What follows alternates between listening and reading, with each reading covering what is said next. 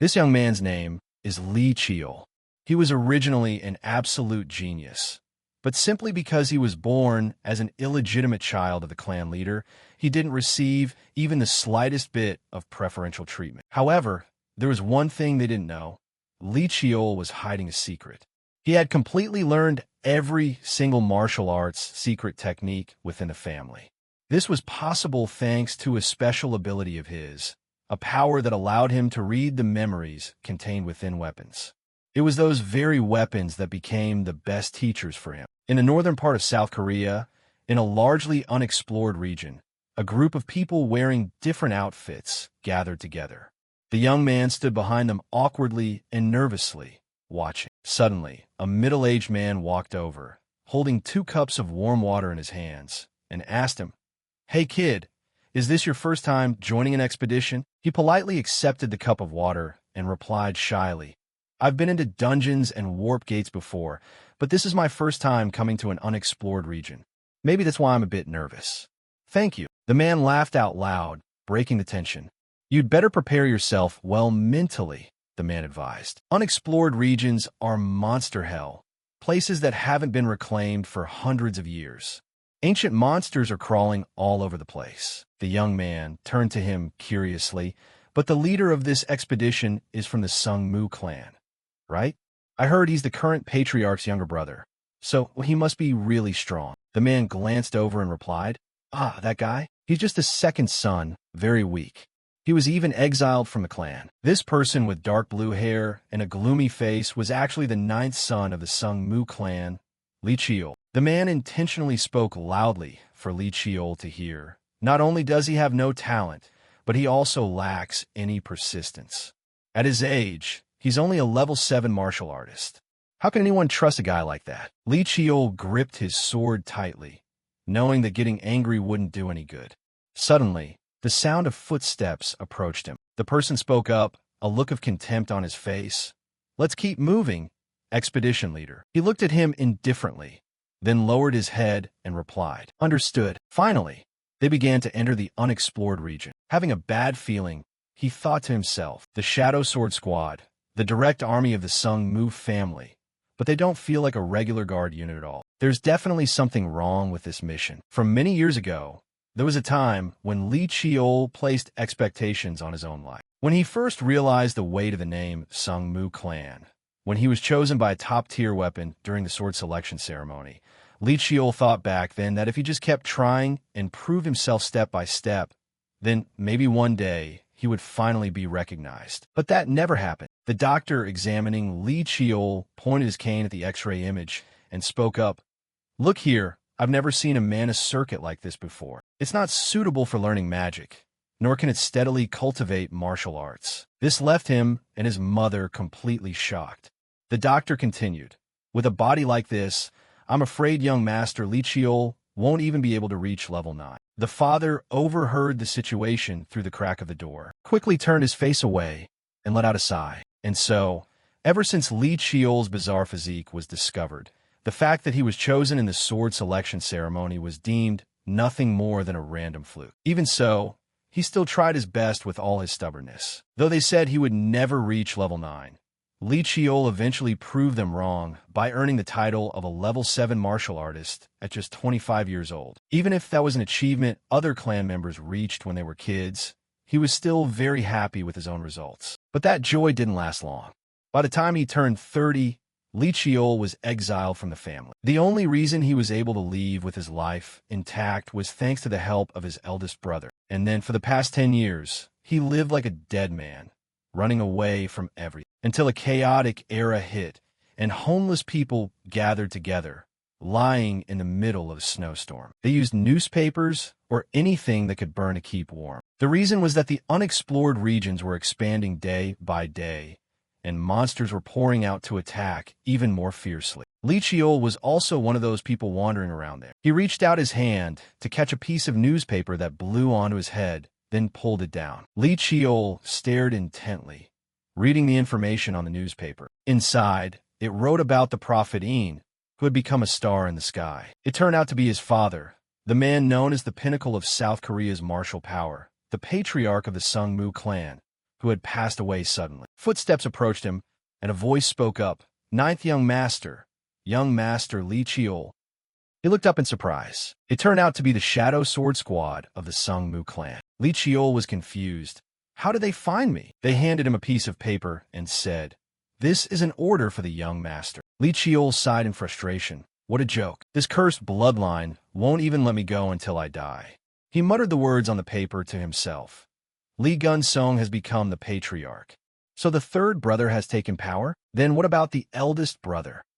While he was feeling confused, they prepared to leave. "I'll be back in an hour," one man said. Li Chiol tried to hold them back. "Wait, what happened to the eldest brother?" Seeing that the man didn't seem to want to talk, he thought back resentfully. Being ignored, there's no way to get an answer. Li Chiol asked further, "It's been 10 years since I last held a sword. Why on earth is a level 7 martial artist like me being summoned to explore an unexplored region now?" The man turned his head and asked him back, "So, young master, do you plan to refuse this order?" Li Chiol calculated silently. Refusing an order without a justifiable reason means death. He immediately replied, "No, I accept." With that, they left silently in a flash. Li Chiol could only grit his teeth, clenching the piece of paper in his palm as he cursed under his breath. Damn it. Returning to the present moment, the crowd followed the expedition deep into the unexplored region. The young man suddenly froze, looking at the thing in front of him, and cried out, "Ruins? Why is there a ruin here?" Another person was also surprised, adding, "To think an architecture could be preserved so perfectly right inside an unexplored region." The Sungmu clan member ordered everyone to move inside. They walked on a rickety bridge that looked like it could collapse at any second. The surrounding scenery was extremely eerie. A skeletal head resembling a dinosaur along with thousands of corpses lay abandoned on the damp ground. The young man was terrified and doubtful. Could it be the corpse of an ancient monster? Suddenly, the eyes of the Black Shadow sword member lit up as if he had found a rare treasure. He ordered his accomplices to step forward, beginning to execute their purpose. In the blink of an eye, the young man's head rolled off, severed by the Black Shadow sword. They showed absolutely no mercy as they rushed in to slaughter the people they had brought along. The middle-aged man screamed in terror.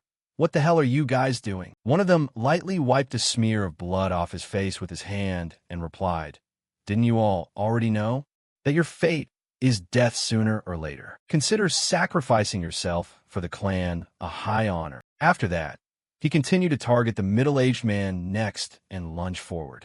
But before he could do anything, he was stabbed through the chest by a sword from behind. Li Chiol had prepared for this eventuality, so he wasn't particularly surprised. He interrogated, "Who gave you the order?" Despite being stabbed, the man still calmly replied, "The order came from a master, to bring you to this place and kill you as cleanly as possible." He raised his blood-stained hand, grabbed the sword that was piercing through his chest, and casually snapped it with a single motion, breaking the sword into shattered fragments. His face turned dark like an addict's, and the wound on his chest was gradually healing at a rapid pace. He said, "As long as you guys don't resist, Li Chiol." Watching this, shocked by the healing wound, another person couldn't stand staying still any longer and rushed up to fight to the death with the Shadow Sword Squad. Before he could do anything, he was kicked by the man, his entire body flying backward. Because of that, Li Chiol was also knocked over, tumbling to the ground.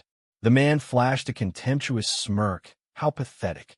I expected a little something from someone carrying the Li surname of the Sungmu clan, but it turns out you're just a useless nobody." In just a split second, he bounced up, ran swiftly toward Li Chiol, and then slammed an elbow right into his chest, causing blood to instantly spill out from the corners of his mouth. Not stopping there, he even applied all his weight into his leg to kick him far away with utter satisfaction. Li Chiol's strength was gradually fading, and the amount of blood in his body dropped noticeably. He thought to himself that he couldn't just die like this. Li Chiol sat quietly in place, catching his breath, and peered around looking for a weapon for himself. After spotting a blunt sword nearby, Li Chiol quickly crawled toward it. He analyzed, a sword strong enough to strike down a giant monster.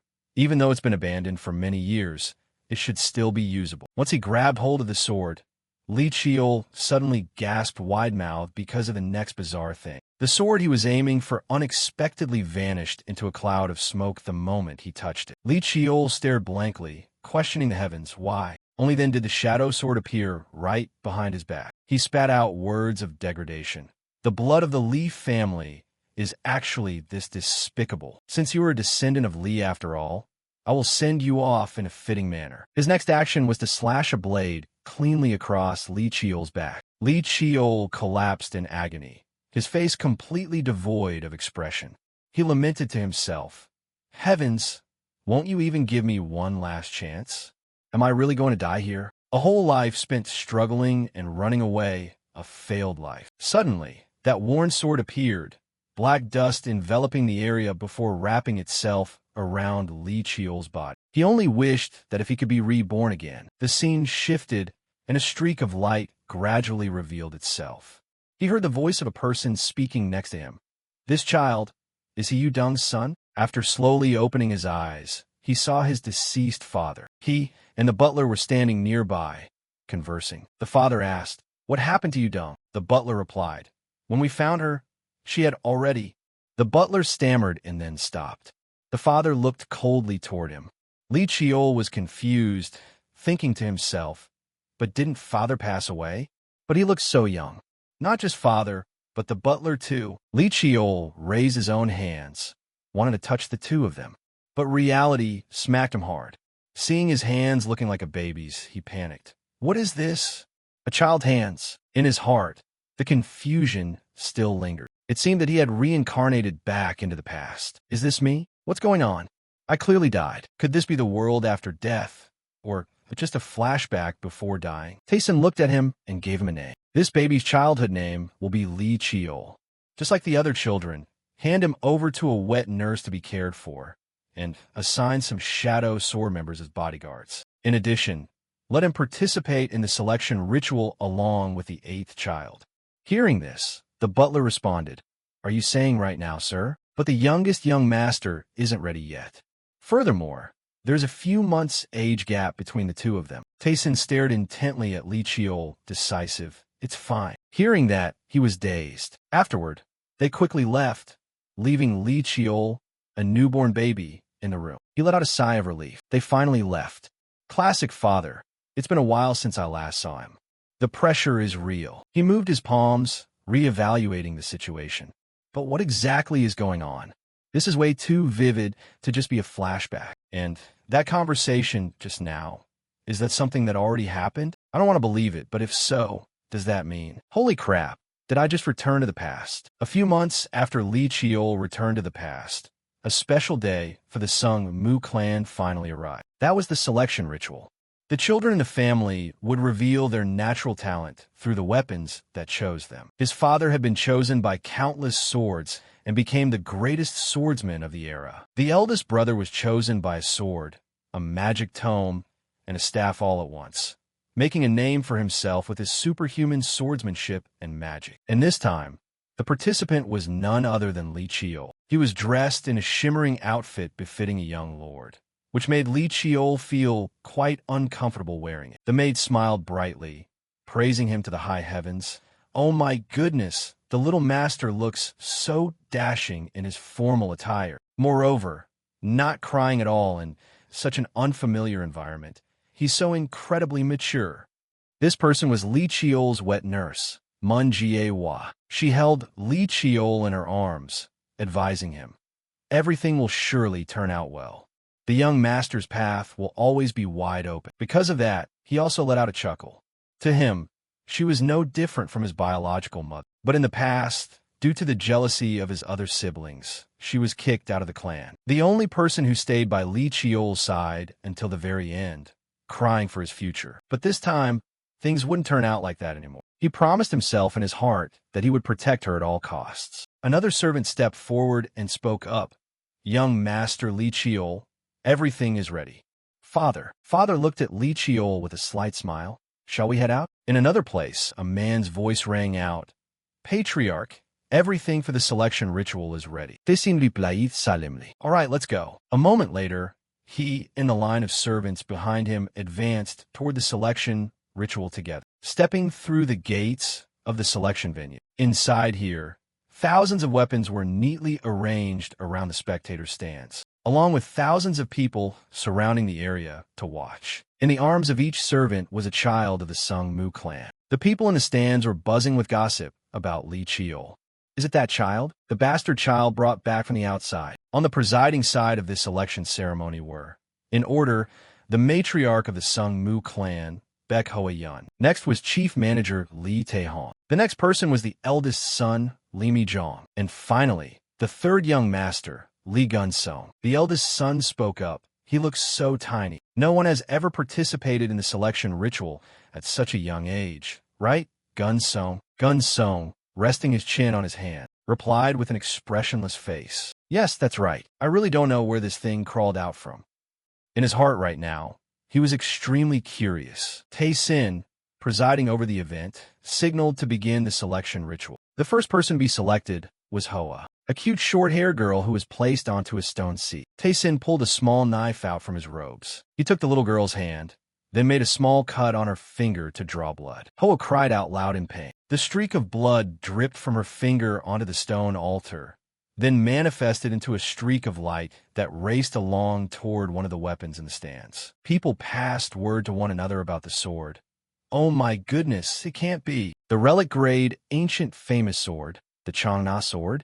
That is the legendary sword that has remained silent for generations. Tae-sin used the power radiating from his palm to draw that sword closer to himself. The sword floated mid-air, finally settling neatly into his hand. Tae-sin picked Hoa up and declared, "From now on, the Changna sword belongs to Hoa." The people around rejoiced, crowding over to hold Hoa and offer congratulations. "Madam, another brilliant genius has been born into the clan. This is truly a joyous day for the family." She smiled happily, thanking the people around her. Suddenly, the corners of her mouth instantly reverted to their original state. When she heard that the next person up was Lee Cheol, everyone buzzed with gossip. Is it that child? The bastard child brought back from the outside. Others clicked their tongues in disapproval. Why let a kid like that participate in the selection ritual anyway? Tae-sin raised his hands, lifting Lee Cheol to sit on the stone altar and then performed the ritual. He stroked his head, his eyes filled with absolute trust. Lee Cheol was anxious. Finally, this moment has come. In my past life, the sword that chose me was the Chong Cheon sword, a heavenly grade sword. If so, how will it turn out in this life? His blood dripped onto the stone altar, and a source of blue light began to emanate from the stone altar, illuminating the entire area. Meanwhile, up in the stands, Hoa-yeon's expression looked quite terrible. Tae-hyung noticed her every gesture, deducing. Looking at sister-in-law's face, it seems her mood isn't very good. Huh? After all, he's the bloodline that the eldest brother hid away for so long. Well, it makes sense. That child's fate is quite pitiful. Carrying the label of an outsider child while wanting to survive in the Sung-mu clan is going to be extremely difficult, especially when the sound of footsteps suddenly approached close to where Tae-hyung was standing from behind. The old man stroked his beard and smiled. The chief manager seems to have quite a great interest in an outsider, don't you? Tae-hyung felt annoyed internally, secretly criticizing, just because of these conservative old men clinging onto this outdated pure-blood ideology. That old man was none other than Elder Cheol-yeon. Tae-hyung reluctantly bowed. Elder. The renowned blood elder thought to himself, a man whose true thoughts no one can predict. He is definitely an opponent you can't let your guard down around. Cheol-yeon leaned on his cane to the side and asked Tae-hyung, "Is that the child? The baby brought back by the patriarch?" He replied, "Yes. I heard the child was discovered and protected by the Shadow Sword Squad. It's unclear who he was born to or where he came from. Yet he gets to participate in the selection ritual. Haven't outsiders proven long ago that they lack the qualifications to take part in this ceremony? Clearly, the chief manager's own experience is the best proof." Hearing those harsh words, Tae-hyung grew displeased and tried to suppress his anger. "What did you just say?" Keeping a mocking demeanor, the old man said evenly to Tae-hyung, "Oh dear, forgive me. It's just that the story of the chief manager originally coming from the outside and not being chosen by any weapon during the selection ritual back then is simply too famous. An outsider's child is still an outsider's child. The old man slammed his cane heavily onto the ground, provoking him. It's best that you know your place. Unable to take it anymore, Tae-hyung snapped back, shouting loudly, "Don't cross the line." If you continue to mouth off insults. In the midst of that tense situation, the protagonist's radiant aura caught both of their eyes, making them turn to look. Below the stands, the blue wave reacted even more violently than it did during Hoa's sword selection. Old man Cheol-young stepped up to the edge of the platform, looking closely, unable to believe his eyes as the words burst from his mouth. What the hell is going on? Tae-hyung stood up, laughing with delight.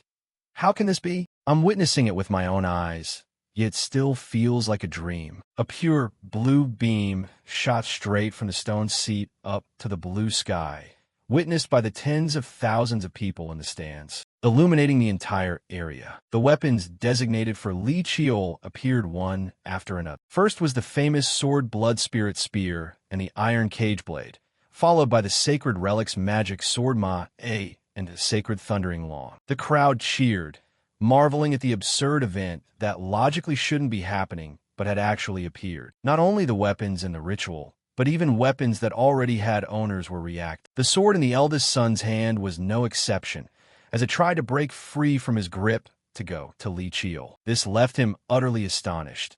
How is this even possible? Myeong-jong turned to speak to his younger brother Gun-sung.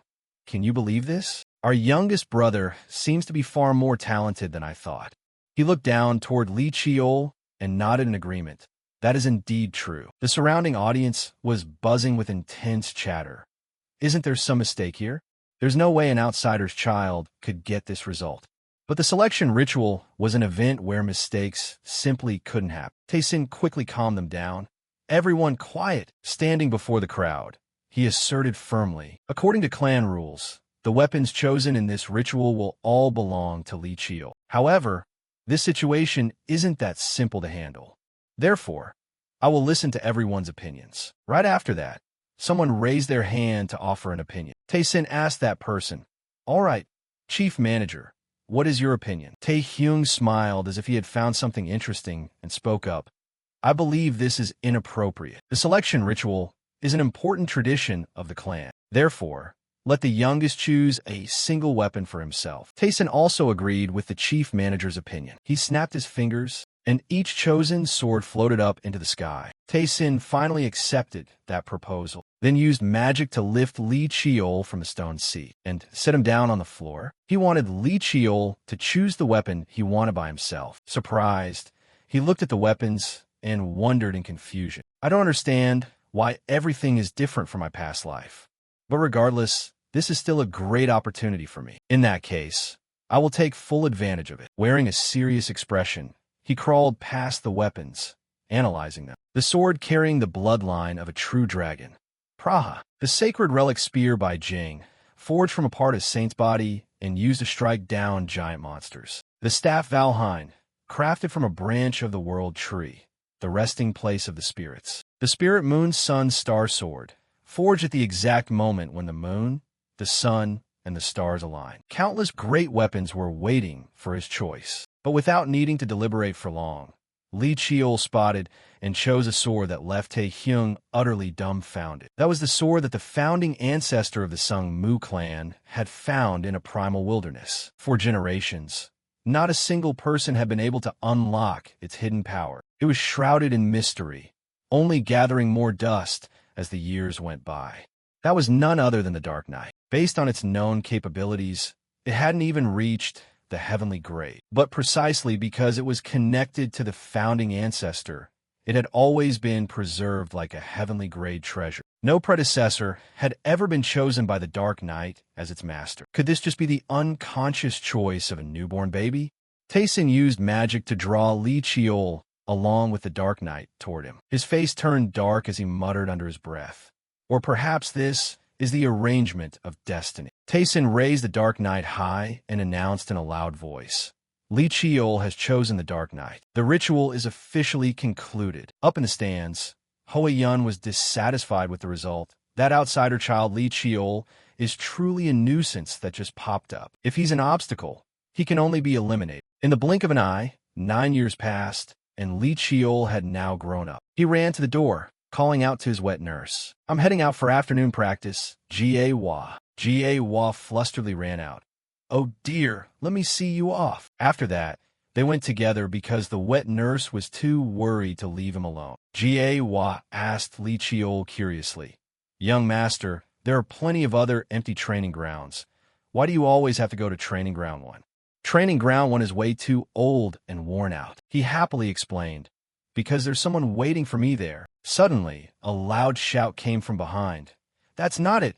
causing him and Jie Hua to turn around and look out of curiosity. "Gripping the hilt too tightly will hurt your hand. Come on, execute a vertical slash one more time." It seemed that the girl Hoa, the 8th child of the Sungmu clan, was training with her master. Li Chiol looked in and asked his wet nurse, "That's the 8th young lady, right?" She frantically corrected him. "You must call her older sister, young master. If anyone hears you, it'll cause trouble." Li Chiol pouted, telling himself in his heart, "She's only older by 5 months. What do you mean, older sister?" Hoa was training very hard, but her master was way too strict. "The sword must be swung as if it's a part of your own body. Try it again. You have to control the sword with utmost precision so you don't get hurt again. Come on." This made her blood boil with frustration. Hoa angrily threw the sword to the ground and snapped back resentfully. "Why are you so nagging, master? It doesn't matter how I hold the sword, as long as I pick it up." The master tried with difficulty to soothe her. "Oh, young lady, I'm only doing this for your own good. Calm down a bit and try it one more time. You'll do better this time." Hoa pouted, but her anger gradually subsided. Li Chiol pointed at the master and asked his wet nurse, "Who is that person working so hard to instruct her?" She replied, "Ah, that's Commander Bei Han of the Black Squad." Li Chiol stared intently at Hoa and Han, thinking, and suddenly blurted out, "A 9-year-old child having a master like that is truly excessive." This caught Jie Hua's ear. She looked at him sadly, trying to encourage him.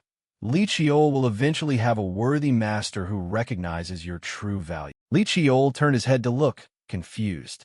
Heartbroken, tears welled up in Jie Hua's eyes. "It's because of my inadequacy that I can't take better care of you, young master. Lady Hoa has been fed medicinal meals containing spiritual herbs since she was a child." Li Chiol helplessly put his hands on his hips and comforted her. "You're doing this again. You're the wet nurse I'm incredibly grateful to." Moved, she covered her mouth, unable to hold back her emotions. He continued, "Besides, I don't need people like that. They only come here because of the Sungmu clan's background anyway." He asserted even more firmly, "I already have good masters." A few minutes later, at Training Ground 1, the dedicated training area for the direct line of the Sungmu clan, Li Chiol gently pushed the door open and stepped inside. This place symbolized the rich history of the Sungmu clan, though now it served more of a symbolic purpose than an actual training ground. But there was only one reason Li Chiol came here. He stood before a door inside the training facility and gently slid it aside, because this place stored weapons that were older than any weapon in the armory. Li Chiol looked left and right, finally finding what he wanted. He picked up the sword, looked it over, and decided, "Today I'll practice with this sword." After regressing to his second life 9 years ago, a massive change had occurred in him. Among those changes, the most incredible thing was Li Chiol standing right at the center, taking a deep breath, and closing his eyes to regulate the energy inside his body to become one with the sword. After completing the first step, he continued to merge as one with the sword. Specifically, Li Chiol had the ability to read the memories contained within weapons, reinforcing a rock-solid foundation. Whether it was high-level swordsmanship or basic swordsmanship, the foundation remained the core essence. Slash from above. Drawing upon the residual memories left in the sword, Li Chiol used them to practice. It acted as the teacher that allowed him to develop himself step by step. The gestures and actions of its previous owner were now the foundation for him to emulate without needing anyone to teach him. The older and higher grade the weapon was, or the more cherished it was by its owner, the clearer the memories of the past became. Relying on the hidden teacher within the worn sword's memories to practice, Li Chiol established a solid foundation for his swordsmanship, like a sturdy pillar that would never shake. After hours of training, he finally mastered the 7-star sword, first form, Rock Wind, by slashing powerfully through the air, generating a massive force that impacted the ground. Even though Li Chiol was exhausted, he was thrilled to have finished learning the 7-star sword. Over the past 2 years, he had acquired the memories of almost every weapon within the Sungmu clan. Suddenly, the sound of approaching footsteps was accompanied by a round of enthusiastic applause. The man marveled. Excellent. It's been a long time since I've seen anyone utilize the 7-star sword so flawlessly. The person saying this was Tae Hyung, Li Chiol's uncle, a 4th-rank martial master and the chief manager of the Sungmu clan. Even though Tae Hyung was a second son, he currently held the position of chief manager thanks to his recognized talent. From his past life to this life, he was one of the few people who genuinely cared about Li Chiol. He leaned down to accept his uncle's pat on the head and greeted him politely. The uncle laughed heartily and exclaimed, "Just call me uncle." Not missing a single day of practice is truly commendable. I've seen you at the training ground every time I commute to and from work. Being discriminated against compared to your other siblings must be very difficult for you. But I hope you can stay strong and get through it. Hearing that, he replied, "I'm fine, uncle. After all, I carry the blood of the Sungmu clan." Proving oneself through the sword.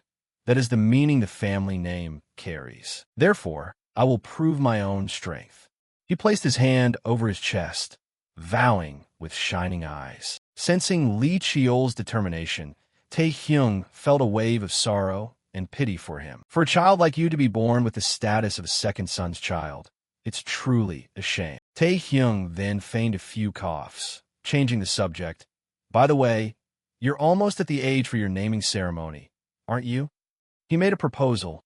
It's a bit late, but before the naming ceremony takes place, I want to be your master. What do you think? Sound good? Li Chiol felt awkward but had to decline. I am very grateful, but I cannot accept your offer, sir. This caught him off guard, causing him to shout, "What? Why not? Is it because you're unhappy with me being your master?" It seemed Tae Hyung had misunderstood his intention, so he explained, "It's not that, sir.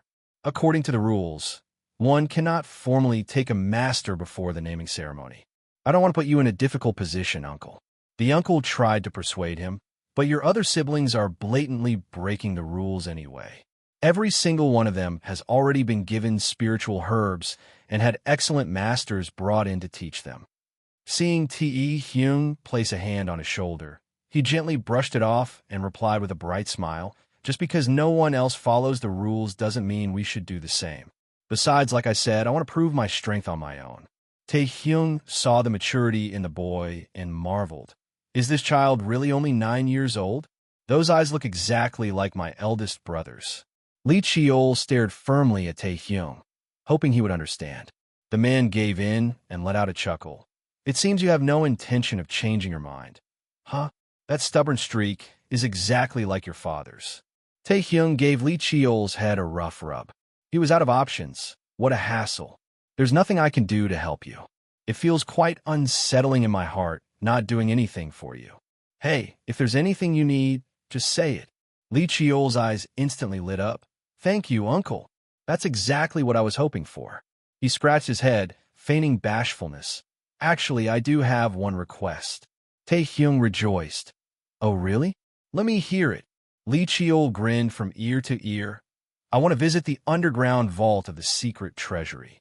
This caught him by surprise, and so, the following day, a black car appeared at the location where the secret treasury was kept. The guard signaled for the car to stop, bowing his head to ask the person inside, "Apologies, please confirm your identity and the purpose of your visit." The man showed his membership card and answered clearly, "Chief Manager Lee Tae Hyung, routine inspection." The person accompanying me is the youngest child of the Sungmu clan, Li Chiol, for a tour. The gatekeeper stood at attention. Understood, confirmed. "Please come in." The gates opened, and they began to drive inside. Li Chiol looked around with fascination, telling himself, now is the time to react like a kid. He spoke up, "Awesome. Is that the secret treasury?" Tae Hyung looked at him through the rearview mirror and asked, Are you that happy? Li Chiol replied, Of course. The secret treasury is where the greatest treasures of the clan are kept after all. And the thing I'm looking for is in there too. Legendary weapons, ancient relics that people don't even know are real or not. For those seeking such mythical things, people often say one phrase. Everything can be found within the secret treasury of the Sung Mu clan. Stepping into the main hall, which was filled with various types of weapons, Taehyung and Li Chiol continued to move down to the basement. He introduced, The basement of the secret treasury is where weapons that have been sealed for various reasons are kept. Li Chiol put on an excited face. Among them are demonic weapons that could devour their own masters, right? The uncle burst out laughing. That's right. Seems like you know quite a lot. Taehyung teased him. If you carelessly grab hold of them, I'm afraid both your body and mind will be burned away instantly. He then chuckled. So, are you scared? Causing Li Chiol to stammer. Not at all. Completely not. He continued. Don't worry. Dangerous things like that aren't places we can just enter anyway. I have things to take care of upstairs, so take your time looking around. Li Chiol replied, Yes, uncle. He happily stepped into the elevator, then said goodbye to his uncle. Once everything was clear, Li Chiol finally breathed a sigh of relief, relaxing his facial expression.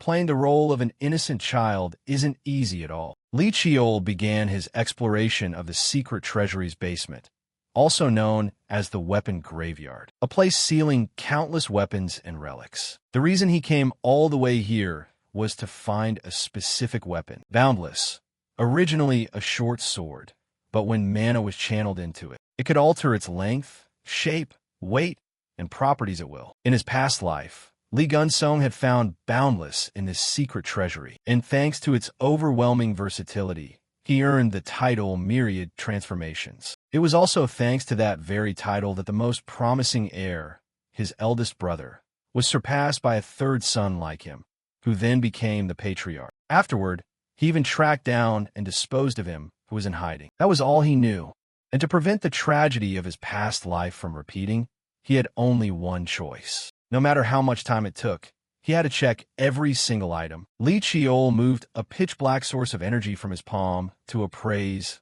all the weapons. He was determined. This time, I will definitely claim Boundless before Lee Gunsong does. Next, he touched his finger to the weapons one by one to determine their nature. But after several dozen minutes, he didn't find any that had the ability. Li Chiol sighed. I verified everything that looks like a short sword for a whole hour, but Boundless is still nowhere to be found. He picked his spirits back up. It definitely has to be here because I haven't checked everything yet. He walked over to the display cabinet on the other side to investigate. He picked his spirits back up. It definitely has to be here because I haven't checked everything yet. He walked over to the display cabinet on the other side to investigate. Suddenly, when his hand brushed against the edge of the table, an ancient sword fell down. The short, rusted sword landed right in front of him. Seeing this, Li Chiol bent down and reached out to pick the sword up. He didn't expect this sword to be so ancient, but before he could even pick it up, the black aura in his palm reacted violently. The sword absorbed Li Chiol's black energy, causing him to pull his hand back in startle. Li Chiol took note of his surroundings. How could it be this bad? In an instant, an uncontrollable black smoke spread throughout the basement, drawing him inside the sword. Once he got his bearings, he found himself in another dimension. Li Chiol's mouth twitched, about to say something. He couldn't believe his eyes as the space inside here was filled with corpses lying scattered everywhere, piled up into mountains. Li Chiol stood up, walked around, and thought to himself, could this be the memory contained within this short sword? But it's completely different from any weapon memories I've ever read before. The sensation is so vivid, as if I actually exist here. Before he could even calm down, something ferocious struck. A loud roar echoed through the entire space, startling Li Chiol. He quickly turned around. Up above was a presence so overwhelming that even nature itself seemed to tremble. The primordial monster arising from the blue abyss, which had devoured countless civilizations in ancient times. The Calamity Beast Emperor. Li Chiol's legs buckled under him as the crushing pressure bore down on him intensely. His face went pale, There's no way I can win this fight. I have to run, but his spirit wouldn't allow it. His trembling legs gave out, and he collapsed, unable to move, only able to watch blankly as it drew closer to him. Suddenly, a stone figure wielding a sharp sword appeared behind his back, then lunged upward, blocking the path in front of Li Qiu. He was dazed. Since when was it standing behind me? Using the mountain of corpses as a stepping stone, the stone figure bounded upward incredibly fast. He lunged into midair with his rusted sword, but it still couldn't hide the aura of a hero from ancient times. With just a single slash that tore the enemy apart, the golden light of the demon-slaying swordsmanship flashed through the damp world. The stone hero's presence completely shook up the gloomy sky. In an instant, the monster's corpse dissolved into pieces, torn apart without a single chance to regenerate. Dust and smoke billowed heavily all around, right before Li Qiu's eyes. He stood there dazed and dumbfounded, unable to believe what he was seeing. Defeating that monster with just one single slash? He tried to process the situation. Right? Who the hell was that just now? A dark silhouette stood amidst the heap of flesh while the monster's blood was still splattering everywhere. The stone hero's appearance gradually came into clear view. He turned around and asked, "Who are you?" Li Qiu flinched and stammered, realizing he was actually a visible entity in this world. The man stepped closer, pressing for answers. "Why are you here? Consider this mercy. I will send you on your way without any pain." He raised his sword high, intending to finish Li Qiu off. Terrified, the boy could only sit there frozen. But unexpectedly, before death could reach him, luck was on his side, and he was teleported back to his old world. Li Qiu's hands were still shaking after what had just happened. He asked himself, what was that? That scene just now? That crushing sensation over my entire body is still lingering inside me, as if it was all real. Seeing the sword vibrating violently, he quickly crawled over and picked it up. Relying firmly on his intuition, Li Qiu grabbed a dagger, sliced his finger a bit to draw some blood, and then let it drop onto the rusted sword, becoming one. No doubt about it, this is definitely it. I will be the master of myriad changes. A blue wave from the sword lit up the entire area. Thanks to his pure drop of blood, the sword reverted to its brand new, original form. He picked it up, warmed up a bit, swinging it back and forth to test its weight, and then slashed into midair with all his might. He made a horizontal cut at chest height. After testing out, Li Qiu started feeling a bit better. All right, he grinned from ear to ear. I finally found it, boundless. Early the next morning, loud noises echoed throughout the house. A powerful strike came down, splitting the piece of wood right in two. Li Qiu quickly wiped the sweat from his cheek, muttering, "Another failure? A week had already passed since I got my hands on Boundless, the sword I retrieved from the underground armory that day. Right now, I'm keeping it in the form of a ring to avoid drawing any attention." Li Qiu clenched his fist, recalling that day. What on earth was that? The stance that man took when he swung the demon-slaying sword seemed like a reminder that I'm still not worthy. The dark energy only showed me the technique along with its name. Power aside, just the movement of that man alone exuded pure elegance. But no matter how hard I try to mimic it, I just can't pull it off. He smiled, looking at the sword in his hand, then swung it with a powerful force, slashing straight down. Li Qiu gave a confident smile. Even so, I don't feel rushed at all. In my past life, I was just a nobody who got looked down on, never even taught the family's basic martial arts. It's only a single move, but this is the first time I've ever come into contact with a high-level martial arts style. He let out a sigh of relief, filled with determination. I can do this. I remember exactly how he moved in my memory, clearer than anyone else. Li Qiu suddenly paused. Wait a minute, that man. I'm not a full-grown adult like him. I'm just a 9-year-old kid. He looked down at his tiny hands, thinking, if I try to perfectly copy the movements of an adult, of course I won't be able to bring out its full power. I have to accept this body, take it slow, and let it flow naturally. He held the sword and took his stance, his face filled with determination. Softly closing his eyes, Li Qiu swung the sword in a way that fit his own body, whispering to himself before decisively bringing down a powerful strike. The forceful blow left a massive crater, denting a whole patch of ground. Li Qiu slowly lifted the sword from the ground, looked at his move just now, and joyfully blurted out, "Nice. Looks like I've finally gotten the hang of it." He clenched his fist, determined. Now the only issue left is figuring out how to channel my mana. No matter how many times I try the method from my memory, it still feels like a crucial piece is missing, making it impossible to recreate. He sighed again. In the end, there's nothing to do but keep experimenting. He was so completely absorbed in his training that he didn't notice a figure standing right by the edge of the wall behind him. "All right, let's start over," Li Chiol muttered to himself. Meanwhile, a smile spread across the face of the figure watching him. Li Chiol went on to swing his sword once more. The mysterious figure from a moment ago suddenly dashed toward him at lightning speed. She grabbed tight of Li Chiol's sword just as it was about to come down and called out, "Hey, kiddo," causing him to instinctively turn his head. The girl followed up with a question, "Where did you learn that technique?" Li Chiol, a bit flustered at this point, asked back, "Who are you?" He thought to himself, pitch black hair and brown eyes. This person belongs to the main line of the Sung Mu clan. He asked again, "Who are you?" which caught the girl a bit off guard. She spoke up, "You don't know who I am?" Then she burst out laughing. "Ah, right. It makes sense you wouldn't really know. I don't exactly show my face around much anyway." She stepped closer to Li Chiol and asked gently, "So, what's your name?" He replied, a bit confused, "I'm Li Chiol." She shook his hand while introducing herself. "John, your name is pretty unique, right? I'm Li Jiang-hoa. Great to meet you." Li Chiol's mind was filled with question marks as he thought. "My youngest aunt, Li Jiang-hoa? I remember what my uncle said. That child, your aunt, is a bit different from everyone else. Your grandfather just couldn't accept it." His face suddenly went pale as he recalled things for his past life. But putting that aside, he just found himself sprawled out on the ground, pouting and biting his lip. Jiang-hoa stood there, teasing him.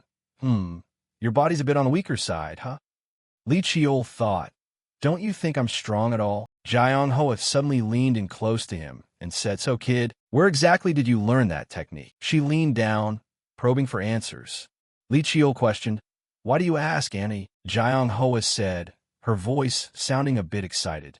"That's ancient martial arts. Your youngest aunt here absolutely, totally loves ancient martial art styles. That was the era when ancient monsters ran rampant, right?" She happily pulled a small notebook out from her collar and excitedly held it out. "So, here's a gift for you." Li Chiol took the notebook, flipping through it in confusion. "A gift?" His aunt was also pretty hyped. "Yep, open it up and take a look." He studied it intently. "The handwriting is terrible. It's kind of hard to read. But is this magic?" "It's not just magic. It also has notes on martial arts. The level is pretty advanced, to the point where even I can't easily wrap my head around it."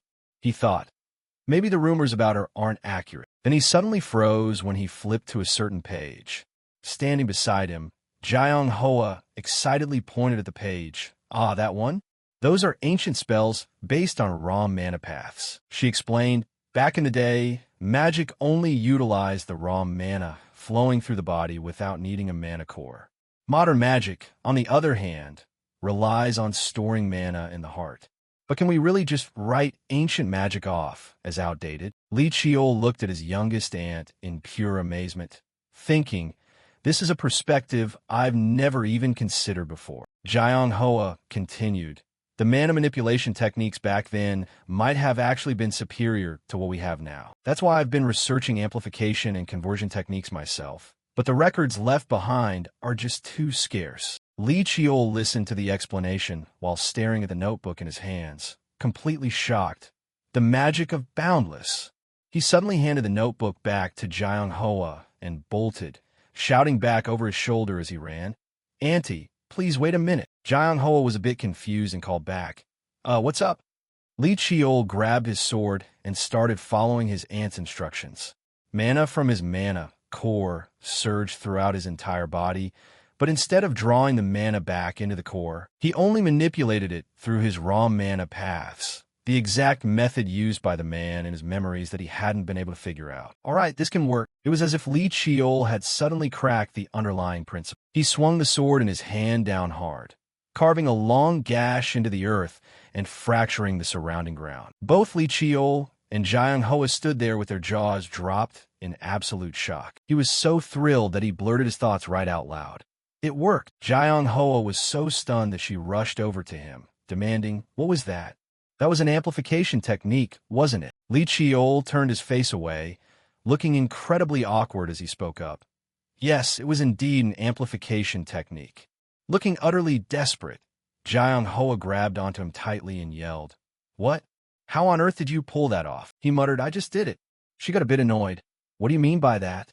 How did you actually manage to do it?" Li Chiol patted his shoulder, looking a bit disgruntled. "Why should I tell you?" Jiang Hoa shot right back. "Because you only figured it out thanks to the notebook I gave you.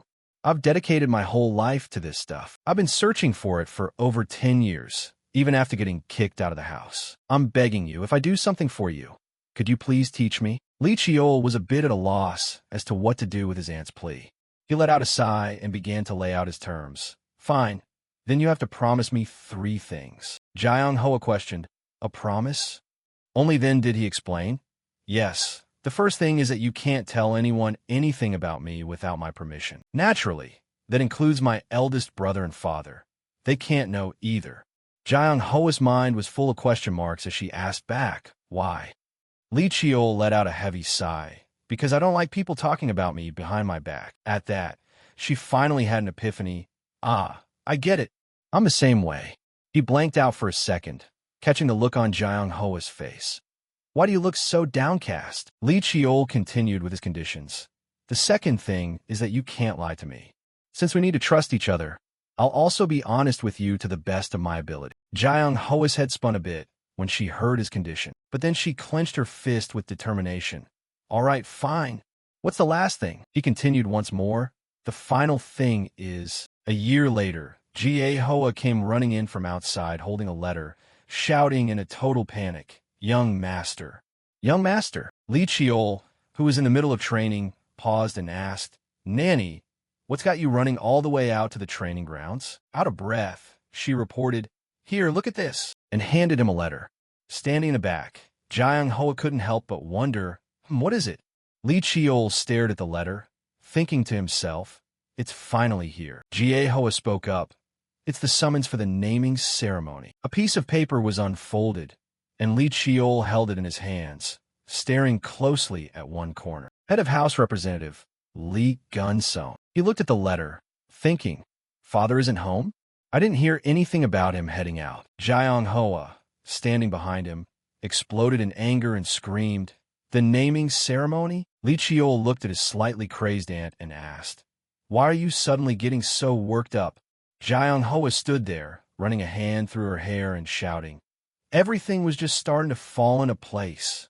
Right now is the most critical time. If you go to that naming ceremony, you're going to get tied down there. "No way. Don't go, just blow it off." While Jiang Hoa was making a scene, he was still deep in thought. "It's been a year since my pact with Aunt Jiang Hoa, and we've been researching magic together ever since. Modern magic centers on elemental magic, while ancient magic relies on raw mana paths. Combining these two systems creates a completely new type of magic, which happens to be the lifelong dream she wanted to achieve. Elemental magic is used to store and alter mana properties, while raw mana paths help control and operate it. Thanks to this, my ability to apply magic completely blows other kids my age out of the water." Jiang Hoa was still muttering beside him at this point. "Can you really, truly not skip this? Researching magic is way more fun anyway." He spoke up. "You know that's not an option, right?" Jiang Hoa sniffled, but still. Li Chiol comforted her. "Don't worry. Even if my time gets cut back a bit, I'll keep practicing my magic and restoring ancient magic styles." That comment caught Jiang Hoa by surprise, and she looked up at him. "How is that even possible?" "The training schedule for the naming ceremony is going to be brutal." Jiang Hoa's question brought a sudden smile to Li Chiol's face. He answered confidently, "I'll just do both at the same time." The next day, training officially began. Jiang Wood stated, "First off, endure this magic attack for 30 minutes. He looked over at the kids as he spoke. Thinking back, something's changed. Electrical currents surged back and forth, striking their bodies. Normally, a kid like Li Chiol, who had never even gone through basic training, should have been electrocuted and knocked out immediately. Yet he countered every single bit of it using magic. A flash of killing intent from Li Chiol's eyes locked onto Jang Wood, making him jump. He thought, that kid is testing things out, observing the eighth young lady to gauge his own level while forcing the instructors to teach at a higher level. A concubine's son who's only 10 years old dares to pull something like this. Jang Wood broke into a cold sweat, standing there staring at Li Chiol. Damn it, calling him a concubine's son? No, with talent like that. Calling him that is an insult to a martial artist. I seriously need to check myself, she told herself. This isn't just a simple training session to prepare for the naming ceremony anymore. It's a chance to pour absolutely everything I have into teaching him. After wrapping up a grueling training session, Li Chiol stretched his arms as he walked out the door. All done. He thought back to the moment he was getting blasted by lightning inside the glass enclosure. This clan is completely insane. To build up magic resistance, they straight up throw you into a magic generating device. Li Chiol massaged his shoulder while reflecting on it, though I didn't expect the other side to be the one apologizing first. Somewhere along the line, the way everyone looks at me has completely shifted. He dragged his exhausted body outside. Anyway, I need to go get some rest first. A figure suddenly materialized beside him, throwing out a surprise attack, but he still managed to block the blow. Hoa spoke up. Hey, you concubine's brat, get over here for a second. He glared at him with ferocious eyes. Li Chiol angrily slapped the hand away. What kind of game are you trying to play? Hoa pointed a finger right at his chest and yelled, her voice dripping with arrogance. Watch your mouth. I'm the child of the main wife, and you're just a concubine's son. Plus, I'm a year older than you. Li Chiol thought, what a pain, before speaking aloud. I don't have time to bicker with you. He turned around, preparing to leave. Seeing this, she screamed in rage, gathering power in her hand as she stepped forward. Hey, don't you dare ignore me. Li Chiol was pretty surprised by this move. You actually dare to channel mana? He instinctively stepped back, bracing himself, intending to just let it slide. Instead, Li Chiol swiftly dodged Hoa's punch, then squared his hands into a stance, grabbed her tightly by the neck, and hoisted her up. He dropped a threatening warning. If you want to whine, go whine to your mother. Stop bothering me. I'm busy too. She stumbled back unsteadily after he let her go, screaming out in a voice filled with bitter resentment. This is all your fault. Because you caused such a massive scene at the awakening ceremony. I keep getting constantly compared to you. Please just know your place as a concubine's child and shut up. It's so unfair. I'll lose sleep and skip meals to train like hell every single day, while you're just born with superior talent. I didn't want any of this either, but my mom is Suddenly, she clamped her hand over her own mouth. Li Chiol was quick to criticize her. Blaming others must feel pretty liberating. Huh? Like you said, I'm a concubine's child. Does this status even allow me the luxury of having a choice? You're losing sleep? Then stop sleeping. You're skipping snacks and still can't keep up? Then go ahead and skip your main meals too. He provoked her. If I annoy you that much, then use whatever means you can to beat me. Then make me apologize to you, because that is exactly the Sung Mu clan style. Hoa still obstinately clenched her fists. You arrogant brat, she screamed at the top of her lungs. Fine. Come the naming ceremony, I'll deliver a performance that completely blows yours away, and I'll force you to call me big sister and beg on your knees. Mark my words. Li Chiol flashed a subtle smirk, looking at her. Sure, I'll be waiting to see it. In the afternoon, at the training ground reserved exclusively for the direct line, Sector 7, someone was making their way inside. Seeing this, a servant hurried over and bowed respectfully. The madam has arrived. Hoa Yun, with a completely ice-cold expression, ordered, dismissed. I have something to say to my daughter. Taking the order, the servant quickly replied, yes, ma'am, and left the room. At that moment, Hoa was actively training inside. Hoa Yun spoke up. What do you think you are doing? Causing Hoa to turn her head in surprise. Mother. She nervously bowed her head and replied, I am training.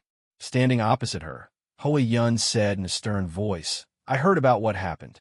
You actually let him overpower you instead. She lectured, I've told you before, if you cannot suppress them, then crush them completely. How utterly disappointing. If you're only training this hard out of fear of punishment, then you might as well stop. Every single word pierced straight through her mind. Hoa spoke up to defend herself. I know what you think about my training, but I'm doing this because I want to. She gripped the sword behind her back, her voice trembling slightly. Hoa Yun used a bone-chilling tone, completely devoid of emotion. What did you say? Hoa still tried to explain. I'm going to beat that guy, but not because you ordered me to. It's because I want to do it. I will make my own decisions. Hoa Yun stood there, her face darkening, getting riled up by a complete nobody. She trembled as she bowed, clenching her fists tightly. Hoa Yun leaned down, lecturing her. You are a child of the Sung Mu clan's main wife. You and he were never on the same starting line to begin with. Beating him is a given, yet you actually let yourself get rattled? She pulled a glass vial out from her clothes and held it out. This is dream charm, a lethal poison. If you cannot surpass him, then trample him. Hoa Yun handed the item over to Hoa, who was standing there completely dazed. That is the true way of the Sung Mu clan. After handing it over, she turned and left immediately. Meanwhile, over at Li Chiol's quarters, Jie Hoa stared at the computer screen and gasped in pure shock. This is impossible. The rankings were currently displayed right on the screen. Seeing this, Li Chiol smiled cheerfully. So, Nanny, can you stop worrying now? Jie Hoa was so ecstatic that she wrapped her arms tightly around him. I barely even helped you at all, young master, and yet you did so amazingly well. Li Chiol comforted her right back. You've helped me plenty, Nanny. Don't say that. Suddenly, loud noises coming from outside the door grew louder, forcing the two of them to break out of their hug. Jiang Hoa burst through the entrance, throwing the door wide open and shouting, All right, kiddo, time to train. Li Chiol went pale, staring at his aunt. I literally just finished training. Jiang Hoa flexed her arm muscles, saying playfully, which is exactly why we need to keep going. Practicing mana techniques will actually make you less tired. He glared at her, shooting back. I have never once heard of mana doing that. Jiang Hoa quickly looked away, pouting, It's true, totally true, probably. Li Chiol sighed and looked at her. Fine, I have something I want to show you anyway. His words caught Jiang Hoa completely by surprise. She gasped, No way. Don't tell me you've already reached 1 star. His youngest aunt's astonished reaction filled the boy with a sense of pride. To put it into perspective, mana manipulation techniques normally required going through 3 distinct phases. Fortifying the body to reach the body reinforcement realm, transforming the properties of one's mana to reach the Qigong realm, and manifesting superhuman power through mana to reach the Qi scripture realm. But her mana manipulation technique was different. It was still the first phase, but it could achieve much more and unlock various other abilities. Because of this, her mana manipulation system was divided into specific levels called stars. As Jiang Hoa channeled energy into Li Chiol, she marveled, Perfect. It really is 1 star. Did you feel anything strange when utilizing your mana pathways? I thought it would take at least another year. Li Chiol shuddered, wrapping his arms around himself as he complained, I just figured this out while studying the theory.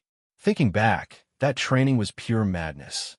If I had failed to control the mana, the balance between my mana core and mana pathways might have collapsed completely. But in reality, just letting everything flow naturally was enough. Mana is like water. It follows its own inherent laws.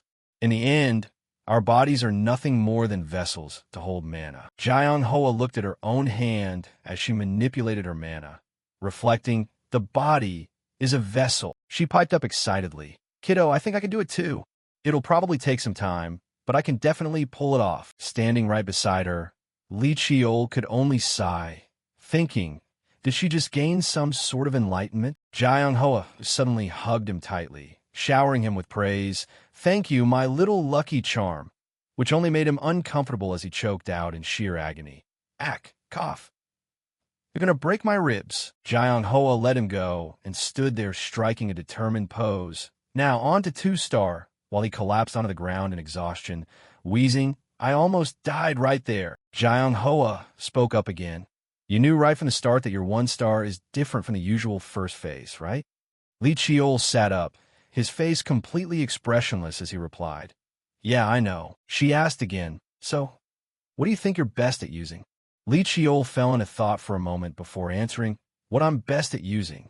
I think it's the sword." Jiang Hoa quickly cut him off. "Not in my opinion." Her remark left him pretty bewildered.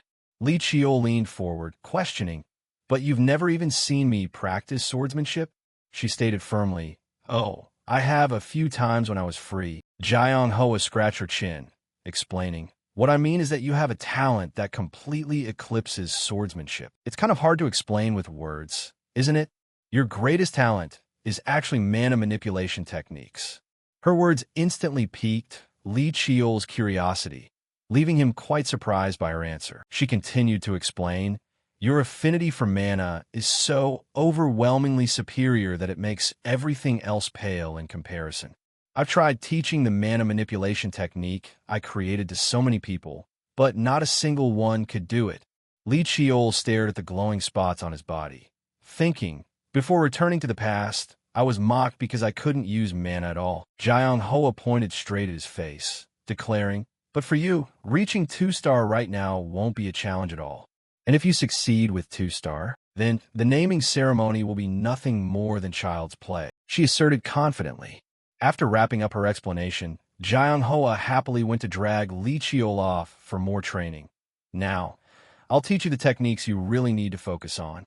Sitting there, he also smiled back cheerfully, "Yes, ma'am, I understand." Li Qiol stood up from the ground, asking curiously, "By the way, Annie, what's that thing next to you?" Jiang Hoa looked over at the wooden box beside her, flashing a knowing smile. As she pointed at it, "Oh, this thing." A metal ball shot out, grazing Li Qiol's cheek, leaving a long scratch before slamming into the wall. Jiang Hoa beamed radiantly and chimed, "They're iron marbles." Controlling 3 of the marbles, she explained, "You have to learn how to release mana while you're on the move. If you only manipulate it while standing still, then that mana technique is basically useless." "All right, let's get started." Jiang Hoa shot a murderous glare at Li Qiol, giving him a really bad feeling about this. The following day at the training grounds, Li Dongquan held his weapon and stood with a stern expression as he introduced himself. "I am the captain of the Blood Fox Squad, Li Dongquan. From this moment on, I will be instructing you in the secret arts of the Sungmu clan." He pointed toward a pile of weapons behind him. "Pick the weapons you will be using and bring them over here. You have 1 minute, so don't dawdle." Li Dongquan's harsh tone sent the 2 of them rushing down to grab their weapons. Hoa stole a quick glance at Li Qiol while he just stared at the pile of weapons, unable to help but mutter, "Seriously." Li Qiol turned around, looked at her flustered face, and snapped, "What are you staring at? Got something to say?" Hoa quickly shot back, "I'm not staring, and I have absolutely nothing to say to you." She sneaked closer and whispered to him, "Hey, you're using a sword too, right?" Li Qiol let out a sigh and answered, "No." Hoa looked at him in confusion as he walked off, clutching a whole pile of weapons. "Huh? But I clearly saw you studying weapon arts before." Li Dongquan stood there, glaring at him, demanding, "What do you think you're doing?" Li Qiol answered immediately, "You told us to pick our weapons and bring them over." He questioned, "I told you to pick what you use." Clutching a wide assortment of weapons, he replied, "These are exactly what I use." Li Dongquan was a bit taken aback by Li Qiol's answer. He turned away, muttering, "I thought you weren't completely stupid, but turns out you're just a total blockhead." With that, Li Dongquan drew the weapon from his back and lectured, "Engrave the words I am about to say deep into your mind. I said I would teach you the secret arts, but that doesn't mean specific moves or stances." Li Dongquan continued his lecture. Within the Sungmu clan, there are countless secret techniques known as Dominion Intent. To comprehend these secret techniques, you must first awaken the instincts currently slumbering in your bloodline. Holding his weapon, he stepped closer to the 2 of them. "From now on, I will help you unlock them. Don't worry too much about awakening your instincts." He took a stance as he explained. Hoa whispered to him nervously, "What is he trying to do?" Li Qiol replied, "If you don't want to get knocked out right from the start, you'd better get ready." Meanwhile, Li Dongquan had already closed the distance. Terrified, Li Qiol pivoted sharply to the left. Li Dongquan swung his weapon right into him, sending him flying. Li Qiol's eyes widened in sheer shock at the sudden strike. Li Dongquan gave a provocative smirk. "You actually blocked that?" Taking a few steps back, he thought to himself, "Damn it, I can't believe I have to go through this madness all over again. In my past life, I couldn't even finish this training course. But things are different this time." Armed with that thought, Li Qiu lunged forward with his sword. He took a brutal, direct hit to the cheek from Li Dongquan's weapon. Right behind him, Hoa charged forward as well, only to take a swift strike to her back from Li Dongquan. He thought to himself, "So the whole month has already passed since we started training under Li Dongquan. No matter how you look at it, forcing a 10-year-old kid through training intense enough to cause broken bones and internal injuries is definitely not meant for children. But I have no intention of complaining. I'm gradually getting a feel for it." Li Qiu felt a slight sense of accomplishment. Hoa finally regained consciousness after taking that powerful blow from Li Dongquan. She asked dazedly, "Did I pass out again?" Li Qiu replied as if it were obvious, "Yep, that's your 22nd time. I've only got 16. Feeling frustrated and defeated, Hoa grumbled, "If only I had prepared better on the first day." Standing right there observing the two of them, Li Dongquan thought, "The 8th young lady has an extraordinary physical constitution. Even though I went a bit overboard, she didn't sustain any severe injuries. As for that illegitimate brat, right from day one, I had a feeling he was something special. When he first brought that whole pile of weapons, I thought he was some kind of idiot, but his proficiency with every single type of weapon is actually pretty solid, and his practical application completely exceeded my expectations. What's more, it's only been a single month, and the results are already starting to show." A subtle smile crept onto his face. "Interesting." Li Dongquan stepped closer to them and called out, "Time to resume training. Everyone back to your positions." By this time, both of them were thoroughly exhausted after the grueling training session. Li Jiao Sudali spoke up, "Hey, Hua." Worn out and irritable, she snapped back, "Huh? You calling me?" He laid out a plan. "I'll give the signal, and you try to block him just once."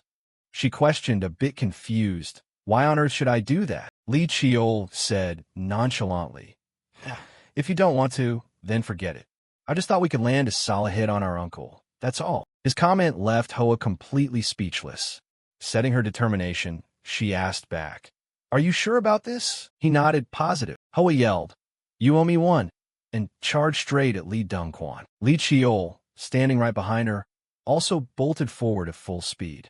Given his current strength, he thought, "I don't stand a chance of winning on my own, so our only option is to utilize our numbers advantage." The two of them closed in simultaneously. Li Dongquan twirled his weapon, muttering to himself, "Working together, are we? Not a bad choice." Intrigued to see if their plan would work, he focused closely on their offensive movements. Right at that split second, he launched a counterattack from the right. Li Dongquan used his weapon to completely halt Li Qiu's strike, blowing the boy backward. He let out a soft chuckle upon seeing that he had blocked the move, then slowly began rushing toward him. Refusing to back down, Li Qiu quickly swung his weapon to intercept the blow, signaling Hoa at the exact same time. Right at that moment, she came dropping down from above, plunging straight toward the two men locked in combat. The instant Li Dongquan's attention shifted away, Li Qiu hurled his weapon to the side, snatched up a nearby sword, and poured all his power straight into it. There's only one single strike that can actually inflict damage. The sword I won from Mujin bamboo rice. Armed with that thought, he funneled every ounce of his strength into the blade and lunged headfirst back into the fray. Mid-battle, Li Dongquan was caught off guard when he saw Li Qiu charging back in. He turned around, intending to parry the incoming strike. As Li Qiu dashed past, he suddenly let go of the sword. This ends now, channeling all his power into the back of his hand. He drove a heavy punch straight into Li Dongquan's stomach. A massive shockwave of power exploded from the impact. Li Qiu gave a sly smirk and looked up. "You actually blocked that?" He froze when he saw a massive hand completely clamping down on his fist. An overwhelming force slammed into him, making him cough up blood. Li Qiu was thrown backward, crashing hard onto the floor. Li Dongquan stepped over to him. "So it took 37 days, huh?" He clapped his hands in approval. "Congratulations, you've unlocked your sixth sense." Then, turning over to Hoa, he delivered a quick strike. "The young lady is still a long way off." Looking down at the two battered and bruised children, Li Dongquan happily took his leave, making sure to drop a parting word. That's wraps for today. Hoa cursed furiously behind Li Dongquan's back. You're the one who said we could land a hit, and I actually believed you. You jerk. Li Chiol stood there, staring at his bruised hand from the punch, thinking, in the end, even after activating my mana, it only managed to pierce through a tiny bit. Even if it was just a minuscule amount, I've broken the taboo of not using mana. Li Dongquan clenched his fist with determination, thinking abandoning a technique like that combined with such phenomenal combat instincts, he's going to become someone who strikes terror into the absolute pillars of this family. Night gradually began to fall. On the 47th day, right after Hoa unlocked her sixth sense, their training with Li Dongquan came to an end. The remaining time was set aside for resting and reviewing everything they had learned. Right at that moment, the person who had come looking for him appeared right before his eyes. A familiar voice rang out. You're Li Chiol, right? My eldest brother, Li Myongjong. He opened his mouth to greet him. Eldest brother Li Myongjong, the firstborn son of Li Gunsong. His title is Surging River, an unprecedented master who has reached sub-tier 2 in magic and primary tier 2 in martial arts. Everyone both admires and fears him, but to me, my big brother is my only real sibling. Li Myongjong and he were currently sitting down together, catching up. He spoke up. I'm sorry I haven't been able to look out for you. Though it's just an excuse, I've been a bit busy lately. Li Chiol replied understandingly. It's fine, brother. I'm doing well. His eldest brother gave a gentle smile. Today is probably our very first time meeting face-to-face. Yet you knew exactly who I was right away, didn't you? Li Chiol answered confidently. Of course, brother. Even though I'm just an illegitimate child. As your younger brother, how could I possibly not know what my own big brother looks like? Li Myongjong looked at him with a trace of sadness, comforting him. An illegitimate child? Don't you ever say that again. Even if we have different mothers, you and I are still brothers.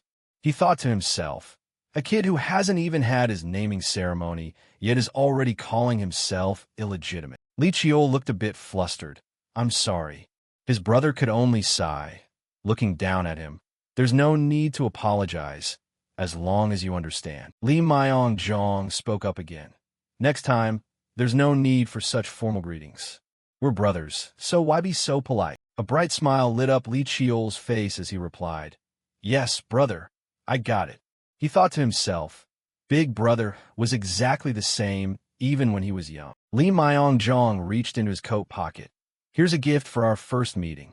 When I enrolled at the Magic University in France, I managed to obtain this, but I think it'll be much more useful to you. A type of elixir called nectar. He held out a small glass vial. Li Chiol held it in his hand, thinking to himself, Is this the high-grade elixir that the French Magic Tower only produces 500 milliliters of every 10 years? Then he spoke aloud. Brother, you shouldn't have given me something so incredibly precious. Li Chiol said sincerely, I'm truly grateful to you, big brother. His expression of gratitude caught Li Myongjong off guard. He stared at the boy for a good moment before finally speaking. You're a bit different, aren't you? Puzzled, he asked back, huh? What do you mean by that? Li Myongjong explained warmly. All the other younger siblings I've met before just viewed me as a rival. So this feeling is both strange and really nice. Li Chiol quickly cut him off. You've got it a bit twisted, brother, leaving Li Myongjong blinking in surprise. The boy continued, It's not that I don't see you as a rival either. Since we were born into this family, you are absolutely my rival too, big brother. Li Chiol stated confidently. So don't just view me as some cute little kid. Who knows? Maybe one day I'll end up becoming your absolute greatest rival. I look forward to a fun competition. His declaration made Li Myongjong burst into a loud roar of laughter. He laughed, then patted the boy's head, saying softly, All right then. I'll be waiting for that day. The day you become my strongest opponent. Li Chiol looked at his brother, promising himself, My eldest brother has always truly loved and protected me. This time, I will definitely protect him. He gave a gentle smile to his precious older brother and replied, Yes. A few days later, out on the sea, the second exam of the Sungmu clan, the naming ceremony, had finally arrived. Familiar faces stood on the deck of the boat, heading straight for their destination, Red Blue Island, an island where the color of the soil shift depending on the density of mana in the air. For a very long time, this place had served as the venue for the Sung Mu clan's naming ceremonies. The boat gradually closed in on the island. The proctor spoke up. I will now brief you on the rules for the naming ceremony exam. The young ladies and young masters will have to survive on Red Blue Island for 3 weeks and prove your worth. The devices currently being distributed to everyone are for tracking your location. Unless it's an absolute emergency, you must keep them on your person at all times. The final trial of the exam will open up 2 days after the conclusion of the 3rd week. Both of them begin strapping the devices onto their wrists after the rules have been thoroughly explained. Best of luck to you all, the proctor concluded before leaving the 2 of them stranded on the island. Hoa looked over at Li Chiol. Hey, I have something to say to you. He let out a sigh. Looks like you've already made up your mind. Huh? Hoa stood beside him, acting completely nonchalant. Huh? Made up my mind about what? Li Chiol said casually. Ever since our training, you've clearly been itching to say something. Hoa, having her true intentions exposed, quickly stammered, What? How did you even know? He looked at her like she was an absolute idiot. How could I not know? Go ahead, I'm listening. His words made Hoa hesitate for a second. She unstrapped the tracker from her wrist, then turned to him and signaled, Take yours off too, and throw it in with mine. Li Chiol took off the device and stepped closer. All right, it's done. What's this about? Hoa quickly pulled out a glass jar and held it right in front of his face. It's poison. Its name is Dream Charm. She spoke up, making Li Chiol's eyes widen in sheer surprise. Hoa explained, It only works on children under 15. If it's exposed to the air for more than 5 minutes, it evaporates on its own. Once it seeps into the body, it completely clogs up your mana pathways for a very long time. Li Chiol suddenly turned dead serious. Who did you get that from? Hoa swirled the glass jar back and forth. I have no intention of telling you. With that, she used one hand to hurl it violently against a nearby boulder. With a sharp smash, it shattered into a million pieces. See? Now, there's absolutely no evidence left. She threw it so incredibly fast that it left him pretty stunned. Hoa confidently patted her chest. I'm going to beat you fair and square, without relying on cheap poison like this. So you'd better give it everything you've got during the exam, too. Her words deeply moved Li Chiol. He smiled and replied, You don't even have to say it. I was already planning on doing just that. Hoa stood there, looking fired up. Good, she advised him. Did you put your tracker back on? Don't go recklessly wandering into the center of the island before you're familiar with the terrain. It's incredibly dangerous. Li Chiol answered indifferently. Yeah, I know already. Are you actually worried about me? Before he could even finish his sentence, Hoa screamed in annoyance. Well, worried. I'm just terrified you'll wind up dead somewhere before you even get a chance to fight me. Right as she was speaking, a massive noise echoed out, cutting their conversation short. Both of them whipped their heads toward the forest. Hoa offered a parting word. Well, just don't go dying on me then. I'm heading out first. She hoisted her pack onto her shoulder and began walking away. Li Chiol stood there, watching her retreating figure with a trace of reluctance. And there she goes. Despite his words, he thought to himself, My target was never the outskirts of this island anyway. Setting his resolve, he muttered, All right, time for me to head out too. He made a beeline straight toward the center of Red Blue Island. Meanwhile, over on the monitoring side, the judges were observing everything. One of them spoke up, as expected of the 8th child of the Sung Mu clan. She's already completed her first hunting objective. The number of monsters she's taken down is pretty impressive too. After all, this is likely her very first time in actual combat. Yet those instincts of hers are definitely something she was born with. Trio Rang chimed in with his thoughts. It was 47 days, if I recall correct. At that moment, Li Dongquan, sitting back in the corner, offered his opinion. That child wasn't originally capable of this. I used to think it would take her at least a full 2 months. While she has talent, that's really all there is to it. Simply put, someone managed to light a fire under her. Li Dongquan was closely tracking Li Chiol's movements on the screen. Trio Rang noticed what the boy was doing at that moment. But still, what on earth is that kid up to right now? Li Dongquan answered from behind. Looks like he's looking for a place to take shelter. The others in the room immediately began gossiping. He's running away like a scared little mouse. What a coward. And he calls himself a descendant of the Sung Mu clan. Right then, a voice cut through the chatter. Quiet down. Li Myong-jong spoke up. In a perilous place like this, finding a shelter first is the smartest thing to do. There's absolutely nothing to criticize about that. The man back in the corner couldn't find a comeback, so he just agreed sheepishly, humph, I suppose that's true. The person next to him chuckled along. We've probably just been watching the eighth young lady too much, so our standards have gotten a bit too high. Staring at the screen, Trio Rang suddenly remarked, within the house of the Sung Mu clan, being ordinary is practically a sin. He stroked his beard, letting out a soft chuckle. Wouldn't you agree? The crowd there chimed in together. Absolutely. When you really think about it, that's exactly how it is. For someone carrying the Sung Mu bloodline to act like a total nobody is just pathetic. Sitting there, Li Myong-jong clenched his fists tightly, thinking to himself, belittling and mocking a child simply because of his birth status? Since when did our family become like this? Or maybe we've just always been this way all along. He looked up, staring at his younger brother's figure on the screen. But still, what exactly is Li Cheol planning by heading straight for the center of Red Blue Island? Li Myong-jong then stole a quick glance to his side. Tae-hyung was sitting there, gritting his teeth and grumbling. Tisk, what the hell is this brat thinking? He felt a bit helpless himself, thinking, I'm not the only one who finds this baffling. Li Myong-jong let out a quiet sigh. What exactly are you trying to do, Li Cheol? Back on the island, Li Cheol had managed to find a cave. This spot will do just fine. He focused on performing a few puzzling actions, lighting up several types of medicinal herbs, and completely blocking off the entrance. Over on the judge's side, they watched in curiosity. His concealment skills aren't bad at all. Indeed, Trio Rang, with a look of pure shock suddenly spreading across his face, blurted out, Wait, hold on a second. What is that kid doing? On the screen, Li Cheol was actively unstrapping the tracking device from his wrist. The judges were caught completely off guard, only able to stammer out, wait, don't tell me he's... At that moment, he used some thick foliage to completely obscure the device. Right on the monitor, the video feed instantly cut to black. Li Dong-kwan, sitting in the back of the room, couldn't help but chuckle to himself before bursting into a loud laugh. He really is completely unpredictable. Meanwhile, the two men sitting in the front could only facepalm in absolute helplessness. Back with Li Cheol, after successfully hiding the tracking device, he let out a sigh of relief.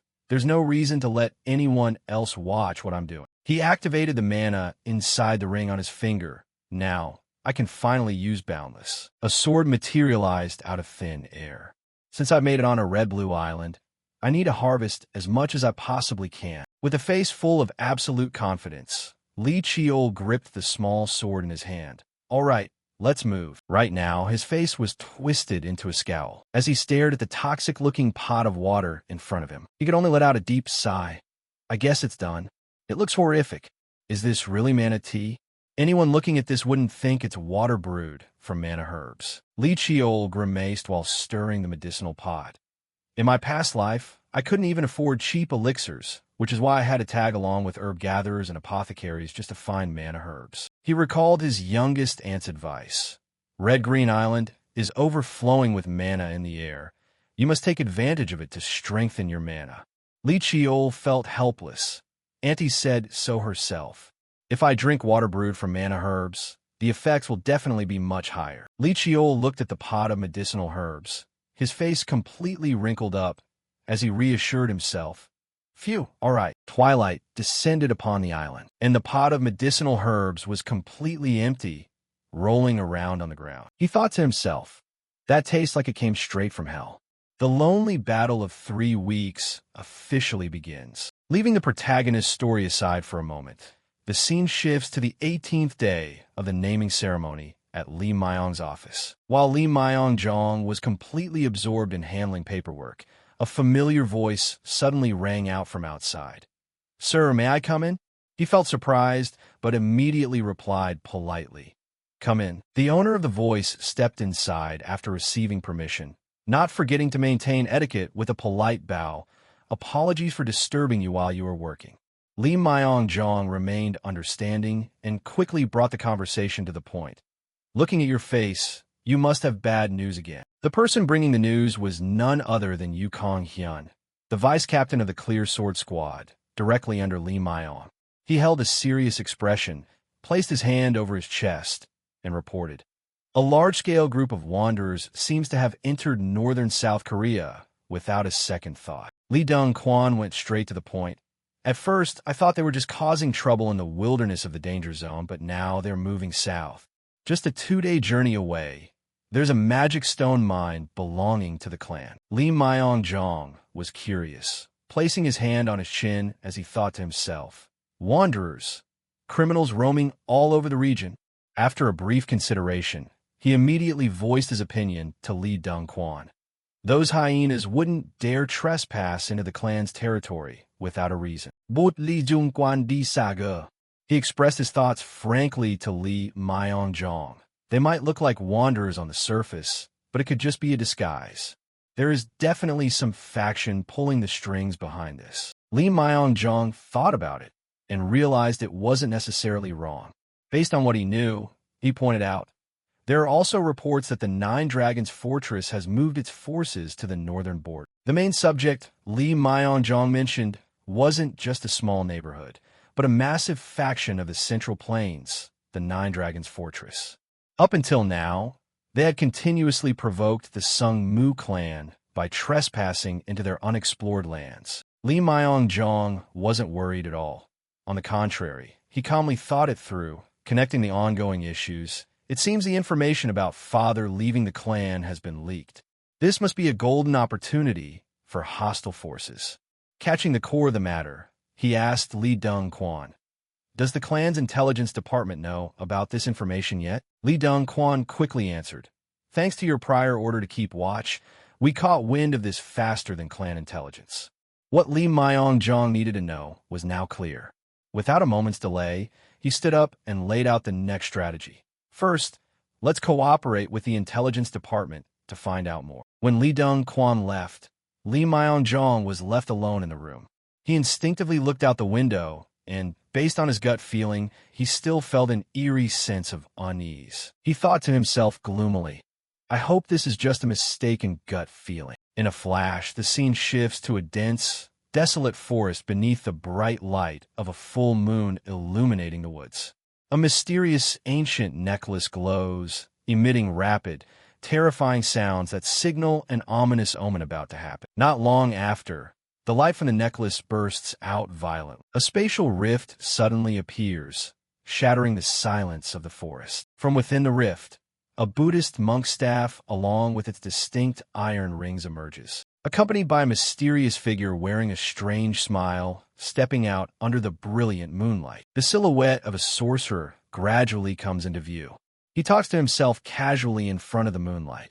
Are 2 nights enough to kill an illegitimate child? Time quickly skips to the next morning at Red Green Island, the clan's territory, where Lee Cheol is undergoing harsh training. Under the eerie atmosphere of the forest, the sounds of battle between man and beast echo continuously. Moving closer, a fight is indeed taking place. Lee Cheol's opponent is a dragon-like monster, a Tier 7 beast named Draco. Lee Cheol faces it looking a bit exhausted. It seems both sides have been through a long battle. Giving him no time to rest, the monster raises its head, gathering a breath of fire in its throat, preparing to unleash its next move. Once it builds up enough power, it launches a massive torrent of fire toward Lee Cheol. Facing the massive column of fire rushing his way, he doesn't lose his cool at all, calmly observing the attack carefully. Just as the column of fire reaches him, Lee Cheol swiftly tilts his body to dodge the strike with absolute precision. Taking advantage of the dragon's cooldown, he rushes forward while gathering enough energy into his blade. As he gets close enough, Lee Cheol leaps into the air, charging straight at the dragon. A second later, he uses all his might to swing his sword, delivering a finishing blow. A deafening explosion rings out alongside lightning. The sword in Lee Cheol's hand drives straight into the dragon's head, making its eyes pop, and its mouth gape as it crashes down, accepting its fate as a stepping stone for him to become stronger. Dealing with this dragon took a lot more energy than Lee Cheol had anticipated. After finishing it off, He wipes the sweat with his hand, letting out a sigh of relief as he murmurs, "A dragon really is something else." If I were still at the edge of Red Green Island, I would have been knocked out by the very first hit. Standing before the massive corpse of a dragon, he thinks, "It took me until the 18th day just to reach the center of Red Green Island, the dragon's territory. But staying here too long is just a waste of time." Saying that, Li Chiol looks toward the center of the island. "There's another reason why I ventured this deep inside." Giving him no rest, minor tremors in the ground make Li Chiol realize something is happening nearby. He immediately raises his guard but can't help complaining.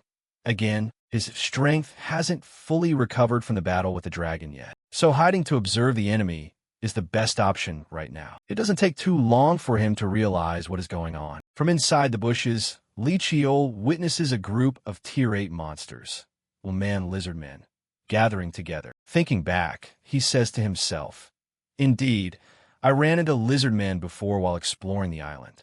It's been weird since yesterday. They're supposed to live on the outskirts, yet here they are appearing in the center. But when I attacked, they only ran away instead of fighting back." After a moment of thought, Li Chiol concludes, "Low-tier lizard men don't have high intelligence. They must be under the influence of something." To test this, he doesn't hesitate to draw his sword and charge straight at them. The lizard men are quickly drawn by the noise. Realizing they stand no chance, they bolt in the opposite direction. Watching the monster's behavior, Li Chiol smiles proudly, quietly confirming, "Just as I thought." Very quickly, he takes the heads of 2 of them. But instead of executing the last one, Li Chiol stands there, watching it run for its life into the forest, thinking, "Once might be a coincidence, but twice is not. I have to give chase." As time passes, the sun gradually gives way to twilight shining through the forest. Every now and then, the sounds of ancient words echo. Ren, Bing, Dong, Yi. It turns out to be none other than the shaman who had stepped through the spatial rift earlier. Right now, he sits there, emitting waves of dark aura that float everywhere, exclaiming, "The Sung Mu clan's bloodline really is monstrous." It seems he has been watching Li Chiol's achievements during his days on the island, prompting him to mutter, "A mere kid managed to take down this many beasts?" But I guess it doesn't matter. From behind, the last surviving lizard man returns to him. Its body emits a mysterious aura similar to the shaman's. Suddenly, the lizard man drops to its knees in his presence. The shaman continues to gloat. After all, he's still just a child. At this point, his identity is revealed. Nishi Su, the monster tamer. In his hand is a beast egg of unknown power. He grins widely. A greenhorn falls easily into a trap due to a lack of experience. Midway through his monologue, he suddenly closes his eyes and says to himself, "Maybe there's no need to use that thing I prepared." Li Chiol has already been up in a tall tree nearby, observing the situation. He thinks, "It was so obvious that it made me suspicious. Turns out it really is a trap. The ability to control monsters, a tamer." However, he is puzzled. This is Sung Mu clan territory. How did an outsider get onto Red Green Island? But then his thoughts shift, making an assumption. What if there's a pre-established teleportation array inside Red Green Island? If his guess is correct, Li Chiol lets out a soft chuckle, thinking to himself, in that case, someone within the clan definitely had a hand in this. He takes out the medallion given to him when he first entered the island, telling himself, should I report to the clan and wait for reinforcements? But Li Chiol quickly dismisses it. No, by the time reinforcements arrive, it'll be too late. The information about the mastermind will no longer be in my hands. He concludes, then there's only one way. Instantly, he activates a stealth technique, causing his body to blend into the surrounding nature. Deciding to act, Li Chiol drops down with the thought, I will erase the traces. Armed with a do-or-die mindset, the moment he lands, he charges straight at the shaman, thinking, waiting for the clan's reinforcements will be far too late. The information about the mastermind will completely slip out of my grasp. If the situation takes a turn for the worse like that, Li Chiol has only one choice, suppress him himself. just as his blade is about to swing down. Surprisingly, the monster-concealing membrane in Nishiyama Shogo's hand vanishes. Its entire body begins to glow, and a second later, it lets out a piercing screech, as if warning the shaman of Li Chiol's presence behind his back. Receiving the signal, Nishiyama Shogo immediately spins around with a panicked look, gasping. "Since when did you get here?" Seeing that he is exposed, Li Chiol thinks coordinates with irritation. Damn it, does he have a danger-detecting artifact with him? Fortunate for Nishiyama Shogo, he manages to parry Li Chiol's ambush in time, forcing the boy to spring back a distance to observe his opponent. Armed with the info he has, Nishiyama Shogo grows smug, sneering at Li Chiol. "The illegitimate child of the Sung Mu clan, you're stronger than I thought." Not back down, the boy snaps back. Or maybe just too weak? Furious, Nishiyama Shogo immediately orders the surrounding lizardmen to rush and attack Li Chiol. He screams, "Shut up! Stop him!" Li Chiol swiftly chants a spell, 7 Stars Sword, 3rd form. The moment the words leave his mouth, a blue aura wraps around the blade. With just a few basic slashes of his true form, the entire horde of lizardmen is nothing but child's play to him. While riding his momentum forward, Li Chiol suddenly senses something suspicious and halts. Around him, red chains tightly bind his body. Li Chiol asks himself blankly, "My body won't move?" From afar, Nishiyama Shogo laughs out loud in triumph, weaving hand signs as he says, "You fell for it." He explains, "This is a high-grade magic array that can seal a martial artist's mana. Without mana, you're just a useless brat. With that immobilized body, face your tragic end." True to his words, a glowing red magic circle appears beneath Li Chiol's feet, which is where the chains originate. Li Chiol asks back in bewilderment, "Sealing my mana?" But very quickly, he figures out a way to break free from the restraint. His heart thumps wildly, channeling currents of magic through his veins. At this point, Li Chiol's power surges to a whole new level. He roars, "I just need to use my mana pathways." Struggling free from the chains, he quickly dispatches the lackeys and lunges at Nishiyama Shogo. While the guy is still gloating, taking his eyes off Li Chiol, the boy appears right in front of his face once again.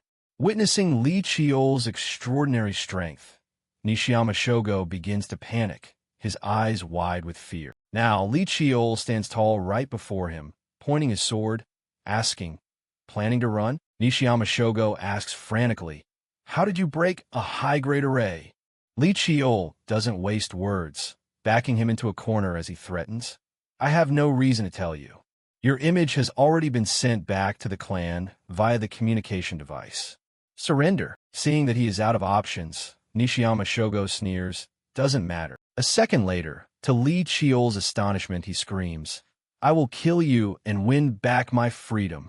Li Chiol blinks, wondering what. He still hasn't noticed a silhouette closing in without his knowledge, continuing to ask, "What do you mean?" Before he can finish his sentence, a massive foot swings straight into Li Chiol, sending him flying backward at a dizzying speed. In a split second, he crashes hard into a massive tree. The force of the strike is so powerful that the tree is nearly destroyed. Looking back at that silhouette, Li Chiol vaguely recognizes it, thinking, "Don't tell me." Taking a closer look, there is no room for doubt. A giant ancient tortoise had dealt a blow to him.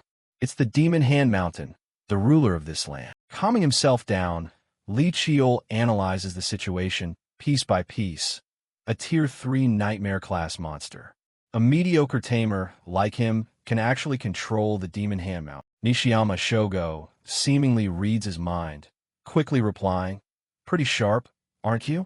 Even though the taming isn't complete, the order to kill you will still be fully carried out. Saying that, he slips his hand into his robe, looking down on him as he consoles, "Stop struggling." A second later, he pulls out talismans covered in messy, mysterious patterns, tossing them into the air as he says, "Accept your fate and die quietly." At the same time, Li Chiol tries to stay composed, assessing the situation. As he tells himself, "Calm down.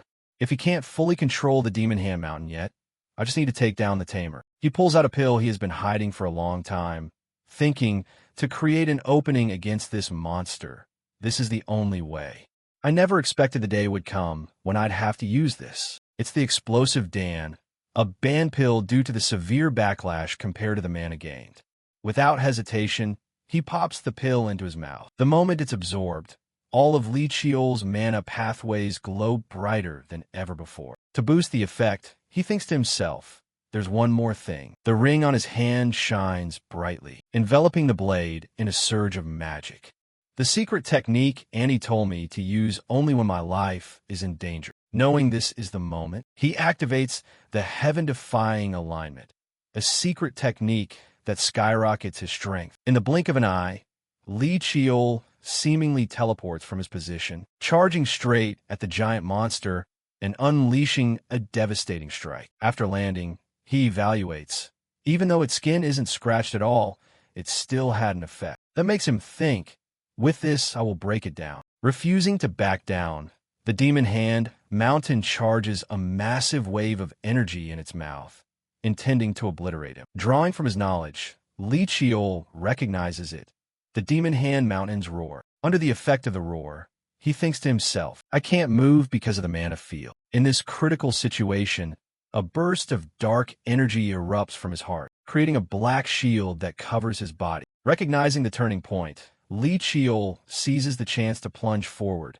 Now's the time. He exerts all his power, deploying the Dustless Eclipse Demon Slash, swinging his sword to unleash a heavy blow onto the ancient tortoise's neck. The sheer power causes the energy it was gathering to deflect, shooting up into the sky. Li Qiol also suffers the backlash, coughing up fresh blood. Collapsing down, he still doesn't let his guard down, thinking, there's no time to waste. The side effects of the explosive Dan and heaven-defying alignment will paralyze me for a long time. By his estimate, there are only 10 seconds left before his body is completely paralyzed. He must cherish every single second. He thinks, now that the Demon Hand Mountain has misdirected its attack, I must find the tamer right away. The situation is dire, and time is not on Li Qiol's side. He counts down the seconds while searching for Nishiyama Shogo. Suddenly, as if literally catching a lifeline, a mysterious red thread appears. Intrigued, Li Qiol follows the thread, running straight toward the place where Nishiyama Shogo is hiding. Spotting him, Nishiyama Shogo screams in sheer panic. What? How is this possible? Li Qiol doesn't hesitate, lunging forward and pressing his sword against him, thinking, not enough, it's just a little short. If only my body were a bit bigger. The moment the words leave his mind, the spiritual energy surrounding the blade forms another sword, extending outward. Fortunately, the sword manages to slash Nishiyama Shogo in time, heavily wounding him. Under the effects of the medicine, everything gradually blurs for Li Qiol. Using what little consciousness he has left, he thinks, first, I have to keep my body steady. If I collapse right now, it's really over. Remembering Jang Wood's advice, if you use the heaven-defying alignment, you must drink this. He pulls out a vial of nectar. Right after drinking it, his mind completely loses control.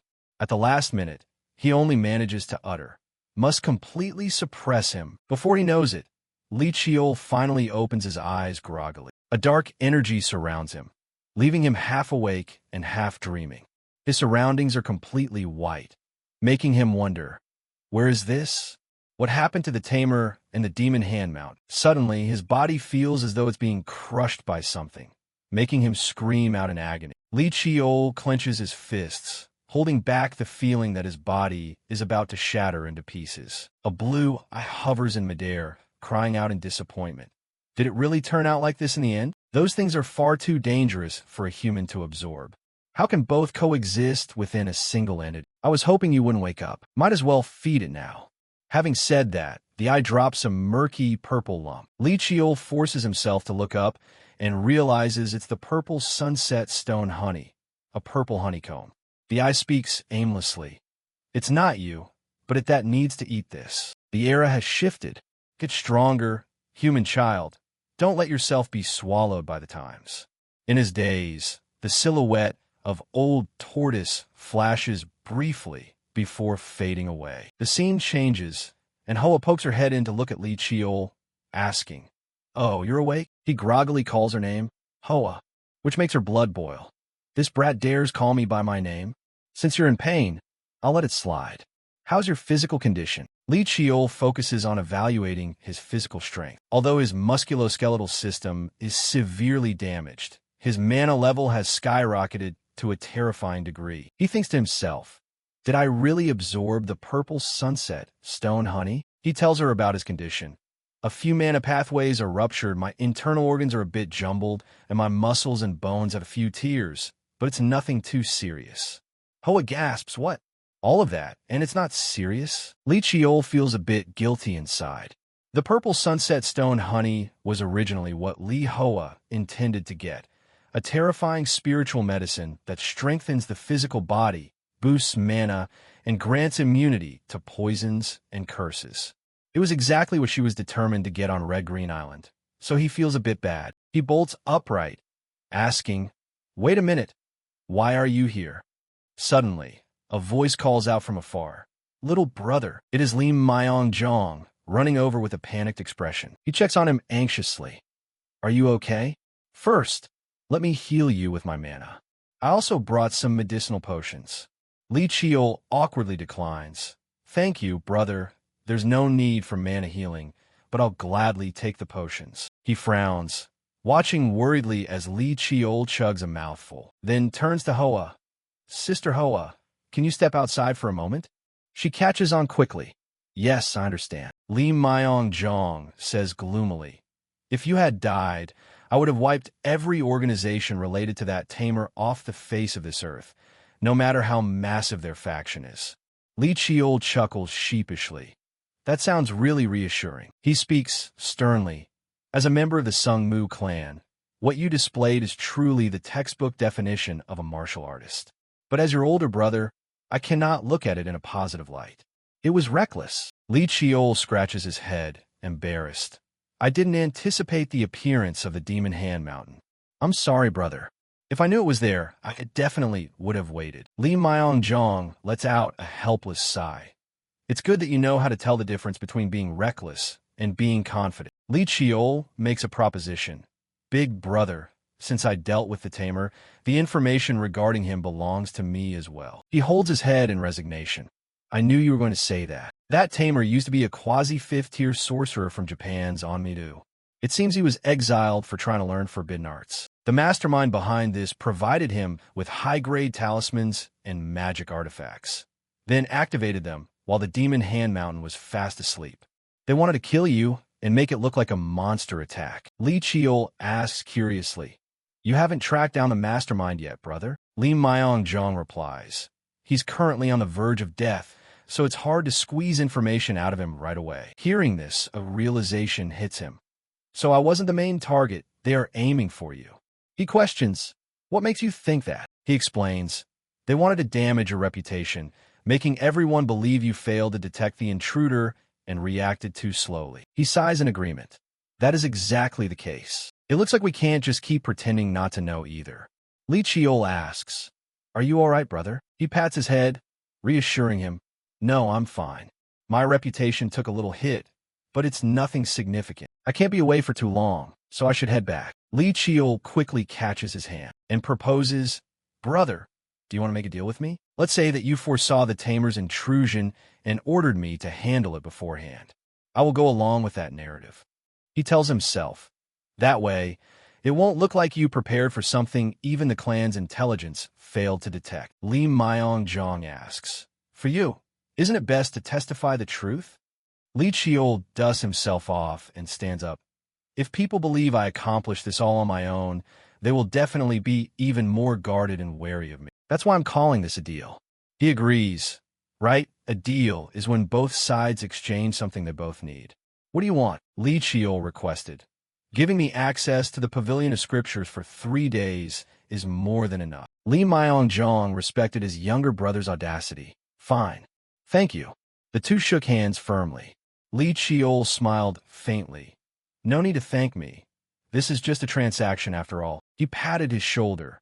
Even if I hadn't agreed, you probably would have found a way to handle this, right?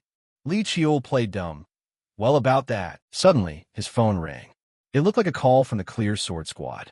All right, I really have to get going now. Before leaving, Li Myeonjong tossed over a short saber, and Cheol swiftly caught it. He swore, "I'll keep this matter secret." The boy forced a smile. As expected, "You're still not someone easy to deal with." A while later, Hoa returned and asked inquisitively, "It looks like the conversation went smoothly?" Li Cheol put on his coat and replied, "Yeah." Hoa followed up, "So which trial hall are you going to challenge?" "It's been 3 weeks, so it must be open by now." Li Cheol asked back, "What about you? Where are you going to take your trial?" She started to get annoyed. "I asked you first." He remained perfectly calm. "If you want to know, answer me first." Hoa puffed out her chest smugly. "Where am I taking my trial? Where else besides the hardest one? The Hall of Obsession." "What about you?" He replied, "The Hall of Combat." Hoa was stunned. "Huh? Does that place even exist?" "Don't tell me that's one of those peripheral trial halls." Li Cheol nonchalantly replied, "Yeah, it's on the periphery." She got annoyed again. "How disappointing. It looks like I misjudged you. Why on earth would you pick a peripheral trial?" Without needing to say more, she considered them rivals. She used to think he was better than her, since everyone automatically assumed the location determined the difficulty of the trial. They thought she picked the peripheral hall because it was easier, so Hoa stormed off, and they went their separate ways. Before long, dawn broke. Li Cheol ventured deep inside, searching for the entrance. "I don't remember exactly, but it should be around here." Before regression, this was the cave I stumbled upon by accident, and it's also the place where I will complete the second trial of the naming ceremony. The Hall of Combat. After searching around for a bit, he spotted the cave. Li Cheol quickly lit a torch and walked deeper inside. At a glance, it looked like just an ordinary stone wall. But of course, it wasn't that simple. For his next move, he drew his sword and slashed hard at the corner of the blocking rock inside. After a moment, a hidden gate deep within revealed itself. Li Cheol smiled with satisfaction. "Found it." Then Li Cheol sliced a cut across his palm, clenched his fist, and channeled his power to surge outward. He exerted his strength to splash his blood and energy onto the gate. In an instant, the gate swung open on its own. Inside was a massive, dark, and somewhat eerie basement. Right in the middle, a sealed sword rested prominently. Li Cheol stood tall, scanning the surrounding scenery before stepping toward the sword. He dripped his remaining blood into the basin, pleading, "A descendant of the Sung Mu clan requests to be challenged by the ancestors' test. Please grant me permission to do so." A surge of power burst forth, enveloping the magnificent chamber. The trial of the Hall of Combat had only one objective: defeat yourself. There was an unlimited number of attempts. But before winning, even if one gave up, leaving was impossible. Li Cheol drew his sword, accepting the challenge. He quickly bounded forward, but the puppet's sword was even faster. In less than a second, Li Cheol's head was cleanly severed, leaving him utterly dazed and astounded. Round 1 ended in an absurd fashion. Not long after, he respawned, springing up while clutching his neck. In terror, "My neck was definitely cut off just now. Right, this is an illusion within the trial gate. I can't actually die." The sensation was terrifyingly real. At this intensity, an ordinary person would definitely go insane. Li Cheol scrambled to his feet, wiped the dirt off his face, stared intently at the puppet, and muttered to himself, "Furthermore, can I really fight to that extent?" The illusion of the Hall of Combat allowed him to utilize his strength flawlessly. He picked up his sword from his palm, thinking, "Right now, I still haven't brought out my full potential. If I had tapped into it completely, I would have blocked that strike just now." He got in a stance, preparing to try again. But not long after, on the 3rd attempt, he was run through the stomach, resulting in a dead screen. On the 5th attempt, he blocked the sword, but his neck was snapped right after another KO. By the 10th attempt, he bit the dust again. Then came the 13th, 18th, 23rd tries. After meeting his maker countless times, Li Cheol finally began to face the puppet confidently in a one-on-one match without being completely overwhelmed. Unable to reach the puppet, he had no choice but to step back. His stamina was wearing thin. Around the 75th or 80th attempt, Li Cheol finally understood a bit about how to analyze and learn the combat style from himself. He grinned with excitement like an addict. "My greatest strength is my freedom, an overwhelming adaptability, and completely unpredictable fighting style." He switched his weapon to a spear, and the puppet mirrored his move, changing to the same weapon. Li Qiol went all in and charged, throwing caution to the wind, attacking and defending simultaneously. They continued to clash blades, and gradually, his movements completely synchronized with the puppet's. Both sides fought fiercely, neither showing a shred of fear. The puppet seemed slightly pushed back.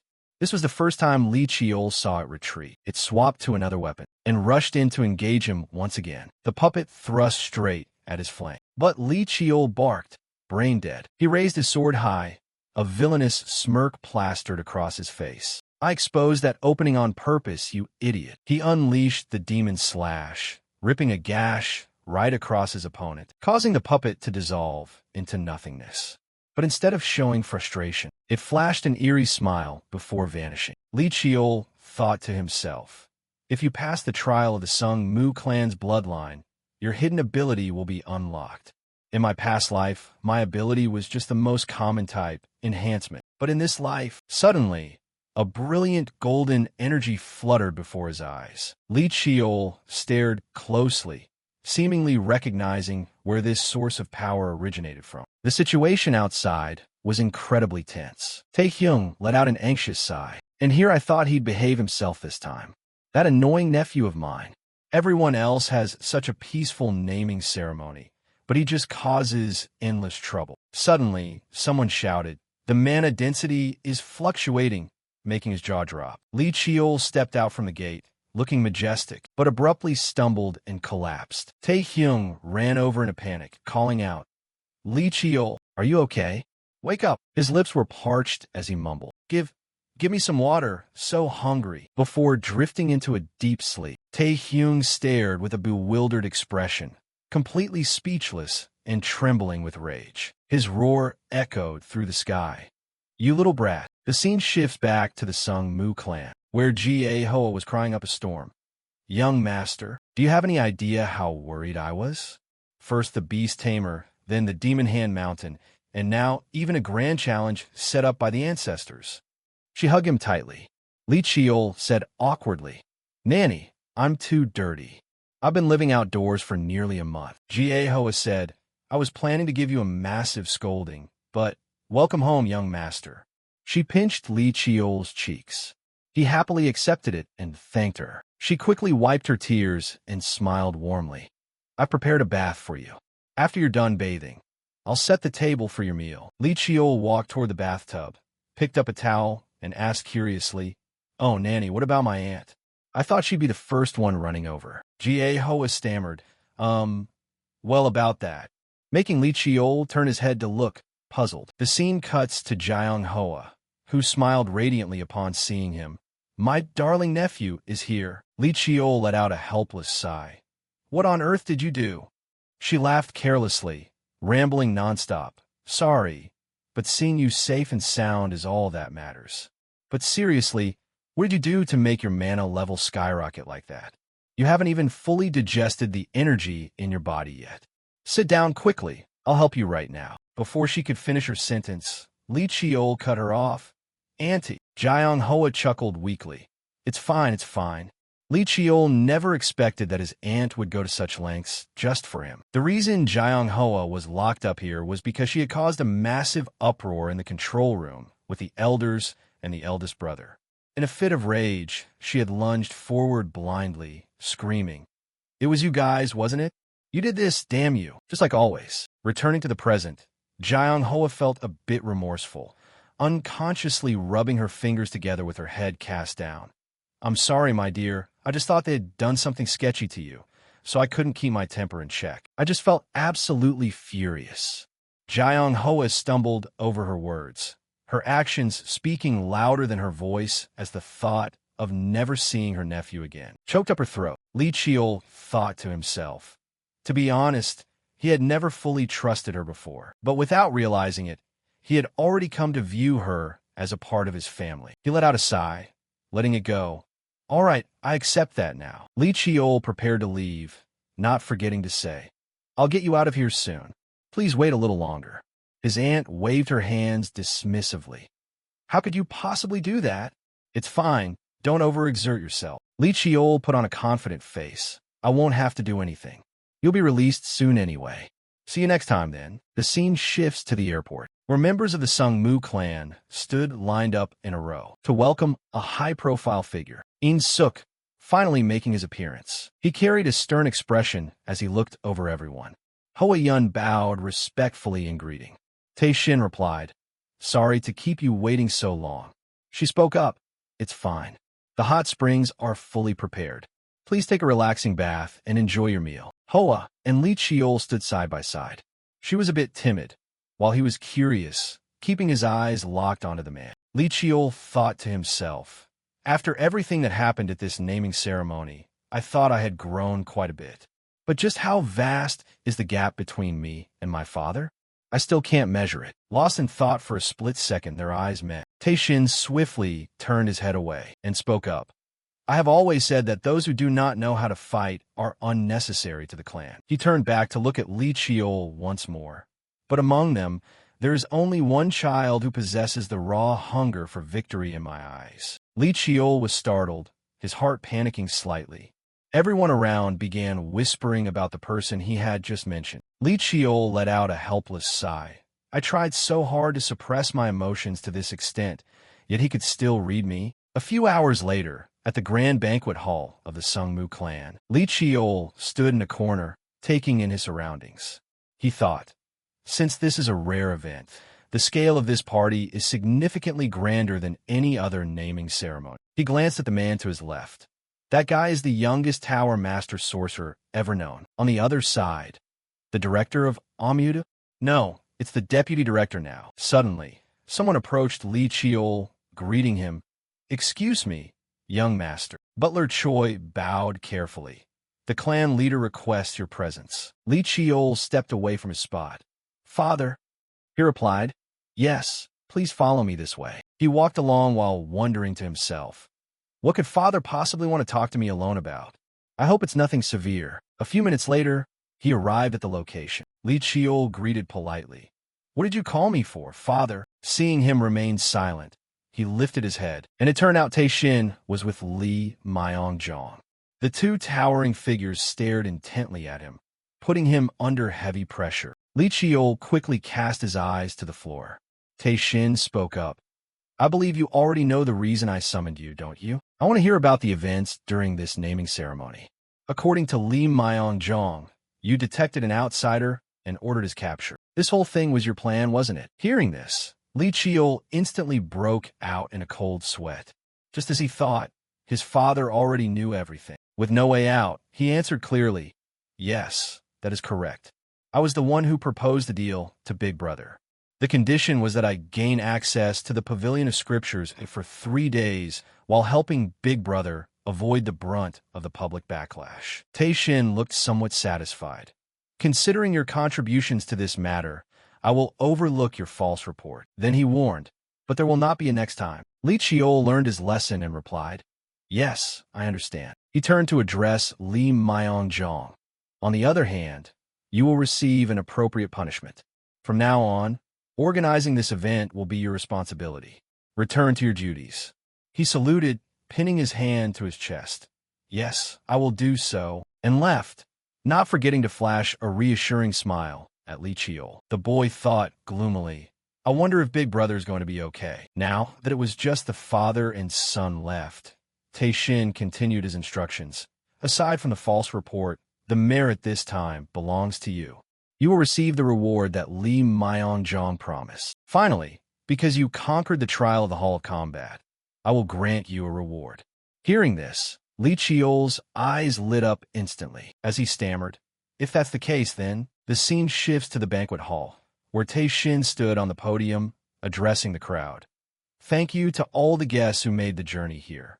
I hope our 2 children, the main highlights of tonight's celebration, will be blessed on the path ahead. We will now proceed with the naming ritual." He invited Hoa step forward. She confidently accepted the blessing. "You are chosen by the sacred sword and shall always shine like the sun to those around you. Walk this radiant path with unwavering resolve. I bestow upon you the name Sahan, meaning to shine eternally." She rejoiced. Thank you, father. Taishin glanced over at Li Qiol's spot and called him up, thinking to himself, their reactions are no different from the last selection ceremony, but I couldn't care less. Taishin praised, you are unyielding and sharp, yet flexible enough to never break. Like a blacksmith gathering iron from all corners to forge it into a single entity. You have also forged yourself. I cannot find a more fitting word to describe you. Suddenly, he snapped his fingers, ordering the banner to unroll. Taishin declared, therefore, I bestow upon you the name Qion. Li Qiol looked at the characters, thinking, in the past I was named with the meaning to live as tough as steel. But now, that meaning has changed. Until I reach the absolute peak of the Sungmu clan, I will never stop. He placed his hand over his heart, accepting it. Thank you, father. He placed his hand over his heart, accepting it. Thank you, father. Jiang Hoa flipped her hair, complaining aloud. Her wrists were bound by 2 iron chains. She tugged at her hair and screamed, gripping the bars of her cell as she repeatedly banged her head against them, howling, I want to get out. This is so suffocating. It's infuriating.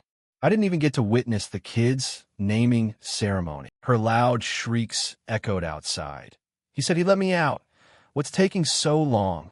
The 2 guards outside wore helpless expressions, thinking to themselves, somebody save me. Suddenly, the landline phone nearby rang. While Jiang Hoa was still screaming to get out, a guard came to open the cell door, reminding her, you can leave now. She stopped biting her dress, blinking in surprise. Huh. The guard continued. As for your disciplinary action, there will be an announcement later. For now, you're permitted to leave the isolation sector. Jiang Hoa immediately cheered up, beaming like a flower as she kicked the door open and bolted out. From afar, the guard yelled, don't kick things around. Suddenly, a voice called out from behind. Hold on. Wait a second, making her freeze in her tracks and turn around. She noticed Tae Hyung leaning against a door nearby, and she cheered excitedly. Kiddo, Jiang Hoa gaped. Don't tell me you were actually the one who got me out? Li Qiol smiled gently. Yes, that's right. She was still skeptical. How did you? Li Qiol held out a piece of paper in front of her. She took it curious. What's this? Li Qiol replied, you owe me a big favor. Jiang Hoa read every single word on the paper intently. Appoint Li Hoa to the position of elder, and assign her as the master of young master Li Qiol. She shrieked. Of young master Li Qiol? Li Qiol grinned, extending his hand. I look forward to your guidance from now on, master. The scene cuts to Li Qiol adjusting his clothes. Nanny Ga Hoa beside him asked, we're starting today, right? He slowly replied, yeah, from now on is the real beginning. Ga Hoa's eyes welled up with tears as she sniffled, holding his luggage, reminiscing. To think the young master is already 13 years old. Li Qiol walked out the door, luggage in hand, smiling. Goodbye then, I'm heading out. Walking up to the main central gate, he marveled. Finally, my new life begins. Amid the bustling atmosphere of the martial arts stage, people stood lined up in multiple rows, clad in matching blue uniforms. Whispers and gossip rippled through the crowd. Hey, isn't that the illegitimate kid? Yeah, the 9th son. I heard Qiol cause a massive scene at both the selection ceremony and the naming ritual. The whispering continued. It was probably just a fluke. After all, he's just an illegitimate child. Achieving those kinds of results at the naming ceremony based purely on luck is a bit hard to swallow, right? It definitely makes me curious too. Li Qiol maintained an expressionless face, wondering to himself. How many times are they going to say it? Illegitimate child, illegitimate child. Hearing that is giving me a massive headache. Suddenly, an exclamation from nearby caught his attention, making him look over. Look, it's the 8th young lady. As expected of the family's direct lineage, her aura is on a whole different level. With pitch-black hair and golden eyes, 13-year-old Li Xiaoyun made her appearance. Li Qiol whispered to himself. The reaction is completely different from when it was my turn, huh? Suddenly, he noticed Li Xiaoyun walking at a steady pace. She turned around, recognized Li Qiol, and greeted, Hey, kid. He glanced over and replied, Yeah, long time no see. Li Xiaoyun scratched her neck self-consciously and asked, About that. You're not holding a grudge over what happened at the naming ceremony, are you?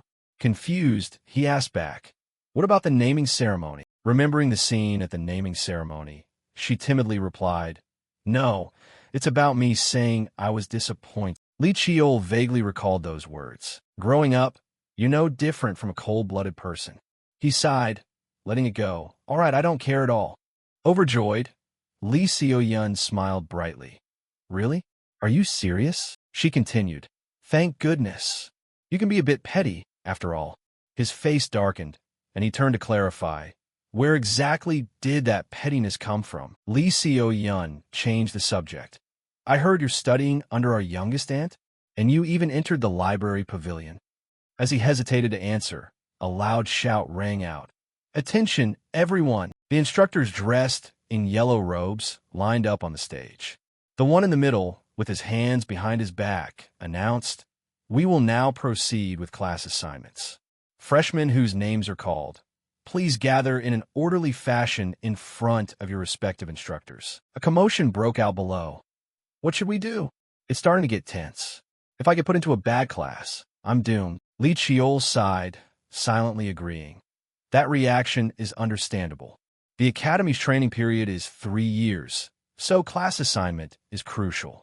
Each grade has 5 classes, and superior students are placed in higher classes. The instructors began handing out papers to the students. "Lady Li Xiaoyun, Class 1, congratulations." Li Xiaoyun happily accepted it.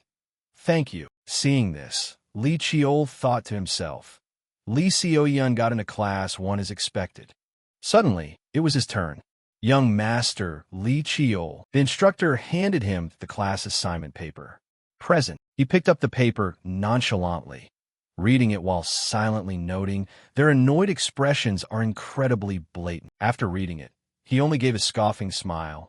"I knew it would be like this, but I didn't expect them to play tricks so shamelessly." Class 5, also known as the trash bin, was where those who failed to promote or got weeded out were thrown together. The class assignments for direct descendants were based on evaluations from the naming ceremony, and the evaluation committee was controlled by the Council of Elders and the Lady of the Executive Board. They thought they had put him at a disadvantage, but on the contrary, this was actually better for him, saving him a lot of effort. While he was lost in thought, someone reminded him, "Young Master Li Chiol, Class 5, please head this way." He turned on his heel and followed. "Got it. I'm coming right now." He turned on his heel and followed. "Got it. I'm coming right now." Suddenly, he noticed Li Xiaoyun staring intently from behind, making him wonder. Looking at her furious face, her thoughts seemed written clearly on her forehead. "Why are you acting like this? Aren't you going to file a complaint right away?" Guessing her thoughts, he mused, "I can tell just by looking at her face. If I don't do anything, that brat will take matters into her own hands, even though I am completely fine with this." He waved her off and kept walking. Amidst his thoughts, a heavy sigh echoed beside him. "Damn it, Class 5. Can I even graduate like this? What am I supposed to tell my dad? There's no way I belong in Class 5. The people back home will laugh themselves to death." Hearing that, Li Chiol felt annoyed. How can a student of the Sung Mu clan have this kind of attitude? Suddenly, someone came over to strike up a conversation. "Hey, you're the youngest master of the main family, right?" Li Chiol turned and replied, "That's right." The stranger smiled brightly. "Just as I thought. I really wanted to introduce myself. I'm Kim Han, the son of a small blacksmith shop contracted by the Sung Mu clan.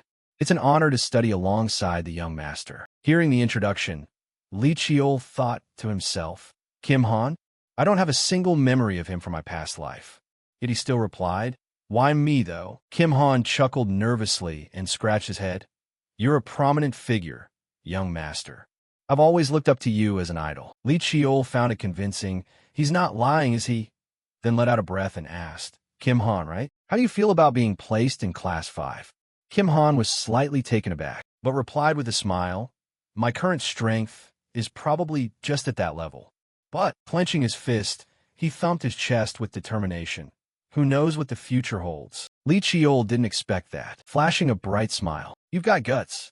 Before Kim Han could understand, he asked in confusion, "Huh?" Suddenly, Choi In-ha, a 15-year-old student, along with his 2 companions nearby, smiled warmly and said in unison, "Great to meet you, rookie. We're counting on you." To the bewilderment of the surrounding students, they chimed in unison again. Let's do our best together. That's right. If there's anything you don't know, feel free to ask. Afterward, the instructor clapped his hands to gather everyone. Now that introductions are out of the way, everyone pay attention. Lee Dong-ho placed his hand over his chest and introduced himself. I am Lee Dong-ho, the instructor in charge of Class 5. Today, since new students have joined us, there will be no regular lessons, just a brief orientation. I'm also a 5th-rank martial artist. Hearing the introduction, Lee Cheol silently recalled. He looks just as full of passion and determination as before.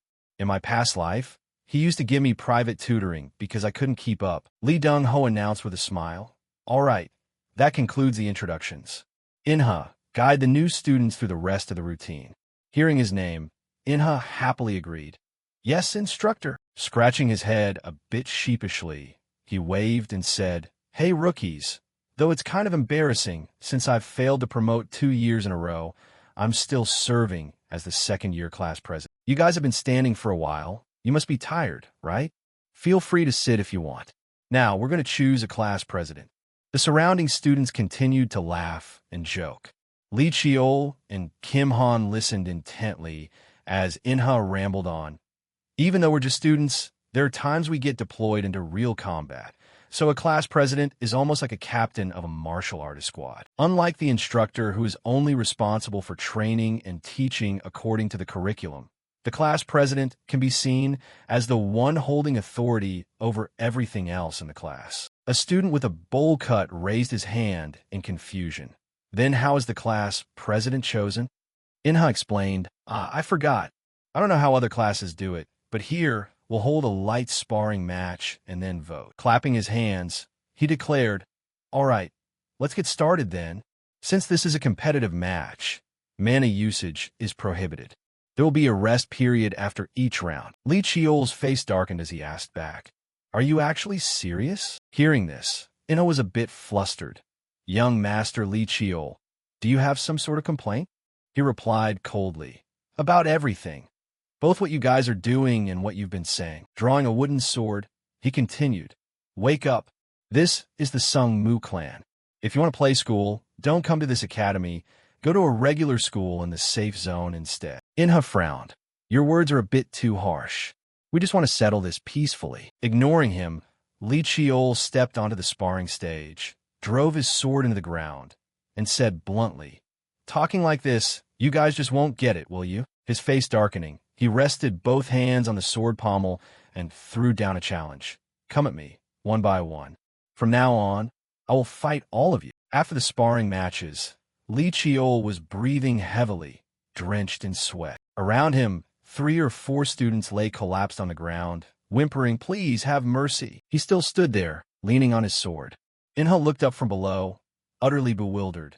Unbelievable. Just how many people did he take down all by himself? Lee Cheol cut off in his train of thought, calling out Choi Inha. Glaring at him, he bluntly declared, Call the next person up already. Inha swallowed hard, silently feeling the pressure, terrifying, then quickly replied, This is the final match. Hoisting the wooden sword onto his shoulder, Lee Cheol asked back, Is that so? He gave a slight smile and continued, Come on up, Choi Inha. The two began their duel. Inha had his sword deflected by Lee Cheol and caught completely off guard. He could only think, why is he going to such extremes?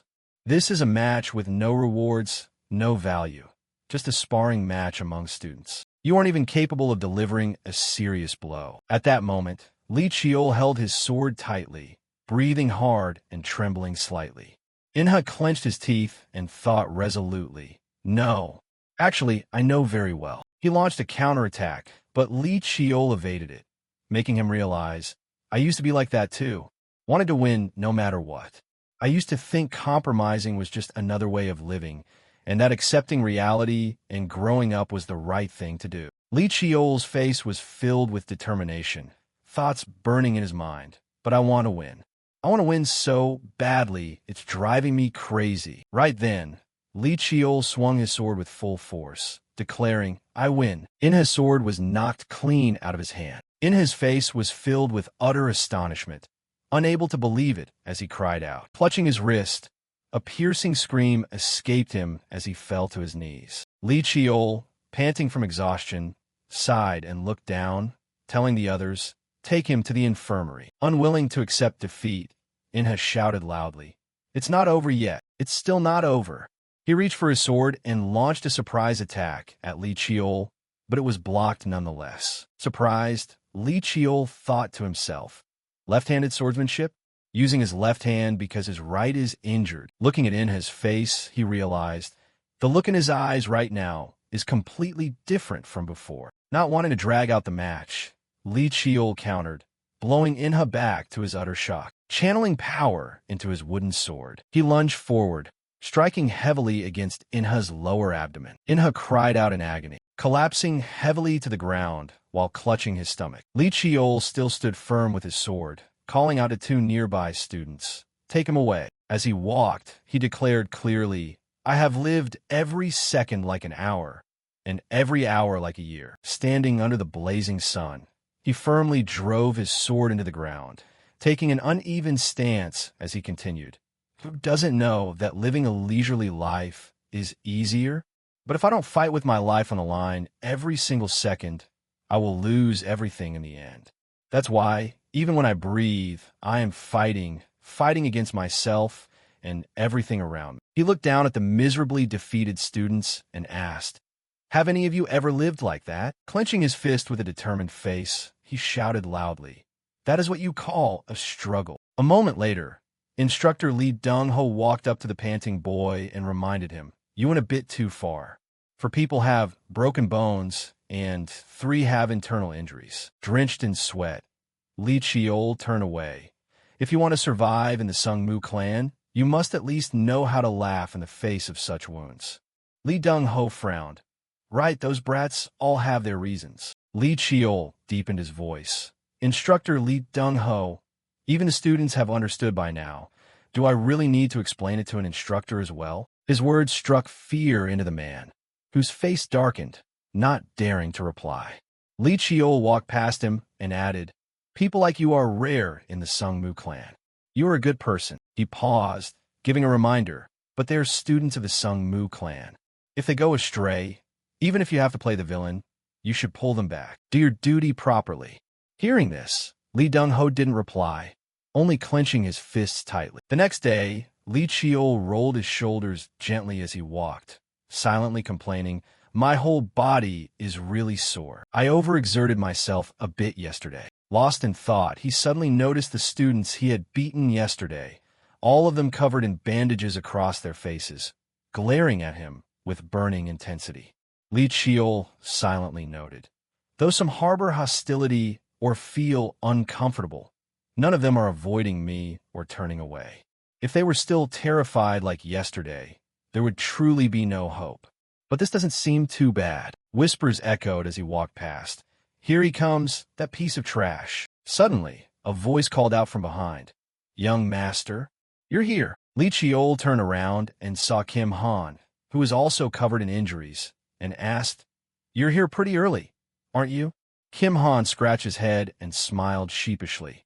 "Yes, I was afraid I performed too poorly in front of you yesterday." Lee Cheol countered, "We are still just students. Being inadequate is only natural." Kim Han scratched his neck, chuckling nervously, but asked out of curiosity, "Young master, if you don't mind, may I ask you a question?" Lee Cheol raised an eyebrow, crossing his arms. "Sure, feel free to ask." Standing under the sunlight, Kim Han clenched his fist with determination and posed his question. "What should I do? What must I do to become as strong as you?" Lee Cheol pointed to his own head, explaining, "Just so you know, I'm not qualified to teach anyone yet. But you have very good eyes, or perhaps a rather sharp intuition." The words left Kim Han bewildered. "Huh?" He continued, "Yesterday, didn't you dodge my attacks 3 times in a row? Make use of that. I think you're better suited for technique rather than raw strength. If you bet your life on honing what you have, you will be different one day." Seemingly understanding, Kim Han bowed his head. "Thank you." A mocking voice rang out from behind. "Morning, young master. You look pretty pathetic. There's no way you can train in that condition, right?" Choi In-ha let out a helpless sigh. If I decided to take a break, would you just let it slide? You'd probably say some stuff about fighting and call me a coward again, wouldn't you? Annoyed, Lee Cheol brushed past him. I just didn't want to hear those words anymore, which is why I came out here. He proudly looked at Choi In-ha, thinking, so he's changed, huh? A moment later, Lee Dong-ho gathered everyone, ordering, instructor speaking. 4 on sick leave, 5 are absent without a reason, leaving a total of 11 people. Lee Dong-ho looked at the kids, all of whom appeared exhausted. And the atmosphere felt different too. Just because of one apex predator, these previously lazy students are this tense. The instructor continued, we were supposed to have a basic fitness test today, but considering the current situation, I will change the plan. His hands clenched tightly as he shouted with determination, right now, the physical training begins. After a long training session, everyone was panting heavily, sitting on the ground. Lee Dong-ho announced, the physical assessment is over. From now on, free training will be handled by the class president. Lee Cheol sighed. After a 10-hour workout, just to test our fitness. Even I'm feeling a bit tired. But I can't stop. He glanced at the other students and walked away. The others were gossiping about Lee Dong-ho. The instructor seems a bit unusual today, doesn't he? The other replied, it's because of yesterday's match. So many people got hurt. If it were before, he definitely would have given us a break. A voice cut in. Attention! Lee Cheol stood straight, declaring clearly, no need for further introductions. I am Lee Cheol, your class president. As Choi In-ha said yesterday, the class president has full authority to decide everything outside of the instructor's orders. My training sessions will be brutally harsh. Those who can keep up, keep up. As for those who can't, I have no intention of dragging you along. Bok Sung clenched his teeth in resentment, muttering, this annoying bastard. Lee Cheol stepped forward, resolute. If you're dissatisfied with me, feel free to challenge me.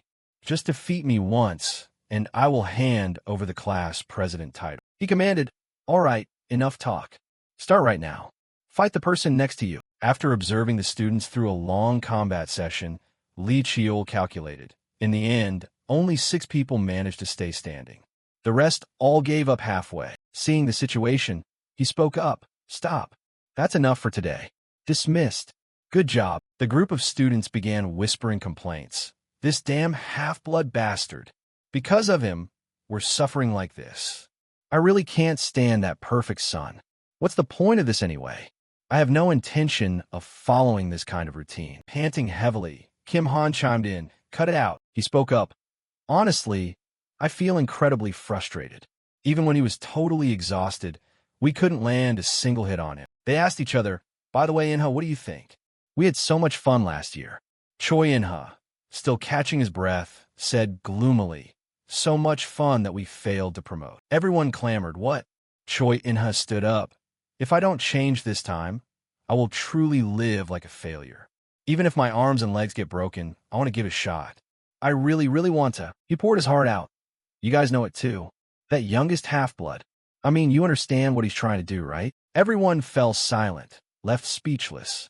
Choi In-ha turned to leave, his voice filled with resolve. I'm going to try fighting this time. This might truly be the last time. So wake up. Stop resisting uselessly or pretending you don't know. A session passed, and inside the training laboratory, Jiang Hoa was training Lee Cheol. Come on, kid. Change its shape. He sat there, trying to visualize altering the flame in his hand. Jiang Hoa spoke up. Stop.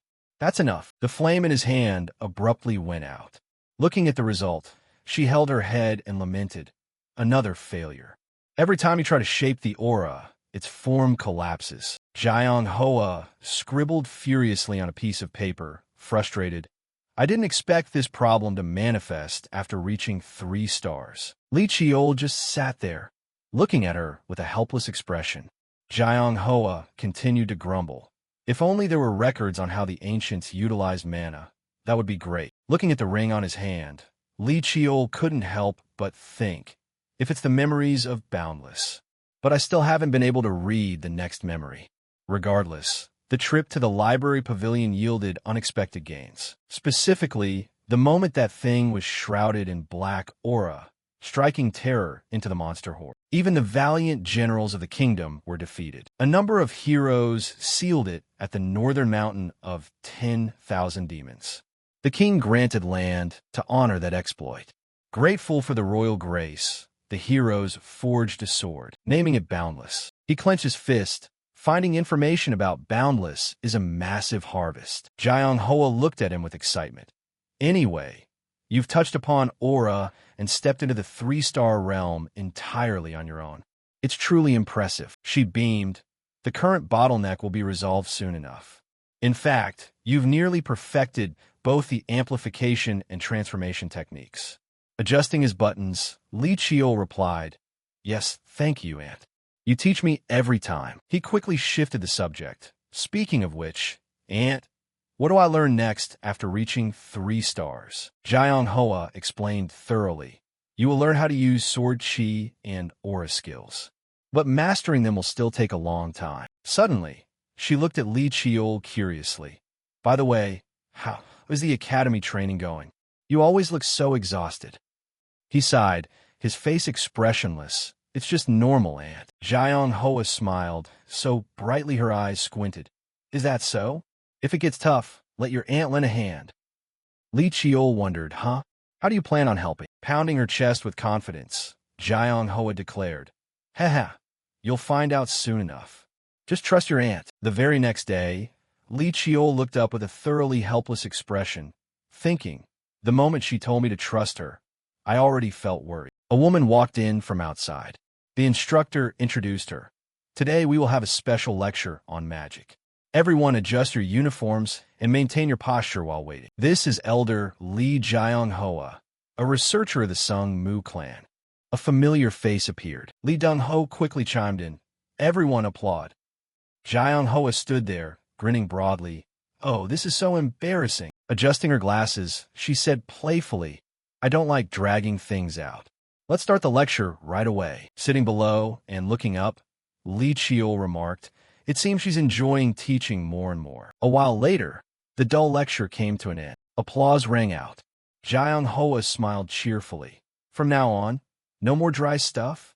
I will pass down an enhanced version of the iron wire technique developed by the Research Institute." Standing beside her, Li Deng-ho asked in confusion, "Huh? Didn't the lesson just end?" She shot back immediately. "What are you talking about? The main event starts now. Everyone, sit properly in your seats. I'm only demonstrating this once, so you better focus." Suddenly dragged up by his aunt, Li Qiu was startled. "What is going on?" Jiang Hoa said excitedly, "When direct descendants enter the academy, they usually receive this kind of support. But since you have nothing, your aunt put in a little extra effort." Ahem. Touched, he bowed. "Thank you, Aunt." Jiang Hoa didn't stand on ceremony. "All right, good." Laughing, she gave his shoulder a gentle nudge. "If the theory holds up, your power will double." "Awesome, right?" Li Qiu sighed helplessly. "Yes, Aunt, you are amazing." Li Deng-ho clapped his hands to draw attention. "Attention, everyone! From now on, we will continue sparring by directly applying the magic taught by the elder. Everyone, find your opponent." A familiar voice rang out behind Li Qiu. "Young master, be my opponent." Choyan has stepped forward, looking determined. "Just so you know, I won't be holding back." Taking a stance, his voice was full of confidence. "It's an honor to fight you. I'll let you have the first move." Choi In-ha shouted angrily as he lunged forward to strike. Standing to the side watching, Jiang Hoa whispered in praise. "Wow, my boy is truly ruthless. He looks just like I did in my youth." Suddenly, whispers broke out nearby. "Honestly, I really can't stand that kid." It turned out to be the disgruntled students chatting in a corner.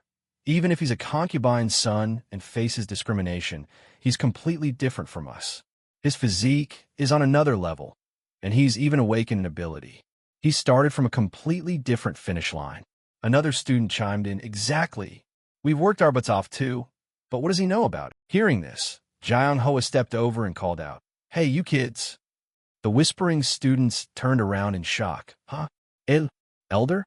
You haven't left yet." She leaned in close, putting on a menacing face. "Just now, were you guys talking about that kid, my disciple?" Terrified, the two students thought to themselves, her expression. They bowed their heads and stammered, We apologize. Our words were out of line. Furious, Jiang Hoa radiated a scorching heat and demanded, "Again, what do you think you know to be saying those kinds of things to that child?" The two students panicked in fear. "Please forgive us." Suddenly, a voice interrupted. "Doesn't the young master also know nothing?" Bok Song said disdainfully. "We've also put in a mountain of effort, but every single time we're treated as if we're nothing. It's only natural for people to act differently depending on their circumstances, isn't it?" Jiang Hoa turned away coldly. "Do you truly know nothing?" Bok Song showed a look of confusion. "Huh?" Jiang Hoa continued, her eyes filled with disgust. "Yes, perhaps it's better that you don't know. If you knew how much that child's day differs from yours, you'd realize your own lives are nothing more than child's play." Clenching his fists, Bok Song yelled furiously, "Just what on earth makes that concubine's son so damn different?" Clenching his fists, Bok Song yelled furiously, "Just what on earth makes that concubine's son so damn different?" A moment later, an announcement came. "That concludes today's training session." Bok Song sneaked a glance at Li Chiol, thinking to himself, "See, what's the difference anyway? Always shouting about struggling. In the end, it's just because he's naturally gifted, unlike us." The other students ran up to ask, "You guys said you wanted to tail that concubine's son today, right? But is it really okay to wander around the family grounds like this?" Bok Song said confidently, "We are students, so it's fine. Besides, we're not heading anywhere dangerous. That concubine's son doesn't even live in the main family's residential area. We can't just keep letting him push us around like this. Today, I'm going to see it with my own eyes." Bok Song whispered as he looked up at the sky, filled with resolve. It was already late at night, and Bok Song, along with a few other students, stood lurking, nodding off. "How long has he been inside the research area?" "It's already 9 p.m. A sleepy student rubbed his eyes. "Yeah, Bok Song, let's just go back. The daytime training already made me so sleepy." Another chimed in, "I'm exhausted to the bone too."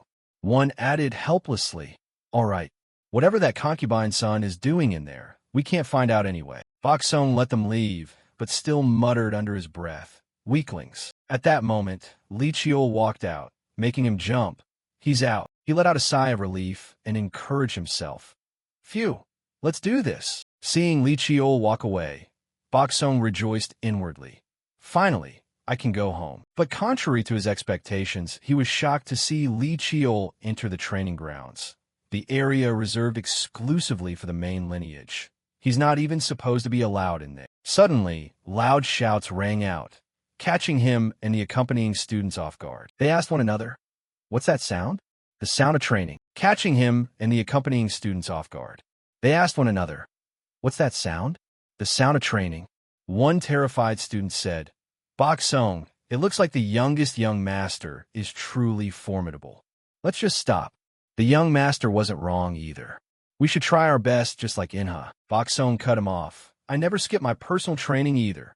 There's no difference at all." The two students looked at each other in confusion, stammering, "Well, sorry about that, but we're heading back first."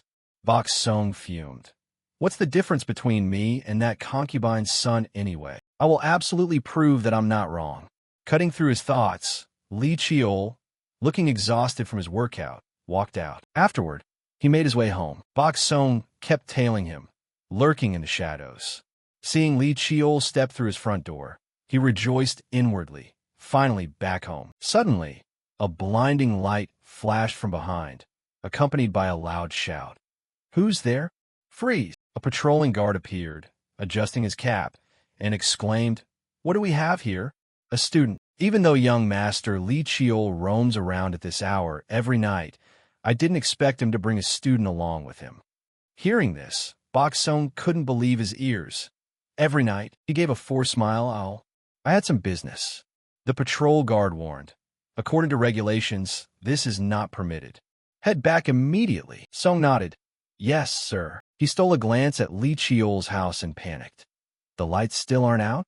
"It's already 2 a.m. His face darkening, he turned away, but didn't forget to mutter, "Well then, best of luck to you." Bok Song dragged his heavy feet, telling himself, "Let's go." The next morning, 5 a.m., at the training grounds exclusive to Class 5. Bok Song held his head in exhaustion, blaming himself.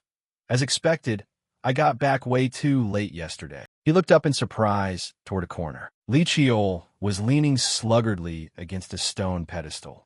Thoughts raced through Bok Sung's mind. He is genuinely exhausted.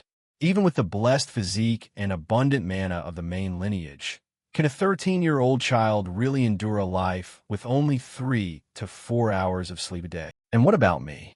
When I get home, I usually watch TV or play video games to unwind. I also do personal training often, but I still get enough sleep, rest, and entertain myself properly. Having finished his thoughts, he stepped closer. Li Chiol raised his head and inquired, "What's the matter?" Bok Sung hesitated. "Aren't you tired?" Li Chiol grimaced, snapping, "So you were among the people stalking me yesterday, huh?" Bok Sung stammered, "That's right. You are a member of the main lineage, young master, so you receive support, and your starting point is entirely different. And furthermore," Li Chiol cut him off calmly, "ever since I was little, I've lived like this. Before joining the student squad, my sleep hours were a bit longer. Of course, I'm tired without enough sleep." Blushing with shame, Bok Sung pressed further. "Then why? Why go to such lengths?" Li Chiol stepped closer, gently placed a hand on his shoulder, and whispered, "You already know the answer." Bok Sung bit his lip in embarrassment, cursing inwardly. Damn it! The scene shifted, and at the main hall of the clan, Tae-shin was training rigorously, drenched in sweat. Chief Butler Choi Jin entered, bowing respectfully. "Patriarch, the official documents for the mission you assigned have been processed." He extended his hand. "Let me see it." Tae-shin read it intently and lamented, "This much is still not enough." Choi Jin explained, "This is a third-tier assistant dungeon. With the current level of the student squad, it will be extremely dangerous." Tae-shin frowned. "Food and weapons can be stockpiled, but people cannot. Right now, I need to forge individuals who can survive." Choi Jin bowed. "Understood, sire. I will handle it according to your directives. Additionally, there is one more matter to report." Did the youngest do something again? That boy has had a different look in his eyes ever since he was small. The look of someone who has been stripped of everything, someone who has been beaten down to the absolute bottom. Clenching his fist, he resolved, "But leading people and changing them is a completely different story." Afterward, he handed Choi Jin a stack of test sheets and instructed, "Adjust the contents of the test slightly. Coincidentally, the 8th child is in the same term. Raise the standard for the entire student squad." Choi Jin accepted them. "Yes, sire." "Understood." Tae-shin smiled with quiet amusement. "Does that boy truly possess the qualities to lead people?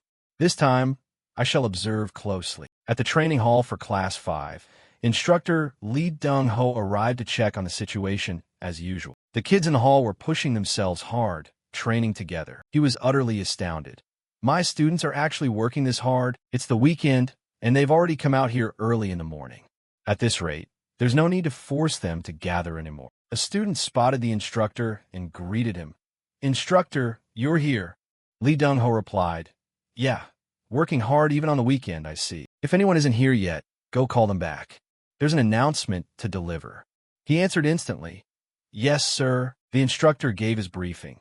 Although it's a bit sudden, the schedule for the first quarterly evaluation has been moved up. Therefore, it has been decided to grant a 1-week leave beforehand.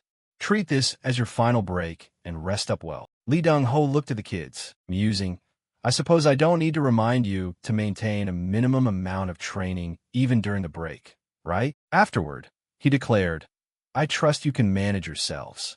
Good work, everyone." The students shouted in unison, "Understood!" Exclamation point.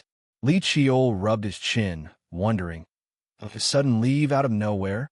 The quarterly evaluation being pushed forward. Is this going to be okay? Question mark. He turned to look at the students, puzzled. Why hasn't anyone left yet? Kim Han smiled brightly.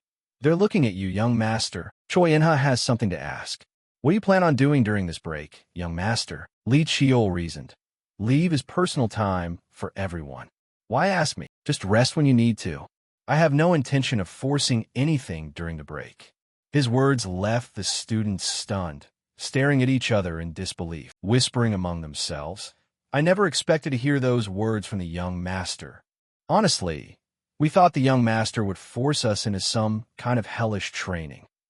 Like, is someone actually planning to rest and then dragging us all into an intensive training session? Helpless, Li Chiol crossed his arms. Why don't you just say it louder?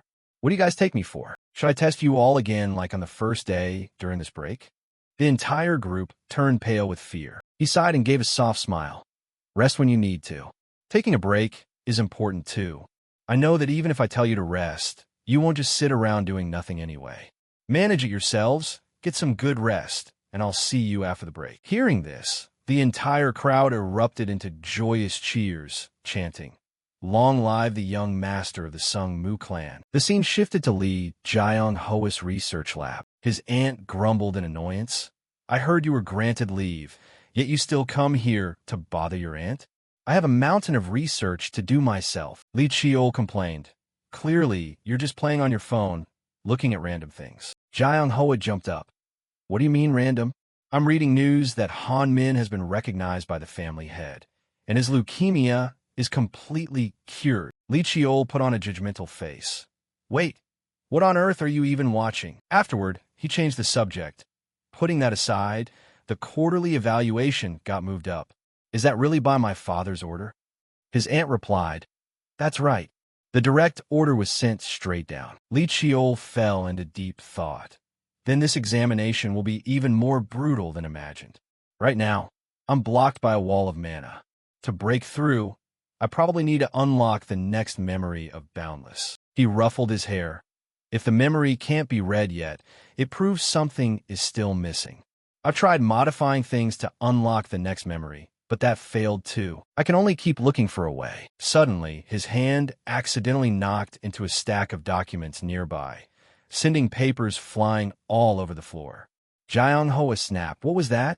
You have to be careful. I already told you this place needs to be cleaned up. A specific scrap among the pile of papers caught his attention, and he picked it up. What is this? The information on the paper read, The decisive difference between ancient and modern martial arts lies in their intended target. It can be inferred that during that era, humanity's techniques were strictly focused on combating monsters. An intended target? Huh? Surely the bamboo demon technique is the same. The original bamboo demon was a technique that was far too. Li Chiol abruptly bolted to his feet, causing his aunt to ask in confusion, What's wrong, kid? With a serious expression, he rushed off, yelling, Aunt, I get it now. I'll explain later. I have to get to the training grounds right away. The documents went flying all over again. Jiang Hoa barked. That absolute brat. Arriving at the training grounds, Li Chiol summoned Boundless and muttered to himself, Now, let's visualize the opponent. Someone much larger than me. A monster of a different species from humans. A colossal beast. A technique that disregards the efficiency of combo strikes and preserves raw power, evasion or defense. Flashy things devoid of destructive power, or things meant merely to deceive the opponent, are completely useless. The clear objective of the bamboo demon. He regulated the mana inside his body and leaped upward, causing the ground beneath him to cave insignificantly. Li Chiol concluded, The objective of the bamboo demon is solely to slaughter monsters. Visualizing a monster, he brought down a vertical slash upon it. After executing the move, visualizing a monster, he brought down a vertical slash upon it. After executing the move, a cloud of dust billowed up. After executing the move, a cloud of dust billowed up. A pitch-black aura clung to Boundless. He cried out in delight. It worked. Now, what is going to appear? Afterward, he was transported into the space-time rift within Boundless. Li Chiol wondered, Where am I? The training grounds look exactly the same as when I first received Boundless. Why does the perspective change only when reading Boundless memories? Standing outside the door training, peering inside. Is that person the one from Boundless' previous memory? That speed is absolutely insane. Suddenly, he noticed something strange. The weapon changed, and the aura altered along with it. It wasn't that the person's aura was changing, but rather Boundless itself was transforming the aura. The voice of the person inside sighed. Switched up the method again? Don't go peeping on someone else's training. He was definitely referring to Li Chiol, but the person opposite didn't question it. The other person changed the subject. Since you got it, have you named those techniques yet? He replied, not yet. Honestly, they aren't at the level to be called techniques. The person opposite suggested, then let me name them.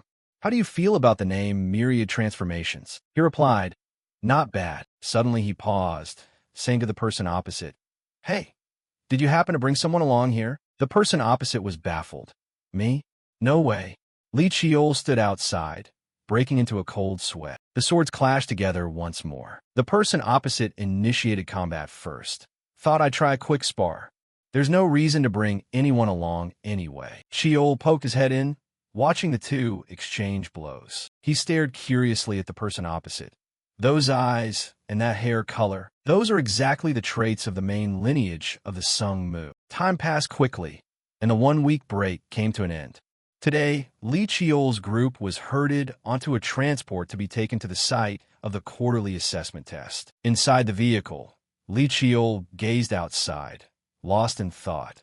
This scenery is no different from the future or the past. The wall separating the safe zone from the dangerous zone. Long ago, a massive crack appeared near the Pacific Ocean, known as the Blue Hole, a mysterious space that humanity had never officially explored. Since then, monsters never seen before have been pouring out. Humanity has been fighting them for a long time to reclaim territory, but there are still unexplored regions. Places like this are called danger zones, he muttered to himself. Meanwhile, whether due to excitement about the upcoming test or not, Kim Han smiled and said, lately, people have been saying the walls have drawn the boundary between the safe zone and the danger zone, right? The closer you get to the danger zone, the more desolate it becomes. Li Chiol began to enlighten him with knowledge from his previous life. Since we are still within the walls, the level of destruction only goes so far.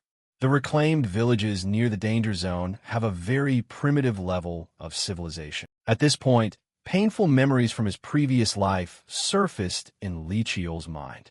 He had once lived there for a while to hide, a time that was not pleasant at all. Very quickly, the small vehicle passed through the wall and entered the unexplored region. Just as Li Chiol had mentioned, the landscape on this side was gloomy and different from inside the walls. A faint blue smoke drifted all around in the air. Drill instructor Li Deng Ho got off the vehicle first and reminded them, everyone, be vigilant. From now on, the place we're stepping into is a dungeon that has not been completely explored. Gather up. We will establish a base here, check the necessary supplies, and then start the test. The escorts only protect the base, so from now on, you all have to take care of everything yourselves. But I am not worried. I will support you as much as possible as your instructor here. Show me everything you have prepared. The group of students shouted loudly with high spirits. Yes, sir. The group of students shouted loudly with high spirits. Yes, sir. But before that, this test will certainly be more difficult. This is the last chance. Anyone who wants to leave should go now. His voice was filled with seriousness. He observed the distance. In the forest, countless spider webs were tangled everywhere, making him uneasy. That's right. Anyone can see that this quarterly test is not for average students. The human-faced spider forest, a dungeon full of spider webs. Any intruder will be discovered by the monsters immediately. Yet our mission is to film an adult spider in this forest. Clearly, this is a test set by my father, he thought silently. However, no one in Class 5 was cowardly enough to leave. Choi in sighed and smiled lightly. Now, you can test me however you want. The entire Class 5 will not just want to run or give up. Kim Han nodded. That's right, young master. We all believe in you. The group looked at Li Chiol with eyes full of trust, which surprised him a little. In his previous life, he had never experienced this feeling. Li Chiol smiled and teased. You guys say these cheesy lines so naturally, don't you? The words made Bok Sung's face flush pink. That's because the young master creates an atmosphere like that. Li Chiol continued. All right, I understand. So no one is giving up. Check your communications one last time, gather your supplies, and let's move into the forest. The group shouted in unison. Yes, sir. Speaking of the human-faced spider forest, they operate with behavioral patterns like ants or bees, which are very difficult to deal with. Li Chiol led the group, reminding them as they walked. I'm sure everyone is clear, right? The mission is to record the behavior of the spiders living in this forest for at least 10 years using recording equipment. From now on, the commander will be Choi In-ha. Choi In-ha was startled. Wait a minute, what do you mean? Lee Cheol said frankly. I will act on my own, becoming bait for the spiders. Hearing this, the whole group was stunned, with big question marks seemingly appearing over their heads, and they shouted, Wait, what was that? Time passed, and Lee Cheol separated from the Class 5 formation, acting alone. After casually stabbing a giant spider to death, he scanned his surroundings, panting with exhaustion. Following his gaze, countless giant spiders stared with blood-red eyes. Following his gaze, countless giant spiders stared with blood-red eyes. But this was exactly what he expected. Finally, they have all gathered. It seems it was worth the effort to kill a few to lure them with pheromones.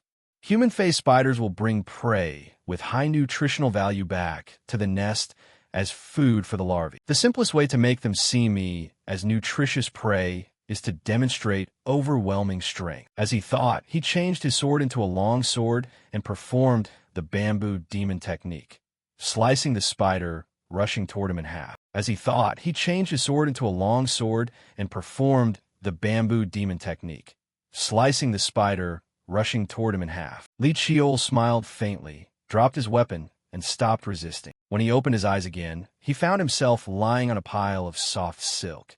Is this inside the cocoon of a human-faced spider? If so, the plan worked. My stomach is a bit uncomfortable because of the poison, but it's not bad. He used the invisibility spell to cover his body with a blue energy screen and transformed his weapon into a short sword. He cut through the silk wrapped around his body, calculating his next step. If this is their nest, the larvae must be concentrated here. He used the short sword to cut a large tear in the cocoon and observed the outside, stunned. Wait, why are there so many food cocoons? It can't just be the number they caught today. They should have eaten them all long ago, right? Why are they? Lee Cheol frowned, observing his surroundings. His face turned pale when he saw that not far away, a giant cocoon was floating in the air, held by countless silk threads and guarded by a swarm of giant spiders. The cocoon vibrated incessantly, as if something inside wanted to break out. Lee Cheol felt the vibration in his body. Is the dark energy resonating with it? Before he could think further, the cocoon was torn apart from the inside. A giant leg protruded, followed by a human-like hand. Finally, the figure was revealed, a giant spider with the lower body of a spider and the upper body of an attractive woman, with 6 eyes on her face. A rank 5 monster, the Spider Queen. My children, you're hungry, aren't you? She spoke. Lee Cheol held his breath, silently analyzing. A rank 5 monster in a dungeon that uses human language? No, she hasn't opened her mouth. So, is the dark energy reading her consciousness? The Spider Queen suddenly attacked, lunging forward, using her sharp legs to strike Lee Cheol's cocoon, sending him flying to the ground. There's no more time to maintain the invisibility spell, he thought. The Spider Queen looked at him, full of murderous intent. What are you? The thing that woke me up is inside you. Why do humans have that? That thing is Mila. Give it to me. She unleashed a purple sonic wave, the panic skill similar to the giant turtle he had faced before. Lee Cheol was aware, but not afraid. Such terrifying pressure is only created by high-level predators. It's a pity that it doesn't work on me, he muttered to himself. Thanks to the dark energy, the pressure was nullified. It's a pity that it doesn't work on me, he muttered to himself. Thanks to the dark energy, the pressure was nullified. As soon as the words were spoken, from the forest, not far away, a black plume of smoke rose up, followed by a horrific explosion that blew everything away. Looking at the scene not far away, the Spider Queen's face turned blank. My forest, what on earth have you done? She screamed, unable to contain herself. Meanwhile, Lee Cheol smiled as he saw the plan unfold exactly as predicted. He explained, it's a weapon called an explosive magic bullet. Luckily, this damn forest has a lot of flammable things. I just had to detonate them according to my signal. Not far away, the group led by Kim Han contacted Lee Cheol through their earpieces. It started. Group 1 is underway. We'll reach the nest in 30 minutes at most. At the same time, instructor Lee Dong-ho observed through the screen and hurriedly announced, This is the base camp. Young Master, I've detected a rank 5 magic power source in the nest, but before he could finish, Li Chiol interrupted. I'm fine. Make sure to support the students first. Back in the spider cave, the Spider Queen went mad. She gritted her teeth and ordered her minions. My children, hurry. Protect my forest. Then she turned to stare at Li Chiol, growling, I will personally crush you myself, you arrogant brat. Do you think you can defeat me alone? Do you believe the teammates rushing to my nest will reach here? You can't do anything to me. In response, Li Chiol sneered. You're the one underestimating me. He covered his body with a golden aura. Scene change. The group of students was moving. Choi In-ha directed. Everyone, keep firing explosive bullets to attract the human-face spiders. Group 1, move straight into the nest, support the young master, and clear a path for retreat. Bok Song ran beside him, asking, Wait, there's a variable in the nest. Should we really proceed like this? Choi In-ha replied, This is the young master's order. We just follow the plan. Although he said that, he couldn't hide his anxiety, silently praying, Young master, please hold on for just a little longer. Back to the cave, which was shaking incessantly, with rubble falling under the attacks of the Spider Queen. But she was not at all happy. Why? Why aren't you dead yet? Why are you still standing there? She screamed as she saw her attacks doing nothing to Li Chiol. It was all thanks to his demon eye skill. He muttered to himself, Things hidden, invisible flows of power. The eyes that can see through them are called the demon eye. Thanks to it, I can read the flow of magic power and avoid fatal blows.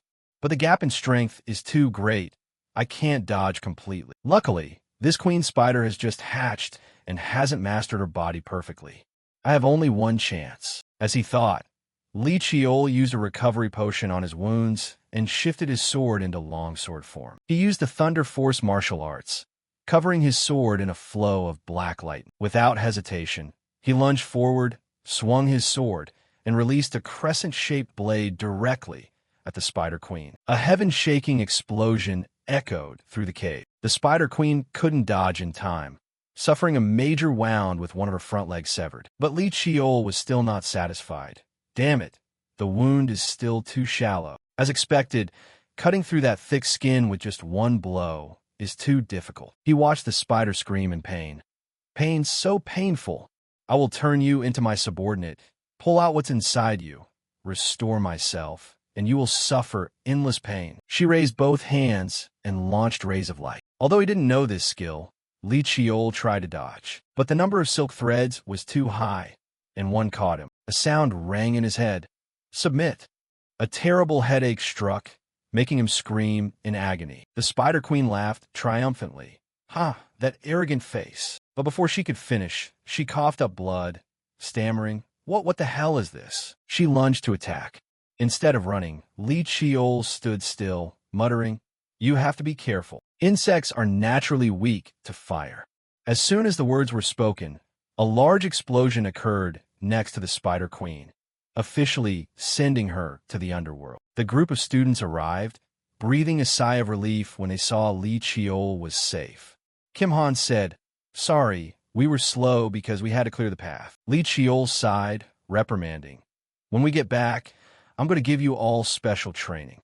Kim Han turned pale, complaining, Oh my God, even at a time like this, you still say that? Li Chiol declared, Let's get out of this nest immediately. Scene change. In the instructor's grading room, whispers broke out. Namael's Team 5 is behind schedule. They returned 30 minutes ago. Did they abandon the mission like Team 4? It's understandable. It's a special rank 6 dungeon with anomalies. Lee Dong-ho opened the door and entered. Sorry for being late. Many people were injured, so I had to take them to the hospital first. Now I will report the situation. He pressed the controller, displaying images of the human face spiders. Team 5's mission was to record the behavior of adult spiders. But we discovered anomalies, so we proceeded to gather information. Team 5 divided into 4 groups and placed 132 explosive magic bullets. A man interrupted. Wait, did I hear that wrong? You guys used heavy firepower. Lee Dong-ho nodded. That's right. We used 52 rounds during the engagement, for a total of 184. The black-haired man was furious and slapped the table. Are you planning to level the dungeon? The mission was just a film. Don't tell me you blew up the dungeon and called it a success. Lee Dong-ho stammered. The mission was accomplished. Where's the footage? Show it immediately, someone shouted. Before he could answer, the door opened. Lee Cheol walked in, sorry for being late. The device was damaged, so I had to restore it. Here is the video. He handed his chest badge to Lee Dong-ho. Behind him, Lee Seo-yun whispered, You maniac, is blowing up a dungeon normal? Don't you find it troublesome to be captured alive? Lee Cheol replied, If you want to film, this is the most certain way. Not long after, the video was shown. The whole room was stunned. The black-haired man rubbed his face, bewildered. Unbelievable. The report matches the footage perfectly. Using bombs in a dungeon is no different than bringing gasoline into a burning house. He looked at Lee Cheol. Do you think this is a reasonable plan? Lee Cheol was confident. I chose the option with the highest success rate. With a standard plan, would the students have succeeded? I used every measure to complete it, rather than failing or giving up. The Sungma family only looks at the results. His words made the black-haired instructor's eyes narrow as he thought silently. Not an accident. It looks like a variable, but in reality, it's a plan. That ninth kid has absolute faith in his plan. The other supervisors looked at each other and whispered. The young master's plan is too groundbreaking to be used as an example. It's hard to grade. But since the mission was completed without any casualties, you could say it's a perfect score. Team 5 was the only team to achieve a perfect score in this assessment. Time passed quickly, shifting to the office of the head of the Sungma family. Butler Choi Jin reported the test results. 32 dead, 78 seriously injured, many slightly injured. Since there is a transfer of identity clause in the contract, there are no separate issues. Tae-shin nodded, not too surprised, then asked, What are the support measures for the casualties this time? Choi Jin replied, Covering all treatment costs for those seriously injured. For those with permanent disabilities, we will handle it according to regulations. Tae-shin signaled. All right, continue reporting the progress. You've worked hard. Tae-shin flipped through the report and observed. Choi Jin pressed the controller, displayed the video, and continued. Yes, this is the documentation related to each dungeon reported this time. From Tae-shin's perspective, while watching the footage, he commented, Indeed, there was an impact. The human-faced spider forest is in the danger zone. Choi Jin agreed. Yes, on the northern edge of Gangwon province. The screen showed the Spider Queen ordering the young spiders to attack Lee Cheol, but the image quality was very poor. Tae-shin complained. That's short. Choi Jin shrugged. According to the report, the video could only be restored to this level. It seems it was edited too much. The words made Tae-shin pause for a beat. He enjoyed his cup of tea, amused. He really is an interesting child. Don't you think so? The words made Tae-shin pause for a beat. He enjoyed his cup of tea, amused. He really is an interesting child. Don't you think so? Tae-shin agreed. Even you think so? His unconventional ways show boldness.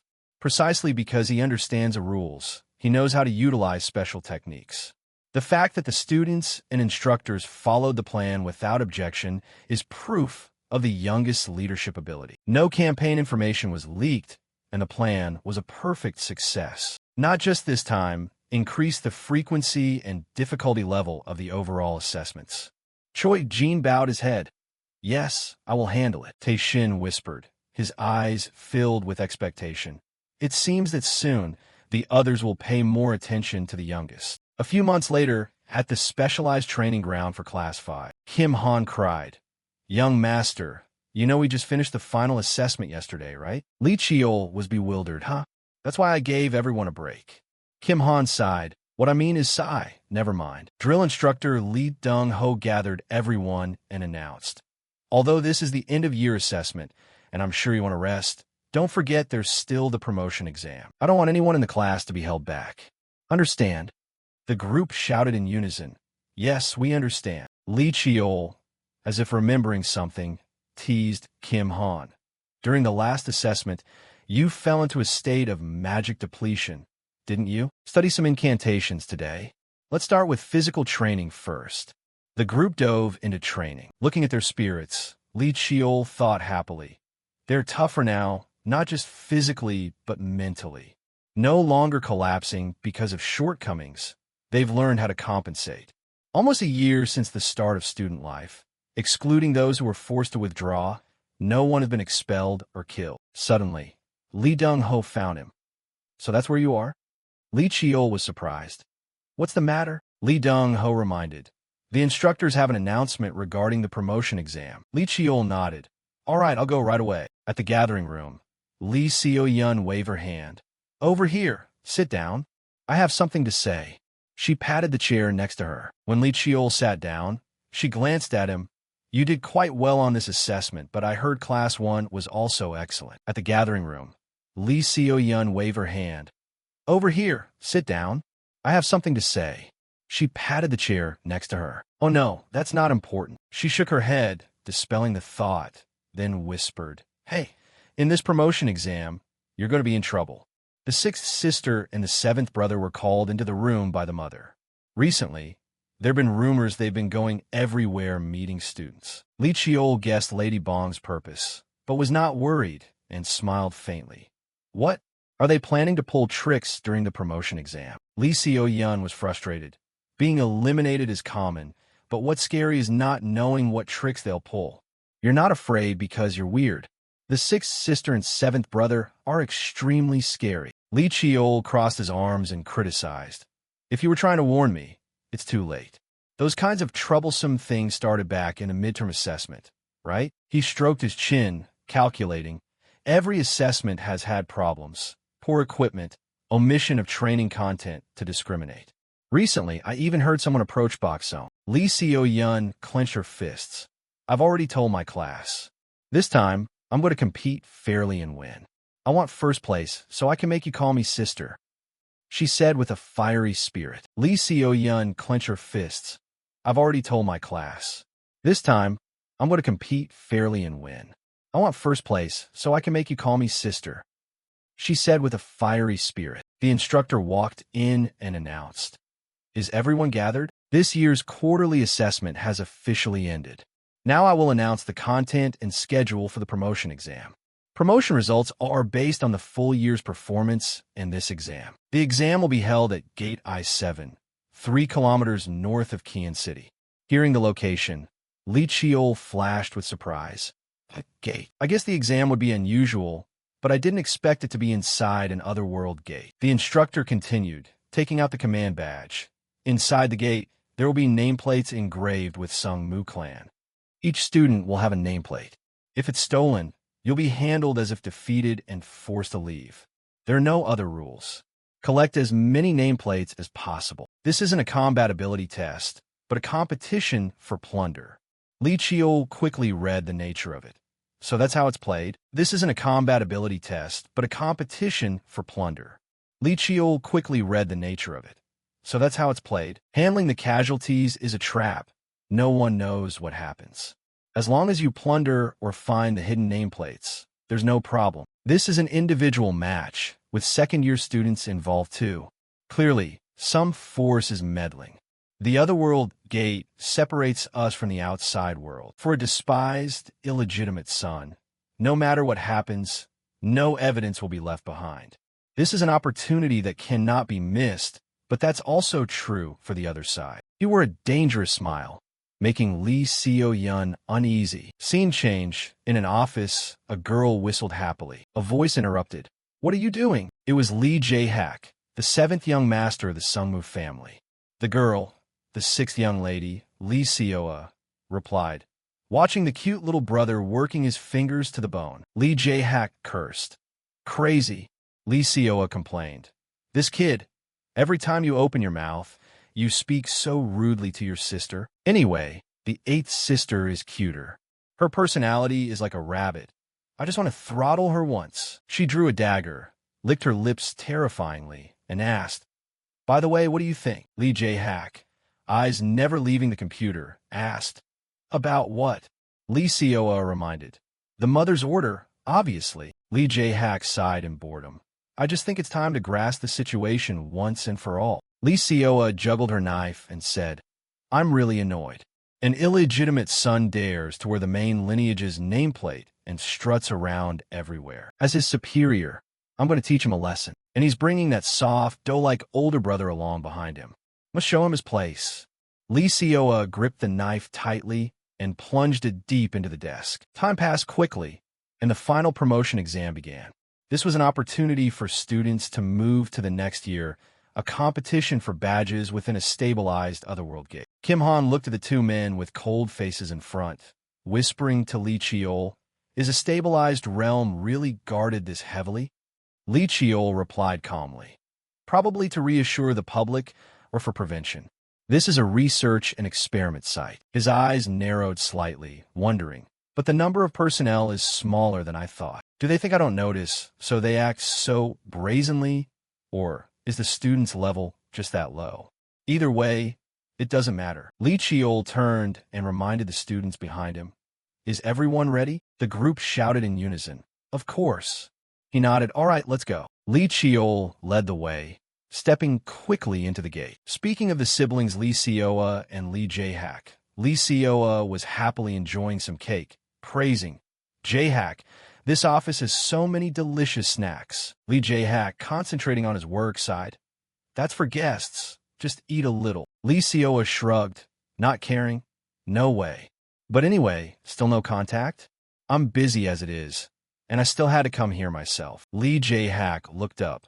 The instructor reported that the second-year students have also. Hearing that, Lee Seoa's face showed interest. "Just thinking about the scene of those illegitimate kids and the trash crawling around makes me excited.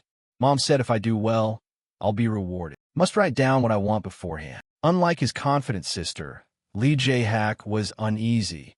"Will everything go smoothly? Even though I believe the plan will work," but he remembered his eldest brother, Lee Minwo's words. "Be careful, Jae-hak. The youngest isn't an easy opponent. I met him recently, and I said as much." At the time, Jae-hak laughed it off, but the words still simmered in his mind. Suddenly, his phone rang. Lee Seoa jumped up. "What is it? Is it over?" Jae-hak didn't answer, his eyes squinted tightly looking at the screen. Lee Seoa frustratedly grabbed the phone to check. A few seconds later, her voice was filled with bewilderment. 21 killed. 15 retreated? A few seconds later, her voice was filled with bewilderment. 21 killed, 15 retreated? The entire Class 5 of the first year lived? Ridiculous. You're telling me that the whole group, combined, couldn't even take down one bastard? She angrily clenched her fist, crushing the phone. Lee Jae-hak finally understood his eldest brother's warning. "We've lost." Lost everything to Lee Cheol. Scene change. Inside the gate, two students were running for their lives. The brown-haired one cursed. "Damn it. He's just a bastard from Class 5. The black-haired one shouted. "Shut up. Keep running. Hide in that cave. He won't find us there." Both accelerated, hid in the stone cave, took a breather, and observed outside. The black-haired one asked, "Did we lose him?" In response, a sword flew toward them, tearing through the air and piercing deep into the ground, creating a large crack. While both were in a panic, Lee Cheol appeared, grabbed the black-haired student's hand, and twisted it, causing him to scream in pain. He smiled at the brown-haired one, mocking, "Lee Cheol is here. You guys hide well. It took me a while to find you." The brown-haired student was terrified, fell over, and trembled. "Stay away. Just because you're from the main line, you think you're everything? Why torment us?" Lee Cheol stepped forward, grabbed his collar, and enlightened him. "Some might think I attacked you first if they heard that. Shouldn't there be a price to pay for pointing a sword at the main line?" He raised his sword. A chilling scream echoed through the cave. Time passed. Choi In-ha ran over to report. "Young master, the side over here is done." Lee Cheol nodded. "Very good. If it's done, leave immediately. We haven't dealt with all those pursuing us yet." Choi In-ha replied, "Yes, I will rendezvous with Kim Han immediately." Lee Cheol said he would move alone, instructing Choi In-ha to finish the target list and collect more cards. Watching his back fade away, Lee Cheol stretched and thought. The most important thing is the number of cards collected. Stealing cards from other students is low efficiency. So, I have a hypothesis. Can the demon eye find the badges? Activating the demon eye, countless golden energy streaks appeared, one stretching toward a nearby cliff. Li Qiol smirked. Found it. He rushed up the cliff, found the badge, and rejoiced. Doing it this way is really effective. While I'm at it, I might as well practice controlling the demon eye. Time passed. Li Qiol looked blankly at the bag containing countless badges. I didn't expect to collect this many. Looking at the bag makes me feel giddy. But I can't train the demon eye any further. From afar, a loud explosion rang out. He was disappointed. The exam is almost over. Constant battles since morning. If I keep avoiding her, it'll be even more troublesome. He sighed. At the same time, Li Xiaoyun descended from the sky in front of him. Finally found you, Li Qiol. Her voice was cheerful, but seeing his face, she was curious. What's wrong? Not surprised? Li Qiol shrugged.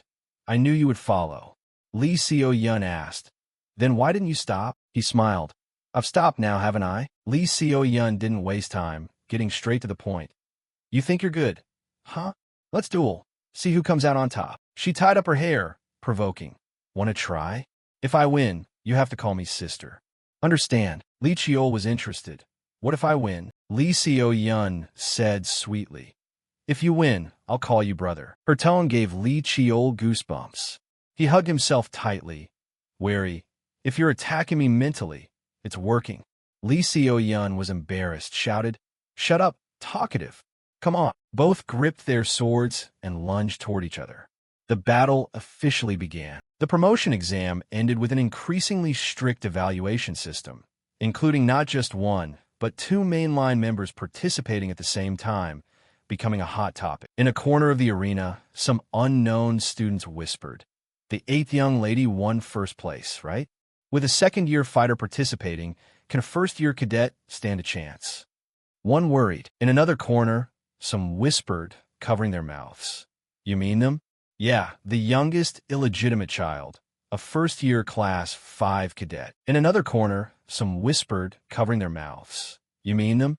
Yeah, the youngest illegitimate child, a first-year class 5 cadet. Li Qiol accepted it, shook his head, and thanked.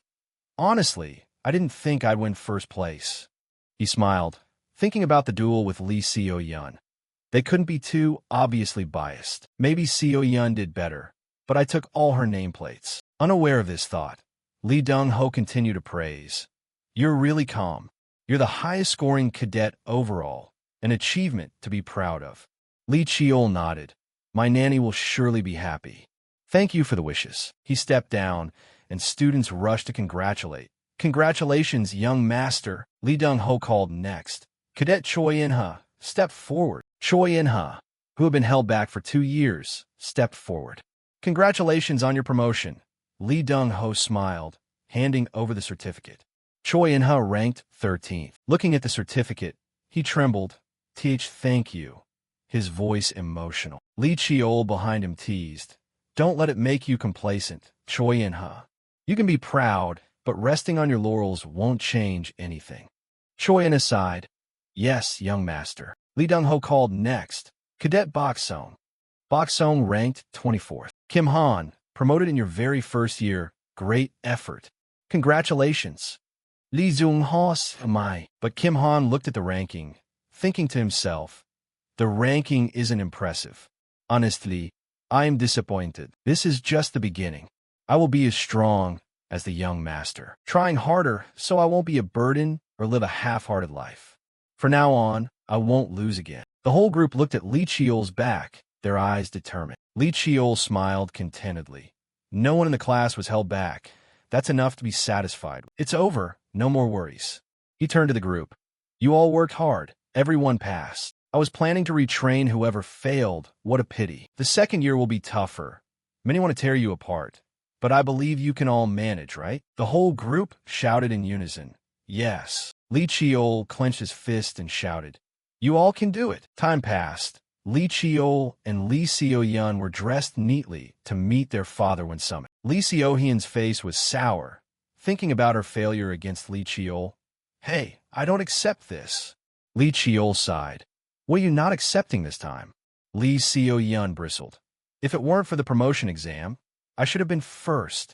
You played dirty. Beating me wasn't enough. You took all my nameplates. Do you know how hard it was for me to gather those?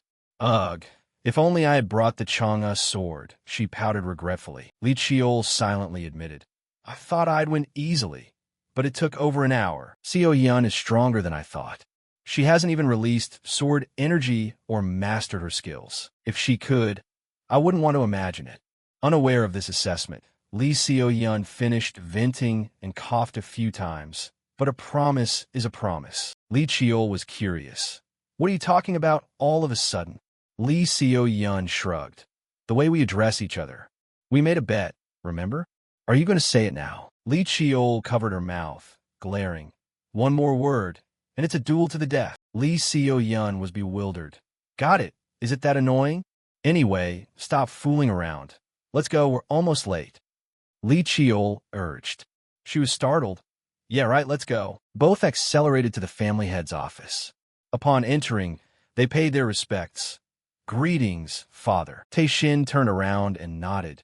Come in quickly. He poured tea for his two children and asked, I heard you finished the first-year cadet training course. What have you seen and felt? Li Xiaoyun hesitated, looking at Li Qiol. He thought to himself, What's up? Why are you looking at me? Seeing Li Qiol didn't answer, Li Xiaoyun shouted, I saw the true face of the family. The statement made Li Qiol choke and spit out his tea. Taishin was amused. What is the true face? Li Xiaoyun replied, I know rivalry comes from competition, but there are things I cannot accept. I value fairness and honesty. No matter what I achieve, I want it to come from my sword and my own strength. Taishin nodded, satisfied, evaluating silently. That's why the sword chose you. You were once timid, but the youngest has changed you. He looked at Li Qiol. And you, Qiol, what did you feel? Li Qiol was serious, thought for a moment, then said, I felt ashamed. The Cadet Corps is the foundation for the family's warriors, but currently, it is rotten. Taishin changed his gaze stern. What did you say? Li Qiol was firm. They don't fight. They might be weak, they might lose, but giving up on fighting makes them unworthy of belonging to the Li family elite. I saw too many cadets like that. The problem lies in the ability of the instructors or the training methods. He remembered what he went through in Class 5. Taishin whispered, arrogant, but smiled, leaving both of them stunned, wondering if they had seen it wrong. Taishin advised, It is admirable that you build your own philosophy, but you must be careful. Once you fall into the quagmire of balance, it is very hard to escape.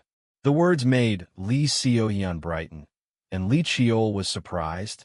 I didn't expect father to give advice personally. He replied, Thank you. Father, I will keep that in mind. Taishin got to the main point. I've heard about what you've done over the past year. The exams might be different from regular warrior missions, but the nature is the same. You realized it was a test I set up, and you dedicated yourselves to completing it. Today, I summoned you to reward the missions you did well. The unexpected reward made Li Qiol suspicious. Father is always strict in rewards and punishments. Rewarding this, there must be a reason. Li Xiaoyun didn't think much, raised her hand. I want a supreme-grade chest armor, dragon-scale armor. Taishin agreed. Fine, I will notify the armory. Come pick it up tomorrow. Li Xiaoyun was happy. Yes, thank you, father. Taishin looked at Li Qiol. And you, son, what do you want? Li Qiol had decided. I want permission to enter the Heaven Position Mountain. Both Taishin and Li Xiaoyun's eyes widened, looking at him in surprise. In his room, Li Qiol was organizing his backpack. Medicinal herbs, illustrated books, cast-iron pots, drug preparation tools. Everything was ready. Good. Everything needed is prepared, he told himself. Heaven Position Mountain is a spirit mountain, where not only spiritual herbs, but also spiritual medicines grow. In Red Green Island, I could only refine effective drugs, but this time, I can prepare them completely. Li Qiol thought, remembering Taishin's words. He didn't expect his father would actually allow him to enter the mountain, helping him push up the date of the warrior journey. The warrior journey, as the name implies, is the final challenge for descendants of the Sung Mu clan to be recognized as warriors. Before setting off, Heaven Position Mountain is a place that must be visited. He pondered, looking into the distance. Heaven Position Mountain. Sooner or later, one must set foot there once in a lifetime. A knock on the door interrupted his thoughts. Yeah, come in, Li Chiol said. Kwan entered. Young master, there is a report. He wondered what news, she replied. The seventh young master sent an invitation. In the study, Li Jae-hak carried tea, greeting cheerfully. Long time no see. This is the first time since the Mid-Autumn Festival, right? Li Chiol smiled. Right, you still remember. How precious. Li Jae-hak sat down. I'm not forgetful enough to not remember that much time. Li Chiol observed, thinking. As expected, not easy to deal with. From the friendly conversation like brothers, brewing tea himself, to choosing a seat naturally, everything is perfect. Compared to unpredictable kindness, clear malice is sometimes easier to deal with. Li Jae-hak smiled artificially. Enjoy the tea. My only hobby is drinking tea, so it's not bad. Li Chiol replied politely. Many thanks. Do you often brew tea for guests yourself? Li Jae-hak replied. Depend on the guest. This type of tea is from an overseas farm. I bought it 2 years ago. Li Chiol thought. Drank tea several times now. He still hasn't gotten to the main point. Being leisurely doesn't fit the situation, yet he knows how to hold the reins of the situation. He's not a useless person, just has a bit of martial arts talent. That was enough probing. Li Jae-hak set his teacup down and said, The reason I called you is because of the promotion match. Did you know this was arranged by me and the sixth sister? Li Chiol replied. Yes, I knew. Li Jae-hak breathed a sigh of relief. Then we can talk faster, he explained. This wasn't my intention. Li Chiol smiled slightly, thinking he chose that way. Li Jae-hak is famous in politics, administration, and commerce. Skillful in maneuvering communication that doesn't create enemies, known as the Golden Sword. This must mean he doesn't want to be my enemy. Li Jae-hak continued, his voice apologetic. Even so, the fault is still mine. If you want, I'll take responsibility. Li Chiol said, No need. This is just one of countless struggles to come. His eyes flashed with vigilance and murderous intent.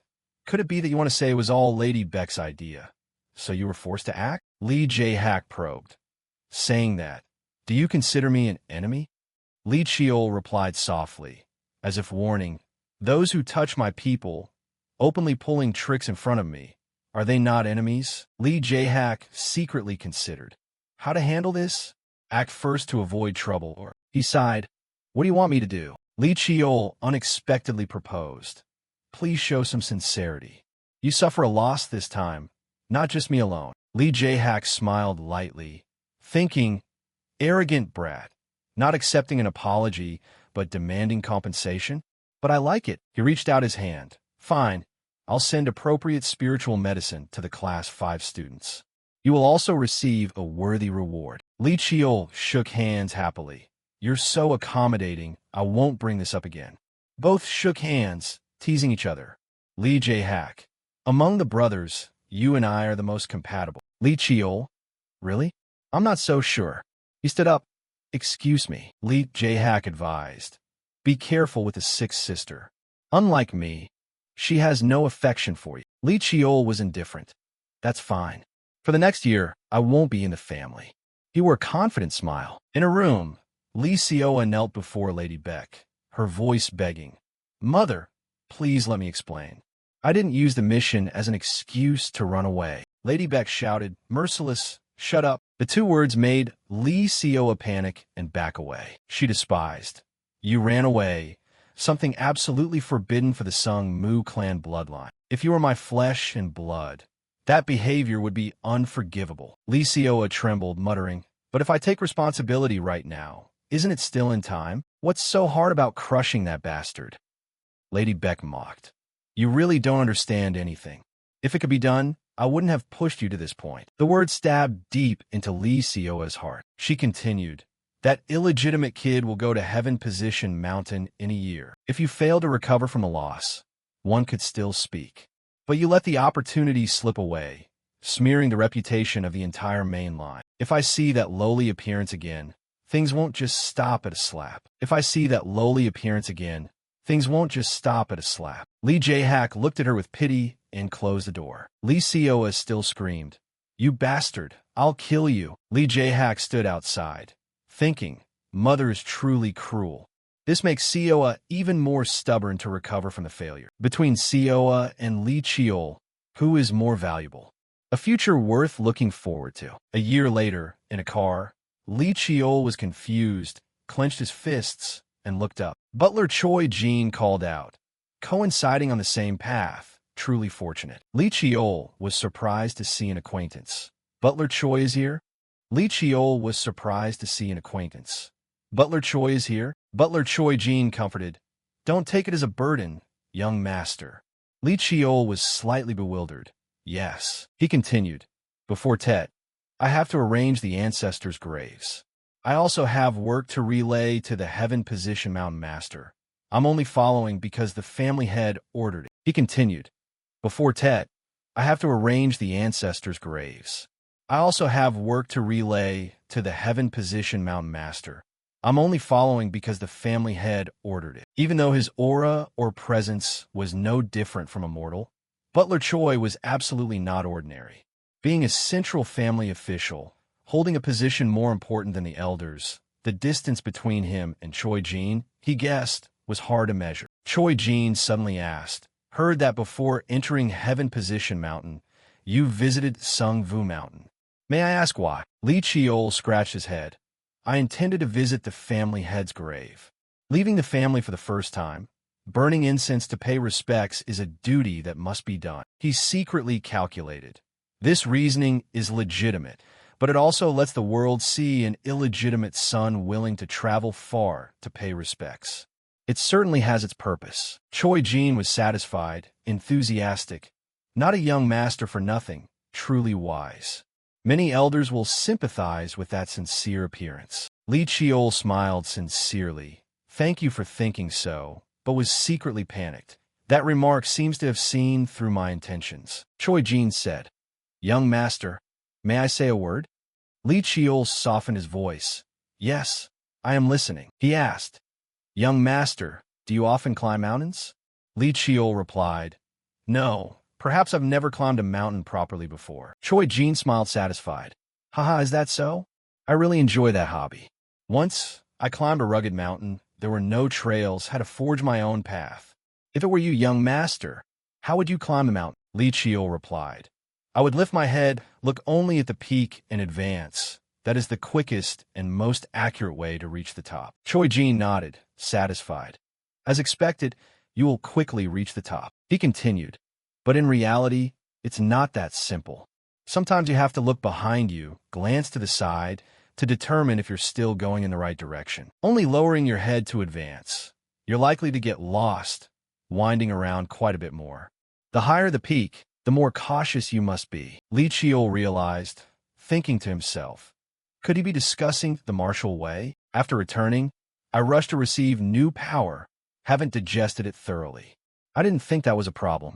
Just like that, even though time passed, I only busied myself seeking new things. He said sincerely, thank you for your guidance. Choi Jin waved his hand, smiled lightly. Haha, just consider it an old man's rambling. Looks like we've arrived. Both looked outside. The car stopped at Sung Vu Mountain. Lee Cheol stepped out, eyes towards the gate calling, Butler Choi. He wondered, heard that only those who inherit the bloodline or are permitted by the Sung Vu family can pass the mountain gate. Can you also enter? Choi Jin was solemn. Honored, I was granted that right by the previous family head. I will tidy up the previous family head's grave. Young master, where do you plan to go first? Lee Cheol walked and talked. I want to go to where the ancestors' tablet is seated first. Walking, Lee Cheol felt something strange, like crossing the Tong Fan barrier, entering another world. He clenched his fist, feeling strange. Choi Jin respectfully bowed. I beg to take my leave. May the young master achieve his wishes. Lee Cheol was excited, shouting, thank you. He walked on the bumpy stone path to the founder's grave. Opening the wooden door, he was respectful, descendant of the Sung Mu clan, paying respects to the ancestor. Drawing his sword, he swore, from this moment on, even though it is disrespectful to draw the sword at the grave, it is in accordance with the ancestors' arrangement. I ask for your forgiveness. Placing the sword on the table, he poured a glass of wine. Although Black Knight is a sword, its essence is not just that. Before the return, thanks to the eldest brother, The family secret was partially revealed. Black Knight has 9 seals. I only know 4 layers. Prove worthy of being the sword's master. Bear the blood of the Sung Mu clan. Pass the naming ceremony. The first challenge set by the ancestor. Until now, I've solved 3 layers. What will the next seal reveal? Black Knight's power spread. A blinding light emitted from the mirror on the table. 5 wills of heaven position. Li Chiol muttered. Heaven position mountain? It is indeed the mountain in my memory. Yes, let's go to Heaven Position Mountain. Heaven Position Mountain, where the ancestor recognized spiritual energy, choosing it as the place for future generations to train. Observing, he exclaimed, "Concentrated magic power. Even though I've read the materials, this is the first time I've set foot here." A voice rang out.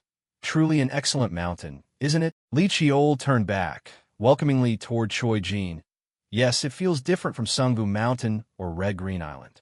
He continued, "Praying that young master achieves your desired results." Another voice intervened. "This bunch is noisy, distracting, gathering like a pack of hungry wolves."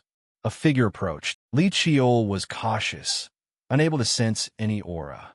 The guard shouted, "Young master, butler, step back. It's an expert." The old man with the long beard was angry, pointing, "You bastards, want to die? If you value your lives, sheath your swords immediately." The guards panicked. "Everyone into formation." A hand suddenly pressed hard on the guard's head.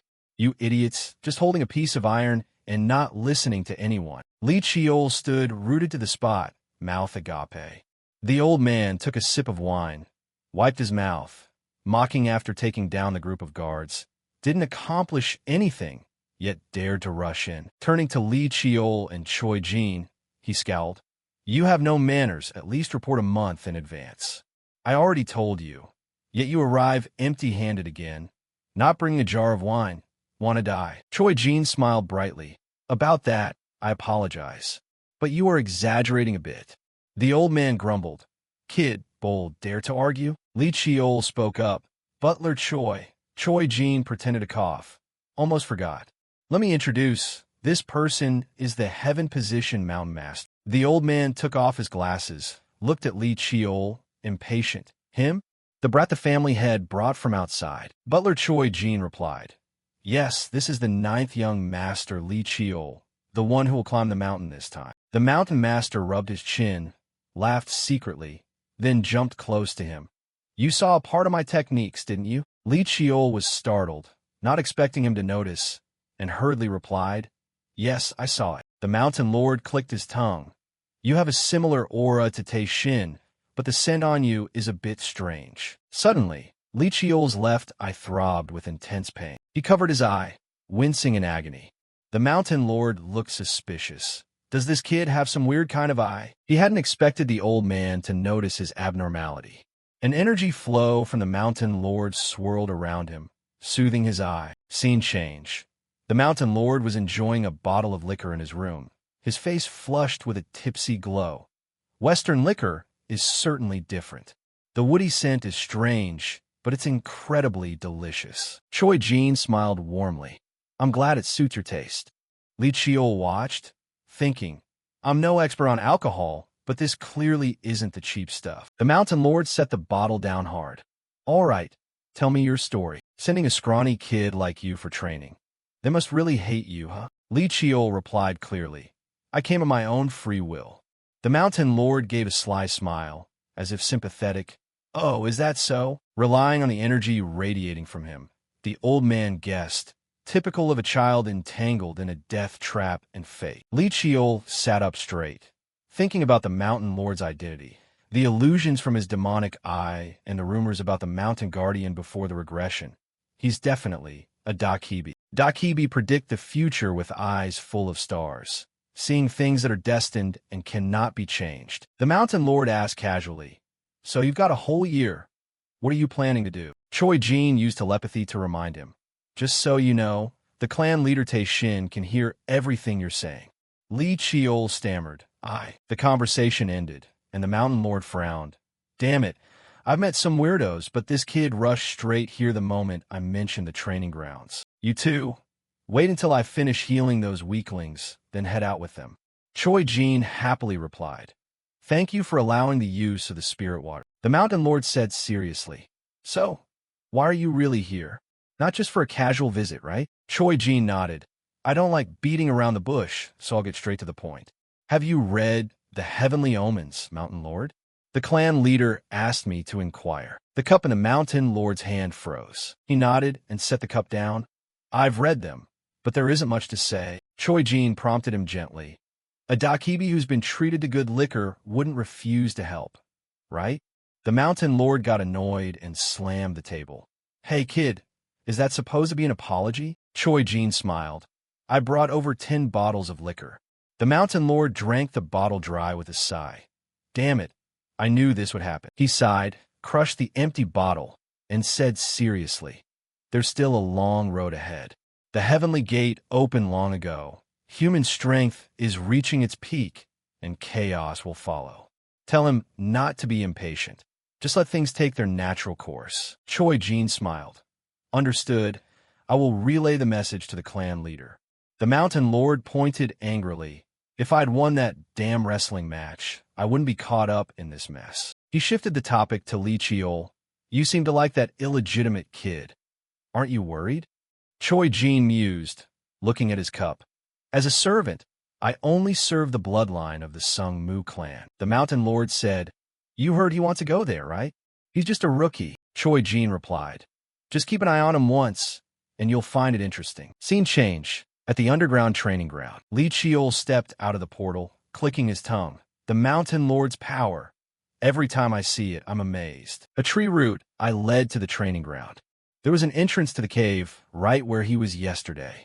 "Is this Dakibi magic?" he muttered to himself. "Honestly, I still lack so much. From now on, I have 1 year." Drawing his dagger, he whispered, "Secret martial arts from Mu Ji and Mu Jin, the evil eye's intuition, the black energy. I have to make them my own. Goal, 1,000 repetitions. If that's not enough, keep going until it is." At the same time, in his room, the Mountain Lord lay sprawled, watching Lee Cheol through a mirror, feeling bored. That kid is way too intense. I've never seen anyone like him. Training until exhaustion, recovering with spirit water, then repeating. It's like he's torturing himself. He flicked his finger, turned off the screen, stared at the ceiling, and sighed. No wonder his destiny is so bleak. Destined to die young or meet misfortune. Yet he overturns immutable fate and suppresses his own innate energy. A creature without destiny. When was the last time I saw someone like that? The Mountain Lord laughed when he thought of Taishin. The bloodline doesn't lie. 3 months later, the Mountain Lord rambled while lying on the floor. Choi Jin said it would be interesting. "I'm bored to death. I'm not watching anymore. The kid only practices the basics. What's so fun about that?" He turned his back. Except for asking to pick herbs, he doesn't say anything. He probably hasn't died yet. Suddenly, a familiar cry rang out. The Mountain Lord jumped up, getting into a defensive stance. The cry of a Baki spirit beast? Did something invade the mountain? He flicked his finger to open the screen. "I built a barrier. This shouldn't be possible. Could those big shots from the family have broken it while bringing food and liquor?" Looking at the screen, he screamed, What the hell is that kid doing? Don't tell me he intends to eat the spirit beast." Lee Cheol ran like a hyena, holding a construction trowel, chasing the Baki. The Mountain Lord panicked, threw the door open, and shouted, "Stop right there." Lee Cheol pretended not to hear and kept chasing. Before he could catch it, the Mountain Lord quickly blocked his path, furious. "Hey, you brat. Are you crazy? What the hell are you doing?" Lee Cheol panted and greeted him. "Mountain Lord, long time no see. Could you please step aside for a moment?" At this point, he was 14 years old. The Mountain Lord was annoyed and scolded Lee Cheol. "How dare you target a spirit creature right in front of me? I've lived this long and never seen a brat like you." Lee Cheol was confused. What are you talking about?" The Mountain Lord explained in frustration. "The thing you're chasing with murderous intent is a Baki spirit beast." Lee Cheol wondered, "Why would I kill a spirit beast?" The Mountain Lord was stunned, unable to understand what was wrong with him. Observing the basket and the pickaxe on Lee Cheol, he became even more confused. Seeing the Baki, Lee Cheol raised his pickaxe and shouted, "That little brat! The Mountain Lord quickly intervened. Wait, he snapped. Why on earth are you chasing the Baki? Li Chiol replied. It stole my secret medicine. He apologized. I'll explain later, and dashed off in pursuit again. The Mountain Lord couldn't stop him and called out. Hey, the spirit beast has hidden itself. How are you going to find it? Suddenly, he was astonished. Li Chiol was chasing exactly in the direction the Baki had hidden, despite how hard it was to pinpoint even for someone with sensitive senses. The Mountain Lord muttered, looking at his feet. Chi energy is radiating from his toes, yet the ground isn't even damaged. He wondered, was the kid always this fast? Li Chiol chased the Baki frantically to get back his secret medicine. The Mountain Lord was lost in thought. I only took my eyes off him for 3 months. Surely something couldn't have happened already? After hearing his explanation, he calmed down. So, when you were finding the final ingredient for the secret medicine, the Baki stole it and ran away, right? The Mountain Lord felt embarrassed. My apologies. Li Chiol felt dejected, his voice heavy. It was at least 40 to 50-year-old mountain ginseng. He lowered his head, shoulders slumping, listing the precious herbs. Fleece flower, white scale herb, dragon scale flower, matsutake mushroom, cordyceps from zombie insects. He refused to give up. I worked so hard to gather them. Disappointed, his voice was weak. That was medicine I meticulously prepared for 100 days without sleep. All that work gone to waste. The Mountain Lord was flustered. No, about that. Li Chiol sighed, his eyes tired. So that's one reason why my attempt at Heavenly Mountain failed. That medicine was an important goal. The Mountain Lord got angry and shouted, Hey, I gave you permission to pick them. So what if they got stolen? Li Chiol exclaimed. True. His voice dripped with sarcasm like an arrow piercing through. You gave permission, but I took them from your territory. Failing to manage, it was my fault. The Mountain Lord thumped his chest grandly. Fine, I'll compensate you. He boasted.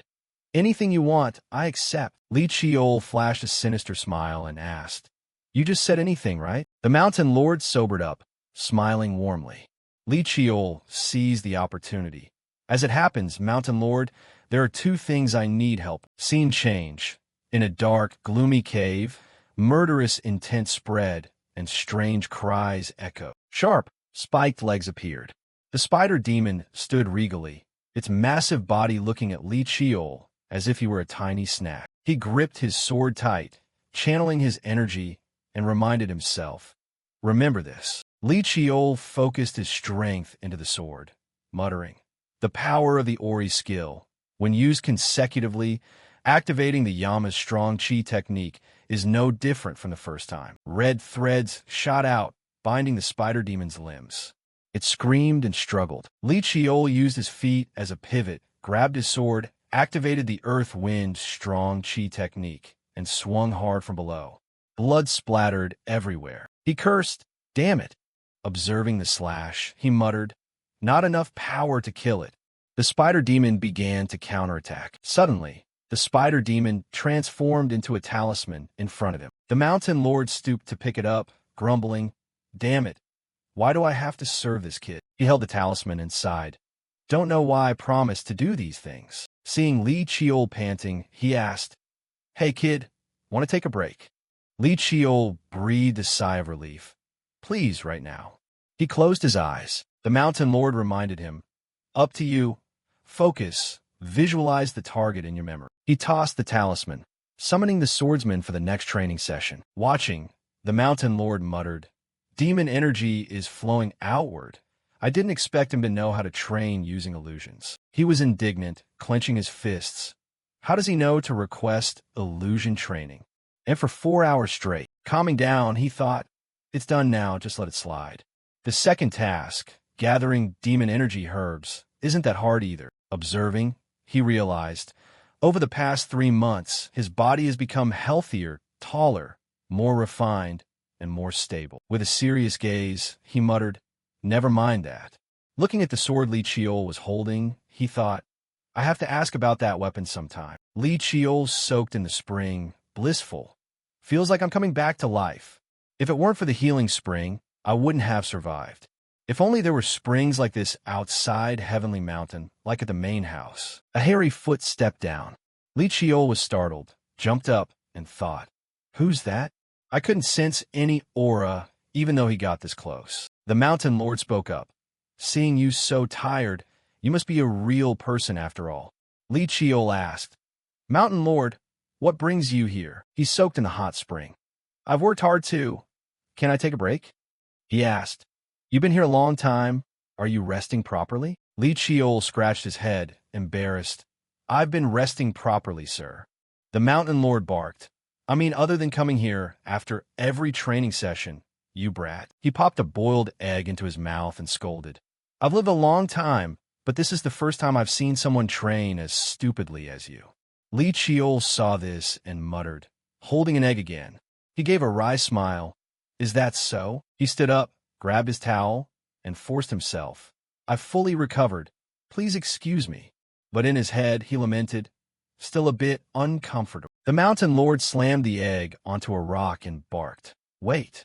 The action made Li Chiol freeze. He said in a low voice, "I still have something to say. Sit down." The Mountain Lord asked, "What was the name of the thing you were swinging earlier?"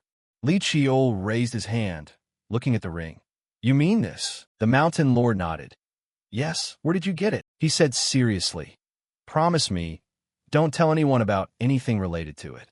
"I'm not sure, but it's connected to your identity." Li Chiol was anxious.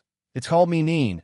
I got it from the family's secret vault." The Mountain Lord created a small whirlwind from the spring steam and said seriously, "I don't know how much you understand, but I once saw something very similar a long time ago." He recounted. "Long ago, there was a shaman who communicated with spirits, reading the stars in the sky." The Mountain Lord continued the story about the sorcerer. He always carried something, a stone that could freely change its shape. With just that stone, the sorcerer could perform all sorts of magic, using forbidden arts without paying a heavy price. Thanks to the stone, he became the greatest sorcerer of his age. But then, the stone he trusted eventually devoured him. He lost his sanity and began rampaging like a monster. That change happened in less than a year. He didn't die easily, so in the end, they sealed him away. Li Chiol wondered, "What about the stone?" The Mountain Lord replied, "They gathered the power of countless sorcerers of that time and destroyed it." Li Chiol stroked his chin and spoke up. "That story is similar to something I read in Change Youngak." Then he turned and asked, "Could it be that the sorcerer was sealed in a place called Mangwa?" The Mountain Lord replied, "No, he was sealed on an island in the east." Hearing that, Li Chiol thought to himself, "Then it's not the story recorded in Change Youngak. The stone and Mujin are two separate objects, but they have a connection." The Mountain Lord continued, returning to the story. "Back then, I smelled a stench from that stone, and that scent is very similar to the one emanating from you right now. A strange scent, not human, not animal, and not a spirit." Having said that, the Mountain Lord laughed loudly. "Ha! Mujin is an alien object. Its nature is unclear. There are better weapons out there. Why don't you give this one up?" Hearing that, Li Chiol mused to himself. His tone sounds like a gentle suggestion, but it carries a suffocating pressure, as if my heart is being squeezed. After thinking for a moment, he affirmed, "When I obtained the demon eye, I was advised I didn't need it. And I said this, word for word. If it is a power granted to me, I will make it submit and use it." Hearing these words, the Mountain Lord broke into a smile and said, "You arrogant brat. You said that to Tei Shin." Then he shouted loudly, "But kid, do you think that's the same as the demon eye?"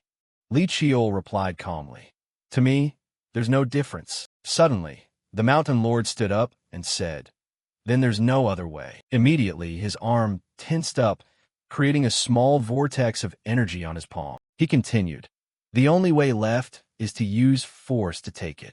From his hand, a matte black mace appeared. Immediately, he unleashed a powerful blow toward Li Chiol. But he remained calm, not dodging at all. Seeing that, the Mountain Lord said, "Give it to me while I'm still talking nicely. It's been a long time since I swung a weapon. I'm not sure I can restrain myself." Hearing these words, Li Chiol pondered, then replied calmly, "You won't be able to do that, Mountain Lord, because doing so would break your vow." Hearing this, The Mountain Lord's ears twitched.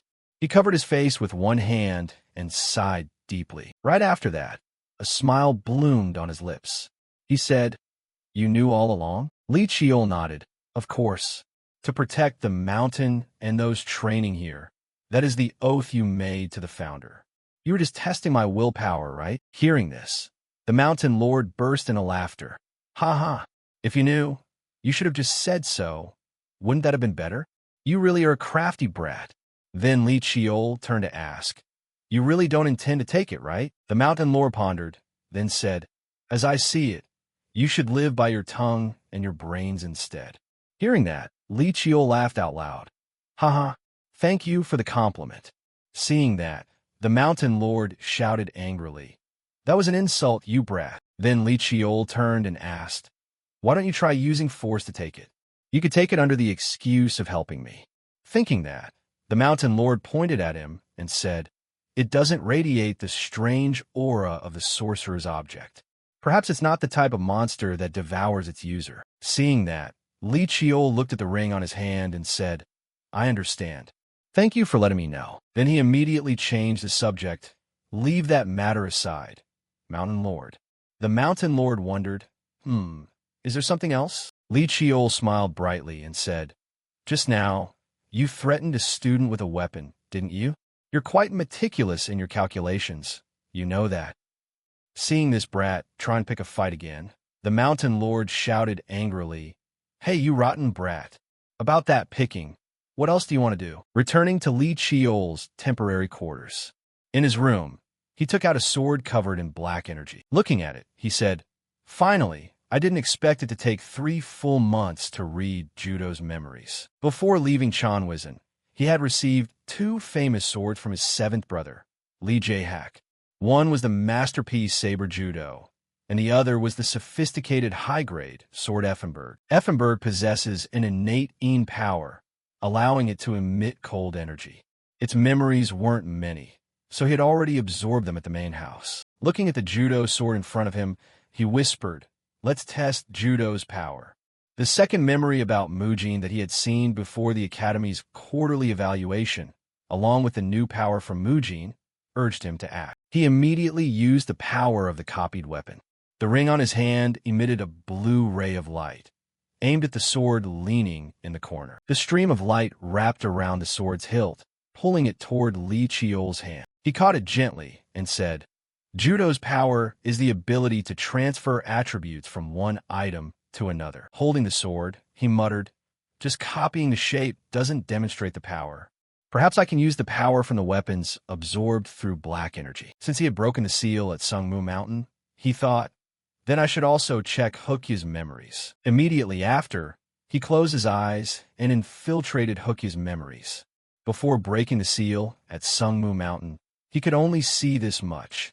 The important part starts here. Suddenly, a voice rang out, "I intend to seal this sword. I won't let my children be swayed by its power." Hearing that, the white-cloaked person behind him said, "Sealing it isn't hard, but are you sure? If so, no one will easily be chosen by it again." The black-cloaked person replied, "If they aren't worthy, it's better if it isn't used." The white-cloaked person nodded, understood. Then he reached out to seal Hukya. After carving several lines of text onto the sword, the white-cloaked person said, "The sealing is complete. As for the content of the seal..." Suddenly, at this point, Li Qiol couldn't hear anything because the seal hadn't been broken. The white-cloaked person continued, "When the 3rd seal is broken, its power will be released. Do you accept that?"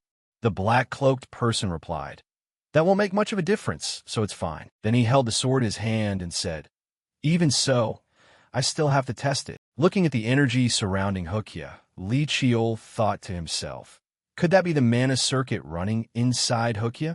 In terms of complexity, it's no different from the human mana system. Holding the sword, the black-cloaked person unleashed a slash into the air. Looking at the remaining mana spots, Li Qiol muttered, "Mana isn't just blocked, it's also scattering." Then the black-cloaked person continued, "I'll have to reinforce the seal a bit more." At this point, Li Qiol was suddenly pushed out of Hukya's memories. He rubbed his head after the pain. Grasping the sword tightly, he said, "A power that can erase mana. Who would have thought such a weapon could exist? Li Chiol was still obsessed with training. In the training room, he lunged toward the spider goblin, muttering in his heart, "Iron Chi Strike." The sword he held emitted a massive amount of energy. He shouted loudly, "Lightning!" With a single slash, he dealt with the spider goblin. From outside, a voice rang out, "Haha, not bad. You actually managed to do it." Li Chiol was startled and turned back. It was the Mountain Lord, hands in his pockets, walking closer and laughing loudly. "Ha!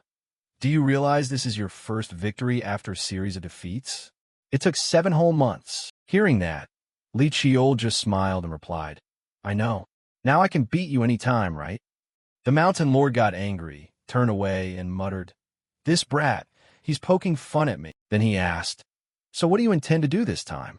Li Chiol looked at the ring on his hand, which was emitting blue energy, and muttered, "I think I should stop training." Hearing that, the Mountain Lord laughed loudly, walked over, and patted Li Chiol's back hard. "Haha, good idea. Then I'll relax too." But Li Chiol's calm attitude made the Mountain Lord curious. He replied, "No, I think it's time for a challenge." His gaze turned serious. He placed his hand on his chest and said decisively, "The challenge created by the founder, the Dream of Bloodless." The Dream of Bloodless is a challenge for the Lee martial arts family, enhanced by goblin magic and the domain power of Heavenly Mountain. It selects those worthy to face it.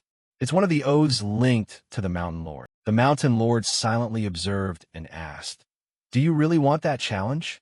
Li Chiol firmly replied, "Yes, I've been trying precisely for this." He asked again, "The current you isn't strong enough to pass the challenge." Hearing that, the Mountain Lord paused for a few seconds, then suddenly raised his hand and said, "If that's the case, you're ready to be challenged." Li Chiol, the 9th son of the Lee martial arts family, declared, "Grandfather, grant me permission to challenge the Dream of Bloodless." Hearing these words, the Mountain Lord was happy and held out his hand.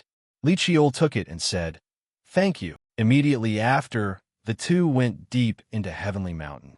In front of a cave entrance, the Mountain Lord said, "This is the entrance to the Dream of Bloodless." Li Chiol looked into the bottomless cave in front of him and turned to ask, "This is the cave leading to where you live, right?" The Mountain Lord stepped forward and replied, "That is correct." Then he reached his hand forward.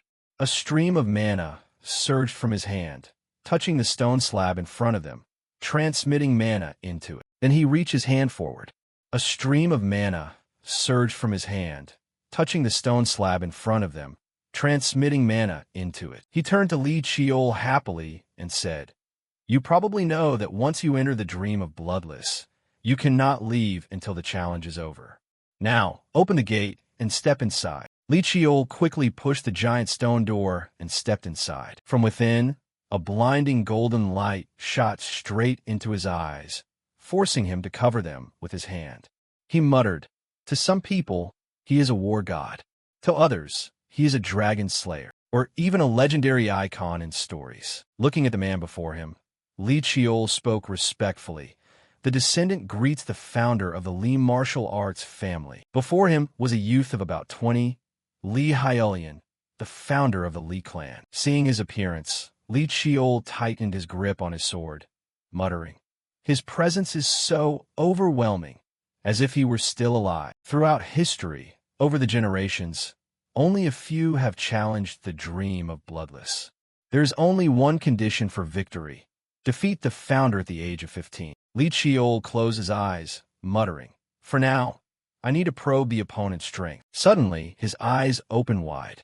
A mouthful of fresh blood sprayed from his mouth. Li Hyolian had approached and lunged at his chest, catching Li Chiol by surprise. He cried out in pain, falling to the ground, muttering, "What was that? Was my heart pierced? I wasn't distracted.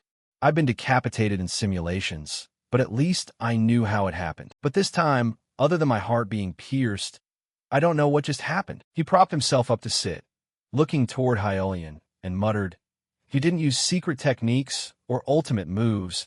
He didn't even use standard aura techniques." A thought flashed through Li Chiol's mind. He muttered, "Even with my sixth sense, I couldn't detect it. Could it be a strike into my blind spot?" He replayed the moment Hyolian lunged to attack.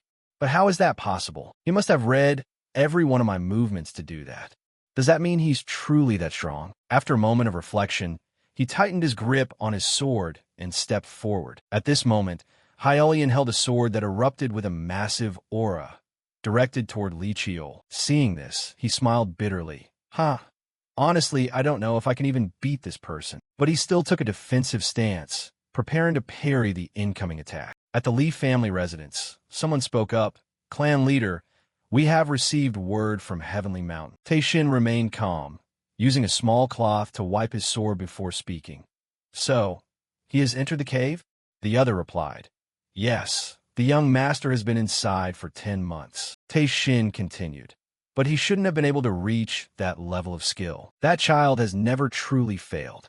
Guijuan, the hand of the Bloodlake. The Cursed Queen, in terms of his win-loss record, he hasn't won everything, but he has never truly failed. His voice was firm. In other words, he has never hit a real wall. Do you know why the survival rate in the Dream of Bloodless is under 50%? Without waiting for Butler Choi to answer, he continued, because they suffer a mental collapse when they hit the wall named Li Hyoli. So what happens to someone who has never encountered such a wall when they stand before it? That question hung in the air of his mind. Scene change inside the Dream of Bloodless. Li Chiol, after countless failures, lay sprawled on the ground. He sighed, rubbed his head, and muttered to himself. Was I taken down in a single move again this time? He deceived my very senses. He feinted a frontal strike, then launched a real attack from the side. A perfect attack, straight into my blind spot. Could he have grasped my entire behavioral pattern in just a split second? He then immediately jumped up, looking at his trembling hands, muttering, this feeling, it's been a long time since I've felt it. The feeling of despair, helplessness, and fear that comes from someone I absolutely cannot be. Immediately, he clenched his fist, regaining his spirit. Still, I cannot let myself fall. Afterward, he picked up his sword, began channeling mana into it, and continued muttering.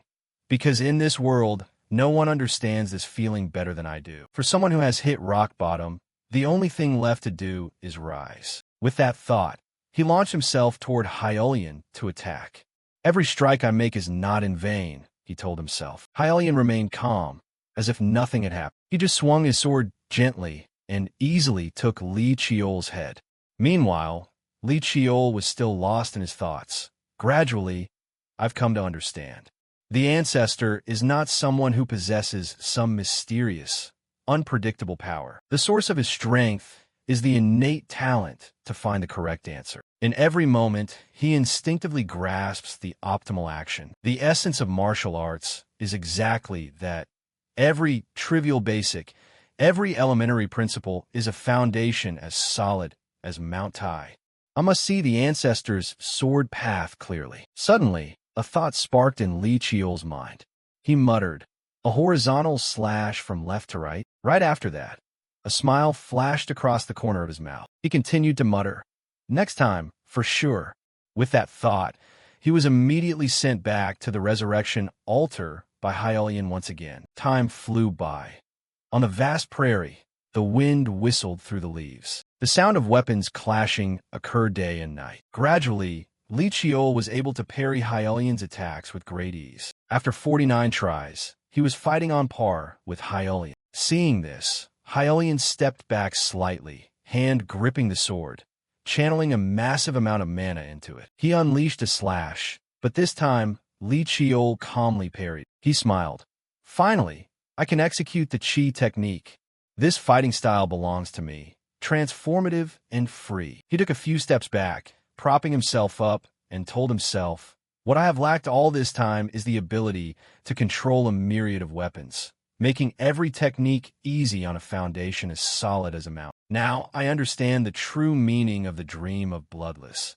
Dissolving the wall, named myself. Immediately after, he transformed the sword in his hand into a long spear, used his momentum, and lunged straight at Hyoli. He channeled mana into the spear. A blue stream of mana billowed around the spear tip. He muttered, what the ancestor doesn't have is the strength within me, the very thing I hadn't even realized myself. He recalled what his aunt once said, Your magical talent far exceeds that of a normal person. I would stake my honor on that. He smiled joyfully. And I did it. Immediately, a massive flow of mana swirled around the spear tip at terrifying speed. This was the killing wind palm chi technique. He gripped the spear tightly, shouted, and unleashed a powerful strike toward Hylian. Hylian had to kneel on one knee to block the strike. Cracks appeared on his sword, and then it shattered into pieces. Li Chiol lunged behind Hylian, leaving a mid-body slash on him. He muttered, "The wall is collapsing." At the estate, the mountain lord sipped his liquor, muttering, "It's been a month since that kid entered the dream of Bloodless, hasn't it?" Before Tei Shin, for 100 years, no one had passed the test. Yet in less than 15 years, another one appears. Suddenly, the cup in his hand vibrated violently. The whole room shook. He was startled and shouted loudly, "What? Could something have happened on the mountain?" He immediately stood up, exclaiming, "Could it be?" In an instant, he sped toward Heavenly Mountain. After just a few minutes, he was standing in front of the gate to the dream of Bloodless. The gate remained as motionless as ever. He muttered, Have you finally passed the challenge?" Right after that, the giant stone gate creaked open. Countless clouds of dust poured out from inside. Li Chiol's face appeared with a radiant smile. He stepped out and said, "I have returned, Mountain Lord." Li Chiol's face appeared with a radiant smile. He stepped out and said, "I have returned, Mountain Lord." Li Chiol turned back and replied, "I absolutely never want to experience that again." Seeing this, the Mountain Lord held a beer can in his hand and laughed heartily. "And yet, you don't look like you've changed at all. Usually, those who walk out have dead, fishy eyes because their inner aura has changed." Hearing this, Li Chiol pondered for a moment, thinking to himself, "It seems everyone has their own separate answer." Then he turned to ask, "So, do you know what my father was like in the past?" The Mountain Lord wondered. "You mean Tei Shin?" He casually opened his beer can and laughed loudly. "So, since he's your father, you're curious, huh? Do you know what that kid said right after walking out of the dream of Bloodless?" He casually opened his beer can and laughed loudly. "So, since he's your father, you're curious, huh? Do you know what that kid said right after walking out of the dream of Bloodless?" Recalling that moment, the Mountain Lord frowned slightly, annoyed. Li Chiol was startled and said, "Could you be mimicking my father right now?" The Mountain Lord laughed. "Ha ha, doesn't it sound similar?" Then he asked, "Hey kid, you just caused an earth-shattering event. You are the youngest person to ever pass the dream of Bloodless." Li Chiol smiled and sighed. Even though the essence of that challenge isn't about speed, the Mountain Lord asked, "Then, there's still over a month before leaving the mountain. What do you intend to do?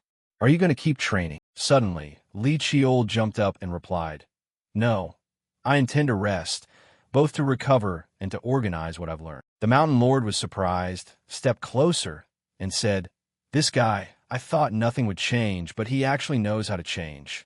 To think he could say he wanted to rest." Then he pointed a finger at him and asked, "Are you in pain anywhere? Or have you been bewitched?" Li Chiol turned and said, "By the way, Mountain Lord." The Mountain Lord wondered, Li Chiol was direct. "Now is the time to receive the reward, isn't it? Surely you haven't forgotten that you used that to threaten me, right?" The Mountain Lord's expression suddenly darkened. "Hey kid, that was..." Li Chiol immediately continued, "I'm not planning to ask for anything too difficult." Hearing that, the Mountain Lord muttered, "Hearing that is even scarier." Li Chiol was firm. "It's just that I want to borrow your monster mace." Thinking that, the Mountain Lord was startled and shouted loudly, "What did you say?" Then he angrily pointed directly at Li Chiol. "This brat, that's not something a normal person can hold. You might not even be able to use it." Li Chiol ignored his words and replied, "It doesn't matter. I just want to touch it a little. There shouldn't be any problem, right?" Hearing that, the Mountain Lord pondered for a moment, then huffed. "Not necessarily." He rubbed his forehead, exasperated. "Damn it, fine. I'll lend it to you. Kid, you won't be able to do anything with it." He rubbed his forehead, exasperated. "Damn it, fine. I'll lend it to you. Kid, you won't be able to do anything with it." The goblin mace appeared, glistening silver gray. Looking at it, the Mountain Lord muttered. This weapon was carved from the shards of a star, combined with the soul of a goblin. so it's called the Goblin Mace. He handed it toward Li Chiol and said, I'm only lending it to you for 1 hour. Watch out for overexertion. Kid, be careful. Li Chiol took it gently with both hands and said, Thank you. But immediately, a heavy sensation pressed down on his body. The mace slammed into the ground, creating a large crack. Seeing this, Li Chiol was amazed. Watching this, the Mountain Lord wasn't too surprised and just laughed. I told you, you probably couldn't even hold it. At this moment, Li Chiol's gaze darkened. He tried to lift the mace off the ground. The Mountain Lord waved his hand and turned to leave, not forgetting to leave a message. Just go ahead and play with it for an hour. Li Chiol heavily lugged the mace to the training room. After training for a while, he laughed loudly, the sound echoing through the room. Finally I can move it. I have to use mana to nudge it bit by bit. He rotated his tired arm, looking at the mace in front of him, and muttered, This isn't even its complete form yet. A weapon that can summon lightning, storms, move mountains, and fill seas. If it were fully unleashed, how would that be any different from a natural disaster? A weapon that can summon lightning, storms, move mountains, and fill seas. If it were fully unleashed, how would that be any different from a natural disaster? Immediately, a stream of black energy surged from his palm, lunging to wrap around the mace. He told himself, if the black energy considers it a weapon, can I absorb it? Or only when certain conditions are met? I have to try to know. Suddenly, a voice echoed in his head. So stubborn. Why do you keep trying to do things like this? Li Chiol's heart suddenly ached, making him clutch his chest and kneel to the ground. Clenching his fist, he thought to himself, I read it. Just hearing the sound, I was thrown out. But if I can read its memories, then I will be able to absorb it. And if I can absorb it, that means I can use weapons that even humans can't use. Thinking of this, Li Chiol's face brightened. He clenched his fist, determined. An hour had passed. At this moment, he shouldered his backpack, asking himself, Do I have everything? From inside the house, the Mountain Lord's voice rang out. No wonder I felt uneasy at the foot of the mountain. He stepped out, holding a bottle of liquor, and sighed slightly. Leaving today, kid? Li Chiol smiled and replied, Yes, today is exactly 1 year. The Mountain Lord was surprised. Oh, really? Immediately, a small bag appeared in his hand, making Li Chiol wonder, What is that? The Mountain Lord smiled. It's salt. I use it to exorcise evil whenever I mention you. Hearing that, Li Chiol frowned slightly, surprised by the recent action. Then he smiled and said, Thank you for everything. Next time, I will come to visit again. The Mountain Lord's gaze was briefly sad, and he sighed. You should know not to come here, empty-handed. Bring me plenty of premium liquor. Li Chiol sighed slightly, muttering, Who was just saying they wanted to use salt to exorcise me? Suddenly, Li Chiol approached and asked, Mountain Lord, are you satisfied living on this mountain? Receiving the unexpected question, the Mountain Lord pondered for a moment, then replied gently, Satisfied or not, does that matter? This place is mine. I am here because it belongs to me, that's all. It looks like I'm stuck, but I still go out once in a while. Did you think snacks or liquor fall from the sky? He sighed, turned his back, and waved. Enough, stop bothering me. Get lost so the water can be clear. Li Chiol shouted from behind. Not this time, but one day, I will take back your name for you. The Mountain Lord turned his head, surprised. How do you know about that? Li Chiol just smiled and didn't answer. Immediately after, the car arrived, and he got in to leave Heavenly Mountain. At this moment, he finally spoke. From now on, I will need your help. Watching the car fade away, the Mountain Lord stood on high, pensive, then smiled. How did the brat know? Truly a strange kid. Since ancient times, there was a goblin that roamed everywhere. A man caught it, but instead of destroying it, he let it go. Not accepting defeat, the goblin challenged him again. After losing, it made 2 oaths. 1 is to watch over the mountain and support newcomers. 2 is to create the dream of Bloodless, to choose someone capable of passing the challenge. That man was the Mountain Lord. He muttered, recalling the past. At that time, he was defeated and tumbled to the ground. The clan leader approached and said, Because I won, You cannot cause trouble in the human world anymore. As proof, I will take your name. A name is what binds your soul to me. But that isn't evil, because one day, a child bearing my blood will return your name to you. When that happens, our contract will be fulfilled. Thinking of this, the Mountain Lord sighed. I guess in the end, it wasn't that bad. That bastard Lee Hyolian. Is that kid really the one who will fulfill it? He rubbed his head and muttered, Whatever, forget it. He said he would take back my name. Yet he left, leaving me to hope like this. He shouted angrily, his voice echoing through the mountains and sky. Then he turned around and returned to the small house, muttering in frustration, Damn it, I have to spread more salt. The sky turned to evening. After a long journey, Lee Cheol returned home. Standing in front of the door, he muttered, I have to stop at Sung Moo Mountain to seal it. It will probably take a fair amount of time. Just as he was about to step inside, a voice rang out. Long time no see, young master. Are you still well? It was Butler Choi. He opened the door and stepped out to greet him. Seeing him, Lee Cheol muttered, If he's out, Dad must be waiting for me. He asked, My father called for me, right? Butler Choi nodded. That's right. I will send someone to bring your things inside. Please go to the Great Hall to meet the clan leader. Lee Cheol followed, but unexpectedly turned toward his father's study. Butler Choi hurriedly said, Not that way, young master. It's this way. Lee Cheol muttered. This way is definitely the clan leader's private training ground. The room door opened. Tae-shin was standing inside, gripping his sword and slowly drawing. Seeing his image at this moment, he muttered to himself, I'm not too surprised anymore. I still can't sense my father's level. Seeing Lee Cheol appear, he spoke. You've arrived? Seeing that, Lee Cheol immediately bowed and spoke. Father, are you still well? Tae-shin replied calmly.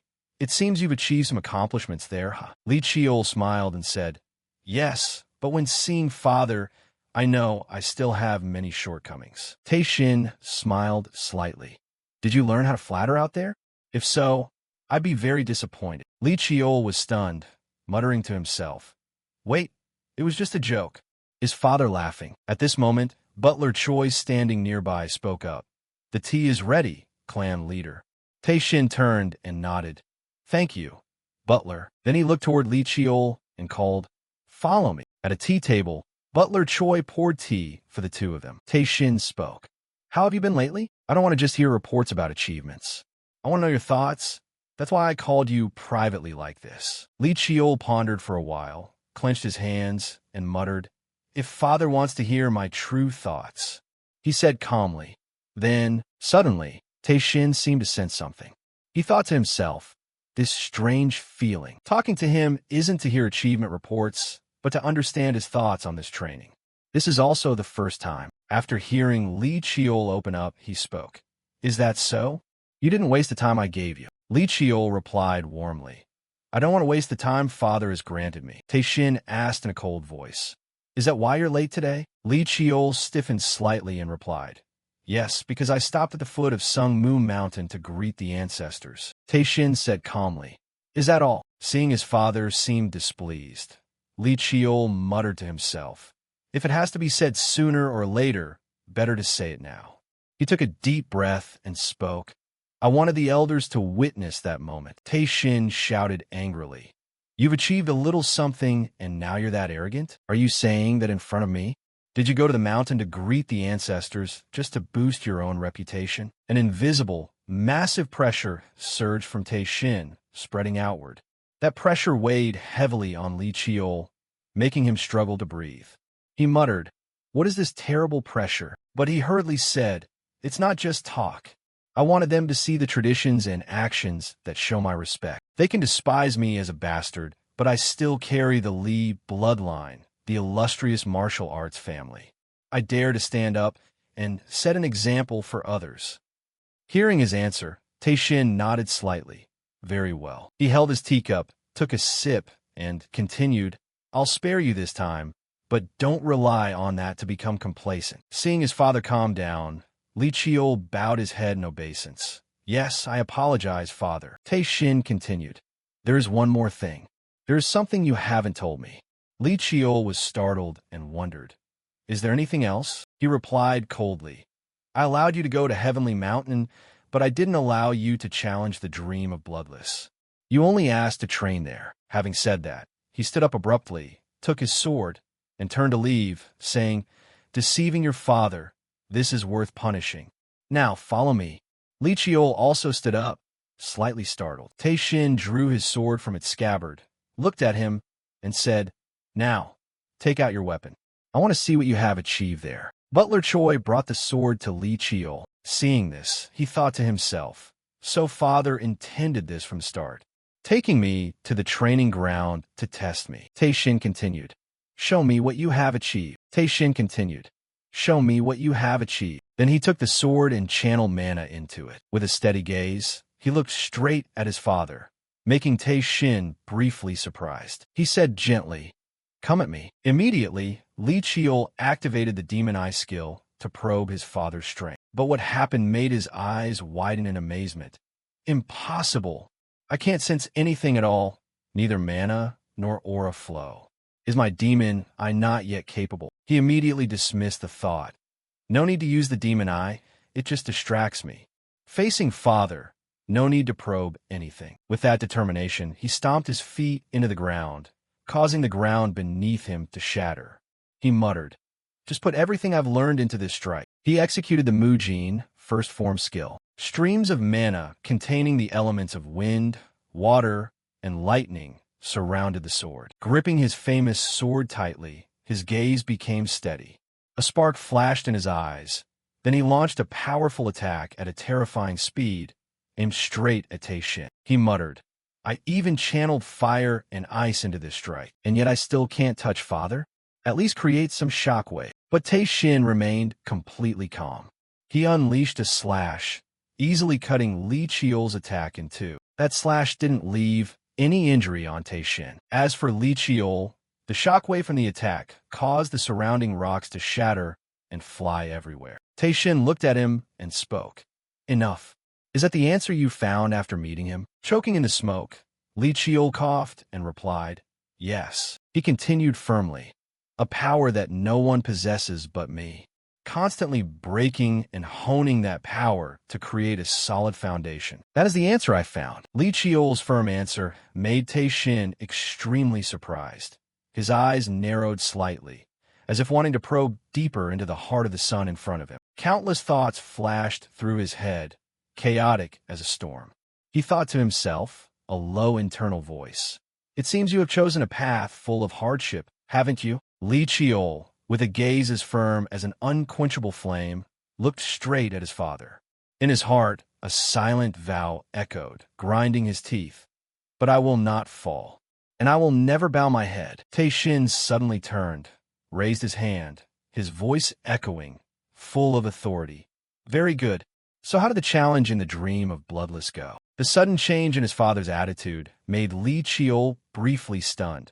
His heart beat a beat faster. He gently sheathed his sword, his hands trembling slightly with emotion, stammering his reply, I can't describe it clearly in words, father." Tei Shin approached, his voice dropped, as if wanting to carve each word into his son's mind. "Unable to put it into words means it hasn't truly become your own yet." He turned, handed the sword to Butler Choi with a decisive motion, then looked back at Li Chiol, continuing, "In reality, that attack just now wasn't your strongest technique, was it?" Feeling as if every secret in his heart had been exposed, Li Chiol clenched his fist, his nails digging into his palm. He bowed his head, his voice low and full of regret. "Yes, I know." Tei Shin, with a sharp gaze but hidden expectation, turned his back and walked away. His voice was calm, but each word seemed to carry 1,000 pounds of pressure. "You stepped into the dream of Bloodless on your own. If you ever show such a mediocre form like this again, I will punish you." Hearing his father's voice, Li Chiol felt a sternness that pressed against his neck like the edge of a blade. He immediately bowed his head, his voice trembling as he replied, "I apologize, father." Suddenly, Tei Shin turned back around, his eyes scrutinizing. "From now on, what do you intend to do?" Li Chiol lifted his head, his eyes burning with intense resolve. He took a deep breath and answered, "Regarding that, I have something I would like to tell you." Tei Shin nodded calmly. "Go ahead and speak." Li Chiol took a step forward, his voice turning grave. every word feeling as though it were carved from stone. From now on, I will participate in the Academy's 3-year program. But as you already know, I have long since surpassed the level of a trainee. Tae-shin frowned, cutting him off with an impatient tone. Get to the point. Lee Cheol clenched his fist tight, his palms slick with sweat from the tension. He spoke firmly, his voice ringing out like a sworn oath. I want to experience the world. Father, please grant me permission to begin my journey as a martial artist. Hearing this, Tae-shin turned, a glimmer of unreadable light flashing in his eyes. So, ever since you arrived at Tianshan, you have been aiming for this? Lee Cheol nodded slightly, his voice steady. Yes, that is correct, he continued, his voice low but full of passion. However, a bigger reason is that I want to elevate my own strength. Tae-shin replied calmly, though his words carried a warning. Trying to achieve multiple goals in one go? That habit, one day, might become the very rope that strangles you. Lee Cheol bowed his head, his voice deep and quiet. I will keep that in mind. Deep inside, a wave of thoughts surged within him.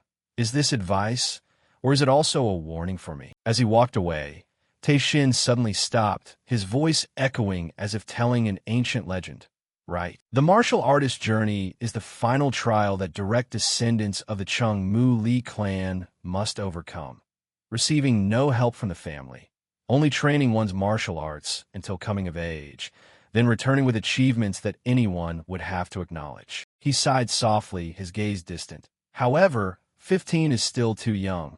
The common age to start is 17 or 18, but this child, he looked at Lee Cheol, a flicker of pride passing through his eyes. He isn't the type to be confined within mediocre frameworks.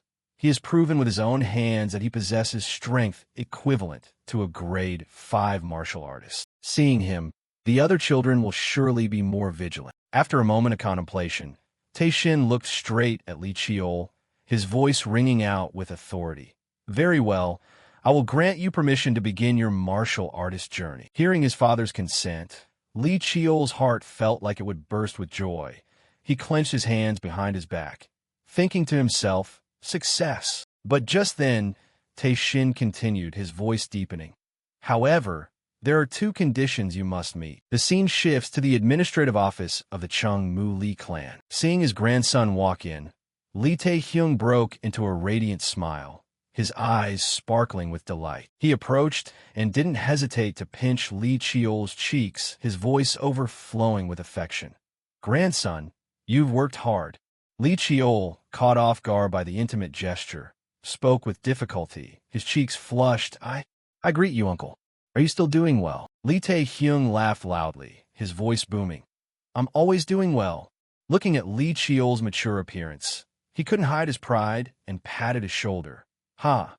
You're the one who's grown so much. Anyway, don't just stand there, have a seat. Lee Cheol nodded slightly, his voice gentle. Yes, thank you, uncle. As soon as they both sat down, Lee Tae-hyung turned, his voice friendly. Would you like something to drink?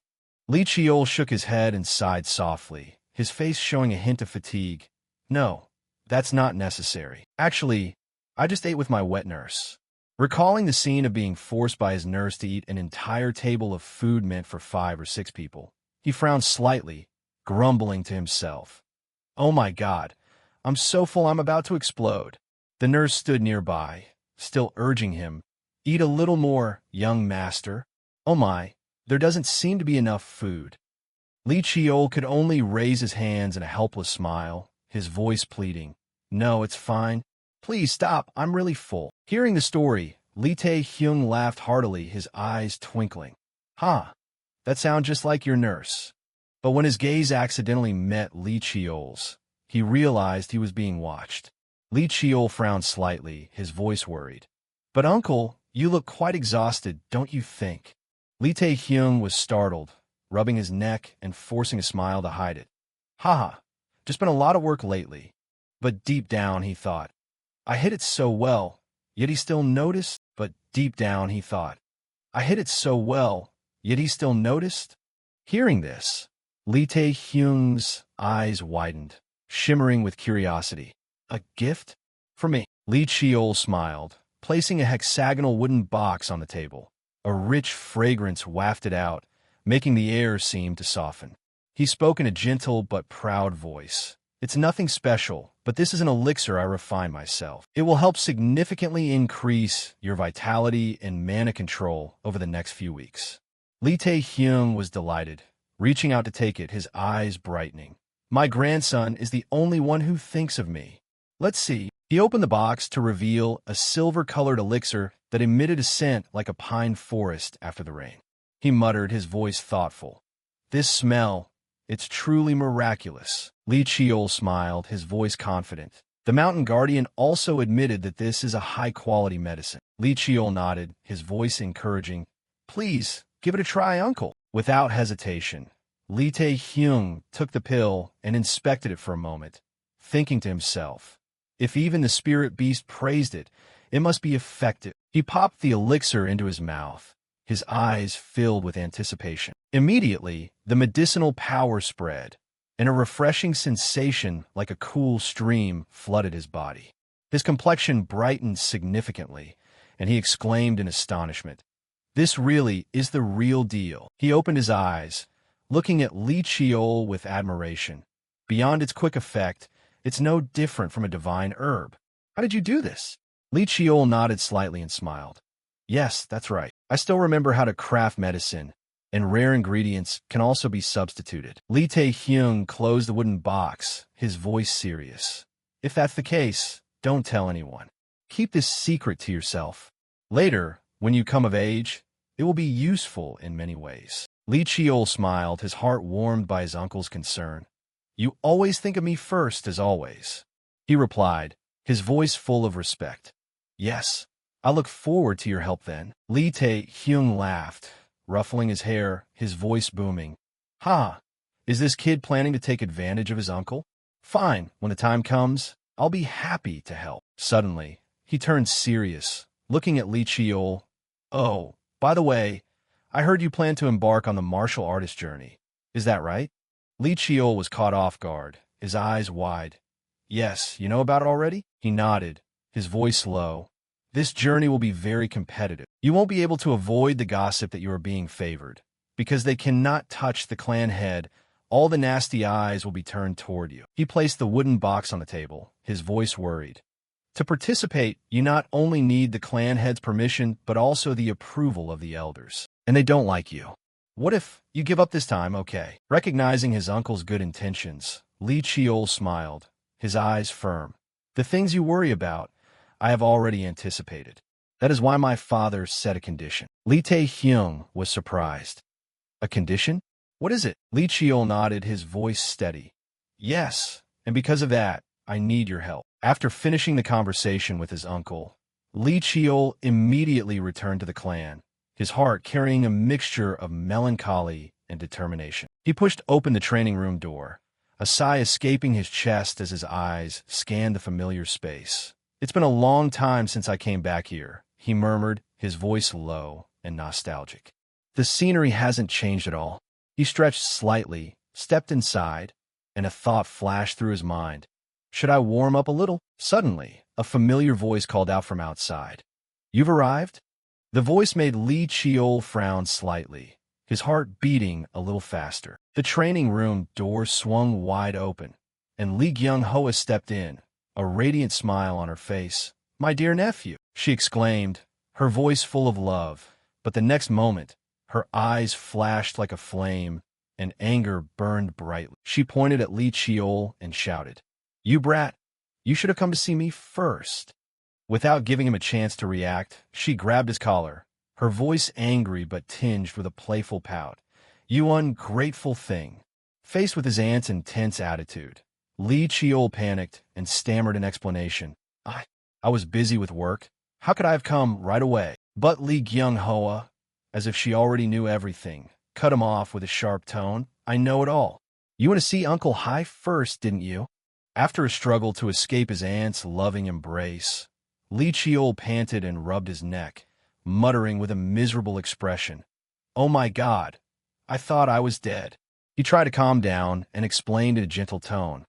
It was just because of work, Aunt. Lee Kyung-hoa looked away and hummed lightly, her voice full of arrogance. Why do you always like to talk back to your aunt? Then she softened her voice, stepped closer, and placed her hand on his head, rubbing it with affection. Even so, my nephew has really grown up. But look at this, your mana has nearly doubled, and your energy meridians are much sturdier. Li Chiol smiled, his eyes sparkling with pride. Yes, I've mastered all the skills Laura taught me before. Hearing this, Li Gyung Hoa exclaimed, her eyes bright. Really? Then you've reached the 3-star magic level. She clenched her fist, her voice excited. You still need to hone it a bit more, but don't worry, I have a gift for you, sweetie. She continued excitedly. I've finished the incantations for the other aura skills. Want to try them right now? She clenched her fist, her voice excited. You still need to hone it a bit more, but don't worry, I have a gift for you, sweetie. She continued excitedly. I've finished the incantations for the other aura skills.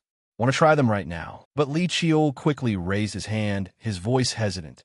Aunt, I'm sorry, but I probably can't do it right now. Li Gyung Hoa frowned, eyeing him with a sharp, inquisitive look. Li Chiol quickly explained, his voice apologetic. Well, I'm quite busy today. Right at that moment, the training room door cracked open, and a familiar voice echoed from outside.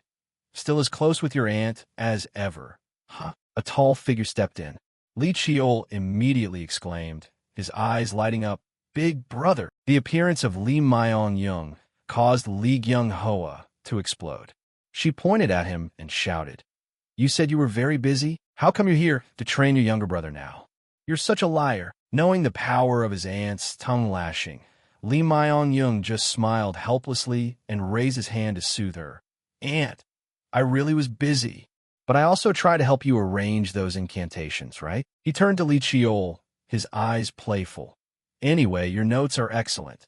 They help me a lot in my training. Li Chiol beamed with a radiant smile, his voice excited. Really? That's great, huh? He turned and asked with concern. But are you still doing all right? Li Myong-young nodded, his voice steady. Yeah, I'm fine. But right after that, he unexpectedly threw an arm around his younger brother and ruffled his hair, his voice tinged with reproach. And yet you went to Tianshan without saying a word to me. The two brothers giggled, the atmosphere becoming warm. Li Chiol quickly defended himself. I'm sorry. You were on a mission at the time. Li Myong-young continued, his voice teasing. And after you came back, you were summoned by Father, right? Flashback to a few days ago. The morning sun crept through the window, illuminating a corner of Tae-shin's office. He sat there with an imposing aura and summoned Li Myong-young. His voice was low and resonant. I need you to teach the basic martial arts to your younger brother. Can you do it? The unexpected request startled Li Myong-young, his eyes showing a flash of surprise. What do you mean? Looking at his father's contemplative expression, he muttered to himself, I'll definitely teach him better than those elders. But Father isn't the type to care about things like this. Finishing his thought, he bowed his head, his voice firm. Yes, I will teach him. After paying his respects, he turned to leave the room. But just as he was near the door, Tae-shin suddenly spoke up. You should get ready while you can. The brief sentence left Li Myong-young stunned, his heart pounding. He froze for 5 seconds, then opened the door and stepped out, looking back with a low voice. Thank you, Father. Walking through the family manor, tangled thoughts swirled in his head. The void dream. Even I have never been allowed to attempt that. With my younger brother's speed of progress, now I understand why Father gave this order. Does he want me to provide inspiration while observing him? Or does he want to create competition? Does he want me to provide inspiration while observing him? Or does he want to create competition? Looking at Li Chiol standing in front of him, Li Myong-young thought to himself, his heart filled with pride. 20 years? No, perhaps only 10, or even faster, and he will catch up to me. Seeing his big brother lost in thought, Li Chiol apologized. Sorry for bothering you when you're this busy. Li Myong-young laughed and waved his hand. It's nothing. I'm actually the freest person right now. He continued seriously. I'm holding the Manhwa Gijon. All the basic techniques, secret arts, and ultimate skills of the Chungmu clan. That is the testament to the inheritor of the ancestors' legacy, and it's also one of the conditions Father set for your martial artist journey. to receive all the basic martial arts of the family. Li Chiol rubbed his head, his voice surprised. But is my big brother really going to teach me the basics? Aren't there elders at the academy? Li Myong-young curled his lip and asked rhetorically, do you think you can actually learn properly from him? Recalling the dirty tricks of the elders, from the ambush at his naming ceremony and sabotaging his promotion exam to pushing him into the worst training class. Both brothers frowned, their hearts full of resentment. Li Chiol sighed, his voice sincere. Thank you, brother. Truly thank you for everything. Li Chiol sighed, his voice sincere. Thank you, brother. Truly thank you for everything. But deep down, he couldn't help but be amazed. He has matured to this extent. Before, I could still see his mana flow. But now, I can't guess at all. Even so, if he catches up to me, I wouldn't even be sad. He smiled, thinking, I'm so proud of him, and I still want to be the big brother he always admires. Suddenly, Li Gyung-hoa, standing nearby, frowned, her angry voice cutting in. Are you two planning to chat while the adults are talking? She stomped her feet, making them both jump. Li Myong-young quickly tried to soothe her. Aunt, calm down. But refusing to listen to excuses, she turned away, pouting. Fine, I'm leaving. You're not planning to stop me, are you? Li Chiol quickly spoke up. We're meeting for dinner tonight anyway, right, Aunt? Li Gyung-hoa puffed out her cheeks and turned back. You said you were going to train until late, right? Li Chiol smiled, his voice sweet. Training is one thing, but researching with you is another. To be taught by someone globally renowned in the field of mana. How could I pass that up? He continued, his voice sincere. I'm sorry, Aunt, but please wait just a little longer. Li Chiol's honeyed words softened Li Gyung-hoa's heart. She patted her chest and laughed loudly. There's no helping it. Who told me to be this world famous? Fine, I'll let you off this time. She turned and walked away, waving her hand as she stepped. Because I'm generous, I'm going. And not because of the movie coming on. Li Chiol waved goodbye, his voice teasing. Yes, go ahead, Aunt. When his aunt's figure was out of sight, he sighed in relief and wiped the sweat from his forehead. Finally, she's gone. Li Myong-young, sword in hand, turned with a serious expression. Now we can really start training. He drew his sword from its sheath, his eyes burning.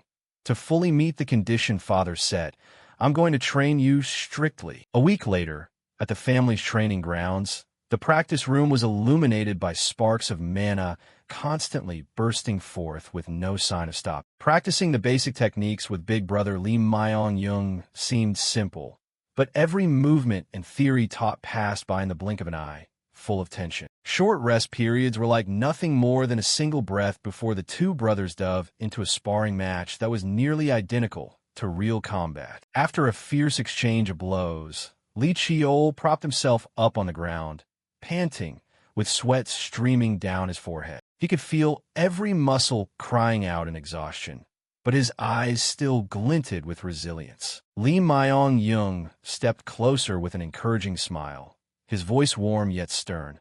I believe that compared to inheriting through words, engraving it directly into your body carries a greater meaning. You're observing with your mana eyes, right? Move properly. Realizing his brother's goading, Li Chiol gritted his teeth, his eyes igniting with a flame of determination. He slammed his hands into the ground, bracing himself to stand, his legs as sturdy as stone pillars. But just as he stood, he stumbled and fell flat. His body seemed unable to keep up with his willpower. Not giving up, he lunged straight at Li Myong-young, throwing a sharp slash. His big brother easily dodged, his eyes showing a flicker of surprise. In Li Chiol's heart, thoughts were in turmoil. I clearly read the mana flow thanks to my mana eyes. Yet this body just can't keep up with my will. His sword stroke went off course, its force weak. His muscles and joints seemed unable to bear the pressure, as if screaming in protest. Looking at Li Chiol's resolute gaze, Li Myong-young spoke in a low voice. You just tried to blow beyond your limits, didn't you? Not letting his younger brother answer, he accelerated, darting toward Li Chiol, the tip of his sword gleaming like a lightning bolt. The body of the Chungmu lineage is even tougher than you think, he shouted, his voice full of power. His incredible speed left Li Chiol stunned. The tip of his brother's sword mere inches from his face. In the moment of life and death, he roared, leaning backward and narrowly dodging the attack. Seeing his brother's marked improvement, Lee Myong-young thought to himself, his heart filled with astonishment. He caught up already? Solid foundation, learns so quickly. He remembered the Lee Cheol of the past, a boy who could barely execute such complex movements. Void dream. Even I was never allowed to step into it. Is this the enlightenment he gained from there? Shedding his cloak to fight more easily, Lee Myong-young rolled up his sleeves, his eyes flashing with excitement. Fine. If you've kept up, I'll raise the difficulty by a notch. Let's see how far you can go. Looking at his big brother, Lee Cheol's face felt tense, his body trembling slightly under the pressure. Is he really serious? He thought, his heart thumping. A fierce exchange followed, the sound of swords clashing like thunder. After a long while, Lee Myong-young stopped and declared, "Today's training session ends here." He reached out to ruffle his brother's hair, his voice apologetic. My apologies. It seems I was a bit heavy-handed during our practice." Looking at the ground before him, now riddled with deep cracks from their attacks, Lee Cheol scratched his head sheepishly. Even though he was exhausted, he smiled, his voice hoarse. "It's all right. That's what training is for." Lee Myong-young approached and pulled his brother up, his eyes full of pride. "It seems you've grasped the feel of it." Lee Cheol nodded, his voice steady. "Yes. Didn't you say the Chungmu lineage's body is very sturdy?" He looked down his own hands, feeling his potential strength. The body of a Chungmu is as tough as steel wire, as flexible and elastic as rubber. Through each round of training, it becomes even stronger. He clenched his fist, his voice filled with determination. Even when using techniques that exert great pressure, this body can handle it. From that, I understand that the basics start from this very point. Recognizing his younger brother's rapid absorption, Lee Myong-young closed his eyes and nodded, his voice deep. "You truly understand things quickly. You've even managed to apply it to your footwork." Lee Cheol scratched his head, smiling shyly. "It's only after a week that I've managed to summarize even this much. It's still far from enough." His younger brother's humility caught Lee Myong-young by surprise. He thought to himself, he says it's far from enough? Training the basic techniques usually takes months to take shape. Yet he only needed a week. He bent down to pick up his cloak, turned, and began to walk away, his voice warm. "Truly a praiseworthy fellow. But remember to stop by the infirmary to have your wounds treated properly." He turned back, patted Lee Cheol's shoulder, and smiled. "See you tomorrow." Lee Cheol nodded, his voice excited. "Yes, I'll spend today reviewing what I've learned." Lee Myong-young walked away, not forgetting to remind him, "All right, but don't overdo it." When his brother's figure was out of sight, Lee Cheol breathed a sigh of relief, his eyes looking down at his hands, his heart filled with contemplation. The basics of the Void Dream are a form of systematic movement theory based on the application of versatile mana. The clan's basic martial arts rely on the essence of the body, pushing physical limits to the extreme. The two are surprisingly similar. He clenched his fist and muttered. The difference is that the basics don't center on the body, while the Void Dream revolves around weapons. Because of that, grasping the basics has become easier. Who knows? Perhaps both were born from the same root. In his memories of the Void Dream, he caught a glimpse of someone bearing the characteristics of the Chungmu lineage. Sure enough, the Void Dream has a deep connection to our family. His eyes gleamed with determination. "It feels like I've uncovered a secret no one suspected." Time will pass very quickly now. The scene shifts to the Council of Elders of the Chungmu clan. The elders had gathered in full force, a heavy, silent atmosphere blanketing the room. Suddenly, the door swung open, and an old man with silver hair and a long beard stepped in, his voice deep and resonant. "My apologies for being late." He glanced at Lee Tae-hyung, who was slightly frowning, a flicker of anger in his eyes. The old man spoke with a mocking tone. "Well now, what has a busy steward like you so interested in attending this session?" Lee Tae-hyung offered a faint smile, his voice calm yet sharp. "I usually make excuses about being busy to stay away, so this time I thought I should pay a visit." The head elder slowly moved toward his seat, picked up his teacup, took a sip, and spoke. "Is that so? You must have heard about the warrior's journey request from the third branch youngest, haven't you? Immediately, an elder slammed the table, his voice furious. Of course I have. Head elder, a brat still green as a banana leaf, being allowed the warrior's journey? What kind of order is this? And on top of that, he's a filthy child of a concubine. Another elder also slammed the table, his voice shrill. I heard it was that arrogant brat himself who personally petitioned the clan head, asking to be allowed to pass because he has returned from Tian Shan. The head elder set his teacup down calmly and replied, "It seems you are all mistaken. The clan head has not made a final decision on this matter. He said to let the council of elders discuss and decide." Hearing this, the elders let out a sigh of relief, their eyes brightening. One with long hair spoke. "So, the decision lies in our hands?" Another elder clenched his fists, his voice gloating. "At this point, we should just outright veto it." The head elder stroked his beard and chuckled. It's not that simple. The clan head said that the child already possesses martial power equivalent to a grade 5 warrior, and has even passed the void dream. There is no justifiable reason to refuse. He paused, his sharp gaze sweeping across the room. Faced with a secondary son who disrupts tradition, we are forced to provide a logical justification. Gentlemen, has anyone thought of a countermeasure? Just as he finished speaking, an arm was raised. Lee Tae-hyung stood up, his voice steady. "May I be permitted to say a few words?" Lee Tae-hyung had never sided with anyone in political matters. To the elders, he was a neutral party, always maintaining a noble facade, as if trying to protect himself from dirty commitments. Therefore, when they saw Lee Tae-hyung appear at this meeting, all the elders silently exchanged glances, a shared thought flashing through their minds. So, he came here to support that kid. Because in their eyes, both of them were nothing but trash. Lee Tae-hyung, with a cold, sharp gaze, scanned every face in the room. He smiled faintly, thinking, the thoughts of these old snakes are clear as day. He knew exactly what they were plotting, but he didn't show a hint of emotion. Deep inside, a storm was raging, but his exterior remained as calm as a mirror-still lake. The 3 tests for those carrying the direct bloodline of the Sungmu clan are grueling trials. The choice, the ceremony of destiny, and the warrior's journey.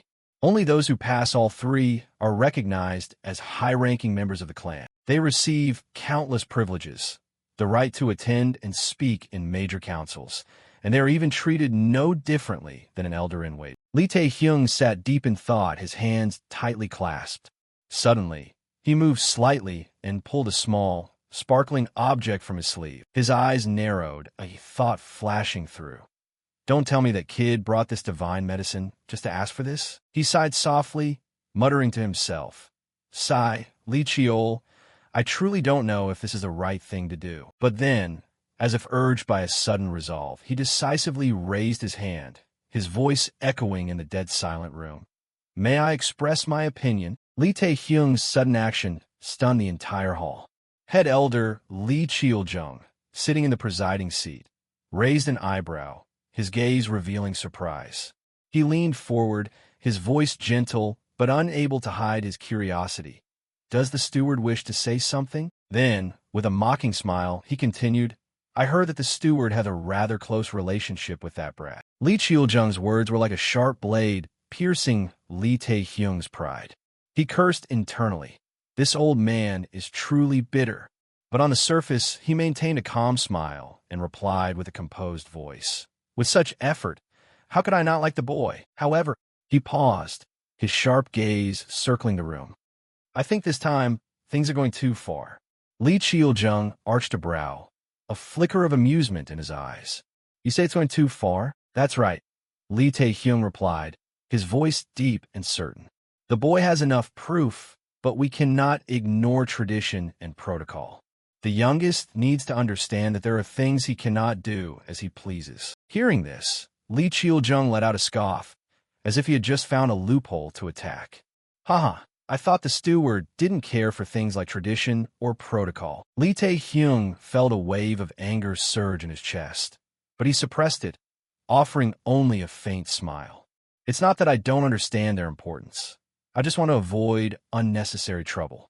A development-oriented person like me believes that handling issues rigidly only leads to terrible consequences. Li Qiujung closed his eyes, pondering for a moment. When he opened them, his sharp gaze was fixed directly on Li Taehyung.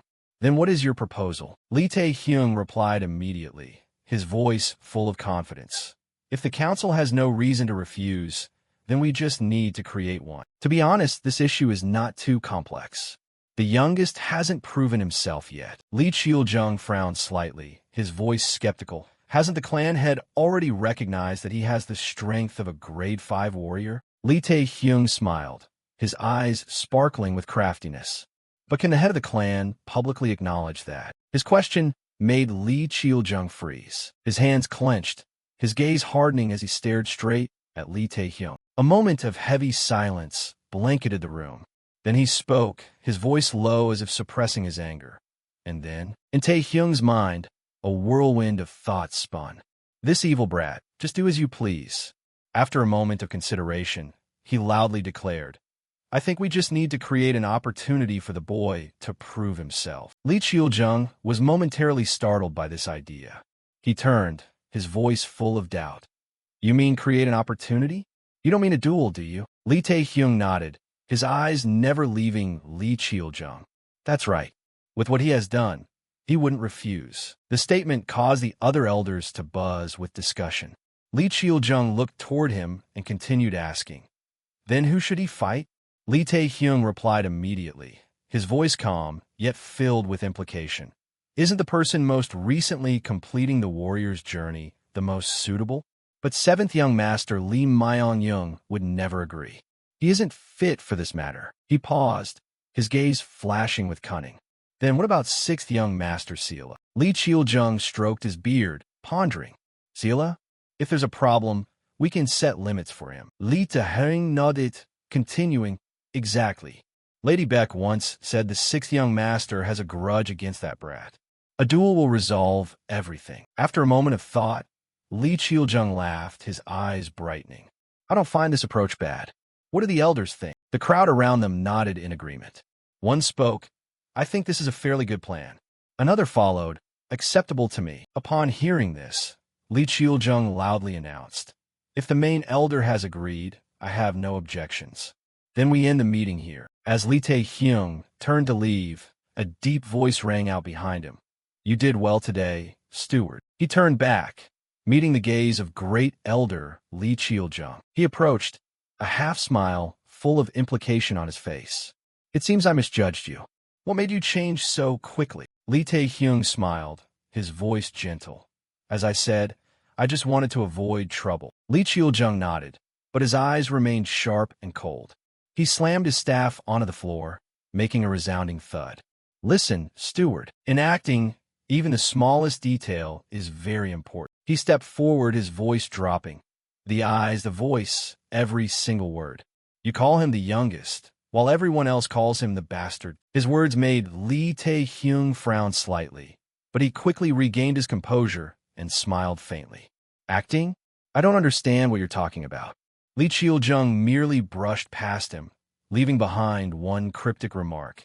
You understand perfectly, steward. 3 weeks later, at the Sung Mu clan's practice room, the ground beneath their feet was shattered, dust swirling thick after the intense training session.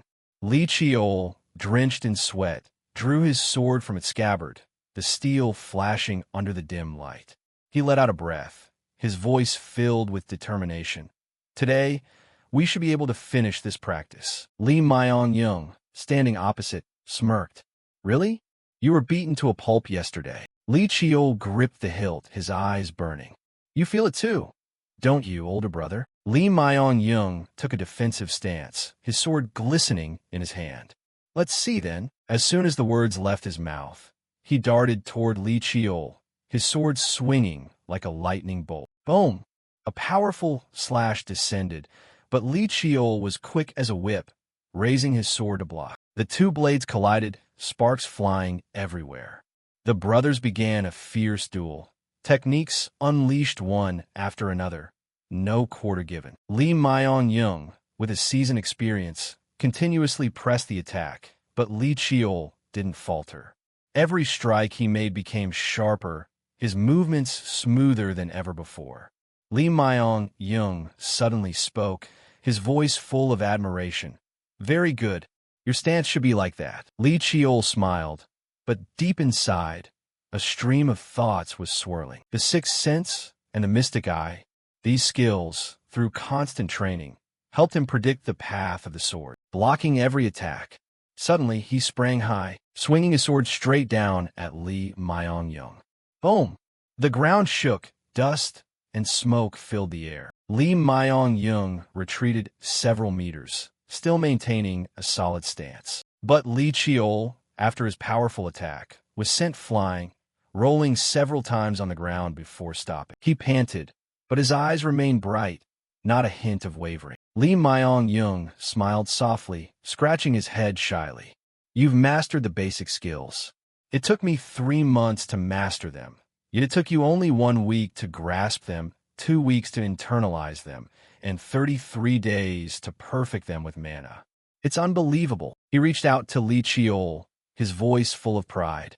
"You have never disappointed me. I officially acknowledge that you have mastered the basic skills, and it seems you have realized something that goes far beyond." Lee Cheol stood up, grabbed his brother's hand, and broke into a radiant smile. Deep inside, he thought, "You really can't hide anything from older brother." "Yes," he replied, his voice certain. "I am improving the way I move." Lee Myong-young patted his brother's shoulder, laughing loudly. "Need help with anything?" Lee Cheol nodded, his eyes sparkling with hope. "I would be very grateful if you did." The scene shifts to a gloomy forest where a heavy atmosphere hangs. Dense layers of fog cling to every tree trunk, creating a hazy white screen that obscures the sunlight. A cold wind blows through, carrying a rustle like the whispers of lost souls. Lee Seela walked on, her gaze ice-cold, the blade in her hand flashing a line of silver light as she swung hard, slicing a roaring monster in front of her in two. She curled her lip, her bored voice echoing through the quiet space. "Pathetic trash, just putting on a tough act. So boring." Under her feet, the carcass of a giant dragon lay motionless, black blood spilling out and soaking into the forest soil. She continued walking, her boots crunching on the crispy, dried leaves. She muttered to herself, her voice full of resentment. "It's all that bastard's fault. Stuck with these annoying tasks. Mother is still angry. Everything is because of him." Wherever she passed, piles of monster corpses lay, each one fallen under her sharp blade, like proof of an uncontrollable rage. Suddenly, a chilling feeling ran down her spine. Something was following her from behind, like a silent ghost. Lee Seela stopped, her eyes narrowed, her ears strained to listen. Suddenly, a terrifying roar tore through the space. A giant dragon, teeth as sharp as blades, lunged straight at her, its red eyes burning in the fog. But Lee Seela didn't falter. She tilted her head, her voice as calm as if she were speaking to a child. "So what?" As soon as the words left her mouth, she spun, the blade in her hand launching with terrifying speed, embedding itself into the center of the dragon's forehead. A pained roar echoed, and then the monster collapsed, its red eyes slowly fading into darkness. Lee Seela glared at the dragon's carcass, her gaze flashing with a mix of anger and disgust. "I told you it was boring," she growled, her voice like a suppressed storm. She chanted a spell, and the dagger in the monster's head emitted a brilliant golden light. A violent vibration spread, making the surrounding air feel as if it were frozen. The blade pulled itself out and flew toward her hand, shining like a challenge. Clutching the dagger, Lee Seela squeezed her hand until her knuckles turned white. She thought to herself, "This is the 21st mission. All of them are troublesome jobs like exterminating monsters. Usually, I only do 4 or 5 each year. The final 5 days have passed, and when I return to the clan, that arrogant bastard will return too." Suddenly, a dark shadow darted from the fog and appeared before her. A man in a black cloak knelt on one knee, respectfully bowing his head. "Greetings, 6th young lady," he said, his voice deep and respectful. Lee Seela, drowned in rage, spun around, her gaze as sharp as a knife. State your identity. He replied without hesitation. I am Gaguk from the 12th team of the Black Sword Legion. Black Sword Legion? Lee Seela frowned, her voice suspicious. What is the clan head's private squad doing here? Gaguk lifted his head, his gaze firm. I come bearing a message from the clan head. He relayed the message, every word clear, as if carved into the air. Hearing it, Lee Seela suddenly burst into laughter, a loud, cold laugh, as if she had lost a piece of her humanity. Her smile grew distorted, her eyes flashing with madness. She gripped the dagger tightly and slammed it into a nearby tree, the blade vibrating violently. Her whole body shook with anger, her voice hissing through clenched teeth. Huh, that arrogant bastard, is it? Just in time. He's digging his own grave by my hand. The clan head is truly formidable, too. She glanced at Gaguk, her eyes piercing. Tell him I received the news. Gaguk nodded, respectfully answering, Yes, my lady. Immediately, he vanished into the mist, as if he had never existed. Lee Seela stood there, her hand still gripping the dagger, a violent energy surging from the blade and causing the surrounding air to tremble. She muttered, her voice deep and filled with murderous intent. I'm really looking forward to this, Lee Cheol. I will crush you into the mud. Scene shifts to the next day at Lee Tae-hyung's room. The heavy wooden door creaked as Lee Cheol pushed it open, sweat still glistening on his forehead after an intense training session. He bowed his head, his voice apologetic. Sorry for being late, uncle. The training lasted longer than expected. Lee Tae-hyung, sitting in an armchair, looked up with a gentle smile on his lips. You're here. I heard you've mastered all the basic skills. Is there anything left to practice? Lee Cheol wiped his sweat with a cloth, smiling lightly. Yes, there's still a few things I want to experiment. He walked to the chair opposite, sat down, his posture relaxed, but his eyes full of determination. Lee Tae-hyung nodded, his voice serious. The specific schedule has been announced, so I came to discuss it. Lee Cheol smiled, his eyes sparkling with confidence. If there's an official announcement, I'll go see the person in charge. Hearing this, Lee Tae-hyung sighed and turned to him, his voice dropping. Are you not nervous? Lee Cheol shrugged, his voice calm. What's there to be nervous about? Everything is happening exactly as I predicted. He paused, his eyes brightening when mentioning the plan. Father approved the warrior's journey, but set 2 conditions. First, master all basic martial techniques. Luckily, thanks to older brother and what I've learned, I did it in a short time. And the second condition. He paused, his gaze becoming sharp. Persuade the Council of Elders. Lee Tae-hyung frowned, his hands tightly clasped. You can use any measure, but if you don't persuade them, the warrior's journey won't be approved. With your current status, interfering with the elders' affairs is difficult. Lee Cheol nodded, his eyes flashing with wit. Therefore, I decided to create the most advantageous opportunity myself. I arranged a duel with the 6th sister. I asked you to steer everything in that direction. The Council of Elders won't have a reason to refuse. He paused, his gaze contemplative, creating a situation to allow myself to travel. The ability to turn the tide is essential on the political path. This very thing is also part of the test. Lee Tae-hyung sat in deep thought, a heavy silence blanketing the room. Suddenly, he burst into loud laughter, breaking the stillness. Haha, I don't understand how you can be so calm. Lee Cheol smiled, his voice confident. Because I trust that you have arranged everything smoothly. Lee Tae-hyung shook his head, his eyes showing a flicker of worry. That's not what I mean. That girl, I heard you don't get along with her. With Lee Seela's personality, even if it's a test, it won't end peacefully. Why choose her in this situation? Lee Cheol clenched his fists, his voice low but firm. I owe the 6th sister a debt. It must be repaid. His words made Lee Tae-hyung slam his hand onto the table. Jumping up, his voice filled with emotion. Exactly that. Isn't that something that can wait? Why force yourself into this situation? He paused, took a deep breath, and sat back down, hands clutching his face, his voice despondent. It's not that I don't think you can do it. I'm just worried you'll be hurt, in one way or another. Lee Cheol looked at him, his gaze softening at his uncle's concern. Deep inside, A wave of warmth mixed with determination surged. Uncle is truly worried about me. He smiled, his voice certain. Thank you for caring. The sixth sister might beat me into the dirt, and the elders will have an excuse to bind me. But he clenched his fist, his eyes burning. This duel isn't just about the warrior's journey. Even if I lose, it'll be troublesome, but don't worry. In this battle, I will definitely win. The Council of Elders quickly issued an official notice, pushing the test to happen without delay. Before long, the location was decided, the central training ground, the largest arena of the Sung Mu clan, where the prestigious selection ceremonies were once held. The stands surrounding the arena were packed with spectators, murmurs like crashing waves. Everyone was eager to witness this historic duel. The tension was palpable, as if the entire clan were holding its breath waiting. In the waiting room, Li Chiol straightened his clothes, his movements slow yet cautious. His eyes darted around the small room, his brows knitting slightly. They won't let things pass quietly, he thought, a bitter smile flashing across his face.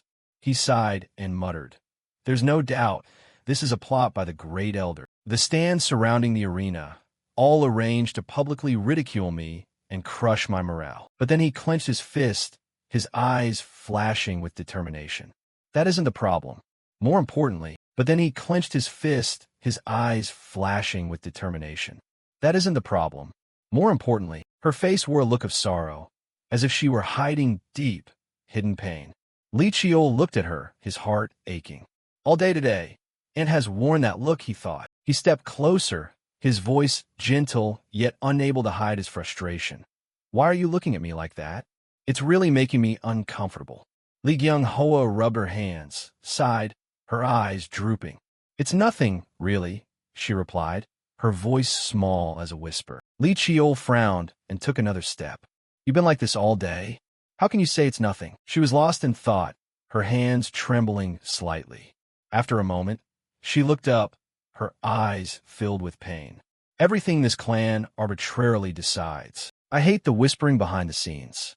She's a level 4 warrior, and you've only just reached level 5. The gap between level 4 and level 5 is as wide as the sky and the earth. The gap between level 4 and level 5 is as wide as the sky and the earth. Li Gyung-hoa nodded, but her hands were still shaking. She stammered, her voice cracking.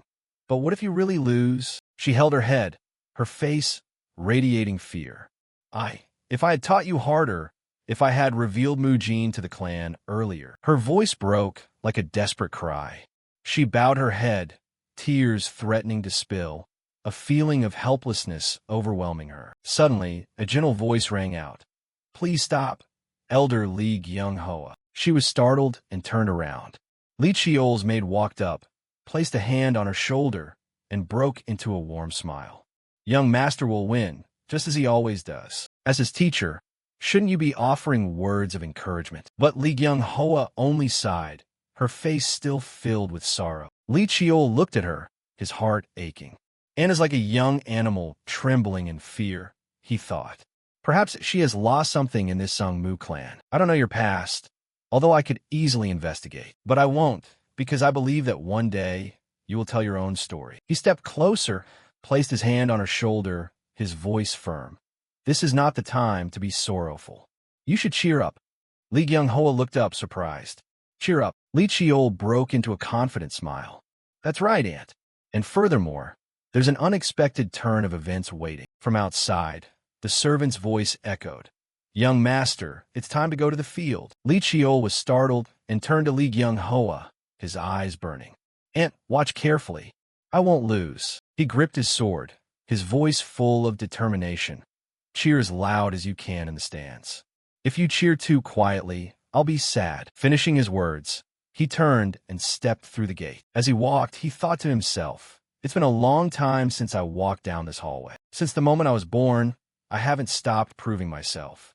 It's time to bring that journey to a close. With a firm gaze, he moved straight forward. When Li Chiol stepped onto the arena, the harsh sun poured down, highlighting his figure. Opposite, Li Sila was already standing, her gaze sharp, the dagger's tip gleaming in her hand. He glanced up at the stands where his father, Lady Beck, and the elders were sitting, their eyes watching intent. Suddenly, a piercing scream tore through the air. "You arrogant brat! You bastard!" Lee Seela smirked, looking at him with contempt. "Your stiff, pretentious neck. I've never liked it." She spun the dagger in her hand, her movements light but lethal. "Just a bastard who always acts like something. Truly an eyesore." She pointed the tip of her blade straight at him, her voice cold as ice. "Today, I will break that neck. Get ready." Lee Cheol just nodded, his gaze calm. "I'm looking forward to it, sixth sister." The referee raised his hand, his voice echoing. "The duel between sixth young lady and ninth young master officially begins. Ready." As soon as the command rang out, both gripped their weapons.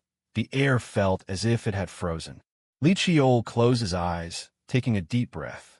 When the referee shouted start, his eyes popped wide, flashing with a brilliant golden light, the sign of the Mystic Eye skill being activated. But in a split second, Lee Seela had vanished. Somehow, she appeared right behind him, fast as a ghost. 3 throwing daggers flashed, flying from behind, while 2 others from the front aimed straight at him. Lee Cheol muttered to himself. Since when was she behind me? It was the flying dagger technique, the unique ultimate skill created by Lee Seela herself, named Fire Dance. Blades carrying mana, burning like falling flames. Their terrifying speed left Lee Cheol with no time to dodge. But he didn't falter. Gripping his sword, he poured a massive amount of mana into the blade, activating the energy transmutation skill. He swung his sword, an explosion of energy forming a powerful vortex sweeping forward. Boom! As the surge of energy collided with the flying daggers, they were knocked away. Lee Seela was also pushed back several steps, her eyes flashing with anger. She cursed internally. Damn it! The arena was submerged in thick dust. Lee Cheol stood firm, smiling as he looked toward her. "I've heard so much about the Six Sisters' miraculous flying dagger technique," he said, his voice calm, yet filled with challenge. "But it's not as impressive as I thought. I've heard a lot about Six Sisters' miraculous flying dagger techniques, but it wasn't as impressive as I thought it'd be." Lee Seela gritted her teeth in fury at his words. She drew 2 more daggers, her sharp gaze locking onto him as she yelled, "Hey, you're dead meat." The moment the words left her mouth, she lunged forward, unleashing a barrage of continuous attacks at Lee Cheol. As she attacked, she thought to herself, "This wet behind-the-ears brat dares to open his arrogant mouth? I'll crush you head-on." She continued using her flying dagger art, making dozens of blades appear all around her, shooting toward Lee Cheol at a dizzying speed. Facing these attacks, Lee Cheol remained calm, thinking to himself, Six Sisters' movements are like an acrobat's, using multiple blades at once, slashing from twisted organic angles. That's a skill you can't have without superior reflexes and situational awareness. But that's exactly what I wanted to bait her into doing. With that thought, he leaped up and charged straight toward Lee Seela to counterattack. He swung his sword, knocking away the incoming blades, and then threw a horizontal slash right at her face. Lee Seela's face darkened as she scrambled to dodge the blow. Tightening his grip on the hilt, he unleashed the first form of Mujin, Demon River. A massive surge of energy exploded from the sword, accompanied by sparks of lightning flashing around it. He leaped high into the air, bringing down a heavy slash aimed directly at the top of Lee Seela's head. Facing this attack, her eyes widened as she thought, "This is dangerous. This is really dangerous." In a panic, she raised both daggers, intending to block the attack head-on. When the daggers and sword collided, a terrifying burst of energy exploded, making the surrounding space shake violently. As the dust cleared, Lee Seela appeared in a battered state. She gritted her teeth, thinking he reduced the impact at the last second by pulling back the moment the swords clashed. Looking at her chipped dagger from the impact, she cursed under her breath. That bastard uses sword techniques like a secret clan art. Refusing to lose, she threw away her ruined daggers, pulled out 2 fresh ones, stood up, glared straight at Lee Cheol, and said, "Turns out you've got a decent move up your sleeve, huh? Too bad you should have saved it for a more important moment." With that, she dashed toward him, preparing to launch a new attack. Seeing this, Lee Cheol remained calm, thinking faster than before, but charging straight ahead again. Li Sila pointed her 2 daggers at him and thrust forward. He immediately swung his sword, launching a slash to parry the blow. But with her quick agility, she stomped the ground, spun in midair, and evaded the attack. She appeared right behind Li Chiol, catching him slightly off guard. Looking at him, she smirked and said, "What's wrong? Shut your mouth. Come on, talk back." Reacting instantly, Li Chiol brought his sword behind his back to block her lethal strike. After that, the two continuously exchanged fierce blows. He thought to himself, these combo attacks are fast and unpredictable. I can block them, but that speed makes it hard to counterattack. His eyes widened as he muttered, "Sixth sister, I can see everything. My instincts feel the blades, and my mystic eyes pinpoint every direction they're coming from." He smiled. "The reason I insisted on fighting Sixth sister is because my abilities are her absolute counter." Looking into Li Chiol's glowing eyes, Li Sila's eyes widened, and she gritted her teeth, cursing internally, "Those damn eyes." The advantage of short daggers lies in mystery and flexibility, but if they're seen through, the fighting style gets restricted. She thought furiously, yet he dares to suppress me with raw close combat strength and then counterattack like before. Damn this mana limit. If I could just unlock 10% more, I'd be able to use advanced outlaw skills. For the past year, she had only thought about getting revenge, crushing him, and destroying his pride. She intended to torture him until he begged for mercy, but she never expected things to turn out like this. Right then, Li Chiol spoke up, cutting through her thoughts.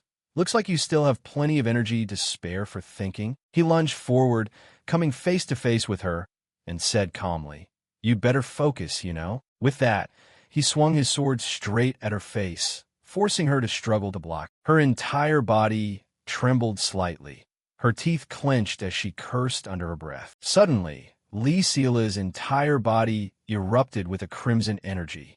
She muttered, "I wasn't planning on using this." A heavy pressure radiated from her, and a strange surge of power suddenly directed itself straight at Li Chiol's heart. His heart felt like it took an electric shock. That surge of power wrapped around his heart, completely sealing off his mana circuits. He immediately leaped backward. Seeing his quick reflex, she smirked and said, "So you actually know how to think? Without mana, you're just a useless bug." Looking straight ahead, Li Chiol thought, is she using psychic abilities? Sixth sister Li Sila's psychic ability is the power to distort an opponent's mana circuits, paralyzing their control.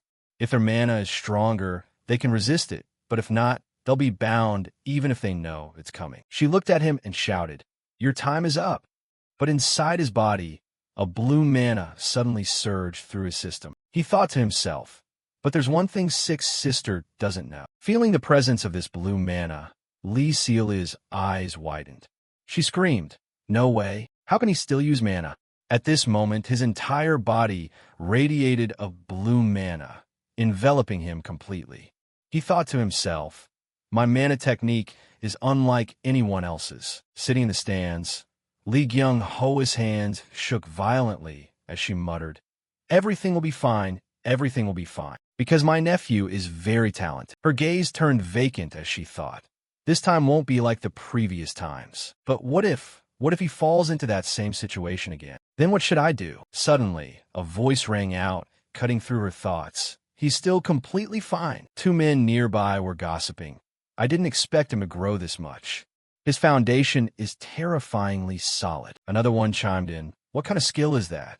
Isn't that one of the mana arts of the Sungmu clan?" The other replied, "I heard that kid is an illegitimate child, only 15 this year."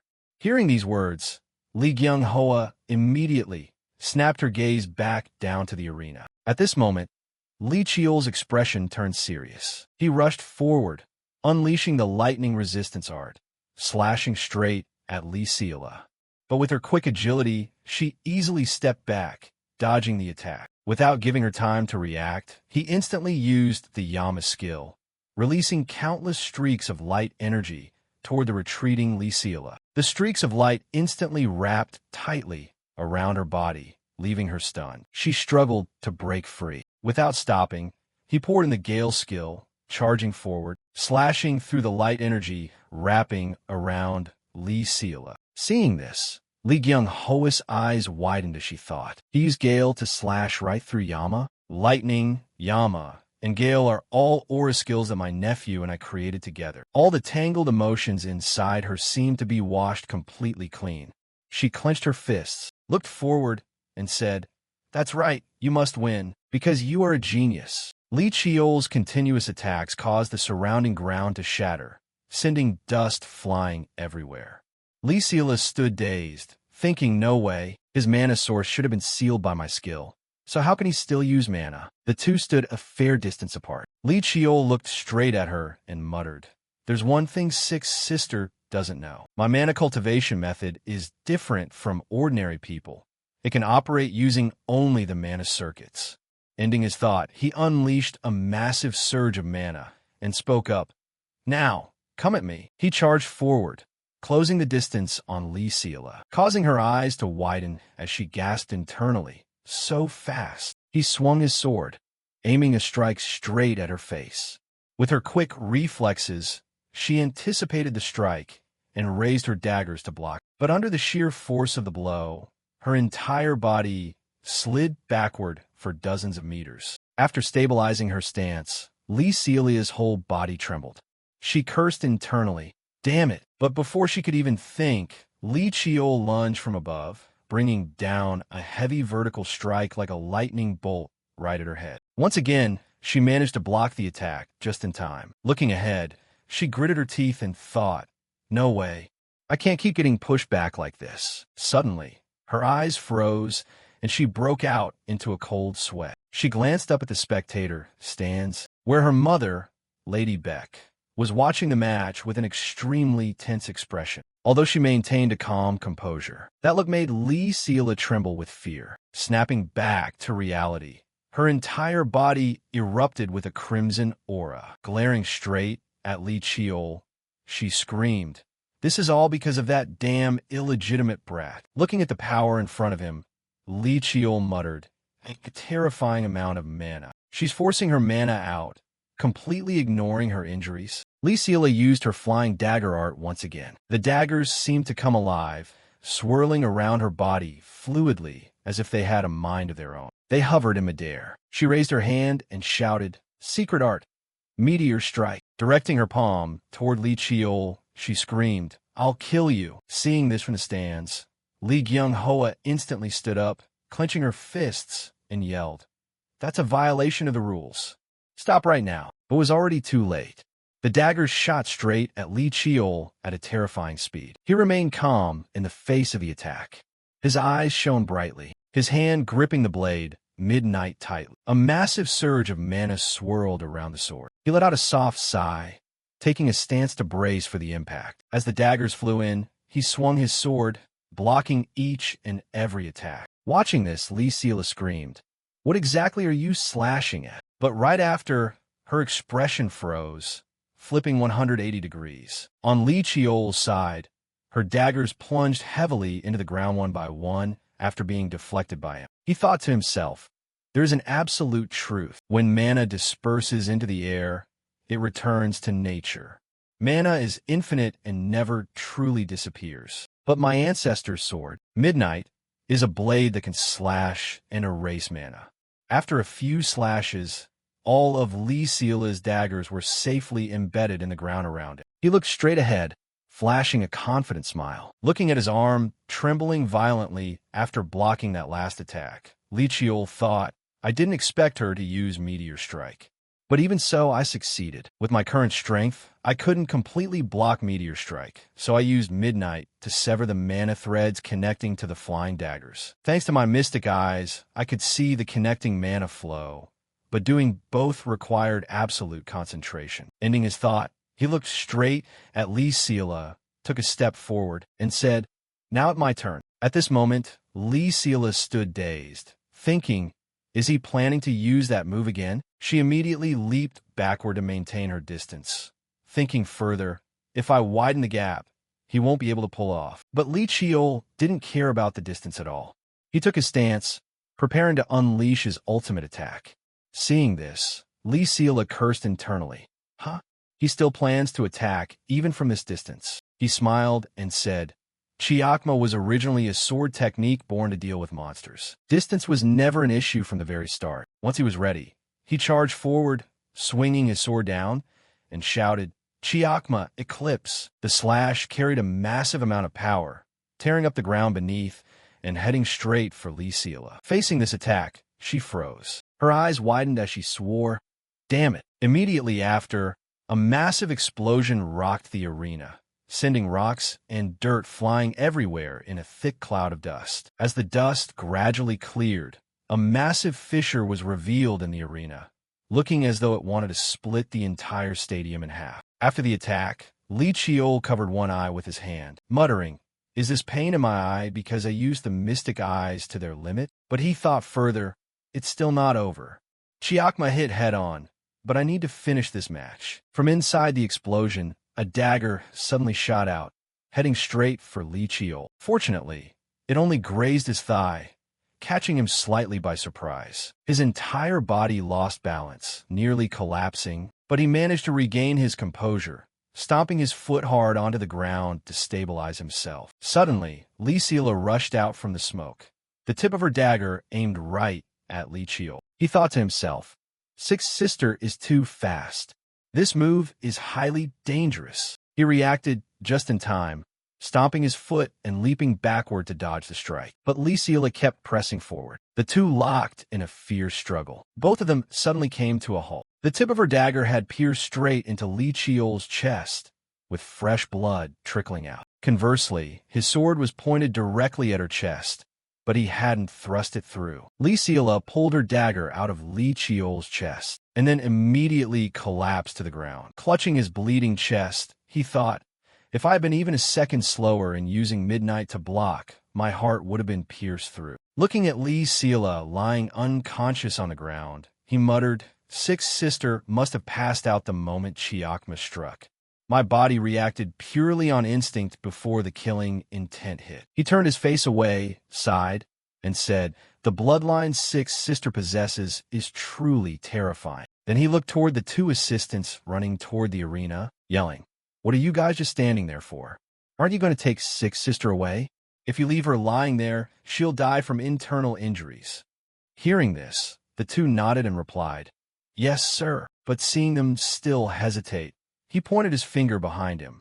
Only then did they snap out of it and run over to give first aid to Lee Seela. After the battle ended, Lee Cheol looked straight ahead, thinking to himself, "Now you all see it, right? The warriors of the clan, the stubborn elders, and even my half-siblings. For the first time, I show this to everyone who thought I would lose just because I'm an illegitimate child." He clenched his fist and raised it high, showing his determination. "I have proven myself." A sudden sound of clapping startled Lee Cheol. He looked up at the stands and saw his father clapping in approval of his recent performance. Following that, the entire stadium erupted into cheers, celebrating his victory. Lee Kyung-ho's eyes widened in surprise, while someone shouted, "My nephew is the best. You are Lee Cheol.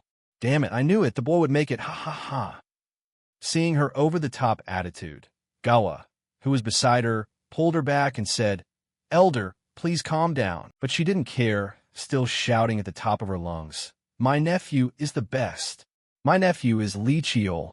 These words made Lee Cheol blush with embarrassment, lightly covering his face with his hand. The leaders of the clan stepped forward. Tae-shin took the lead, speaking up in praise. "Well done." But Lee Cheol-young, standing behind him, had a sorrowful look in his eyes as they lowered slightly. Lee Cheol looked at everyone, muttering internally, "It seems father isn't very happy. Father has never praised a child in front of others." Tae-shin looked straight at him, thinking, this child chose Lee Seela and set up this stage. He chose that Sixth Sister girl and directed the match according to his own strategy. She was the opponent he had the greatest counter advantage against. It sounds easy, but out of everyone here, how many could actually pull that off? He spoke up in a loud, clear voice. "You have proven yourself. Therefore, I recognize your qualification to set out on the warrior's training journey." Hearing these words, Lee Cheol immediately bowed and said, "Thank you, father." But right after, he paused slightly, falling into deep thought. Seeing this, Tae-shin asked, "You look like you have something you want to say, don't you?" Realizing his father had read his mind, Li Chiol smiled, thinking to himself, the time has come. He raised his head and said confidently, just as you said, Father, I can't hide anything from you. Taishin looked at him, his voice deep but loaded with meaning, as if he knew the boy was hiding something in his heart. Speak, my son, he said softly, his gaze sharp. He, Li Chiol, looked up at Lady Beck, his gaze suddenly turning cold. In his heart, his thoughts swirled. Officially, the reward for this test is permission to join the warrior's path. I wasn't supposed to receive anything extra from Father. To Father, that's enough. He clenched his fists, trying to suppress the rising emotions. After a moment of contemplation, he took a deep breath, his voice ringing out, steady yet fierce. Then, please allow me to say one thing. Every eye in the room locked onto him, and the space seemed to freeze, waiting for the words the young man was about to utter. Li Chiol placed his hand over his chest, his voice resonant and full of power.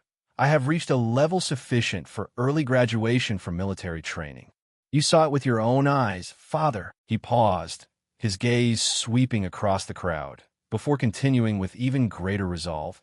I have been to Mount Heaven and passed the blood dream test. If Father is the one who decides before the Council of Elders, then I must also announce my reward before them. He clenched his fists, his voice echoing through the room.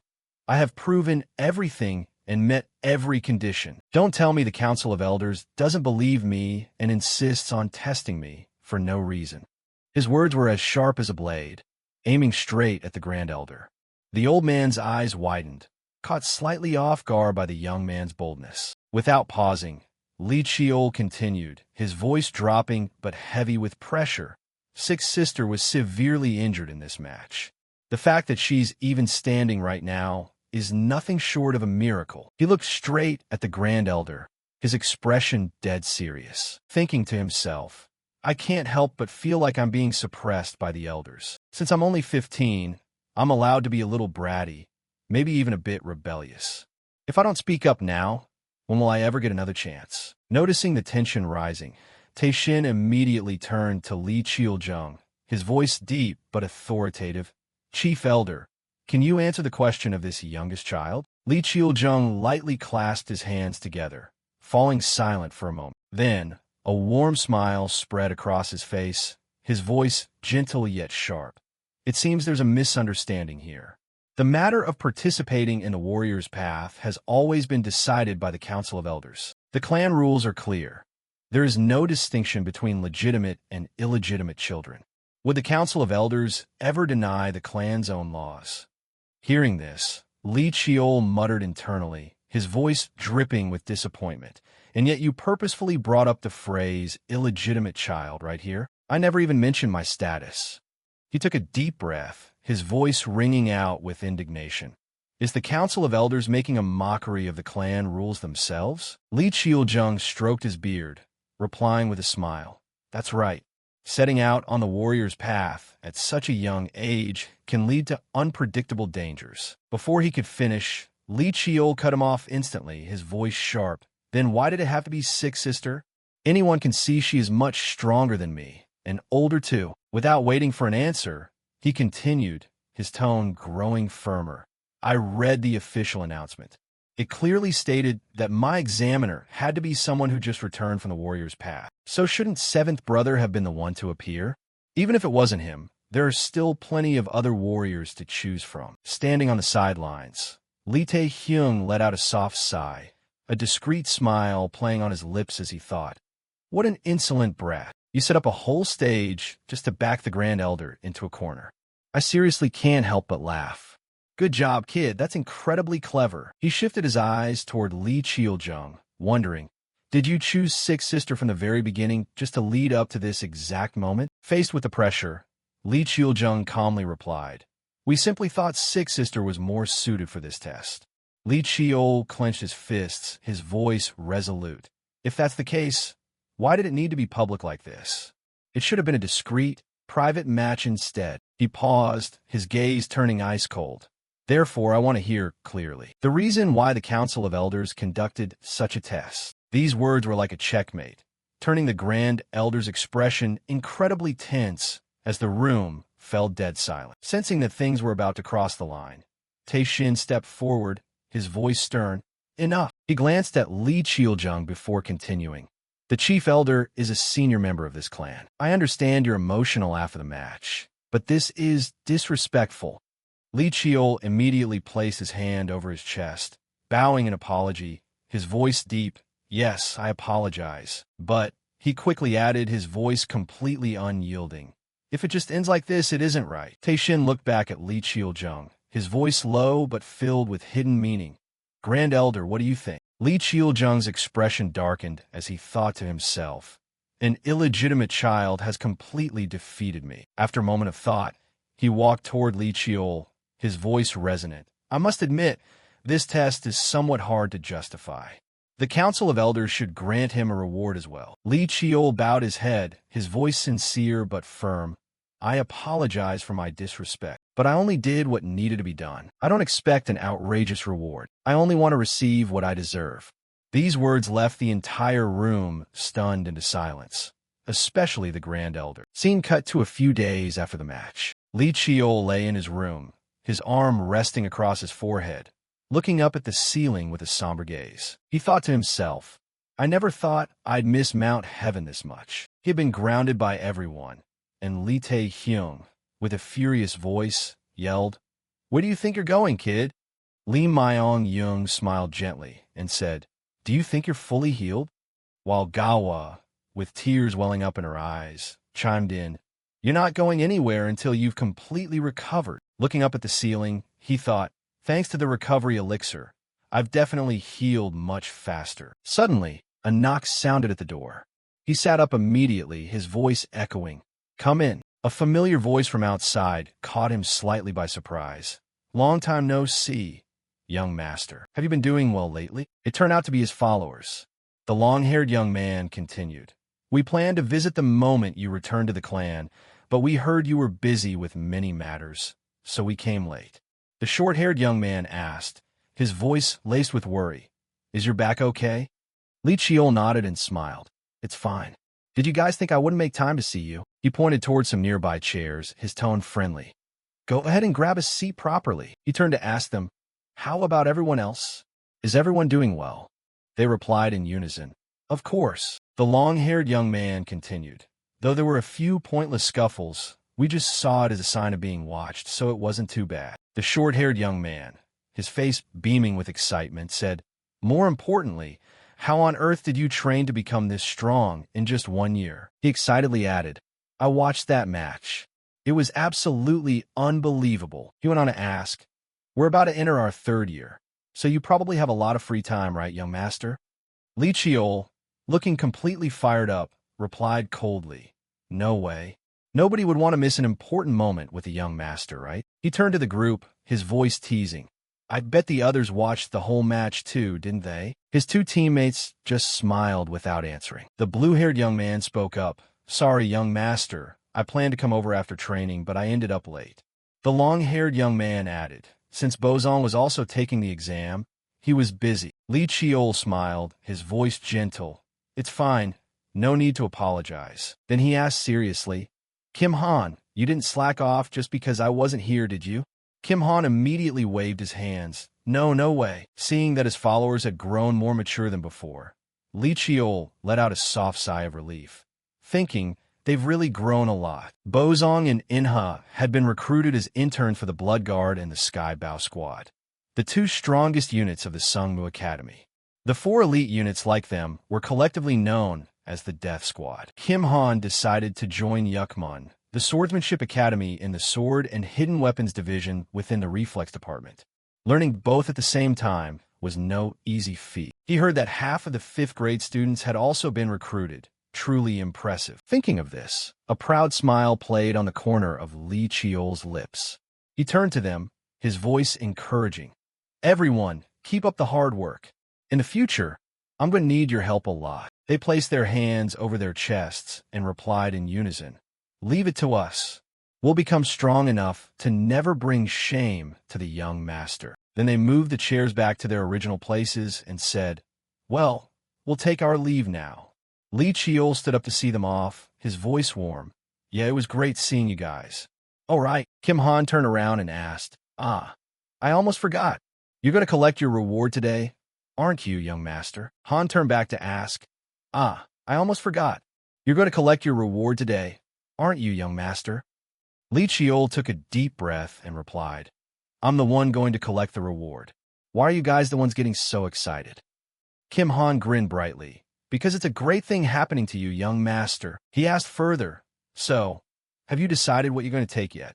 Hearing this, a smile played on the corner of Li Chiol's lips. He replied, his voice full of confidence, of course. The next day, at the Sung Mu secret vault, a car sped toward the gates from afar, coming to a halt with a faint screech of tires. Li Chiol pushed the door open and stepped out, his gaze sweeping across the familiar yet distant scenery.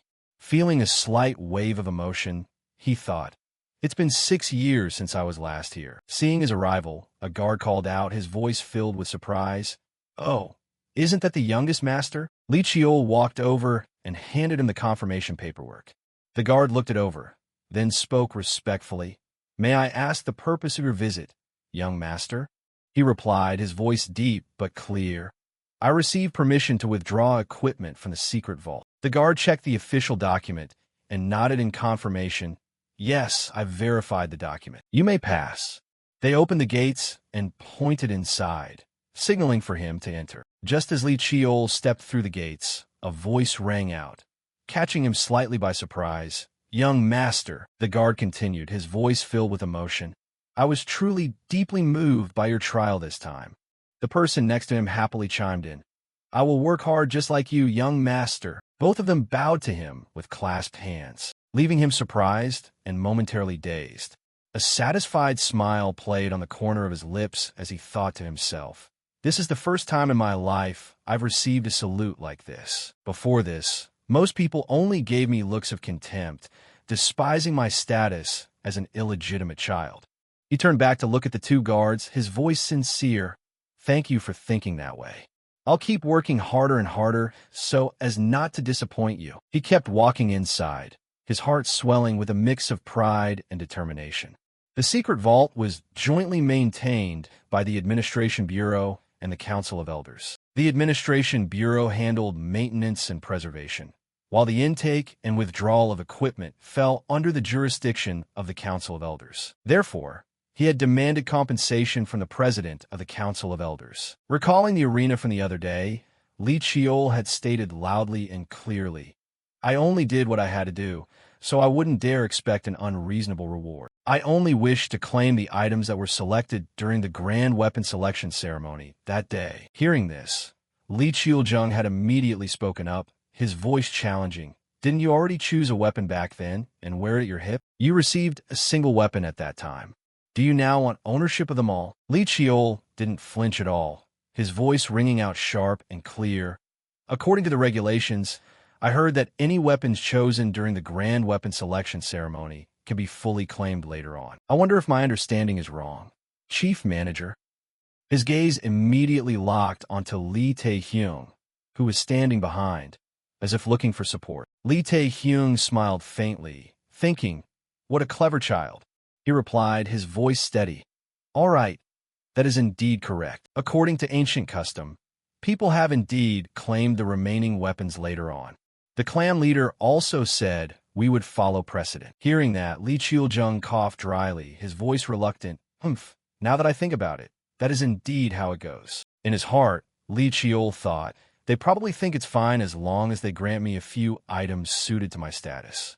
Even if they give up a few pieces, the Council of Elders won't suffer any real loss. That's definitely what they're thinking, right? He smiled discreetly. If the president of the Council of Elders accepted my proposal in front of the guests, the weapons in the secret vault would finally belong to me legitimately. He looked toward Tae-shin, his voice respectful yet unyielding. May I do so, father? Tae-shin pondered for a moment, then stepped closer, his voice resonant. I allow it. In any case, those things would have ended up in your hands eventually. Hearing this, Li Chiol happily bowed with clasped hands. Thank you, father. Tae-shin continued, his voice filled with hidden meaning. Of course, as long as you prove yourself worthy of being their master, The elders will hand the weapons over to you. In his heart, Li Qiol thought, as expected of father. Even the president of the Council of Elders didn't notice my scheme, yet he saw right through it all. Furthermore, he tactfully took the Council of Elders' side to put the matter to rest. Taishin continued, decide on the weapons to be withdrawn and deliver them to the youngest master. Back in the present, inside the elevator leading down to the secret vault, thoughts continued to swirl in Li Qiol's head. I am allowed to receive 4 masterwork-grade weapons. Normally, there's no way anyone would be so handsomely rewarded. But with father standing behind me, they didn't dare try any funny business. He knew that the area he was permitted to enter was restricted to floors 1 through 3. Floor 1 contains common-grade weapons, which aren't worth paying attention to. I need to choose things that will be truly useful for this journey. Stepping into the room filled with weapons, his gaze swept over each piece as he muttered, now, let's take our time making a selection. A strange stream of black smoke manifested on his hand, as if guiding his decision. Scene cut to Li Myong-young's office. After finishing his weapon selection, Li Qiol went to see his older brother. Li Myong-young looked at him, smiling as he asked, are you already set on leaving? He nodded, his voice firm.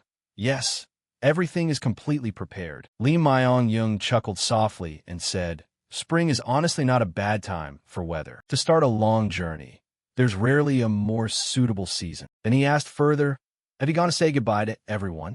Li Qiol replied, yes.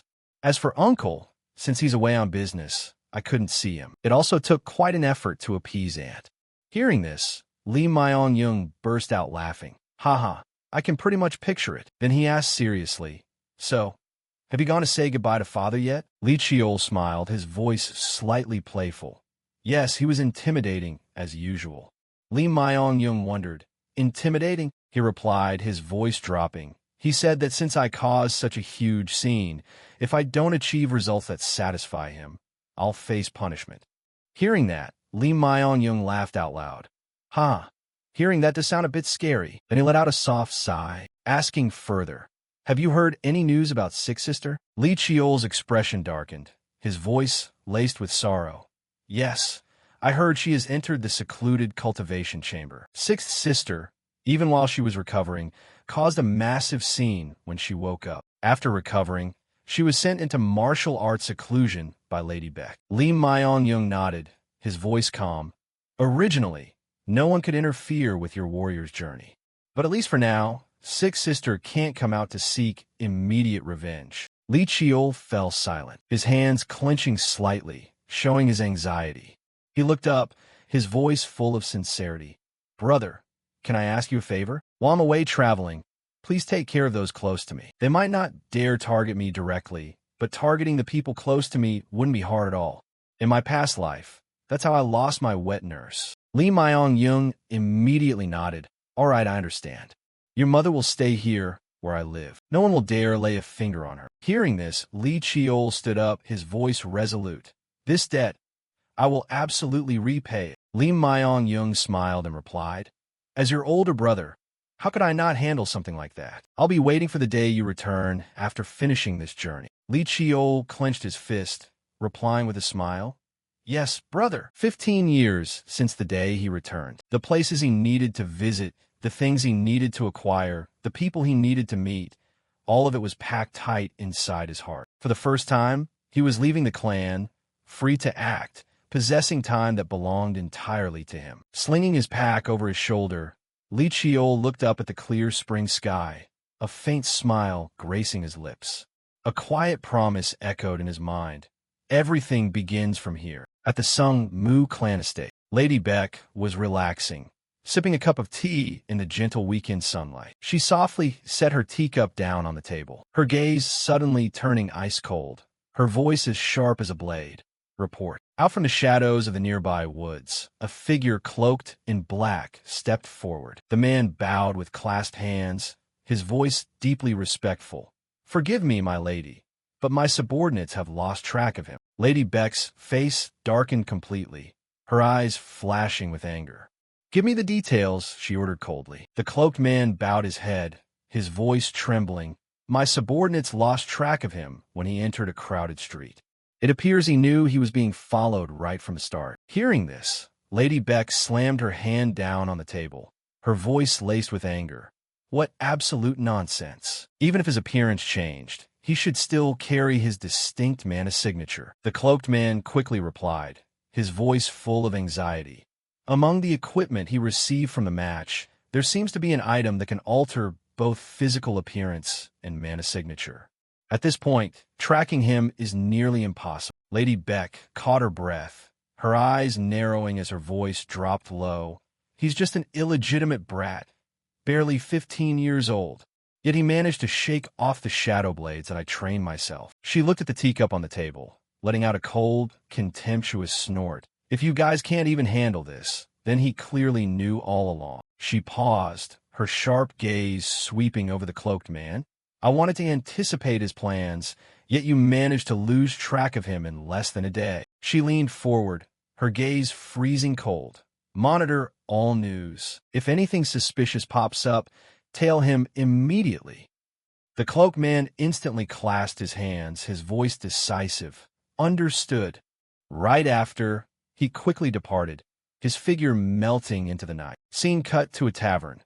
Inside a noisy tavern, the shouts of drunks echoed, drowning out the space. "You bastard! You dare cheat!" one guy roared, pointing at his opponent. "You clearly hid cards up your sleeve first." On the other side, another guy sneered, his voice challenging. "What? Want to fight? I bet 100,000 credits on this guy." Amidst the chaotic atmosphere, the tavern door was suddenly pushed wide open. A person completely wrapped in a cloak walked in, heading straight for the service counter. His voice was low as it rang out. "Give me a beer." The bartender looked at the stranger, letting out a soft, suspicious snort. "An unfamiliar face. I've never seen you around here before." The cloaked figure lightly pulled down his hood, revealing a part of his face, his voice calm.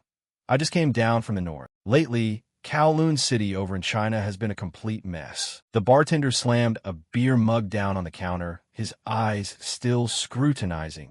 "But your accent sounds like a Seoul native. If you're Korean, why are you coming from the north?" The cloaked figure let out a faint chuckle. "I fled back then, I don't know anything." The bartender narrowed his eyes, asking further. "What's your name?" The cloaked figure shrugged, his tone teasing. "Do people in a rat hole like this actually use names?" Hearing that, the bartender nodded, his gaze growing less suspicious. "You really do look like a true wanderer." Holding the beer mug in his hand, Li Chiol thought to himself, the corner of his lips curling up slightly. "The more I look at it, the more perfect it feels." He quietly observed the mask in his mind. The masterwork-grade mask, the 10,000 face iron skin. When mana is channeled into it, the mask creates illusions, consuming mana, but being extremely versatile. It can alter features, voice, and even tone, helping to conceal one's identity. He took a sip of beer, thinking further. "It's been a while since I last came to this place.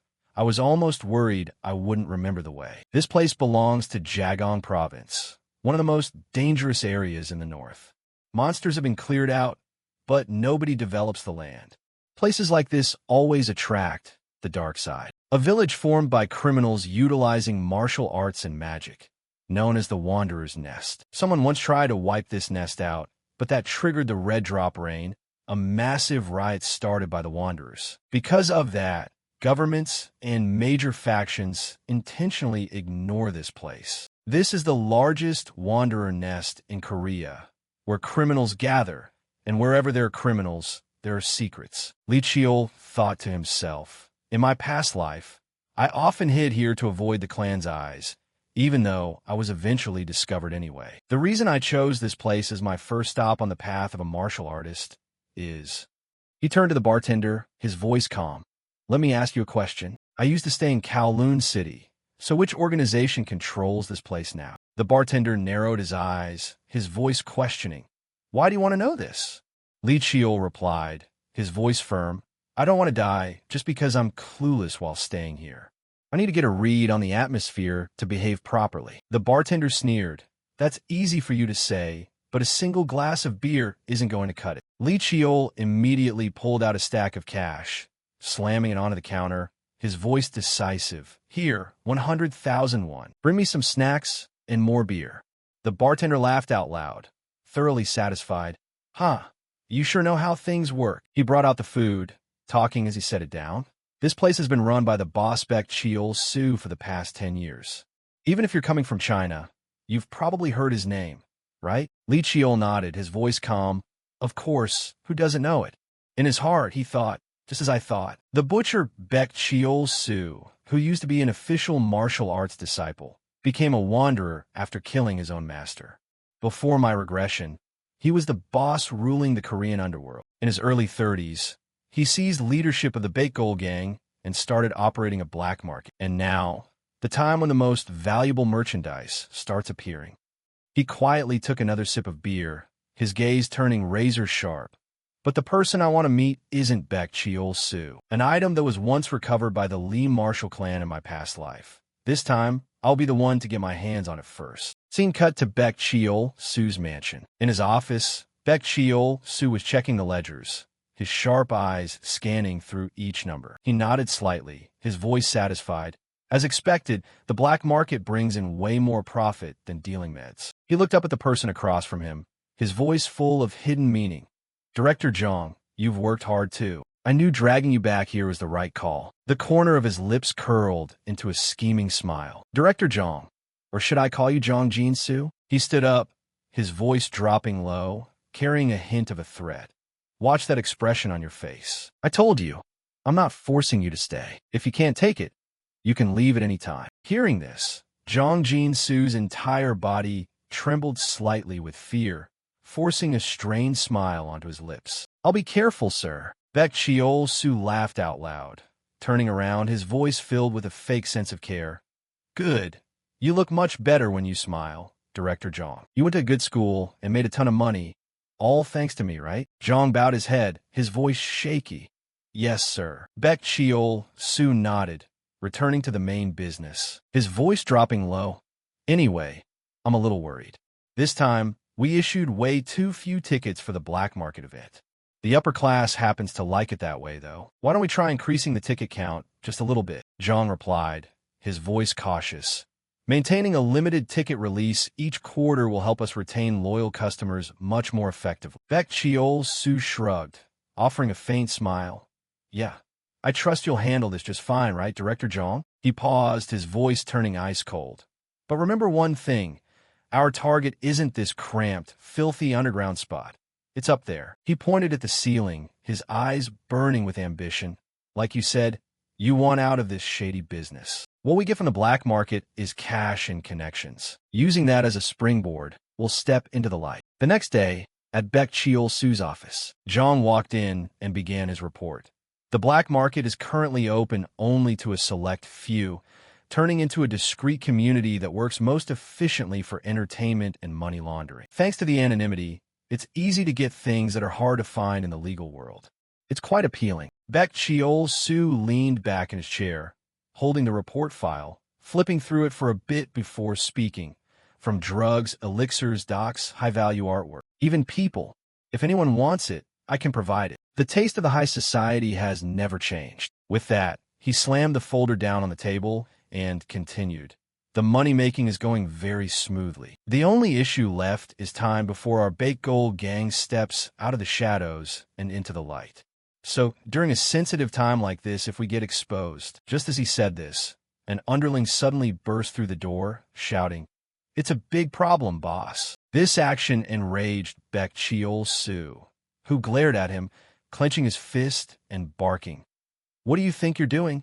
You want to die?" The underling immediately bowed his head, apologizing loudly. "The shipment arrived so suddenly, I couldn't stop them," Baek Cheol-soo demanded coldly. "Spit it out. What happened?" The underling replied, "A guest just arrived at the facility in South Pyongan province. I think you should go there yourself." Baek Cheol-soo wondered. "I guessed." He bowed low, stammering. "Well, it seems that person is from the prestigious Leaf family." Those words made the eyes of both Baek Cheol-soo and Jong suddenly freeze. Scene change. Outside, at the safe zone of South Pyongan province, Lee Cheol stood in front of Baek Cheol-soo's office building. He spoke up. "From the outside, this place looks like a regular office. But in reality, This is one of the key bases of the Baked Gold Gang. As he walked in, the receptionist stood up, greeting him warmly. "How may I help you, sir?" He replied coldly. "Get Baek Cheol-soo out here." The receptionist answered, "I'm sorry, but there's no one by that name here." His voice remained cold. "You'd better watch your mouth if you don't want this place wiped off the map tomorrow." At this moment, he appeared in the guise of a man in his late 30s or early 40s. Noticing something, the receptionist's eyes widened. She muttered to herself, "Deep black hair and golden brown eyes. Could he be someone from the prestigious Lee family?" Recognizing his status, she quickly spoke up. "The boss isn't here right now." He ordered, "Then call him for me right now." He continued, "I can walk away right now without losing a thing, but I wonder if Baek Cheol-soo can handle the consequences." Faced with the threat, the receptionist broke into a light sweat and replied, "I'll contact the boss right away." Then, she led him to an elevator and said, "Please head to the VIP lounge first." He nodded in agreement. The elevator doors closed. She pulled out a card to operate the elevator. Looking at his reflection in the elevator mirror, he thought to himself, "Good thing I didn't change my hair or eye color. I'll look to be in my 30s or 40s now." Baek Cheol-soo is only at the level of a rank 5 warrior, so he can't use mana to alter his voice. "I just need to tweak my voice a little bit, and that'll be enough." After bringing him to the VIP room, the receptionist bowed. "I'll bring out some tea right away." Waiting in the room, he kept thinking, if it were a base for wanderers, it wouldn't matter either way. But for someone from the prestigious Lee family to want to meet a wanderer and even personally step into their den, that's extremely unusual. If I am forced to make Baek Cheol-soo show up here. Just as he finished his thought, the room door opened. Baek Cheol-soo entered along with 2 assistants. He didn't look toward them, calmly sipping his tea instead. Calling them out, "You're late." Baek Cheol-soo scratched his head awkwardly, apologizing. "The trip wasn't exactly urgent, but since I heard you called, I got here as fast as I could." Then he spoke up. "More importantly, what brings you here?" Leaning close to his face, he continued, "I came to meet." Just as he said this, Lee Cheol suddenly bolted up, driving a knee right into Baek Cheol-soo's stomach, causing him to cry out in pain and fly back, slamming into a corner of the wall. He threatened, "You made me wait 13 minutes. The moment you entered the room, you should have bowed in respect. Yet you had the nerve to walk in with your head held high." Hearing those cold words, Baek Cheol-soo and his crew repeatedly bowed their heads, saying, "I'm sorry. I am sorry." He thought to himself, "At first, I thought he was just a crazy guy pretending to be from the prestigious Lee family, but I didn't expect this to be the real deal. I was way too careless and got taken down in a single move." That prideful, overbearing aura unique to that clan. He's definitely from the main line or a close branch of the family. Realizing this, he instantly changed his attitude, saying respectfully, "Meeting a bloodline of the prestigious Lee family is truly an honor for me." Then he extended his hand to introduce himself. "I am Baek Cheol-soo, the manager of both the Wanderer organization and this business." Lee Cheol didn't shake his hand, continuing, "It seems you're running a very interesting operation." This statement made Baek Cheol-soo wonder, "What do you mean by that, sir?" He continued, "I heard you're running a black market quite bold. A thug from one of the 10 great sword sects, thought to still be rotting in the dark, turns out to be planning to use it to climb into the light. You plan to use the black market to build wealth and connections, don't you?" Thinking his plan was flawless, Baek Cheol-soo didn't expect Lee Cheol to see right through it. He lowered his voice. "If my business has offended the family, I apologize." He shook his head and replied, "That's not why I came here. My master has his eyes on you.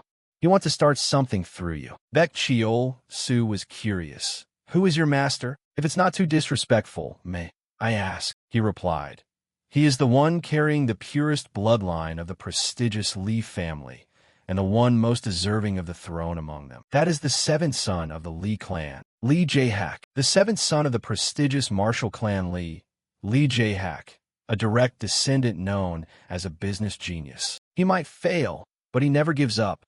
He is a proactive merchant who always ensures he secures the final victory." Lee Cheol continued, "The young master wants to kick off a plan through you." At this proposal, Baek Cheol-soo was startled. "Someone like that wants to work with me? Even if the black market is appealing, It shouldn't be enough to make a direct descendant show up personally like this. Besides, who can guarantee this guy actually has ties to the main line? Seeing him deep in thought for a while, Li Chiol spoke up. I see arrogance in your eyes. Having been seen through, Baek Chiol-su immediately bowed, saying, I'm sorry. Li Chiol turned away, continuing, the young master's truly too lenient with commoners like you. To leave this matter to me. Then he stepped forward, grabbing his sword and continuing, relax. If I wanted to kill you, I would have done it the moment you walked into the room. As he spoke, he unwrapped the outer layer covering the sword. Catching sight of the weapon before him, Baek Chiol-su shouted, is that the ghost spear, Baek Jae? The spear with a blade longer than its shaft, curved like a water wave. A few years ago, when Lee Jae-hak went to the North Sea for a mission, wasn't this the weapon pulled from the Dragon King Sea realm? Before Baek Chiol-su's astonished gaze, Lee Chiol stepped forward, asking, you know what this is, don't you? He nodded, replying, yes, I know it's the ghost spear. But then he scratched his head, saying awkwardly, but why can't I feel any aura from it? Li Chiol replied, of course you can't, because it has been sealed. Maybe even after seeing this, you still don't believe it. But remember, you are not our only option. Baek Chiol-su asked nervously, excuse me, but I want to ask, what exactly does the young master want from us? Li Chiol replied, my master wants you to expand the black market you've created and take control of the entire underground economy. Baek Chiol-su wondered, the black market? Counting on that place? That's just a spot we set up to make some spare change. Li Chiol cut him off. That's not for you to judge. My master has already decided. Those words made Baek Chiol-su think to himself. A direct descendant of a prestigious martial clan is personally reaching into the underground, but money in the dark is still money. With Lee Jae-hak's business vision, this move isn't completely unreasonable. Then he seemed to suddenly remember something, speaking up. Do I have a choice in this matter? Li Chiol replied firmly. No, you don't. That answer made Baek Chiol-su lower his head slightly, angrily clenching his fist, thinking, damn it, if I refuse this man, by dawn tomorrow, an elite warrior squad will raid this place immediately. The moment that name was mentioned, my answer was already set, practically falling right into Jae-hak's hands. Li Chiol slammed his hand hard on the ground, continuing, however, if you're willing to be a loyal dog to my master, then that's a different story. You will become the chairman of a prestigious corporation, an untouchable kingdom under the shadow of the evening organization. And of course, my master will back it all. Hearing the sweet deal Li Chiol laid out, Baek Chiol-su swallowed hard. Then he spoke up. So what do I need to do? Facing this rushed attitude, Li Chiol said, don't be in a hurry. We will inspect the materials first. After he left, an indescribable silence filled the room. At this moment, Baek Chiol-su thought, a subordinate of Lee Jae-hak, the seventh son of the prestigious Lee martial clan. The ghost spear is the weapon Lee Jae-hak once subdued in the North Sea. But I still can't completely believe it. Then he turned to Jong, speaking up. Hey, Director Jong, go verify this. Jong wondered. Up until now, we've intentionally avoided clashing with the prestigious Lee martial clan, right? If we were hiding some plot. Before he could finish his sentence, Baek Chiol-su interrupted.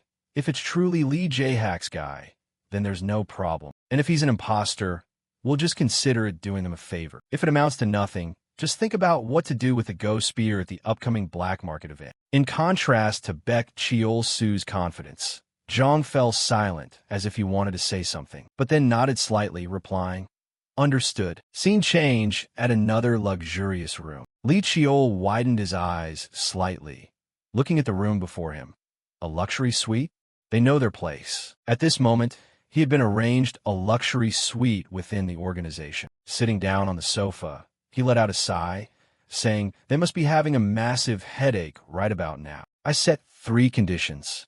The first condition is to sell the ghost spear to see if they are capable of handling such a difficult item. That's my way of testing their capacity. Anyway, the ghost spear I gave them is just a fake, forged using Mujin.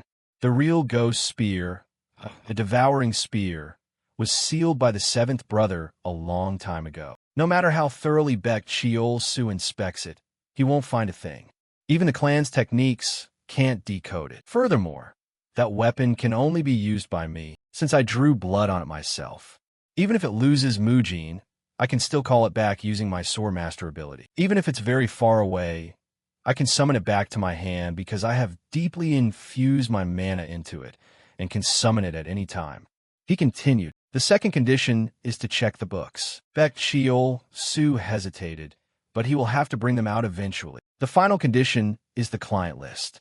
I need all three things to bring this matter to a good end. He must be busy thinking about the conditions I gave him. And for a clever guy like Baek Cheol-su, this matter becomes even more awkward. Suddenly, he remembered something, lightly stroking his chin, murmuring, the man standing next to Baek Cheol-su. I feel like I've seen his face somewhere before. He was suddenly startled by his own thought. But that's impossible. The next day, after a long day of preparation, Baek Cheol-su and Zhang came to Li Cheol's room. As soon as he entered, Baek Cheol-su greeted him. May I ask if the room meets your satisfaction, sir? Then he stepped forward, continuing, I hope you rested well. Looking toward him, Li Cheol spoke up. Is everything I requested ready? Baek Cheol-su nodded, replying, yes, I have brought all the documents you requested. Do you want to review them right now? Li Cheol nodded. Let's see them now. Baek Cheol-su pointed at Zhang beside him, introducing, this man handles most of the operations in my business system. It would be easier if he presents this content. Just as he finished speaking, Zhang stood up, saying, apologies for the late introduction. I am Director Zhang. As he spoke, he handed over a folder, continuing, this is the revenue summary from last year. And here is, looking at the man in front of him, Li Cheol pondered to himself, Zhang? Could it be Zhang Jinsu? Zhang Jinsu. I remember him clearly from my memories before the regression. He was dubbed as the one who used his intellect and tongue as sharply as a sword. He was the brain of the third brother, Li Gunzan. When father passed away and the struggle for the family head position grew fierce, he was the one who stood up to support the third brother. Even the eldest brother had a headache dealing with Zhang Jinsu. Right now, his left arm doesn't have any burn scars yet. No doubt, this person is him. The growth of the Baekgol gang was also thanks to Zhang Jinsu's efforts. Baek Cheol-su might manage the organization and the underground economy, but breaking through to the surface world and expanding the black market was all Zhang Jinsu's doing. Even so, it seems he has nothing to do with the third brother right now. What should I do? Cutting off his thoughts, Li Cheol looked toward Baek Cheol-su, asking, what do you plan to do with Baekgol? Baek Cheol-su smiled, replying, I plan to open it up on the day of the black market. It's strictly limited to verified clients, so you don't need to worry about security, sir. Li Cheol asked further, when does the black market open? He replied, in 3 days. Li Cheol made a proposal. Then I will attend in person. But first, I want to look over the inventory of goods to be sold. This made Baek Cheol-su highly curious. He asked back, you want to participate in person, sir? Then he explained, the goods are stored a bit away from here, and that place isn't very nice. It's not suitable for someone of your status, sir. Li Cheol interrupted. I know very well the goods are kept in the Wanderer organization's warehouse. Those words gave both Baek Cheol-su and Zhang Jinsu quite a scare. Looking at their reaction, Li Cheol continued. Did you think I wouldn't even know that? Feeling like every single one of his moves was being anticipated by Li Cheol, Baek Cheol-su angrily clenched his fist, saying, then let me escort you myself. Then he stood up, proposing, shall we go right now? Li Cheol nodded in agreement. He gently brushed past Zhang Jinsu, who was packing up the documents at the moment, without looking back. After traveling for a while, they arrived at the storage warehouse. Baek Cheol-su introduced it. Every single item brought into the black market is stored here. He extended his hand forward, saying, please come in. The moment he stepped inside, Li Cheol marveled in his mind. A massive warehouse. Security is so tight that even the best thieves wouldn't dare touch it. It's fully equipped with magic circles and security arrays. Quite impressive for a wanderer group. Just as they were about to enter a room, Baek Cheol-su turned to him, asking, what do you want to see first, sir? Li Cheol replied decisively, not people. Then he pointed at Zhang Jinsu behind them, saying, it seems this person is the one who understands everything here best. This made Baek Cheol-su's gaze turn more serious. He asked back, What do you mean by that, sir? Facing his undisguised attitude, Li Chiol was slightly startled but still spoke coldly. Do I need to say it again? I don't like trouble. One guide is enough. Even though he was furious, Baek Chiol Su still nodded, agreeing. I understand. Zhang Jinsu stepped forward, speaking up. Then I will introduce the items stored in the warehouse. Please follow me this way. They entered a warehouse that was arranged very neatly. As they walked, Zhang Jinsu introduced. The first floor mainly holds herbs, artwork, and magic artifacts. As for the shelves over there, Li Chiol's eyes caught on something, thinking to himself, no way. Even this thing is here. Illegal drugs and banned imported medicinal materials. There are even monster byproducts and experimental drugs. Hearing Zhang Jinsu finish his introduction, Li Chiol shook his head, speaking up, not these things. Is there a place where old documents or cultivation secret manuals are kept? Zhang Jinsu replied, yes, there is. I want to see things like stone tablets or stone slates. They're on the second floor. Shall I lead you up? Li Chiol nodded in agreement. As soon as they reached the second floor, Li Chiol's eyes scanned around the room for a moment. Suddenly, he discovered something that made him slightly startled, humming in his mind. Found it. He stepped up to a box, looked inside, and thought with satisfaction. The end part has been corroded, but finding this thing right now is truly a bargain. Even all the things in this warehouse combined can't compare to its value. On the box were inscriptions related to astronomy, a stone slate carving the movements of the stars, along with symbols of the sun and the moon. Li Chiol thought, I want to take it right now, but now is not the time. Then he gently placed the stone slate back on the shelf. His eyes caught sight of another item. He approached a cage nearby. Inside the cage, a small beast was shivering with fear. Looking at it, he wondered, no way, is that a spirit beast? Zhang Jinsu, following behind, explained, it's a snowy fox, personally captured by the boss in the north. Hearing this, Li Chiol was momentarily stunned and spoke up. Are they insane? Spirit beasts are creatures that possess spiritual energy, just as their name suggests. An area where a spirit beast resides will maintain spiritual balance, thanks to their power, and if the beast disappears, that area will be plunged into catastrophe and disaster, much like destroying the entire ecosystem of that region. Before his angry attitude, Zhang Jinsu bowed his head and spoke, I apologize, but Li Chiol waved his hand, forget it, never mind. He continued to scan the other things in the room, poisons, military-grade magic bombs, and even artifacts belonging to dark mages. He thought to himself, unbelievable, they are hoarding this much stuff. I was worried that interfering would shift the timeline, but perhaps it's better to take them all down right now. With that thought, he turned to Zhang Jinsu and asked, these types of weapons surely aren't sold at every black market event, right? Zhang Jinsu shook his head and replied, no, not at all. They are only offered for sale when there is a special order. Li Chiol mused to himself, that makes sense. If these weapons were put on the open market, neither the clans nor the government would sit idly by. After seeing there was nothing else interesting in the room, he said, now, let's head back. Just as he was about to leave, he turned around. Looking straight at Zhang Jinsu, he said, I have a few final questions for you. Faced with this unexpected question, Zhang Jinsu was stunned for a few seconds. Li Chiol put on a completely serious expression as he looked at Zhang Jinsu opposite him. I have a few questions for you. For a moment, the man's face showed flashes of anxiety, unsure of what he would be asked, but Zhang Jinsu still nodded. Yes, go ahead. Li Chiol hesitated briefly. He observed the features on Zhang Jinsu's face carefully while speaking. Are you left-handed? The question left Zhang Jinsu stunned. He blinked in surprise and then replied, yeah. The surprise did not last long. He quickly nodded, looking a bit embarrassed. That's right. The next question hit harder. While working with those drifters, it seems you've never learned any basic self-defense skills. Hearing those words, Zhang Jinsu's hands went limp and clenched tighter than ever.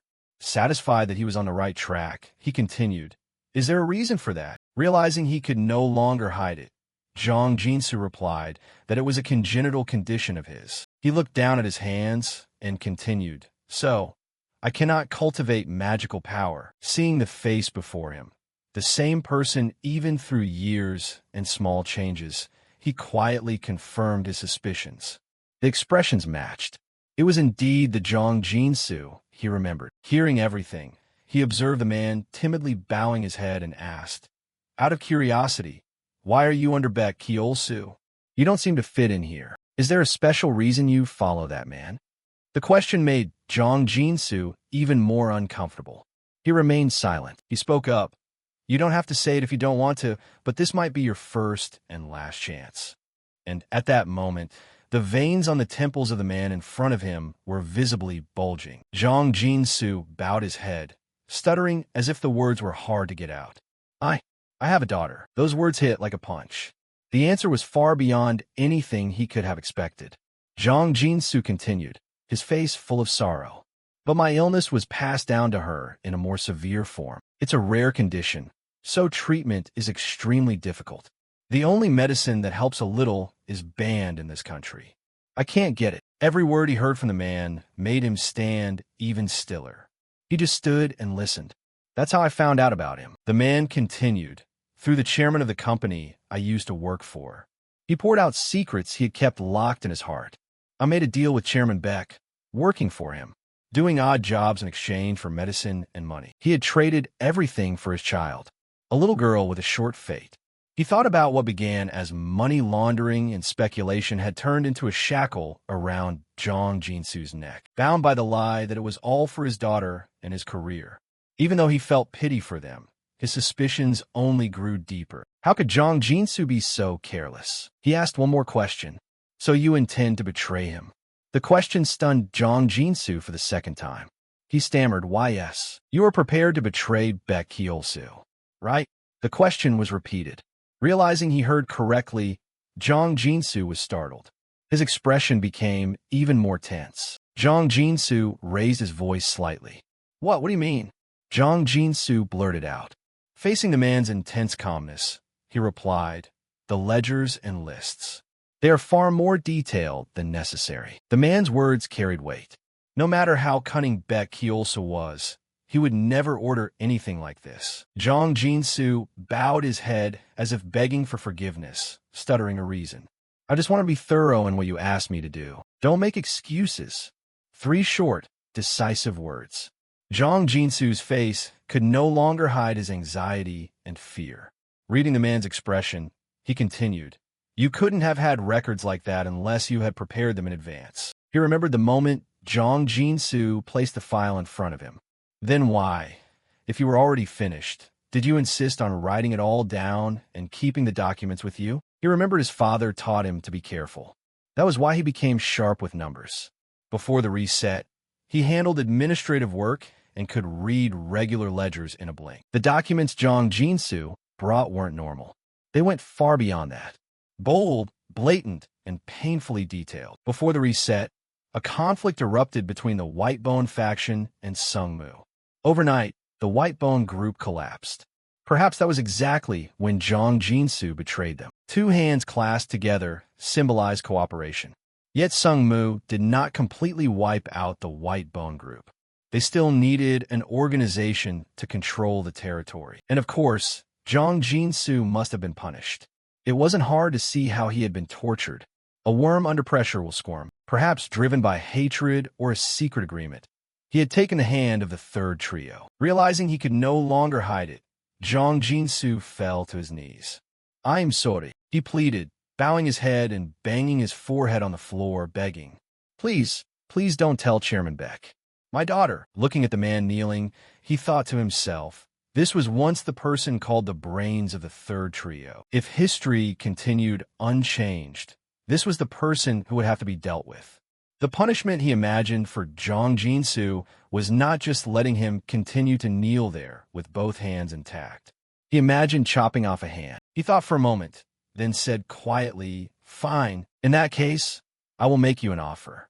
Hearing those words, Zhang Jinsu immediately raised his head, confusion flickering across his face. Meanwhile, elsewhere in the same building, a small light bulb flickered dimly. Smoke drifted lazily in the air, curling in the weak light. The old man sat still in his chair, smoking cigarette after cigarette, waiting for the 2 to return. He glanced at the door they had entered earlier. Still no sign of movement.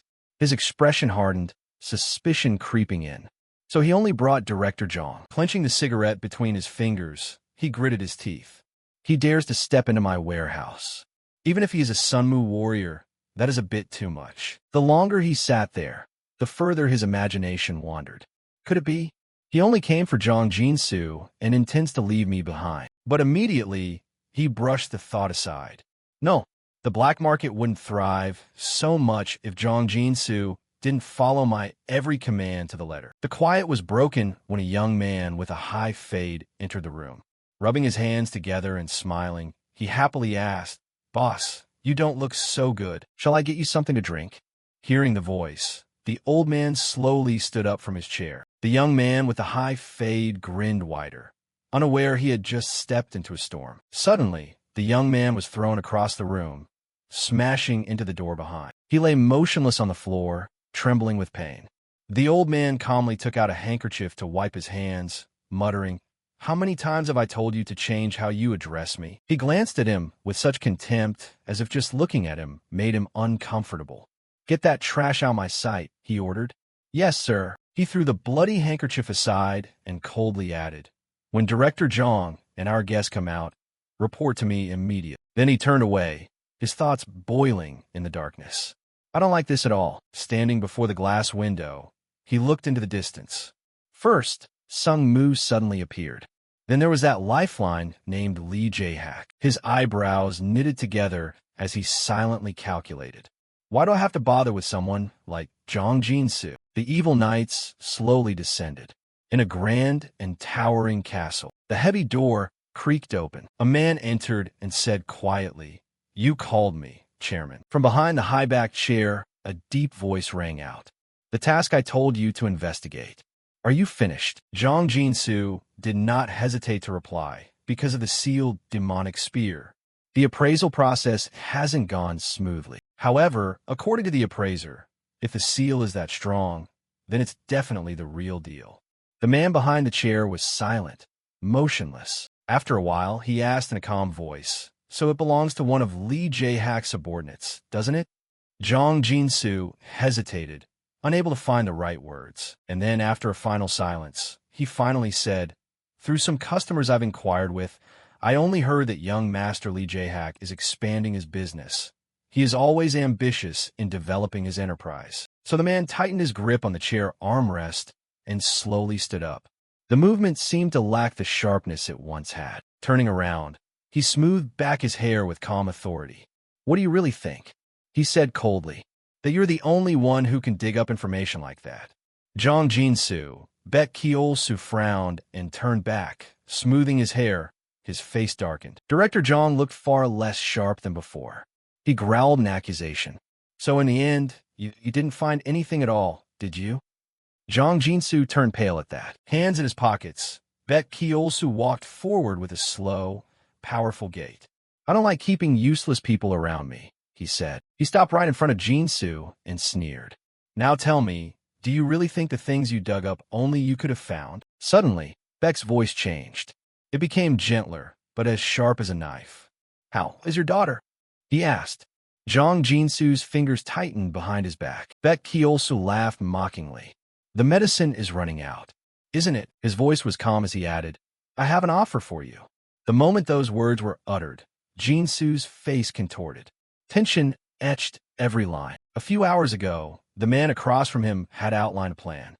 "I will take down the black market, and of course wipe out Bet Kiolsu too." The man had slowly removed his mask to reveal his real face.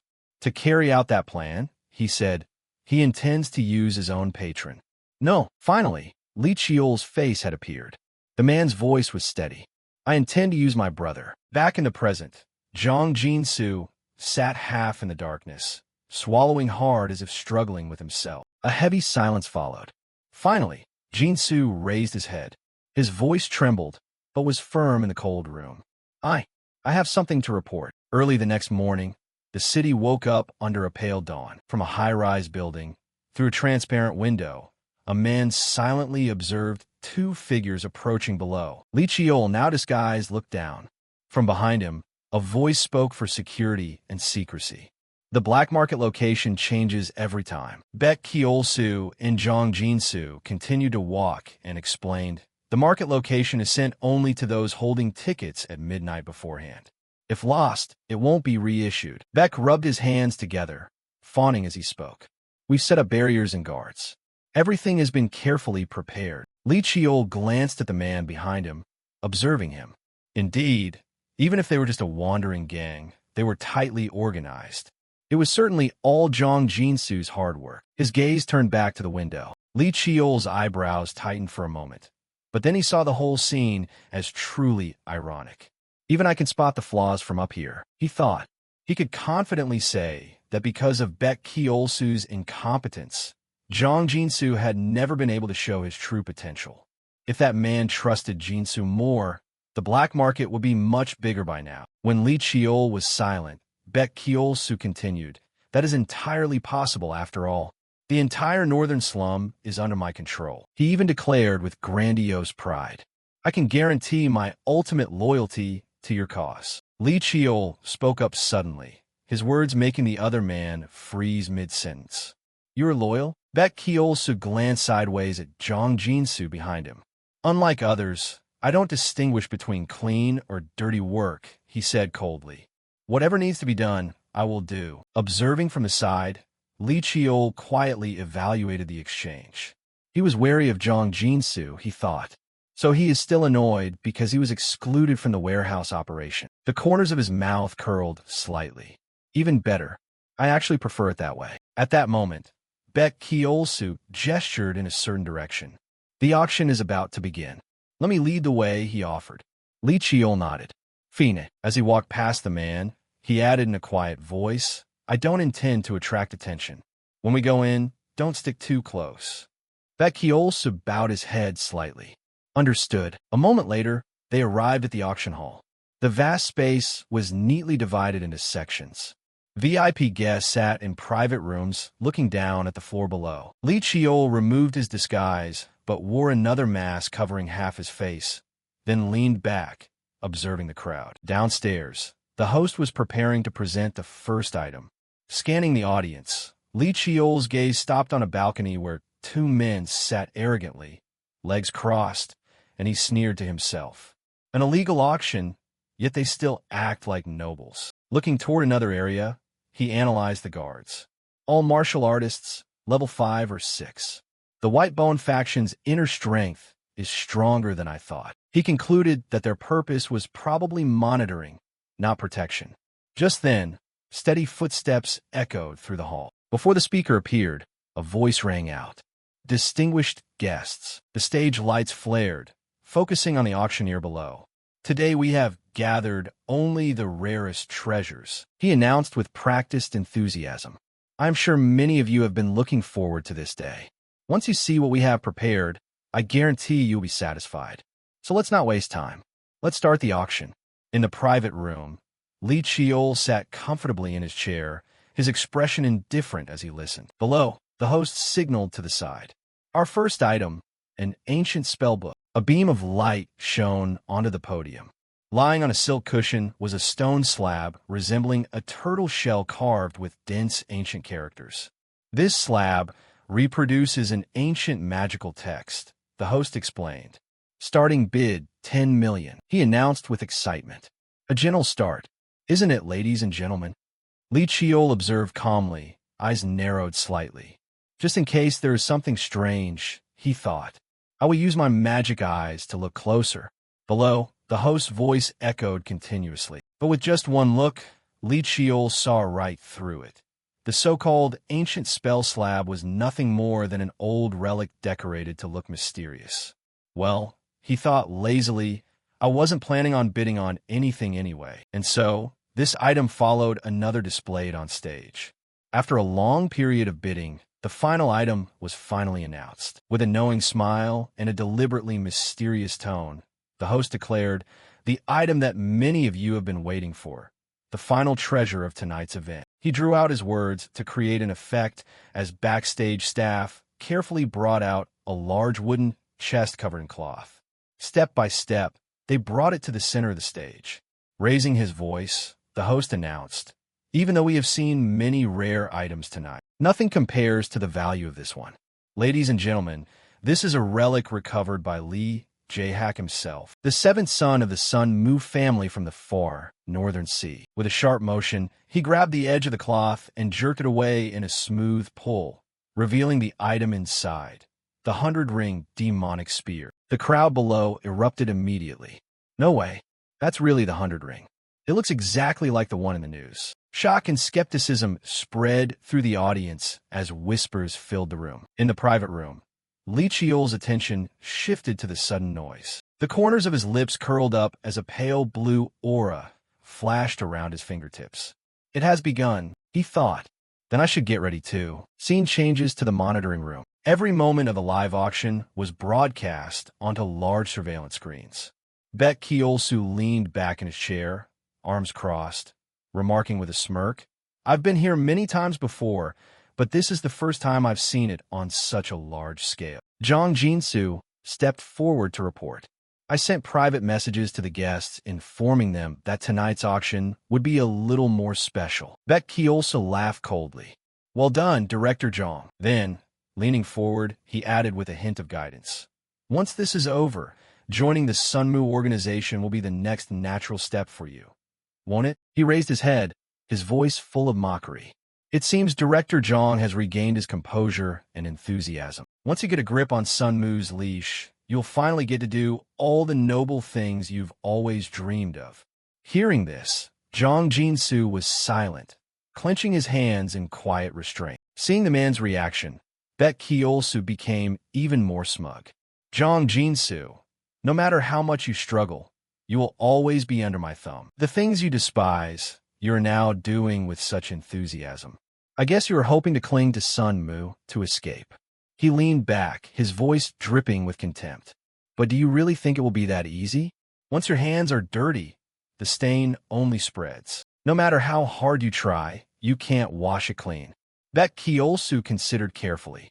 Lee Jae-hak's approach is not due to an appreciation of the special potential of this black market. He wants to control the underground economy itself. Anyway, Director Jong personally confirmed that the man is one of Lee Jae-hak's subordinates. If tonight's plan succeeded, Baek would have a strong string to pull. Thinking that, he laughed to himself with quiet confidence. Everything has been calculated.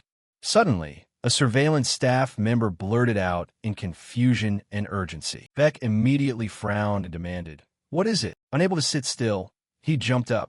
"What is happening?" The surveillance staff member's voice sounded briefly.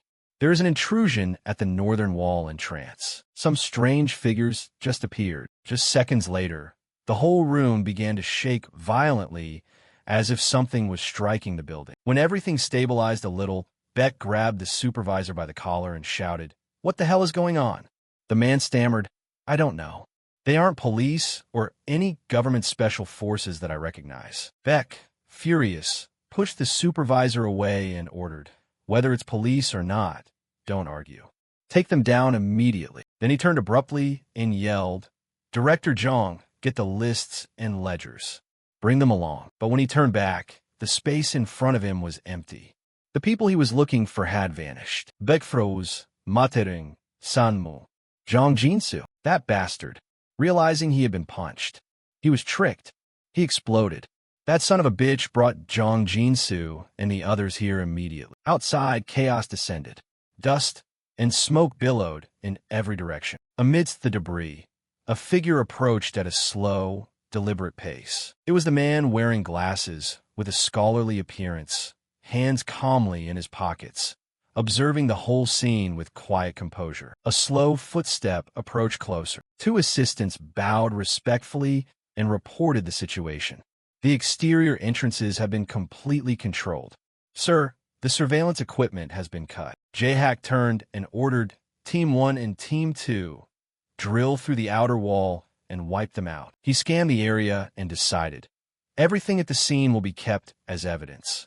Leave it as is. Arrest everyone. Everyone nodded and answered in unison, "Yes, sir." Jae-hak was tense, trying to read the situation.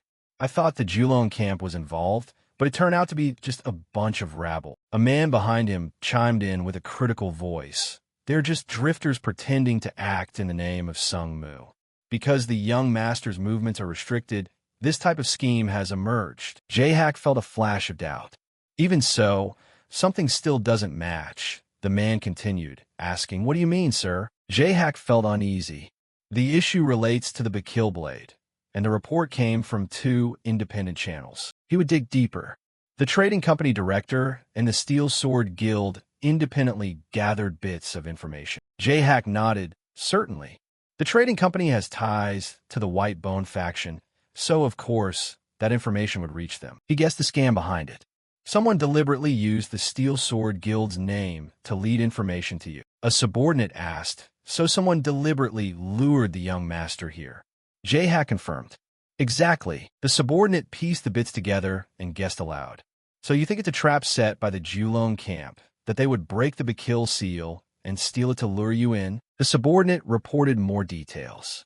Bakil is still sealed, and the Julong camp has no signs of unusual activity in intelligence. Jae-hak's face darkened as he thought carefully about who would benefit, and his eyes lit up as if he just realized something. "Oh," the subordinate looked over, confused. "What is it, sir?" Jae-hak waved his hand to dismiss it. "Oh, never mind." He sighed with relief. "It's that kid." Jae-hak crossed his arms, and his face became dangerous. If the plot hadn't been exposed, who knows what would have happened. But now that it's exposed, those responsible will pay dearly. On stage, the host was still speaking into the microphone. "Allah, please wait a moment. We are verifying the situation. Ladies and gentlemen, please wait." From a quiet corner, Lee Cheol slowly stood up. "As expected, you handled it quickly." He looked down at the scene below through the transparent glass window. Then he raised his hand, channeling a blue energy current. The sealed sword inside the glass cabinet began to shake violently. The host's face turned pale. A small explosion erupted from thin air, caused by Lee Cheol himself. The sword shattered the glass cabinet and flew straight toward where he was standing. The audience erupted in chaos. "Catch him. Baekju has been stolen." Guards rushed in from all directions. "He has a weapon. That man has a weapon. Take him down." Lee Cheol immediately cast a spell. Kuan Kokong. A blue stream tied up the guards, lifting them into mid-air. Daemilula. Then he tilted his head slightly and muttered, "I'm quite busy here." Moving like lightning, Lee Cheol lunged. The auction was strictly guarded, but sneaking past them wasn't too difficult. The real problem is if Baek Kyeolsu himself comes. As he ran, Lee Cheol suddenly stopped, a smile curling on his lips. "You came quickly." The man in front of him gasped for air. Lee Cheol tilted his head. "So, are you ready, Jong Jinsu?" He began to outline the plan. "I intend to use my brother to take down the entire black market." Jinsu froze, thoughts racing in his head. Could it be the heir? But Lee Jae-hak has a younger brother. Realization hit him hard. Someone who only started the martial arts path recently, but progressed at an unprecedented speed. Now, he clearly understood who was standing before him. The 9th heir of the Sunmu family, the youngest son, Lee Cheol. Lee Cheol's voice became sharp. "Whether you accept it or not won't change anything. The information has likely already reached the Golden Sword Guild. If my older brother comes, the White Bone faction will suffer losses, and you won't fare any better. Instead of chasing Baek Kyeolsu, wouldn't it be wiser to deal with the person actually running the black market?" Jinsu looked completely bewildered. Why? Why are you telling me everything?" Lee Cheol smirked. "Didn't you say it yourself? It's an offer." He paused, his eyes flashing with a hint of amusement. "I'm still deciding whether or not to save you." Then, in a low, decisive voice, he made the offer. "Forget about Baek Kyeolsu and follow me." Jinsu had a specific condition, just one. "Promise me one thing," he pleaded, bowing his head. "Protect my daughter. No, cure her. Please cure my daughter." Jinsu had decided to sacrifice himself for his child. He vowed to do anything, even die for her. Lee Cheol replied sternly, "Do you think you have the right to demand conditions right now?" Jinsu retorted, threatening, "If you refuse, I will tell Baek Kyeolsu everything." He stood up, insisting that Baek Kyeolsu would flee, and even if Suimu tried to catch him, it would buy time for Baek Kyeolsu to slow everything down. He predicted the chain of events. Baek Kyeolsu will persevere and eventually get caught, but not before causing trouble for Li Qiol. Li Qiol pondered for a moment. If it's Baek Kyeol-soo, he reasoned, that man will definitely obstruct your martial arts rangers for revenge. He exhaled, relieved that this was the Jong Jin-soo he knew. Fine. Curing your daughter isn't difficult. Li Qiol didn't forget to set his own terms. He had calculated carefully. Catching Baek Kyeol-soo wouldn't take long for Sunmoo. It's just a matter of a few hours whether we catch him now or a bit later. Then, as if brushing it off, Cheol said, either way is fine. He turned back to Jin-soo. Now, are you ready to follow me? Jin-soo quickly clasped his hands. I am ready. His face was solemn. What should I do? Li Qiol immediately commanded. Leak information to your seventh brother and tell Baek Kyeol-soo that Jin-soo is definitely his subordinate. When they meet again, Jin-soo must appear impressed and say he will follow Li Qiol's instructions well. Sweat beaded on Jin-soo's forehead as he considered the consequences. Someone like Li Qiol surely has many contingency plans. He dared to ask, anxiously, if I betray you, do you have a way to survive? Li Qiol turned back, his expression mysterious. What do you think? Then he walked quickly. All right, let's go, he said as he walked, adding a few final words as he left. Smoke and dust rose thick throughout the city. Zhang Jin-soo chased after Li Qiol, calling out loudly, young master. Finally, he stopped, then lowered his voice to say, the items you requested are all here. Seeing Li Qiol's serious expression, Zhang Jin-soo quickly confessed, the gold bars have been converted into physical form and stored in the only warehouse. The cryptocurrency accounts are stored on the USB. He handed over the file bag and the USB. Li Qiol opened the briefcase and checked the contents. After seeing that some documents were still missing, he turned to Zhang Jin-soo and asked, what about the stone slab I asked for? Zhang Jin-soo pointed in a direction and replied, it's over there. He led Li Qiol to a warehouse. From the outside, the warehouse looked dilapidated, but everything inside was neatly organized. Upon arrival, Zhang Jin-soo announced, I left it in that box. Li Qiol carefully opened the box to check inside. Seconds later, he praised, good. It's definitely the real deal. Then he turned back to the papers. Are the records and ledgers ready? Zhang Jin-soo answered honestly, yes, of course. Li Qiol took the briefcase and warned him, keep this safe. It will be your lifeline. He also emphasized the previous letter. In the letter I gave you, make sure it is sent. If not handled correctly, they will think it's a confession to save your own skin. Zhang Jin-soo promised to take care of it. Don't worry, I'll get it done. Everything settled, Li Qiol said goodbye. I'm off now. As he spoke, a thought flashed through his mind. What if the Golden Sword Legion members come to search this place? He hadn't finished his sentence when a loud explosion erupted from outside. The very next moment, something flew toward them at high speed. The warehouse door was blown away by a massive explosion. Through the thick smoke and dust, a voice rang out. You swindlers! It was Baek Kyeol-soo. He strode in proudly, smiling arrogantly as he shouted, do you dare to take down the legendary Baek Kyeol-soo of this world? Smoke still blanketed the warehouse. Li Qiol, not wanting to fight, said calmly, leave. There's no way out for you anyway. Baek Kyeol-soo clearly didn't intend to back down. He drew his blade and laughed with brutal pleasure. Yeah, let's see. The next second, Baek Kyeol-soo pulled his blade from its sheath, hesitated for a beat, then shouted, but as he steadied his fighting stance and sounded bitter, adding, I won't fall alone with this grudge. He didn't stop. He lunged, screaming, I'll tear you both apart. Quick-witted, Li Qiol pushed Zhang Jin-soo out of the way. The blade slid and he roared in anger. Director Zhang, you bastard. As Li Qiol summoned his sword, Baek Kyeol-soo shouted at Zhang Jin-soo, his voice full of resentment. You ungrateful wretch. You forgot I once saved your daughter's life, and now you betray me. Then his eyes narrowed in sudden realization. So that's how it is. I wonder what you were playing at. Turns out you changed your face. No wonder the voice sounded like that brat. Hearing this, Li Qiol couldn't help but inwardly praise his opponent. To realize so much from just a few clues, this person truly cannot be underestimated. Driven by pride and anger, Baek Kyeol-soo lunged again, screaming, die. His strikes were fast and accurate. However, Li Qiol dodged them all. Baek Kyeol-soo clicked his tongue, reluctantly impressed. "Umph. So you're not entirely useless.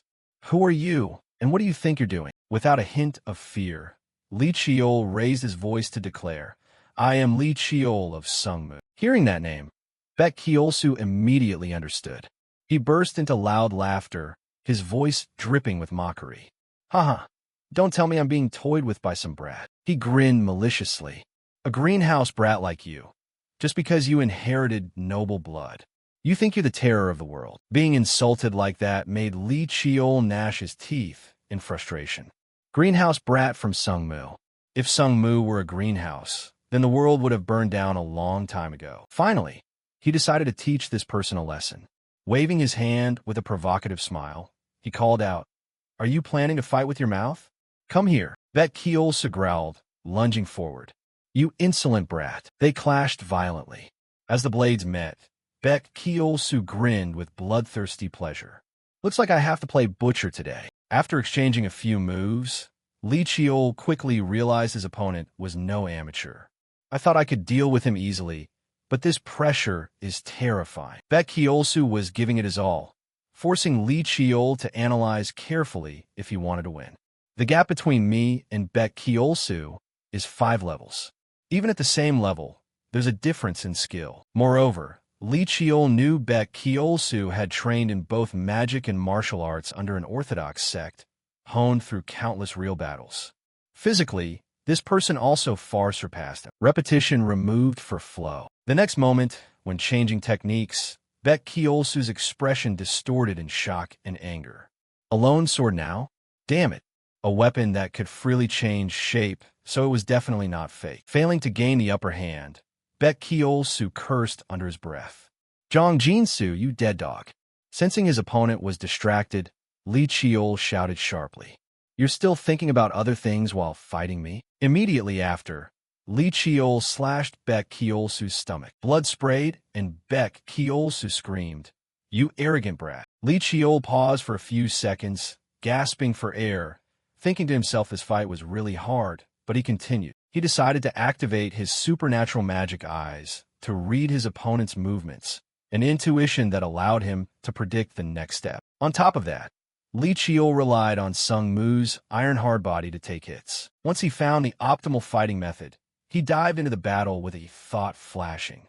"I once fought and defeated 6 billion or countless enemies if you prefer a less intuitive way, even faster than Baek Kyeolsu." They clashed in an earth-shaking battle that made the warehouse tremble. A few minutes later, Li Chiol was knocked backward and flew several meters. But he stood up unscathed. Seeing this, Baek Kyeolsu frowned in confusion, thinking, "Why is this brat like this?" He watched Li Chiol raise his sword again and muttered, "Mona level equivalent to mine is acceptable."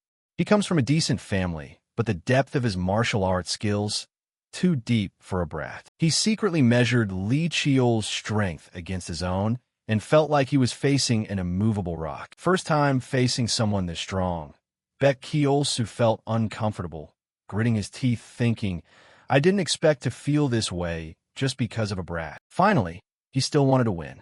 So, Baek Kyeolsu hardened his resolve. "I have to end this fast and clean." Baek Kyeolsu still doubted himself. Just a brat. What the hell am I facing? He gritted his teeth. Standing in front of him felt like facing an immovable rock. Finally, Baek Kyeolsu stomped his feet hard on the ground, lunged, and charged straight at Li Chiol. Every time he swung his blade, Li Chiol dodged easily with masterly technique. His technical foundation was as solid as a fortress. After dodging, Li Chiol stepped back, and the long spear in his hand deformed into a long staff. Baek Kyeolsu froze for a heartbeat. A weapon that could change shape was a surprise. He hurriedly stepped back and prepared to block the next thrust, amazed at the feeling of exchanging blows with 3 or 4 opponents at once. "I only intended to linger with this brat and Jong Jinsu for a while, then slip away," he thought. "If I run now, I can still save my life." He knew he had connections at the Nine Dragons camp, but the pain of betrayal and the thirst for revenge didn't allow him to back down. Even if he died, he vowed to slit their throats first. Baek Kyeolsu took a deep breath, coiled energy into his legs, and stomped on the ground. The ground cracked with a thunderous echo. Pieces of rock flew, an unavoidable blow. A hailstorm of rocks flew toward Li Chiol. Li Chiol crouched low and swept the staff in a wide arc, swatting away the barrage. Through dust and debris, Baek Kyeolsu reappeared, continuing his attack. From his side, he drew a short dagger. Take the chance to slash with the kind of knife that once slit my master's throat. Repetition removed for flow. Even Li Chiol's eyes widened at the speed. In a flash, Baek Kyeolsu slashed, but Li Chiol had used the staff to block. Then Baek Kyeolsu spun and stabbed the other knife in a quick, precise curve looking for a defensive gap, biting into Li Chiol's left shoulder. That blow pushed Li Chiol back. He suppressed a cough. Baek Kyeolsu's lips curled into a wicked smile. Now is the time. He lunged, screaming die. The knife tip tore the smoky air toward Li Chiol. Li Chiol's eyes flashed, pale light spreading around him. In an instant, the long staff in his hand deformed again, this time into a black sword. Baek Kyeolsu, mid-lunge, halted when he saw the new blade. He tightened his grip on the knife and spat out a curse. Damn it. Then suddenly, a whip lashed through the air. Baek Kyeolsu, surprised, felt Li Chiol's whip tightly wrap around his wrist. He was subdued. Li Chiol tightened his grip on the whip handle and pulled him close. As the distance closed, Li Chiol raised his sword, ready to finish it. The victory belonged to him. He moved smoothly, unavoidable. Endless first form, no magic strike. The blade slashed a hot white streak straight into Baek Kyeolsu's chest. From the wound, hot blood sprayed. He couldn't help but cough up a mouthful of bright red. His body staggered and then collapsed on the hard floor. Baek Kyeolsu trembled all over. Through clenched teeth, he spat, "You son of a bitch." Li Chiol replied coldly. Last word from a third-rate thug are redundant. With that, he swung again, mercilessly. In a flash, head and body parted. Baek Kyeolsu's body fell. Blood poured out, staining the ground red. Li Chiol sheathed his weapon, breathing heavily, tired. Suddenly, he staggered and felt injured. His leg was wounded. Just in time, Jong Jinsu arrived to support him. "Are you okay?" he asked. Li Chiol steadied himself and nodded slightly. "I'll be worse than I thought, but I'm in control." Looking down at Baek Kyeolsu's corpse, Li Chiol thought to himself, "This is the first time I've killed a person in this life." Jong Jinsu stood silently beside him, eyes fixed on the fallen man. Then he looked up at Li Chiol, eyes thoughtful. "Only 15, he said. "He was only a little older than my daughter." Recalling the fight, Jong Jinsu couldn't hide his admiration. The power Li Chiol displayed was truly terrifying, especially knowing Baek Kyeolsu wasn't an ordinary thug. He bowed slightly and said, "Honestly, thank you." Li Chiol let his mouth curl up. "No need to thank me. I did it because there was something I needed to take." Jong Jinsu hesitated. "So what should I do next?" Li Chiol replied with appreciation. "Keep that enthusiasm. But first, finish this." He added a sentence that surprised Jong Jinsu. "Take care of your daughter first. Our agreement starts there." Jong Jinsu was moved. Li Chiol hadn't forgotten his previous words. He was certain this brat was different from Baek Kyeolsu in crucial ways. A rare, pleasant smile spread across his face. "If Li Chiol contacts me again, Jong Jinsu vows he will gladly be his right-hand man." Suddenly, a deafening explosion echoed throughout the building, shaking the whole room. Li Chiol glanced toward the source of the sound and muttered his deduction. "Looks like the White Bone faction is struggling in its final death throes." Jong Jinsu clutched the briefcase tightly and asked worriedly, "In this situation, will you escape safely? You shouldn't reveal your identity. I'll put the documents in the bag." Li Chiol took the bag, not at once. "Right, don't worry," he reassured calmly. "I'll slip away when I see an opening." Inside, he began calculating. The Golden Sword Legion lives up to its name. Their abilities are excellent. But with my silver illusion technique and 10,000-volt thunderstep, just as his mind raced through exits, Jong Jinsu interjected, "There's an underground passage." He explained quickly, "There's a water channel running under the facility, narrow but enough for one person to move." Then in a voice of sincere determination, he added, "I will lead the way for you." Li Chiol's lips curled into a faint smile. So he's decided. He remembered their previous deal. Jong Jinsu knew clearly he couldn't back down once he agreed. This person was clearly keeping his promise to the end. Comparing his eyes before and now, Li Chiol realized the difference.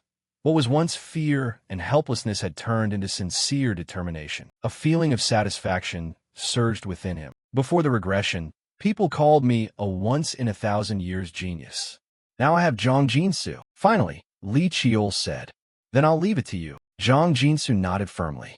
Yes, sir.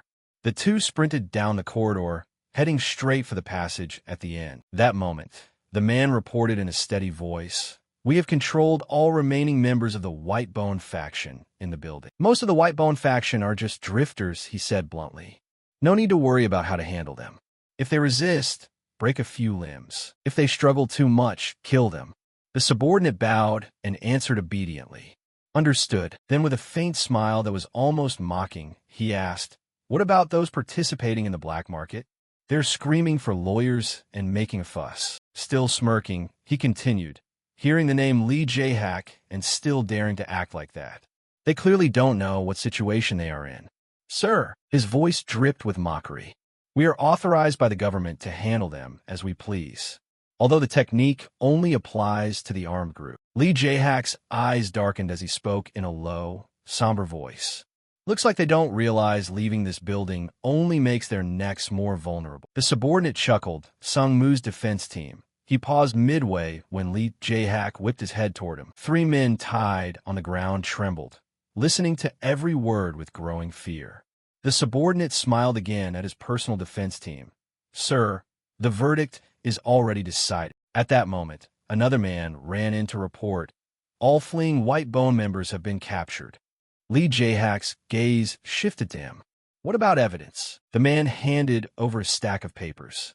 "This is everything we found at the black market." Lee Jae-hak took the documents and flipped through them, pondering deeply. After a moment, he returned them and muttered, "No ledgers, no access logs, so they hid them elsewhere." He was silent for a while, his expression thoughtful.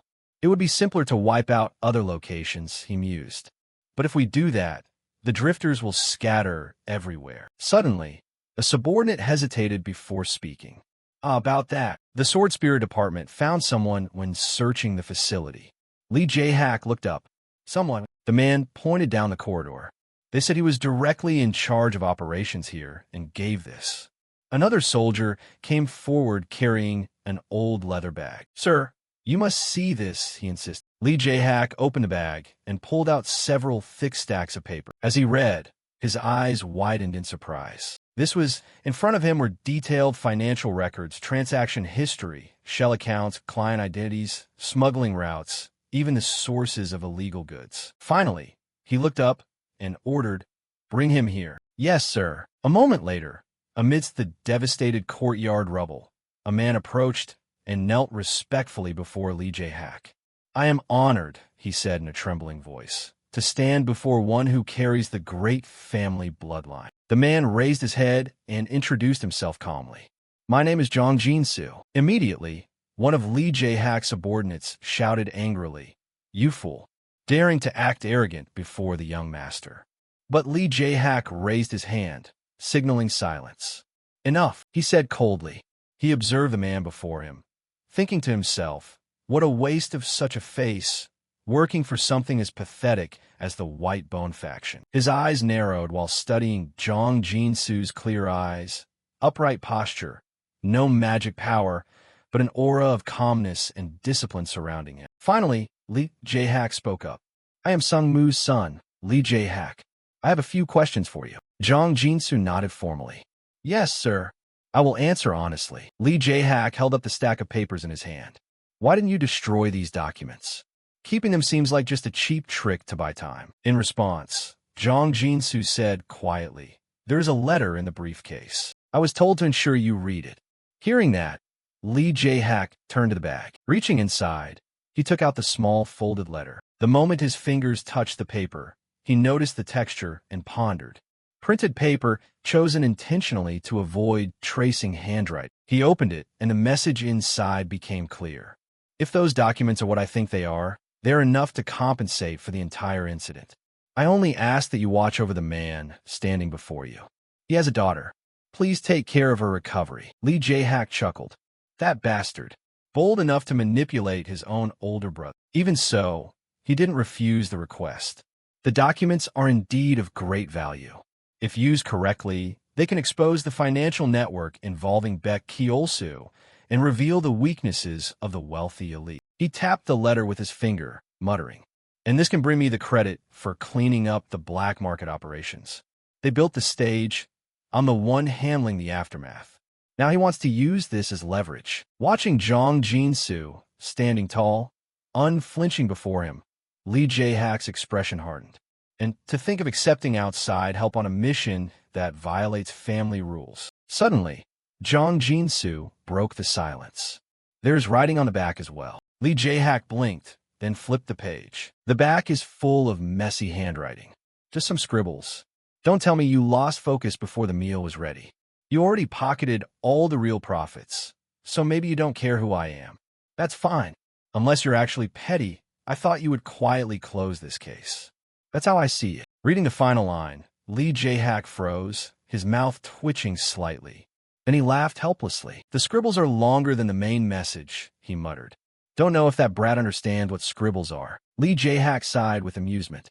"Does anyone start a martial arts journey in such a ridiculous way?" he muttered to himself. Then, he folded the letter neatly and tucked it into his jacket. "So, he doesn't intend to communicate directly, huh?" he muttered to himself. Then, he folded the letter neatly and tucked it into his jacket. "So, he doesn't intend to communicate directly, huh?" As he thought about Cheol, his eyes gleamed with satisfaction. Even after defeating the sixth sister, he still maintains that composure. Choosing the youngest over her was the right call.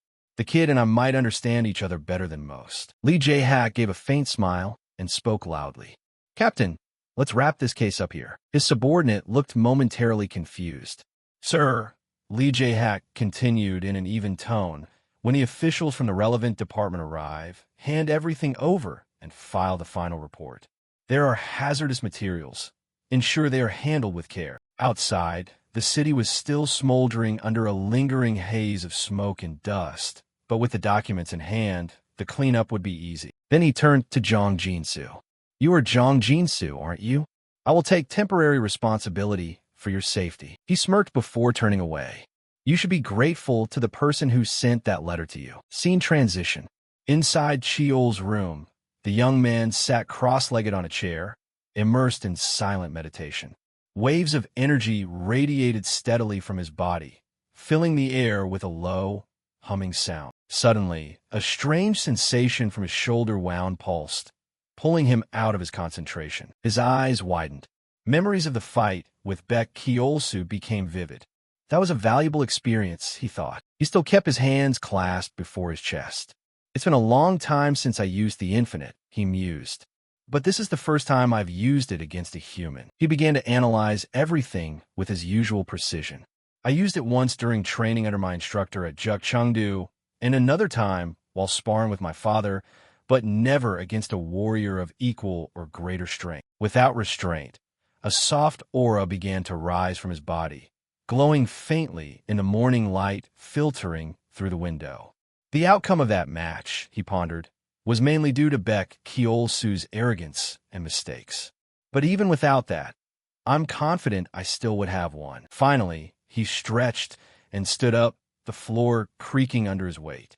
During this martial arts journey, this kind of real combat is what matters.